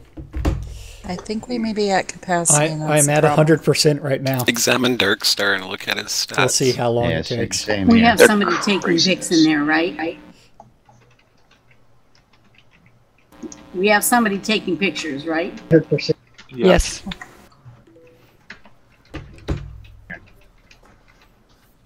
Okay, so we should definitely send. We're at capacity of the scene, so we should definitely send me into the basement to fight. So I'm gonna go into this basement right here. The one I'm standing Okay, Darkstar would like to be go Gotcha. into the basement for So, his do I fight. need to tell anyone, or should I just go in this basement? Which basement I'm are you passing going the into? I'm waiting passing on the word load. now. Hey, so the 409 build introduced a nasty, nasty error that is spamming the console like mad with the targeting stuff. The one and only, if you're watching this, you probably want to go look at the logs and Char, check did you hear into me? it. But when I was logging in, it logged like 1,000 errors. I'm sure it booted me off the logging. Did you see which one I went into, Brickbat? The one on the far right. Okay. Yes. Correct. Who's going down? Is that Antos? Did you see which one I went into? that? Smoking or in the west? Hold on. Dark Star said he wanted to go in the basement, right? Dark Star wants to fight in the basement. Okay, so whoever he told that to, put him down here in this east basement. Atos, when you manage He to already get in, went you down should go in one the of the basement too. basements. Which one, do we know? Yeah, I'm standing right next to it. East basement, I think. Can you just tell me, or do I have to look around? That would be the It's left east. basement for Chris. Okay. So...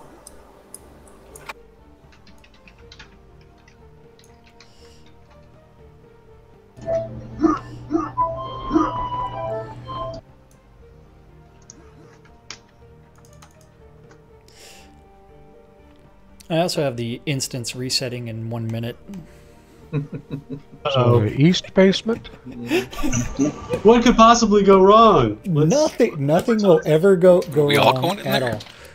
all. I wonder if we're going to watch Lord British die 63 times again. The Western Arena.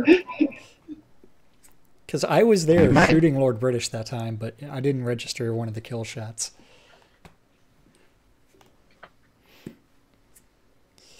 Instead of left or right, can we get east or west? Alright, well, we're here. Are we gonna get this one up here? You go downstairs, Jack. How are we gonna do this?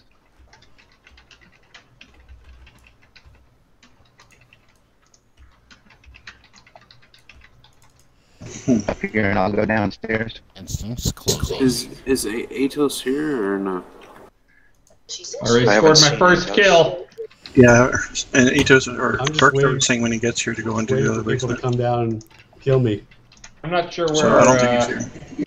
Now wait a minute. There are people attacking me now. Should I be I'm defending getting myself it and with slow dispatching error these up here. creatures? Hopefully it's gonna go away. If people are attacking you, you need to be killing them. All right, that's it. Okay, it's on then. Not attacking me. Yep, down. Alright, Smoking, can you Well, just then, head down to the boy, basement? if I can only see well enough to steer over Yeah, to I any just of them. crashed though. Which basement are we heading down? The west basement. West. So I'm not clear where the. I'm in some type of arena thing now, but I'm not sure where the basement arena is. Alright, so you need to go out of that arena and go on down the road. There's lighted path. There's 3 platform type of town houses down there. You'll see the stands, Hopefully I'm going and to then the you'll right see 3 platforms. You're on the Yeah, same. You left-hand said west, I platform. went down Go in the the basement, please. I'm probably gonna crash though. Yep, I just disconnected. I'm there. It would have been nice if I Hey, was who in given the room is east-west going down? Who's staying directions. Why is I'm waiting for victims. fight my?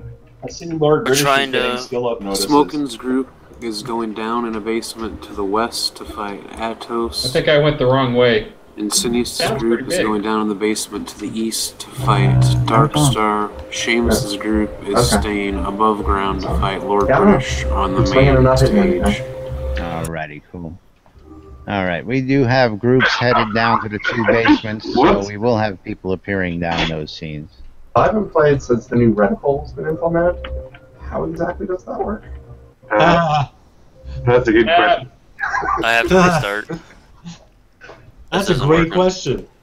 Well, hurry up. Hit tab and it'll play just like it used to. Yeah, mine's stuck in limbo right now. What's Apologize going for on? all the dead air while we sort of try and get this. I see so many event. people running in place right Really now. funny. Me too. Is there someone I can zone to near it's the moonwalking. place I'm supposed to be? We're I having ran a the wrong way. problem thing. Richard, zone to Richard. Char. Yep, come join me. There's people trying to kill me here. So, or that's Zeb why I Webb see wants to there's- join a group. Oops, I've been hurting people. Sorry. I'll continue though. This is so tough that I can't even hurt them. I gotta say, this is funny. So I'm as in a the reminder, login we queue have of 7 23. pledges expiring tonight. And how close are we to Dragonfly? $288. Only $288, so everybody gets a Dragonfly. Oh my God, Dragonfly! Dragonflies! Because I'm screen sharing. Hold on, sorry. Hey Richard, can you do a load? I was talking about how really great it was going before we got down here, disconnected. about how I could easily just I did one-shot too. or two-shot people. I just got disconnected These, too. I can't Finally, scratch dummy. anybody anymore. You have almost no Login queue. skills. I don't know if you I saw you trying to skill up earlier, but you're like getting skill messages for like level 6, 7 skills. I can't hit anybody. Well, you've got no skill. 43. I did earlier. That's why I didn't even try. If we were having that much trouble, when it you were telling me exploded my Richard- computer. Richard forgot there was a wipe. Yeah, just No, that's not it. Richard should possibly learn to play. Yeah.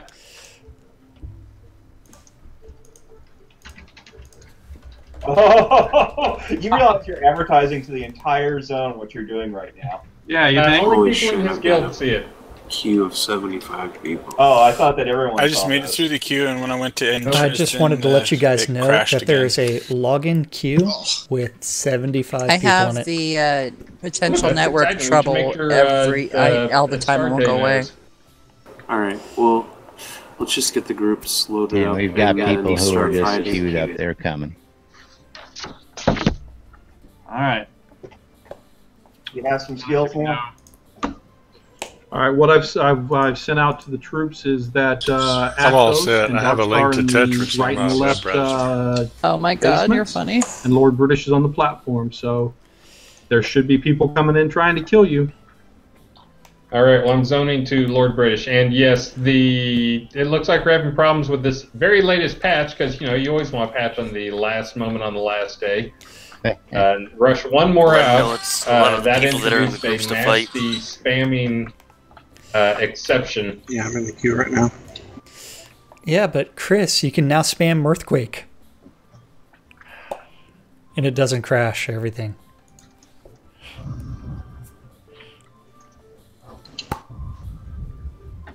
All right, which basement do I go in? I'm there. You see the platforms? There should be 3. You want to go to the left-hand side, and you're going in the platform on the left. Going into the basement right in front of you. But don't come to the one I'm in. If you are, you have to kill the dev that you see there. All right, I'm not sure if that was stage left or All right, crowd now I'm left at or what, but 28. I went in one. Let's see where I end up.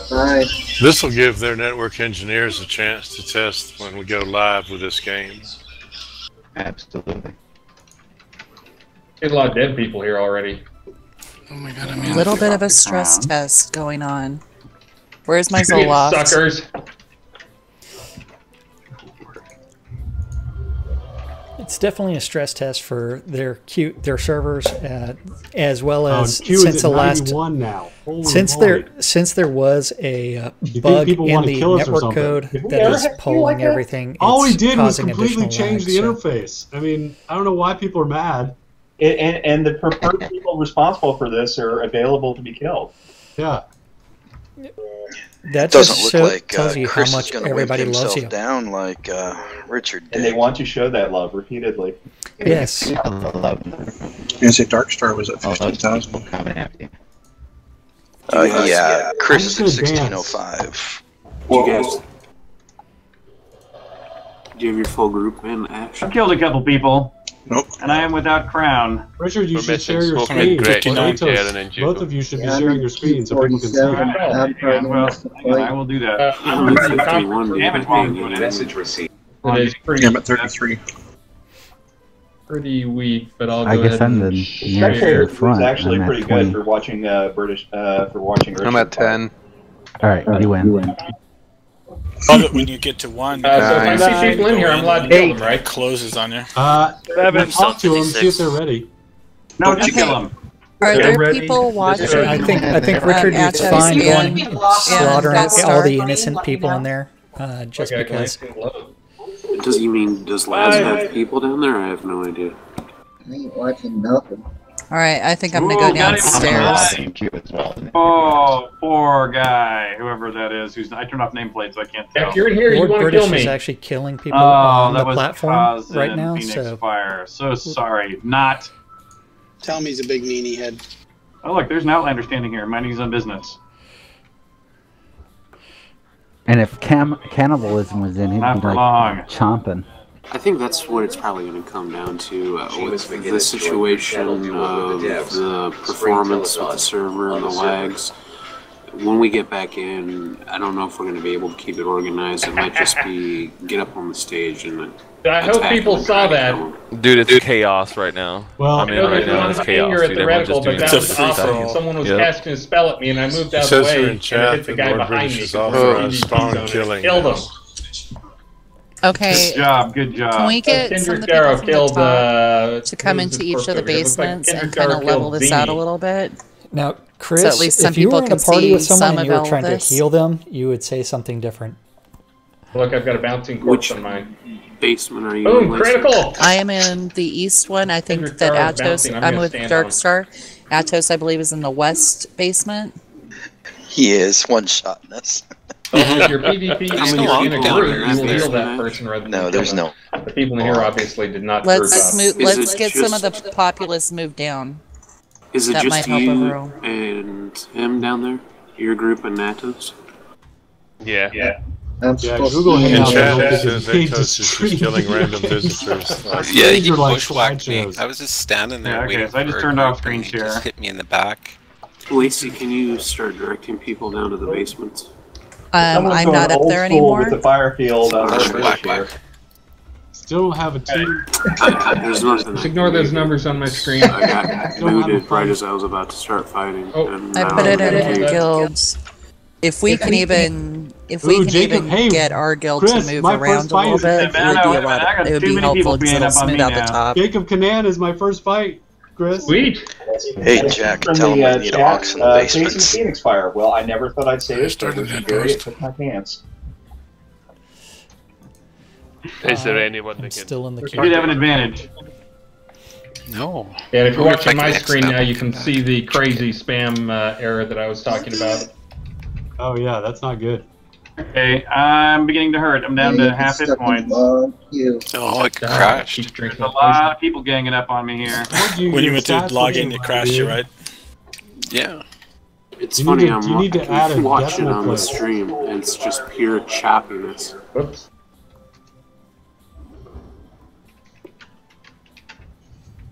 There's Dude, ghosts in honestly, I Kentucky. think we need to Oh, you just know what? I focus think this on is the one that taking they one of were these talking devs about out that so they we can do get a not prize. have a. Who do you think will be the easiest? Oh We should all yeah, pile let's in let the it out. basement. LB said They he's don't have hurt. an onk in here. He's at half health right You just now. have to wait for the timeout. They're He's never the going only to one kill that- me.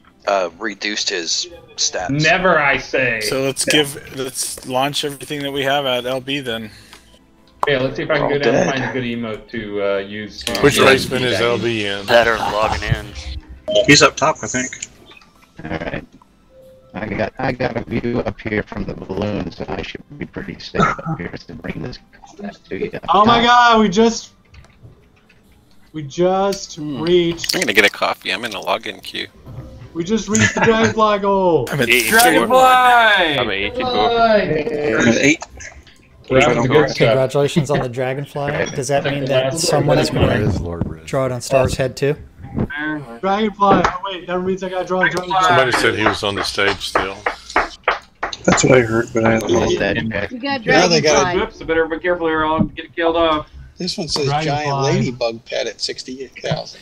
I get a small shot here. He We says it just like finished off the onk the. is something I also with a posted the next stretch goal, the They don't $70,000 have stretch it goal, down which here. is the Hey, Jack, ask him what we get at the giant 80,000. ladybug pet. Since we got the dragonfly. It says 60,000 giant. There is a Guys, I question. need a What do we get at ladybug pet. 80,000? I know, right? The And ladybug tell them that pet. we just got a I don't ladybug know. at 60,000. So I want a giant ladybug Giant too. mosquito. Yeah, so now what's the next one? All right, there it is. Dragonfly What is pet. the next reward? Because I do have requests for ladybugs and some other things from the EVL chat guys. Jack, it's not a request. It's on there. I got one. 60,000. We get a giant ladybug. No, we've already hit 60,000. Lord British is Jack, down. we Lord just British is down. We just hit the dragonfly. We didn't hit the 60,000. I died. Look, Without you, I I died. I'm not looking at the website. yeah, Stretch goal. it says, I'm, look at the I'm website. killed. It No, says 60,000 giant yeah, let me give ladybug everybody pet. the False view of advertising me if I as don't get it. dead. Yes, on the website it says 60,000 ladybug pet. No one wants to kill me. So no longer in the queue, just is sitting here. Look at the I page. died. Ooh, now it looks like they're all killing each other just for fun. And there it is. Boy, Oh, 20 now. But I want mine to be a That's small what they get for ladybug. drinking too much. I'm just saying. They need to Oh man, have I'm that. standing on top of Lord British's ankh here. You'll find a place to get myself resurrected now. Yes. Loot. This is a Can we doomed here. please get EVL people into the east or west basements to try and smooth this out? I know everybody wants. Dallas, I think Ladybug is misspelled because they're freaking out. Yeah, in so chat. people can get in. Where are they now? If I ever get back in the game, 60,000 instead of 70. Okay, I'm logging in. Finally. It's chaos. I think they're talking about not misspelled, mispriced. Yeah, mispriced. Mispriced. Zenny, are Wait, you have another shot, Dallas. Wait, what is the price of Ladybug? Take it away with the dragonfly. Head down All right. into basement as soon as they get No out. one's fighting me. Yeah, Their who can team, we the team is teleport to? stuck in login queue. Well, this prevents Kelly too many people O'Shea's want to kill live me. in the place. I call false advertising on this ladybug. They're fixing it. They fix it. It's a The person on 70,000 my now. team is at 22 in the login queue. Just gotta wait. I'm actually in the dungeon with Chris. Someone attack me. He's hiding in the corner. That's it. All right, I Tell just him got all in, where he Matt. I is. see you. Give him up. Yes, Chris is hiding inside of the basement. He's finally decided to come out, and so we'll see whether or not he actually attacks anybody. All right, Lord British, are you willing to go again? I am, but don't I? Shall I give out prizes or wait till after the battles? Yeah. Speaking of prizes, No, we just gotta keep track of who the winning teams are, and then we'll hand out prizes after. I was defeated by we've got $60 worth of prizes to give away on this side as well to the folks out there. All right. That wasn't a So official here's match. a good one. I am Yes, at it was. 63%, So and those now who are I on am the waiting dais on party member earn a Smoking to prize. start the instance. And Smoking Oh, will give hard. the Awesome. game. Friday Well, and today I'm at crafting 100% Kiosk prizes Tower and for Equip an everyone. Avatar. I've been here for about a minute and a half now. I'm at 63% and just got a network error and restarted it. Jesus. I hope you guys are in the basement. I instantly died. What the hell? Oh, because Okay, and obviously one of the things we should spend some of Next that money time we on do is this, we do making 3 sure we different can get the frame player rate higher runtimes, during I'm these big just saying. battles. And I got the disconnector again. Well, I'm in the basement with Dark Star and Lacey. Laz, Oh, tell no, him to it's wait gonna till kick me out after in the 2 minutes. battles because people are still trying to get back in. Jack, how do you think we should give away $60 in store credit to the folks out there doing all this? Just give it to the first person whose name is Dax. Very carefully. Well, What? since we're in the EVL TeamSpeak, everybody in the EVL TeamSpeak, we would have to be in a different channel so that way they would not hear it, anything that we actually discuss. How do we res? Do we have to climb out? Oh wait, is that little thing right there? Something I can go. Keep in mind, guys, we're live. That is right. You guys are all live in this room. Oh, that's fine. Red's coming, Jared. Still at 100%. How has anyone said it? Atos is still standing somehow, I think. Yes. Probably So was. is Dark Star. I think so. Here's another thing too. I can do right here. Oh, Oh, I didn't get to do anything. You just one shot again. into this one. Jeez. I'm in a login queue just to get in game. Here. I can demonstrate this little. Oh wait, why didn't it show up there?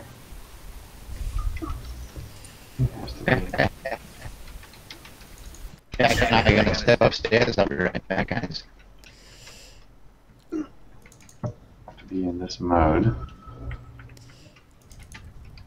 Over here. Alright, Jack, so they can't hear us, so it's going to be on delay. Only the folks at the offices in Brickbat can hear us. Yes. Well, that means I have to mute you Wait one of for the those timer places. to go off, and then execute that. All right. Okay, you are muted in TeamSpeak. So how did you want to give away $60 worth of store credit? I don't know. How about we get... Way too slow. Person would text us, I killed Lord British. Oh, okay, that would be awesome. So people just need to text Laz at, I forgot the phone number. I know it's something NBN. I'll take the 9th person who texts me in game in the PM. I killed Lord British. So everybody needs to whisper to Lazarus Long, gift coin. number 9, that I killed Lord British. I killed Lord British. Well, tripping and falling over things isn't really technically killing yours. Or did you willingly try to kill yourself? So was it suicide or accidental? Good question. I got my first. Now, the real question is, why are all these people standing around you, Lord British? Why aren't you killing them all? I'm just wondering why they're all standing around. Well, I'm still waiting for someone to actually kill Chris, because I'm still watching him kill me as I stand at the top. And it doesn't even look like Chris's health has gone down at all. And I got a winner. Bambino Ludovate. The winner of a $20 gift coin. Interesting. Bambino, I will message you in just a minute. Congratulations to Bambino for winning $20. You're on the Dev versus Player Brawl, the spring festival here. Oh, I have to wait for him to time out. We can go back downstairs and get everybody else in for remote. And we'll be back and we'll do this again in a few more minutes. Well, shall I jump on that dais and fight the next group? Absolutely, you should. All right, then I'm going on top then. So you guys, group number 2 knows who they are?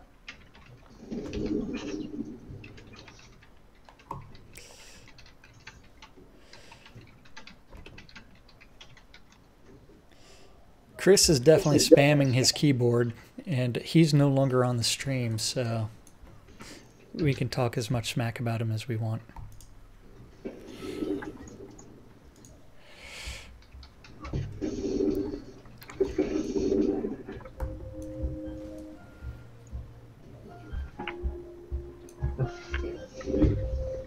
Just go let it do some bidding for me. Yeah, just kill some people.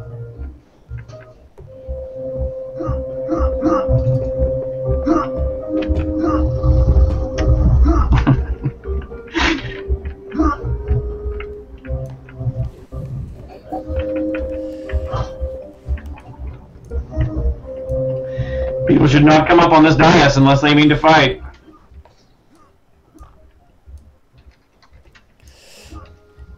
There are some people standing up here that I one-shotted. I have a suspicion they weren't actually prepared to fight. Well, I will say that the people in Chris's room, they definitely need help. So please try to find your way down to. I believe this was the East End. The people fighting me need help too. Yeah. Oh man, I was just one hit by something. I don't know what it was. So I need to find that balloon overhead. That would be I. Nice I'm up here filming down. Catching all the action from up here at Sky NBN. So where's the restaurant in these basements? I totally destroyed the first team. Okay, so in the east basement we have Starr, and in the west basement we have Atos. So please, we need to take these devs down. Sorry to see you go down. Not. And I think Atos kind of cheated with killing everybody in the instance. Yep, he zone bursted us, bastard. Sorry. Yeah, welcome back to the stream. Zone bursting. What the hell is that? Is that some dev cheat he hasn't taught me? Yes, it is. He obliterated me when I was on the second floor. trying to catch him doing everything. So, are you gonna toss some reses around to people or no?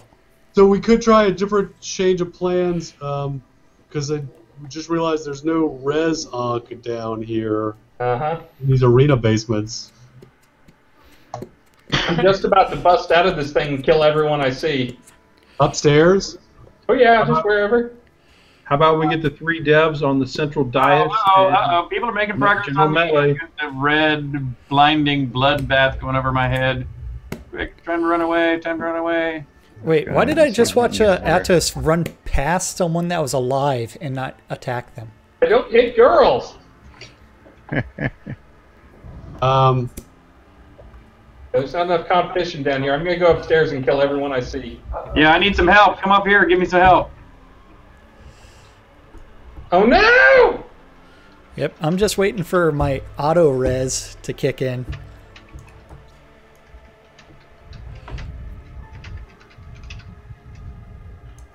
Should I find another team down here? And by the way, yes, I do need a res. Please, Justin. Got stuck. Oops, I'm getting. Oh no, don't be. Where's this dais? Get back on the dais. Up there. Hitting N to turn off nameplates is actually the biggest performance drain in the game right now. Although actually, it's probably still the exception going on. I can't see where's Dookie. Turn up your brightness. You look like you've got it on default brightness. Why wouldn't I expect default to be a good setting? It is a good setting that makes the dungeons dark.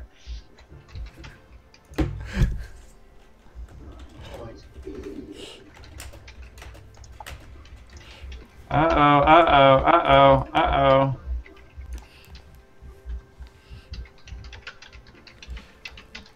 Looks like Lord British is going down. I am dead. Oh, I'm he waiting went for down. someone to come res As me. in, and I went down.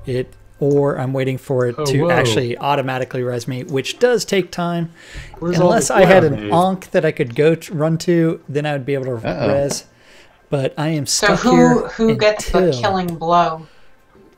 someone decides to be nice. But we can watch some of the other guys. I can't tell on my screen. Right, Somebody else Lord have to British tell. is I'll dead. do a scroll back here in a minute. Actually, I can do scroll back now. Let's see. Who did the killing blow?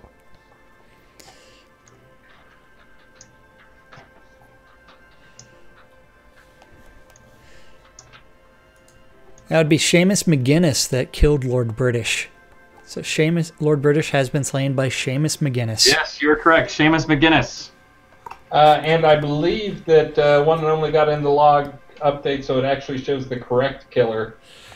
And all we all see the same killer? Yeah, so I think you all see the same killer. If not, I know it's in the... Oh. One and only just said try resurrect all. It doesn't work. I've tried it. Yes, how does one and only res everybody and you couldn't? I think it's broken. But I just crashed. Everybody should. What? There's bugs in our game? I know, it's shocking. Hey, were you zoning? No. Oh, now I'm in the login queue. Yes. Yeah. Oh God. How many people are in it? 42. That's a killing blow that was Seamus. I'm yelling at the tech channel right now, by the way, about that. Yes, we got that. Actually, we should come back down. Tester 4. There you go. Uh-oh. I just crashed teleporting as well. Oh, wait. So dark. We got several people crashing. Where's that balloon? Wonder if all my Try turning the brightness up. There's a ladder. If that helps. So I just shifted over to Lord God, British's this is more perspective while I re-log in. Remember, this Are we is not supposed to kill all those people in the chairs? Shroud of the Avatar. It is early access, so You can it kill is anybody you lots want. of bugs. This is release 29. It's a consensual They did have PvP zone. They're here to fight. They did have a patch right before everything. looks like Whether they're they coming know it or not. down to get me. Yes, Jade. I'm going to have a new player coming into this channel here Oops, shortly. I think I you don't know told if you want it people going out that they over the could air. come and just spectate. Okay, yeah, Oh, really? probably not. Not today. Probably not. Let me just go down there, and then we'll bug Laz. Let's see if gravity kills Lord British too.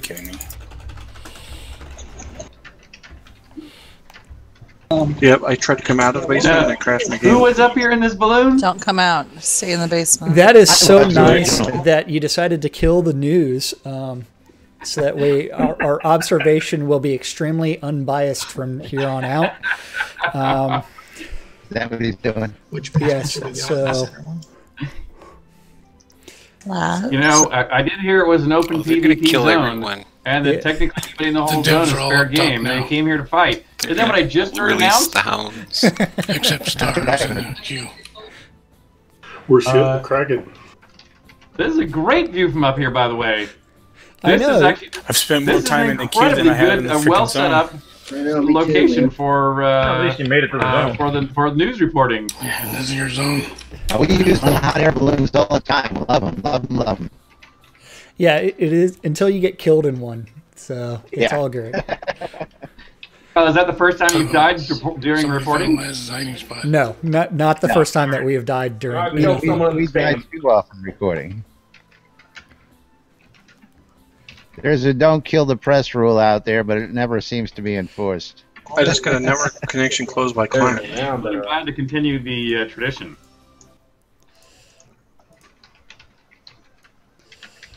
They're starting to add new add-on store items. The Cobalt Spiked Street Lamp is now up. Maxwell is tough.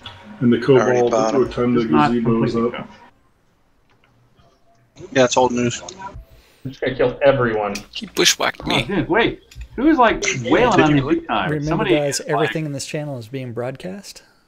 Yes, I know. Yes, it is. Okay. He bushwhacked me. Where's the location to this? Somebody. So, let's start playing Let the Bodies Hit the Floor. Guys, want to send another team? I have to Chaos Caverns. Is that Evo? Yes. I killed him and he refuses to give me the pants back. We are live, I Evo. want to kill Lord British. He's gonna craft Lord you a British pair. guy here. He's a punk. I'm not. You guys want to send another team down? Report to jail. We don't have another team to come down. Why don't you come up and help Lord British? Okay. Wait a second. Watching Lord British put on his crown is cheating, because that's his invulnerability. It didn't work. Yeah, you're not supposed to be able to equip in combat. That's my point. I tried, but it didn't work. And Did somebody just blow him off? Okay, I'm gonna come upstairs. That's 3 deaths. 3 deaths in one night. So who killed you this time? We are having requests for prizes. Oh, sure. I tried to save myself by cheating. Didn't work. Prizening Master, another 2 store credits, please. Oh, look, here's the a crash non-functional monster's guarding the freaking dungeon. Oh no, it's because you've read so many times. You've incurred. The next 2 winners of $10. My feature I put in for you, Richard. Delac Caverns. The next 2 winners of store credit, if PvPers could hush for 30 seconds, is Mr. McGee and Darton Obscuro. You may now continue your pwning.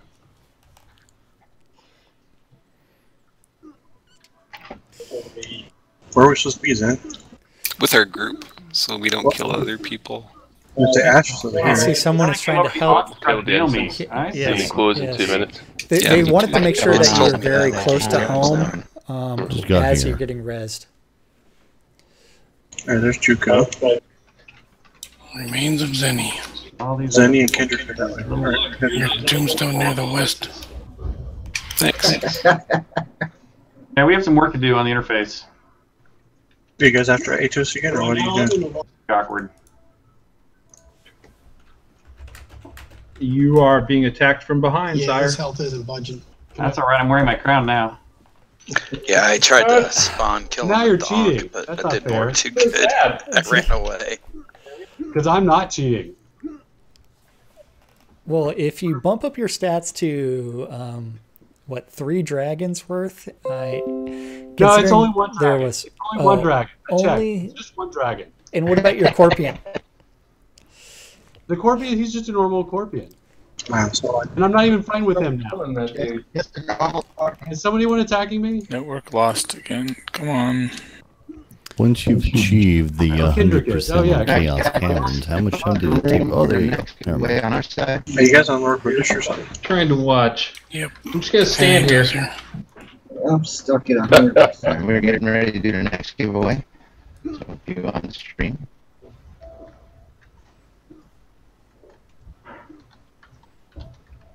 He's got his crown on again.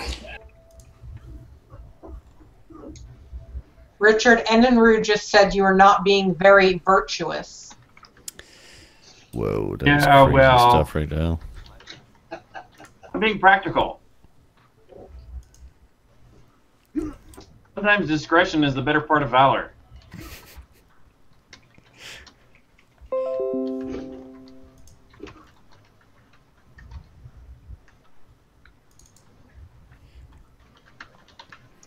Okay, guys. Alright. I was going to Somebody say figured out how to hurt me. we are going to have another giveaway, and so this time Oh, it's Lord British. giveaway time for another $20 add-on store credit. We're going to have to whisper Lazarus Long again. And Actually, why don't they whisper you this time? Well, because I am sitting at 100% of the login screen, so okay. It's kind of impossible to whisper. So, yes, they will have to whisper to me again, and let me cover up my screen there.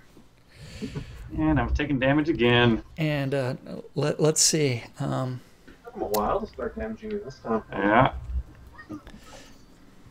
Oh, and Kendrick Darrow goes down. I think Kendrick this Darrow time down. we need to have something.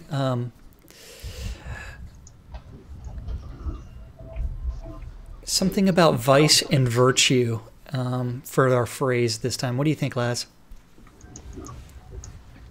Go ahead and pick it. They can't message me because I just lost connection. Oh, see, and I'm still stuck at 100%, so they can't message me either. Yay! All right, guys, I am in zone. They can message Brickbat. Okay, they can message Brickbat. They can message Brickbat. Yes. Let's go with. I'm coming right on in. No queue. Let's just go with. Which one? It's got to be something about vice and virtue. We are getting some requests that people who can't get into the game are asking if maybe we could do a giveaway on channel. Yes, so we'll because of the login queue. Yeah. You know what? We could do someone whisper me in IRC as Jack Frost. And then we can just whisper me in IRC. This is Jack Frost.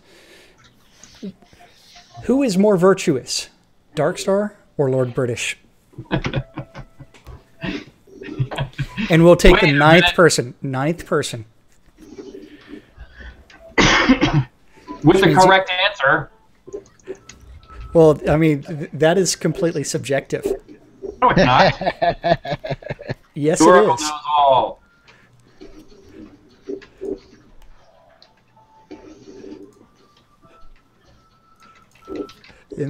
Everything's coming in right now.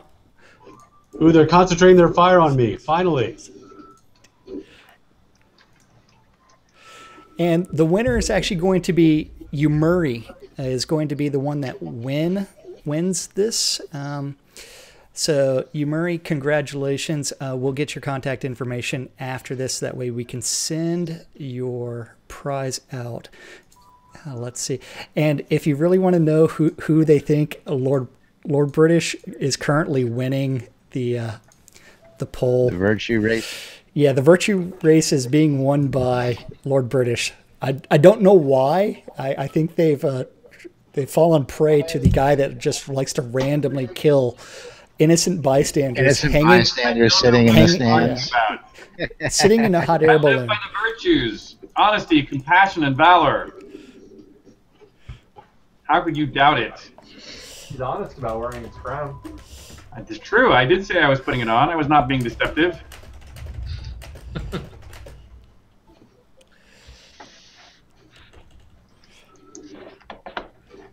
And for the record, I'm still at 100%. As am I. Wow. But I didn't hit no Q. Atos. Yes. See that 100% thing I'm talking about?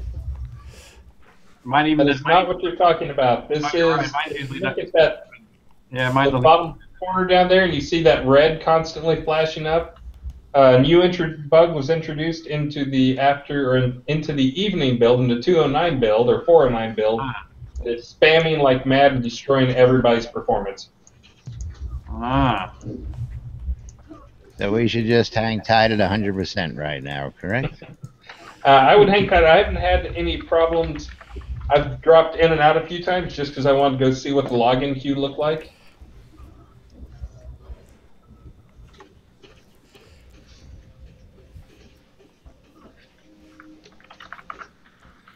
So I did send you, Murray, a message inside of IRC. If you would just respond with your email address, that would be greatly appreciated so I could forward that on. And we can get you that add-on store credit. I like the one naked dude who's running around. He's not naked. He's for his clothing. Is it Scrota because there's a bug that causes him to lose all of his clothes? Causes him to lose his clothes. Yeah. Oh, it's not on purpose? No, it's not on purpose. Otherwise, no. Oh, I was like, that's awesome. No, this is. No, that was. There's Stoffel is also new. Yeah, Stoffel is also.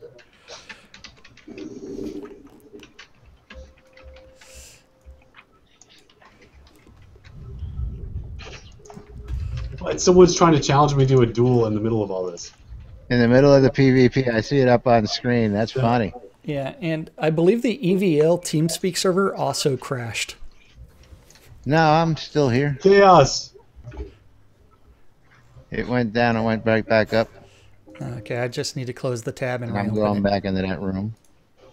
You got Bambino and IRC over there? You can get his info real quick. Error. Nope, EVL.teamspeak3.com is down.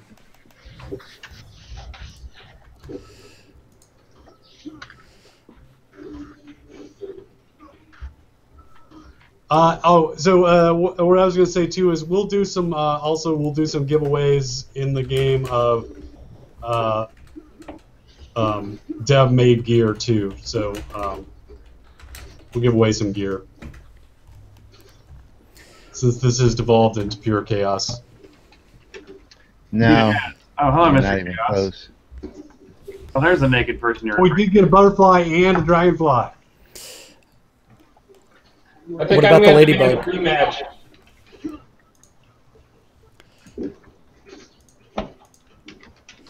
Okay. Did you say we hit the ladybug? The thing about a naked guy is they're easy to pick out of the crowd. We haven't hit the ladybug yet. Just short a ladybug, everybody. Let's get a ladybug. We need the ladybug. Hurry. Yeah, we only have 30 minutes to hit the ladybug. We've got 8,000 left. How far away are we, Dallas? Are we going to make it in 8,000. So it's going to be that'll be tough. Push. Okay, so setting your character stat player strength 1,000, is that fair? No, I'm setting it lower. Are you sure about that? I'm going down to a third of a dragon now.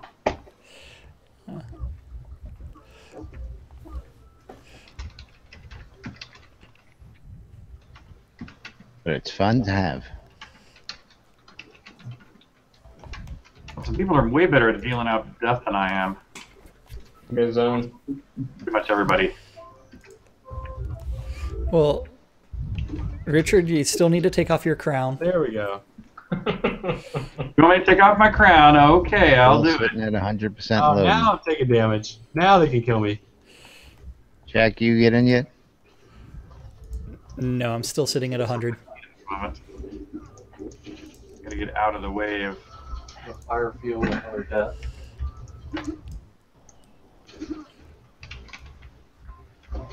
Went back down into the basement. Ah, nice glassy 60 frames a second. Oh wow, people are getting pretty close to killing me even with the crown on.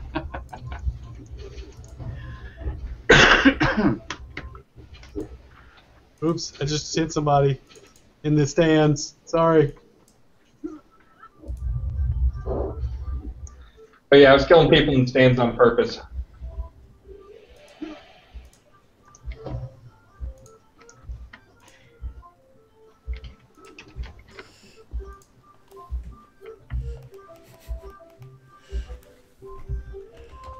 By the time I get out of combat mode, or I can't take this off. You get bragging rights.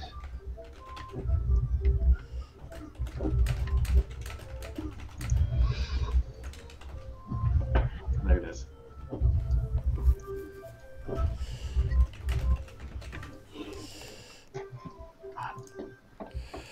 Why isn't it working?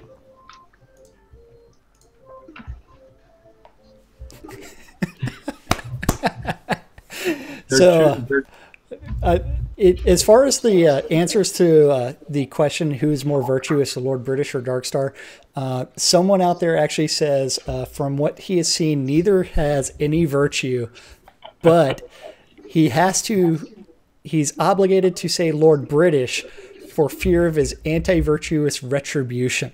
I have no idea what that person is talking about. Here I am trying to take off my crown, which is my superior protection, and people keep whacking on me to where I can't take it off. They would just leave me alone for a minute. They got him on the run. They're going to be relentless. There's time to take you down. Yeah, but little they know they won't likely succeed unless they take it off. Well, which means you have to get out of combat completely. So. GM Ghost. Oh wait, I did it. I got it. Okay, now it's off. Okay, now Lord British can die again. now I'm gonna fight back. Now, who is that down in the basement, Torino, all by them lonesome with nobody trying to attack them? Oh, that is Chris. I'm winning. Which basement did you go into? The left one. All right. Bring it. All right, I lowered my a bunch stats of again. people in the left basement.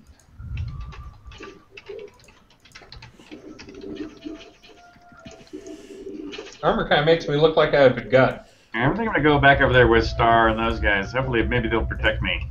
Nah. And my 100% finally timed out. Oh, oops, I'm on the wrong side of the wall. So what you can't see, Jack, is when you get to 100%, it is spewing thousands and thousands of errors. If you look on my screen, you can see some of them down there. That happened to me when I hit 100%, but apparently my connection or machine is good enough that it managed to chew through all the hundreds of errors. I've got a GTX 980 and 32 gigs of RAM. Yeah, this is a pretty crappy machine. It's got to be connected. People in the stands, are they safe or are they dead? Well, they're dead. Lord British, if you were actually virtuous, you would not kill them.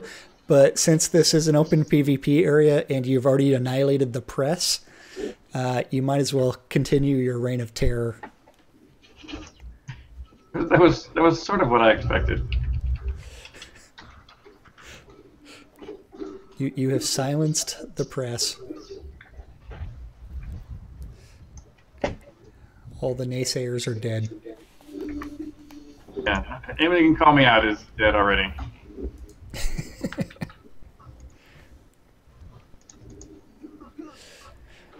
So guys, remember this is the telethon of the Avatar. There are 7 pledges expiring this week. Why do I includes just joy out of being a PKer?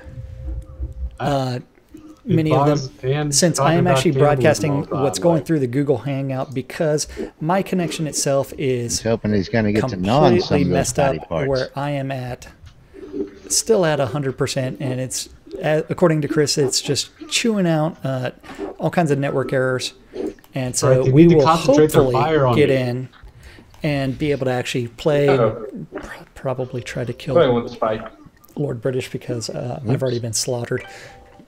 I got an archer. So we will see what's going on.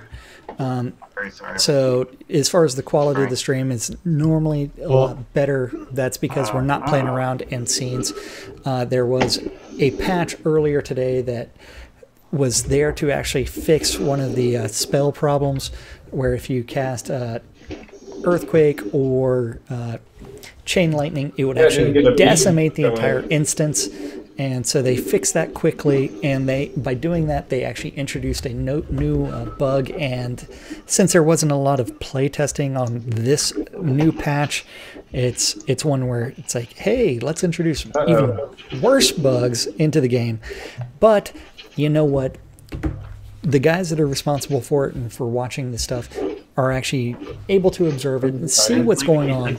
And this is where we end up being able to fix things. So it's like we actually have down here 3 different people playing. That's going to be Starr, Chris Spears, as well as Richard Garriott, who is Lord British.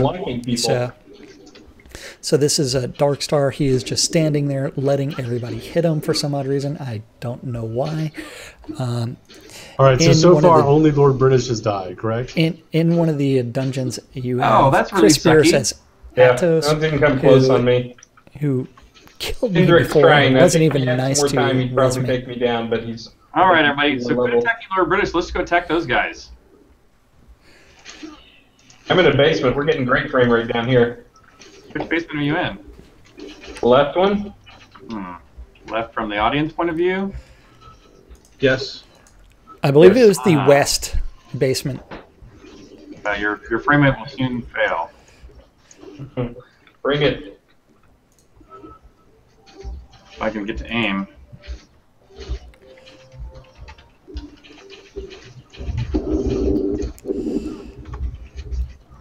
Now we get to see whether or not Lord British entered the correct. What do we do with hit points when we zone? I'm about to find out. Fuck it, noob. Now I actually do have the Hangout muted right now, so Lord British seems to think that he is Lord Blackthorn right now. That is what I'm getting in IRC.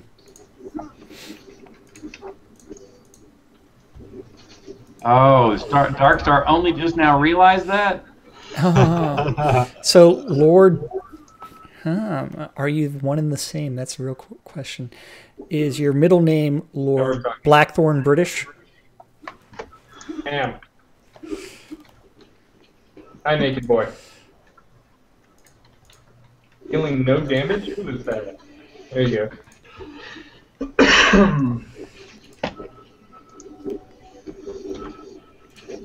So we have just added another cool new item to the store, a polished beige marble paver set. So if anyone is interested, check it out. Very cool. Yeah, so lots of new additions to the add-on store today, including the Kobold Gazebo, which looks really nice. I assume that person's trying to res someone. I'll give them a chance.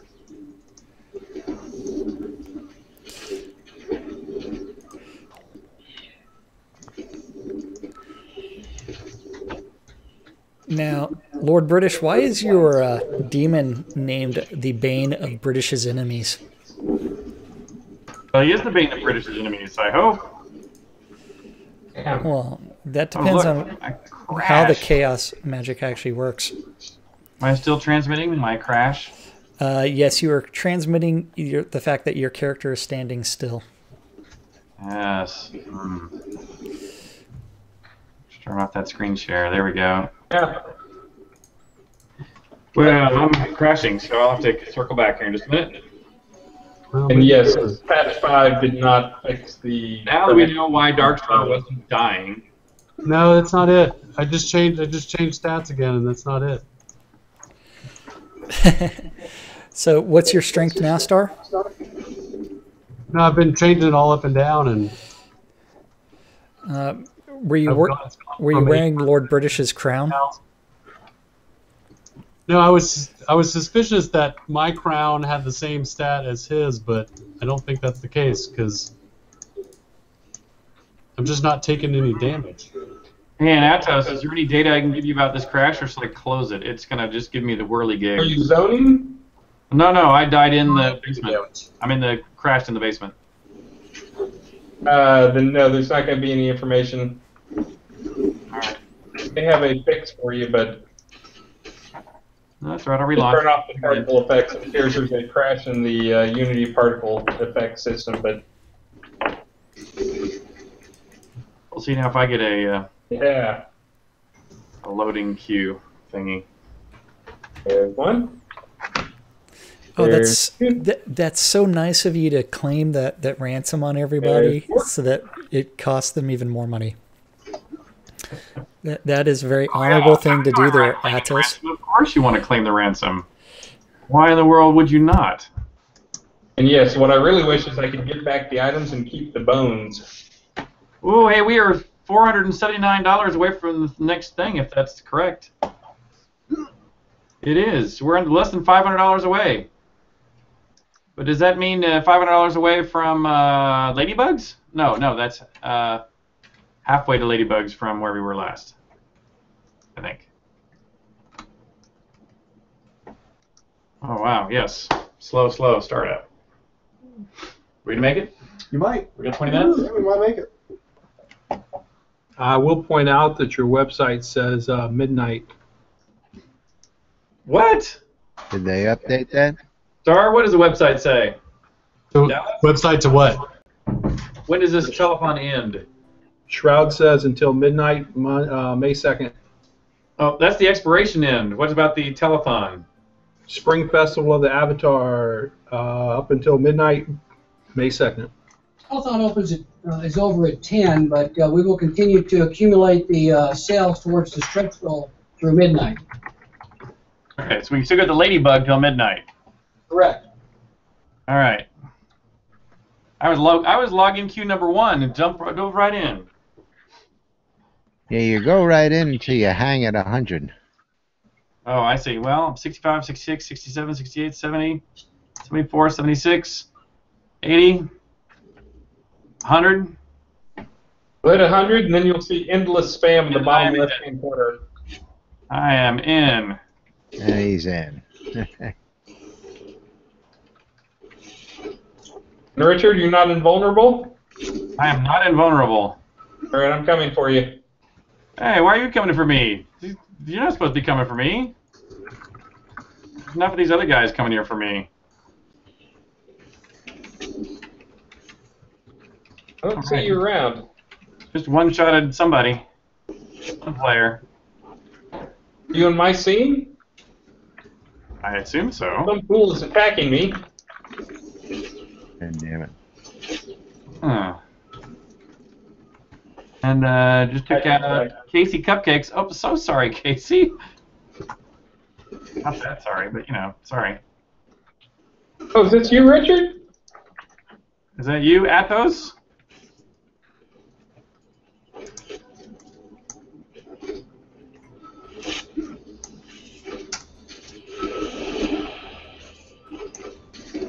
I recognize you without your hat.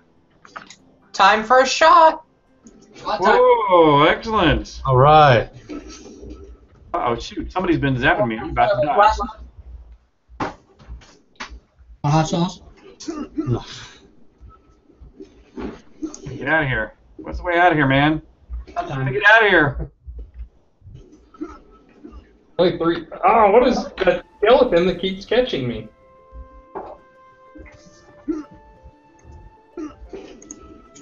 I'm in there. Oh yeah, that's. I already got shot ready. You reports a couple there. Thank you. I gotta keep running though, cause I died. Cinnamon. Oh, and thank you everybody. Thank you for killing me. Not exactly, but close enough. Cheers. Yeah, you guys have to lean down in here to get the camera there. There it is. There we are. Cheers from us to you. Thank you, everybody. Cheers. One away from dragonflies. Now we're more than one. We should be one cycle, no? I think a couple more. Where are we? Well, One or two. We look. Hold that. Okay, I'll find out.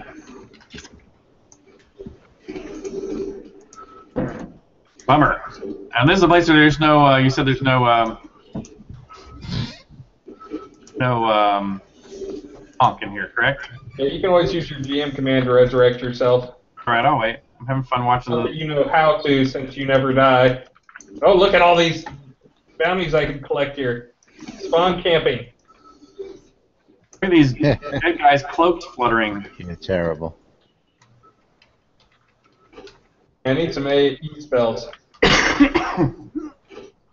So that was an example on my screen. I'm not sure if the feed of the video streaming shows it or not. We're getting 60 frames a second, or I'm getting 60 here right now, but my video stream's only 4 or 5. But I tried to shoot the guy right in front of me, and it picked somebody way, way back behind. I need to heal. I'm going to start focusing on people. Anybody who dances dies. You dance, you die.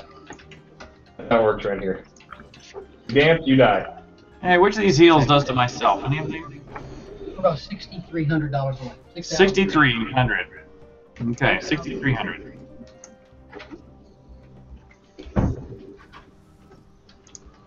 Don't want to hit a girl. 6,300 away from 70 grand. I will kill a fire element. Wow. All right, come on, you guys are so close. All right, I'm gonna set my. All right, I'm gonna go to half a dragon. Come into my instance if you want to fight. Me? You want me to come fight you? Everybody go to Atos. I haven't had any luck so far. What is the timer if you die? How long did you ever come back? Yes. I forget what it's at. We keep making that a little more painful each time. Oh, it started knocking me down. All right, I'm gonna lower my stats again. It would seem, I mean, the thing, I think I've already seen a bug on this, but it looked like the attack ranges got shortened somehow. Nothing was actually changed on the tech side that I'm aware of. And I find I cannot swing my sword by left-clicking, by the way. Is that expected? No. No, but there is a really nasty bug that is what I was saying is my least favorite bug of all right now. That if you click and then you click again immediately, it does not start the charging up for the attack. You have to pause for like half a second. It's really freaking frustrating. I've been dead a long time and I've never come back.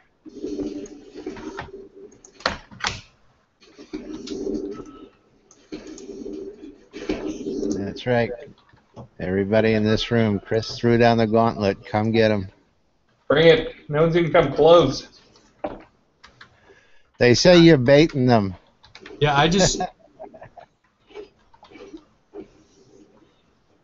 6,000 There's a away. naked guy attacking me.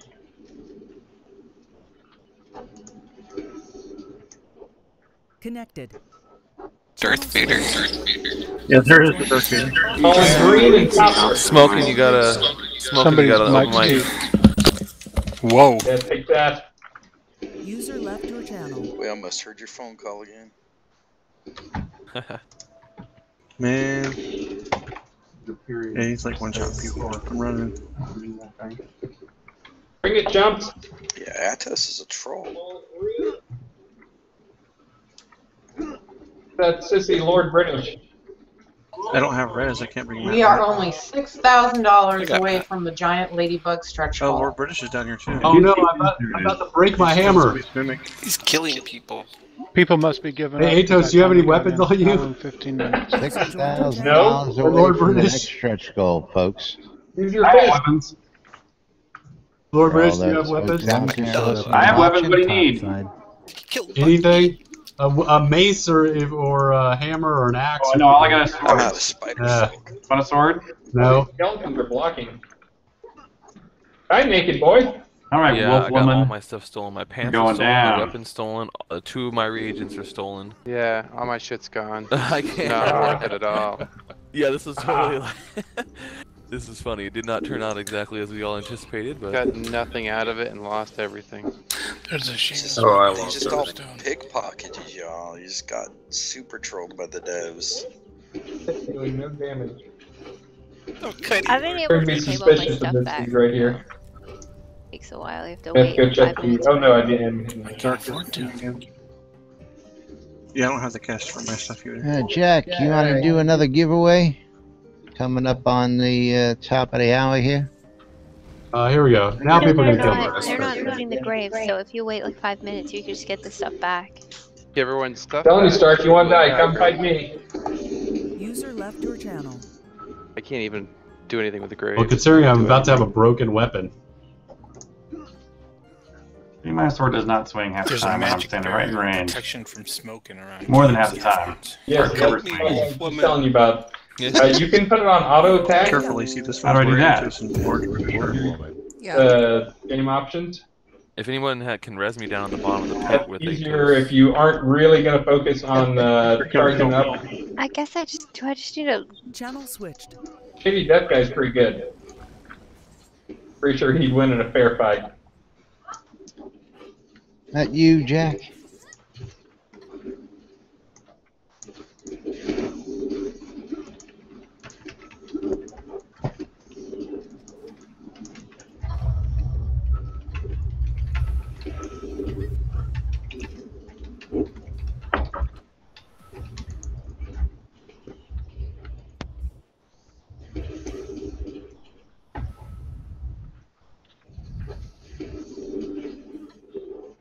Hey, Starr, I think we're going to be doing another patch. Yeah, I think we're like not swinging. There's that Lord British kill! Oh. Yeah. The swing bug is more extensive than you think.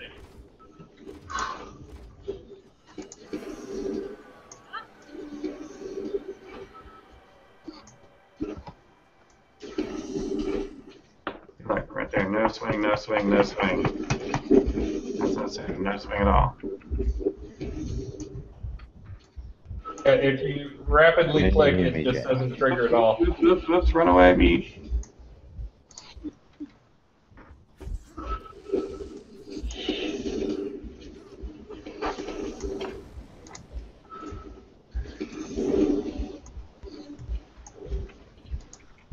Hey, wake up. Because there's a lot of people chasing you, so I'm hitting them in the back.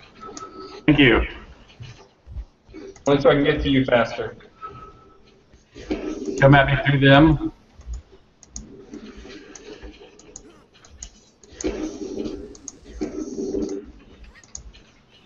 Oh crap, I'm pretty hurt actually. I wonder if Richard did that. Not likely.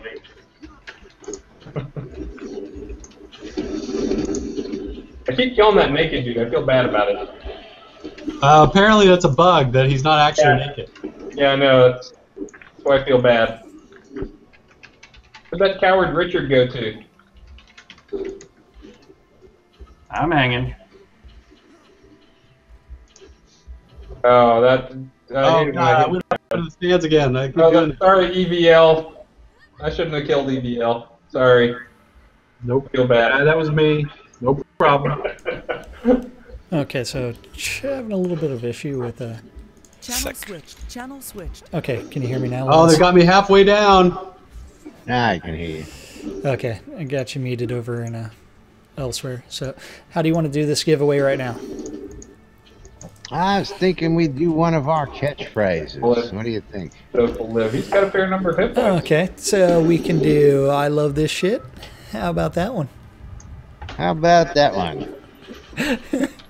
So the real question is, what do we want for our delivery method?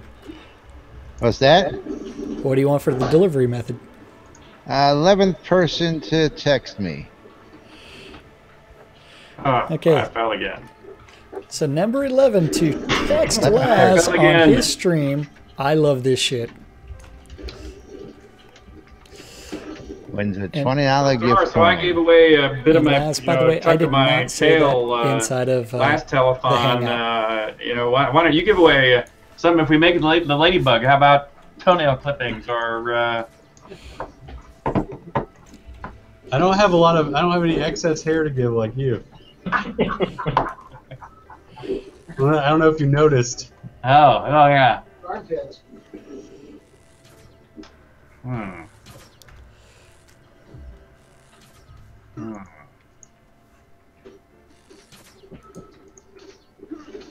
That's right. Stand and fight. Oh. There's not very many places to hide in this basement. You're kind So, of Laz, let me know if you're you're receiving messages because I did not say that inside the. I am. Okay. All right, somebody keeps trying to trade me stuff. Yeah. Oh, my light still ran out. 300 to the next shot. So did someone want to res me in 300 to the next shot. Oh, we need to give away a prize. It's bothering me. Still waiting on the 11th person. Yeah. Oh, I'm not sharing my screen. Or I am sharing my screen. Hey, Laz, how do they text you? Do they have the number? I've got them texting me, messaging in game. What are we giving away? $20 store out credit on store and I'm sorry. Store credit is and giving Chaos away. Medal. Yep. Store credit goes to Maya Al Qadir. I spelled with an A, but I think I got that mostly right. And the Chaos Medal goes to Budner. I'm dead. I can't do And anything. we got a winner. Fantalio. Is that right? Fantalio? Fantalio. Swinging. The 11th person to message. I love this shit to us here in MBNN. Maybe you got out of combat and swapped your sword and that would fix itself.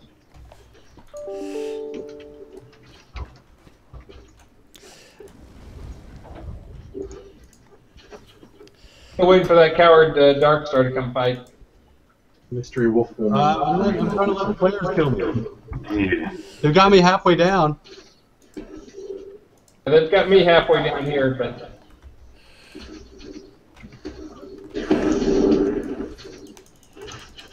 Let's see if this works here. Yes, it does.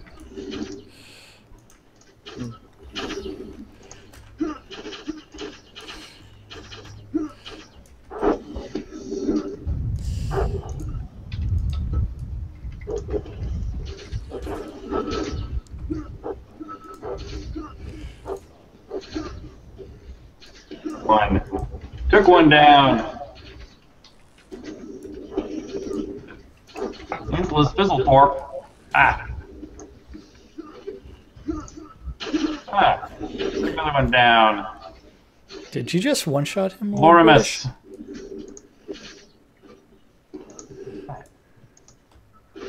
Floating, bouncing corp of Call Knight.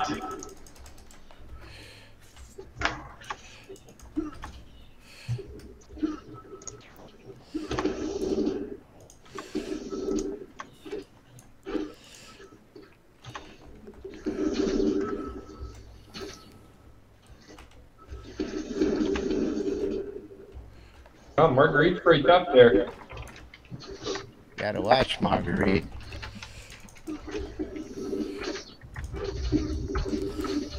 Connection lost.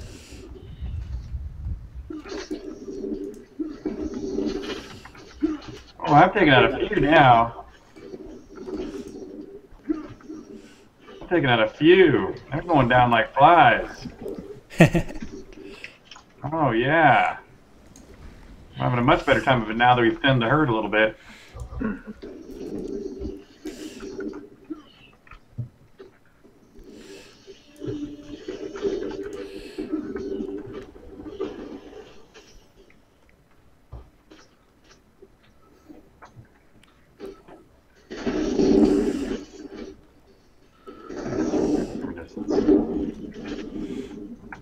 You, Archer. I have to make sure that you guys don't kill me up here as Atos runs by me and swings. Other one down. You, Atos. it is. I will never know now that I'm dead.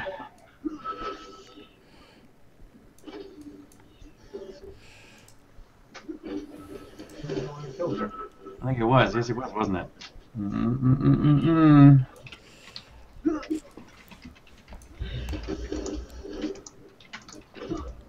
Why don't I see anybody else's? The only PvP stats I see are my own. Is that normal, or should I see all the rest of y'all in here? That is normal right now because there is a bug. That is a bug. I mentioned we're going to be doing at least one more patch here. Or should we rephrase that as an undocumented feature? Are we going long? Oh wow, it's almost. Okay, why don't we go back somewhere safe, not PvP zone, so we can give away our prizes? Wait, hold on.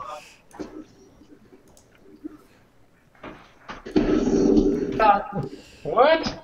Yep.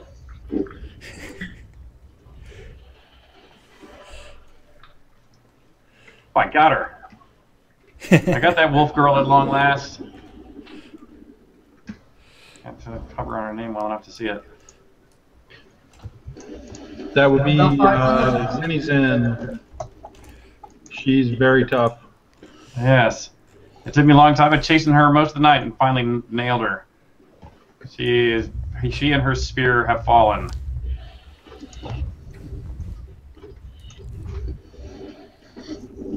Look, there's a. Oh, look, we're there. We're almost there. 2 more to go. Almost to the giant mosquito. Almost to the giant mosquito. Man, people trying to kill me while I'm disabled. While I'm like this. What? Oh wait, I guess we are. It is almost. Wow, it is 10. Oh wait, we have a Lord pledge to give away. Right here, I'm putting back on my crown so people can't kill me. Wait, I want to die though. Hold on. Well, then just quit buffing yourself. So. I'm trying to. I keep lowering my. You see, they pinned me in the pit.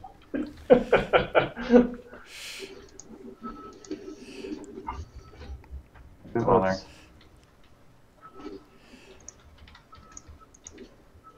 Oh, yeah, I got out.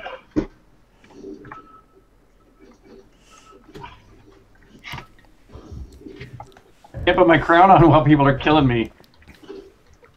We'll be in for a rude surprise if you open that door.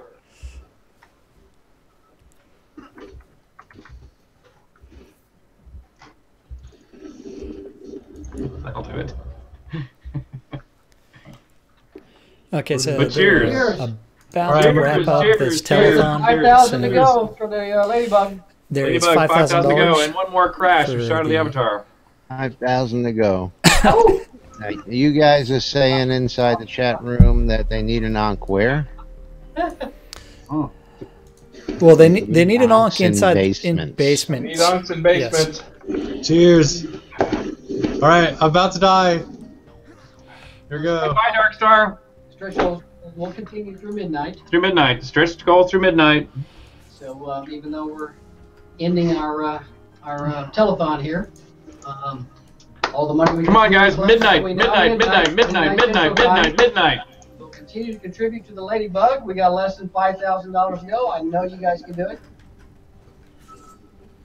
To give us our biggest telethon, actually, in over a year and a half. This is bigger even than the August telethon of last year when we did the first major explorations. Hey, how'd you guys like me to read some fan fiction of YOLO? Probably would. He's offered it to us so we can put it in a book in the game if we want. The Sorcerer's Daughter. Book 1. Thesis. Chapter 1. The Maiden. But first, let me get back in the game. Thought I was gonna die. So I'm letting them attempt to kill me. How did this go where I'm the only one that got killed? I'm the only one that normally is like completely. I know. Wait, I'm about to die. Look at my screen. I see. They finally got me.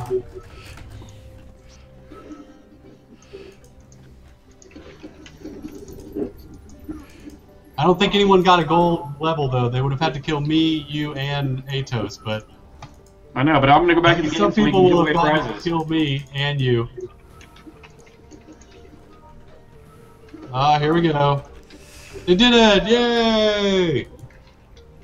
Yay, I'm dead. You're still alive on my screen, though. I'm letting them just hack me to death here. All right. I'm going to be looking into what passives I have. Okay, we got to figure out a way to get frame rates way up. Way up. Come on, I gotta get out of here. Are we gonna try and move everybody so you can give away some of those crafted prizes? How are you doing that? Yeah, All right. so you're done in here. I know. I gotta give away the prizes somehow. Is Dallas around for a question? I have a Dallas We're trying to question. give away those right now. Yeah, let's just go up. Just go up to top and let's hand them to people. All right, folks, we're gonna move out of the caverns here. Out of the caverns, back up top under the balloon. We're gonna go in the balloon. Or you want to go top side to the up We to can the go all the overland? way. Or As long as into, people put down their arms so that we can actually do the giveaway. all right, let's get everybody to go ahead and disarm themselves and settle on down. Do you guys down at the offices want to just get up on the middle center stage area and we'll get everybody down in the bleachers over here? Sounds great. So if we can get everybody in the room and everybody watching, Chaos Caverns. just head over towards the bleachers area while they get up on the platform there. Oh, I still see there's quite a bit of free-for-all happening here, but let's say yes. Let's get everybody to take a seat. So while we do that, we have our grand prize to give away, which is a Lord Pledge. So Be one of the last Lord Pledges ever because we're expiring that here. the last Lord Pledge ever. Is that the only prize we're giving away, or are we giving more? That's the last prize for the night. Okay. Well, then the lucky winner of the Lord is Dan Tuin. Tuin. What was the name? Is our newest Lord. Yay! Yay! Congratulations, Very good. our newest Lord. Congratulations to Who was it? I couldn't hear over. There's like piano or something going on somewhere. Someone has their game audio going. Oh, that might be me. Sorry. Hang on. So sorry.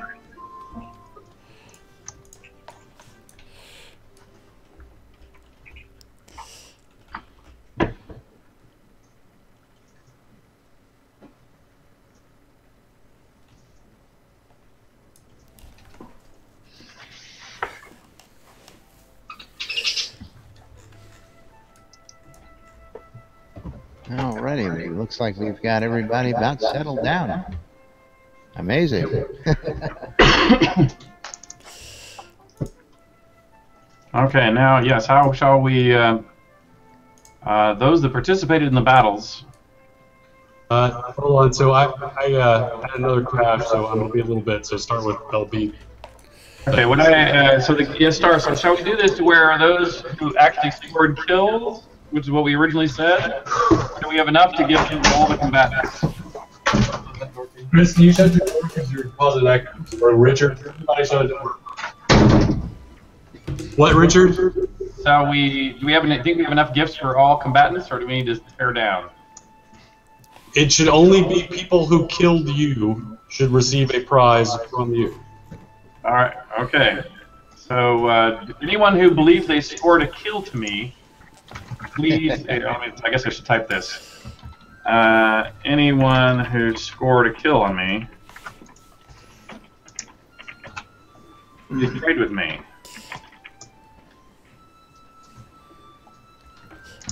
And Seamus McGinnis is definitely one of those.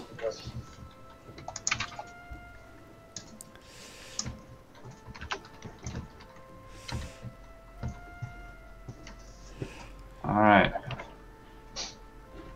All right. So for Seamus McGinnis, I have a meteoric longsword of Gaiism, as well as one of sorcery, and I'm going to give him also a necklace. No, just one item. One of each. No. Okay. Each person gets one item. There's so few. Why make it so few? I want to be generous. No. There lots of people killed you.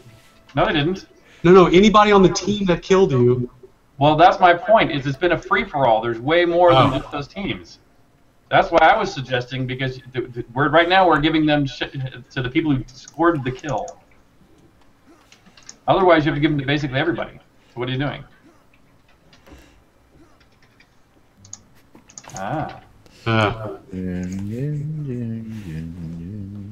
I'm going to give Seamus, who actually scored a killing blow on me, 2. All right, yeah. It's only for 3 months. Okay. Whoever thinks they, yeah, whatever. This was no longer an organized event. So, if anyone thinks they deserve a prize, how about this? Anybody who thinks they deserve a prize gets a prize. That's right. Exactly. and we'll give them until they run out. That's why I think you should only give one. I hear you.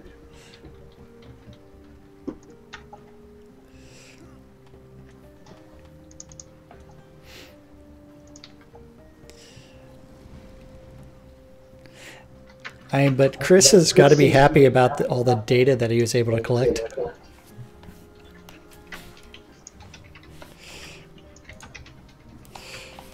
Yeah, I've been dropping it now, trying to see what's going on with things, but it appears.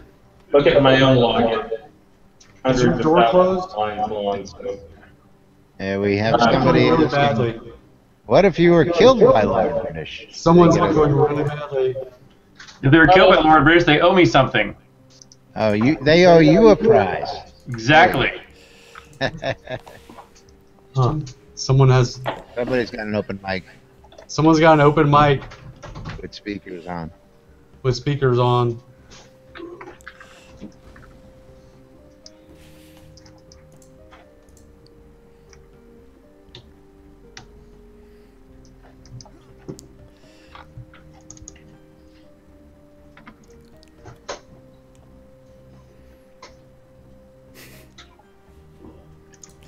So, remember, this is the spring telethon of the Avatar. This is Portalarium doing this.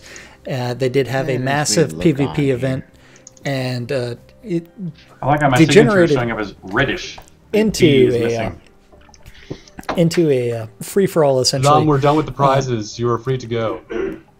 We did have tons of technical problems, but this is part of the early access. Right before the event, they did push out a new patch trying to fix something, but it ended up breaking things a little bit worse. But you know what? We will end up with another fix probably tomorrow after they go ahead and try to fix it. Right now, we're just giving out prizes in the game, so this is the actual end of the official stream. So thank you, everyone, for an amazing telethon. We got all of our stretch goals. And then some. Plus one. Total for the telethon is 65,500, which beat our biggest previous telethon, the August telethon of last year. Yeah, so thank you. You're an amazing community, and we'll see you next quarter. So don't forget Thank you for the go live in December.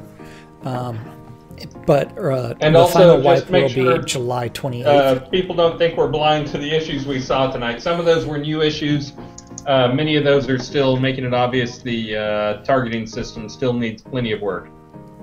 That definitely threw it in our face, at least for me, a few times. And I'm handing out items to anyone who comes up to me. Oh, I gotta give Jacob Canan an item? Oh.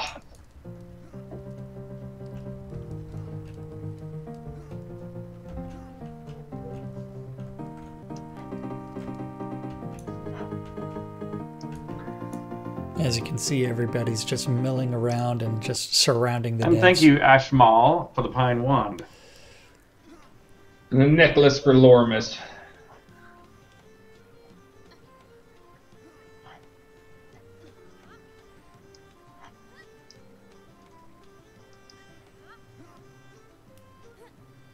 Alrighty, we're going to be wrapping it up here as well tonight.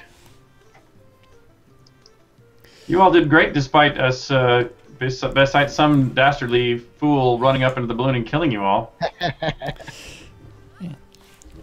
And a couple disconnections. I think we managed to cover it as well as we could. Yes, we could. Under the circumstances, good coverage. Of course, great stress test to roll around. And, of course, got to thank everybody for the last-minute cooperation helping get this whole thing organized and together, from the decorators on down to the developers, for pulling this off. Hopefully we got you guys all the data you need to work on a whole bunch of other things. Oh, yes, we definitely... That looked great. Perfect. And my mic was muted a minute ago. I says, Chris, we're going to be working on that combat system over the next couple months, getting a lot of love and polish on this, yes? Yes, and I think I'm actually going to start the discussions tomorrow about what we can do possibly to even roll back to the last stable of Unity. Hey. Unity, I had a crash tonight. I know other people had several crashes. It's very infuriating. And Chris, I'm also noticing something with the trade window as two people are hitting accept.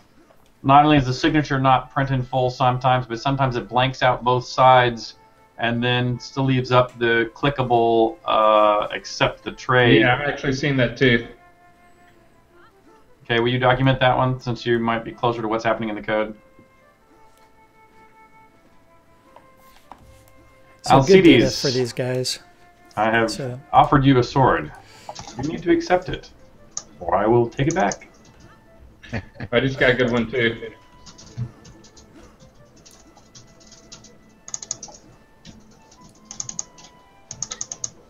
Oh. Got a trade error. I've got to redo one with someone. Okay, so just on that. 1 second. I just got an update from Dallas. He said that we are extending expirations until midnight. So you have a little bit more time. Little bit.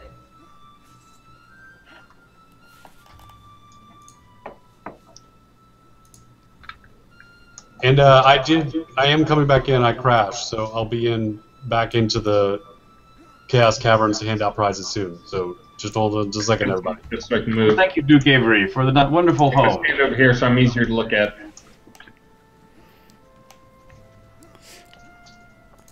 Now, I did want to thank Portalarium for having Laz and myself on the show.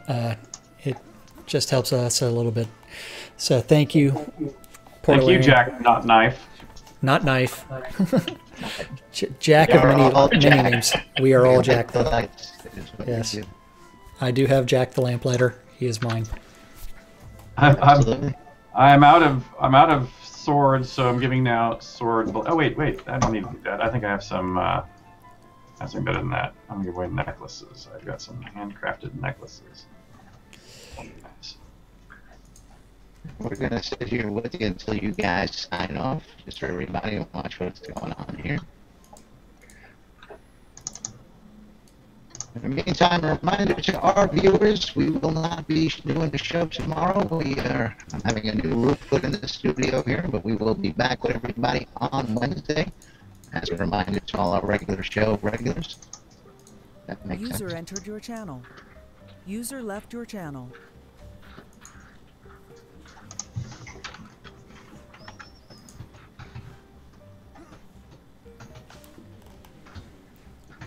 Oh, thank you, Amber Rain, for that Chaos Spoon.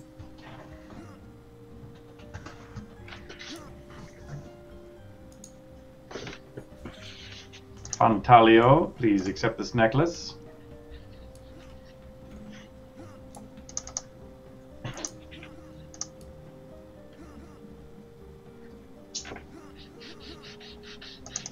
Alandar, please accept this.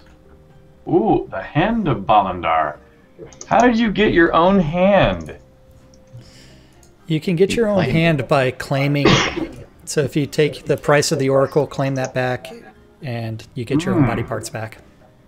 Nice. Thank you, Balandar. I will use it to make a worthy totem.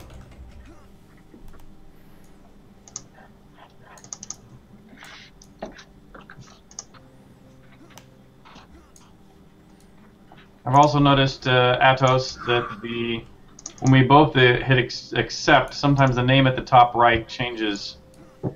Yeah. To the wrong person. My guess is that there's an issue with it. Two people trying to trade with you at once, and you starting the trade with one. Maybe just a server time. And I just had a thing where I actually had to restart.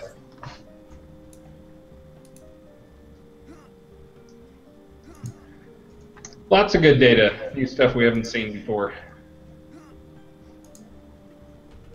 I'm trading with Led Zepp, but when he clicks accept, I'll bet it goes to someone else. Let's see. I accept to Led Zepp. Yeah, and then it says Jackson Assist is the one it says accepting from as we close. Now I'm trading with Jacob Cannon. I accept. And when he accepts, it changes to Leon Lockery. I think that's also people that are spamming you with trade requests. And so it's an incoming trade request while you're trying to initiate a trade request at the same time. Yeah, or when it's changing when the second person accepts. But yes.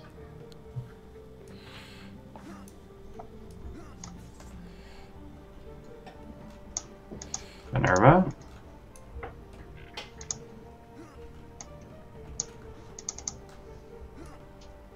Shady Death. I like that name. Shady Death. If you're gonna die, you might as well be in the shade.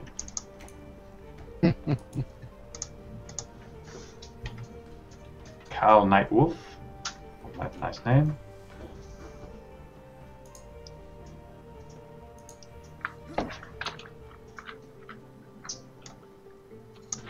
Andrew Silverton.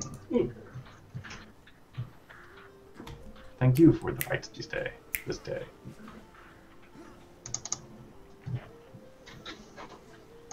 Mr. Dentist. Like Mr. Prostitute. As you can tell, Richard does have a sense of humor about these things. So this is the list of people that he's trading. I don't think there's an actual the prostitute in game, but there probably will be after this. Oh, undoubtedly. Alright, something awful. Apologies for the only giving you the meteoric iron longsword blade. Yeah, something awful has been trying to get out here. All I have left. I'm glad he made it. I had to give him a helping hand, instructing him how he asked me how he could come meet Lord British. Ah, something awful. Very pleased to meet you. I'm pleased to have given you a meteoric iron longsword blade crafted by my own hand. And one for you too, Scroda. Something awful. You made it.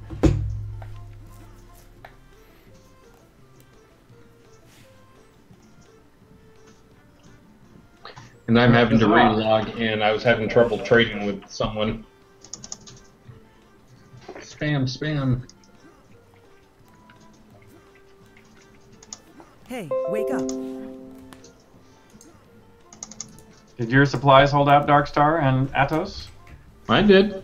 Mine did. No, I'm still. Yeah, I'm still trying to give mine out. I had to relog.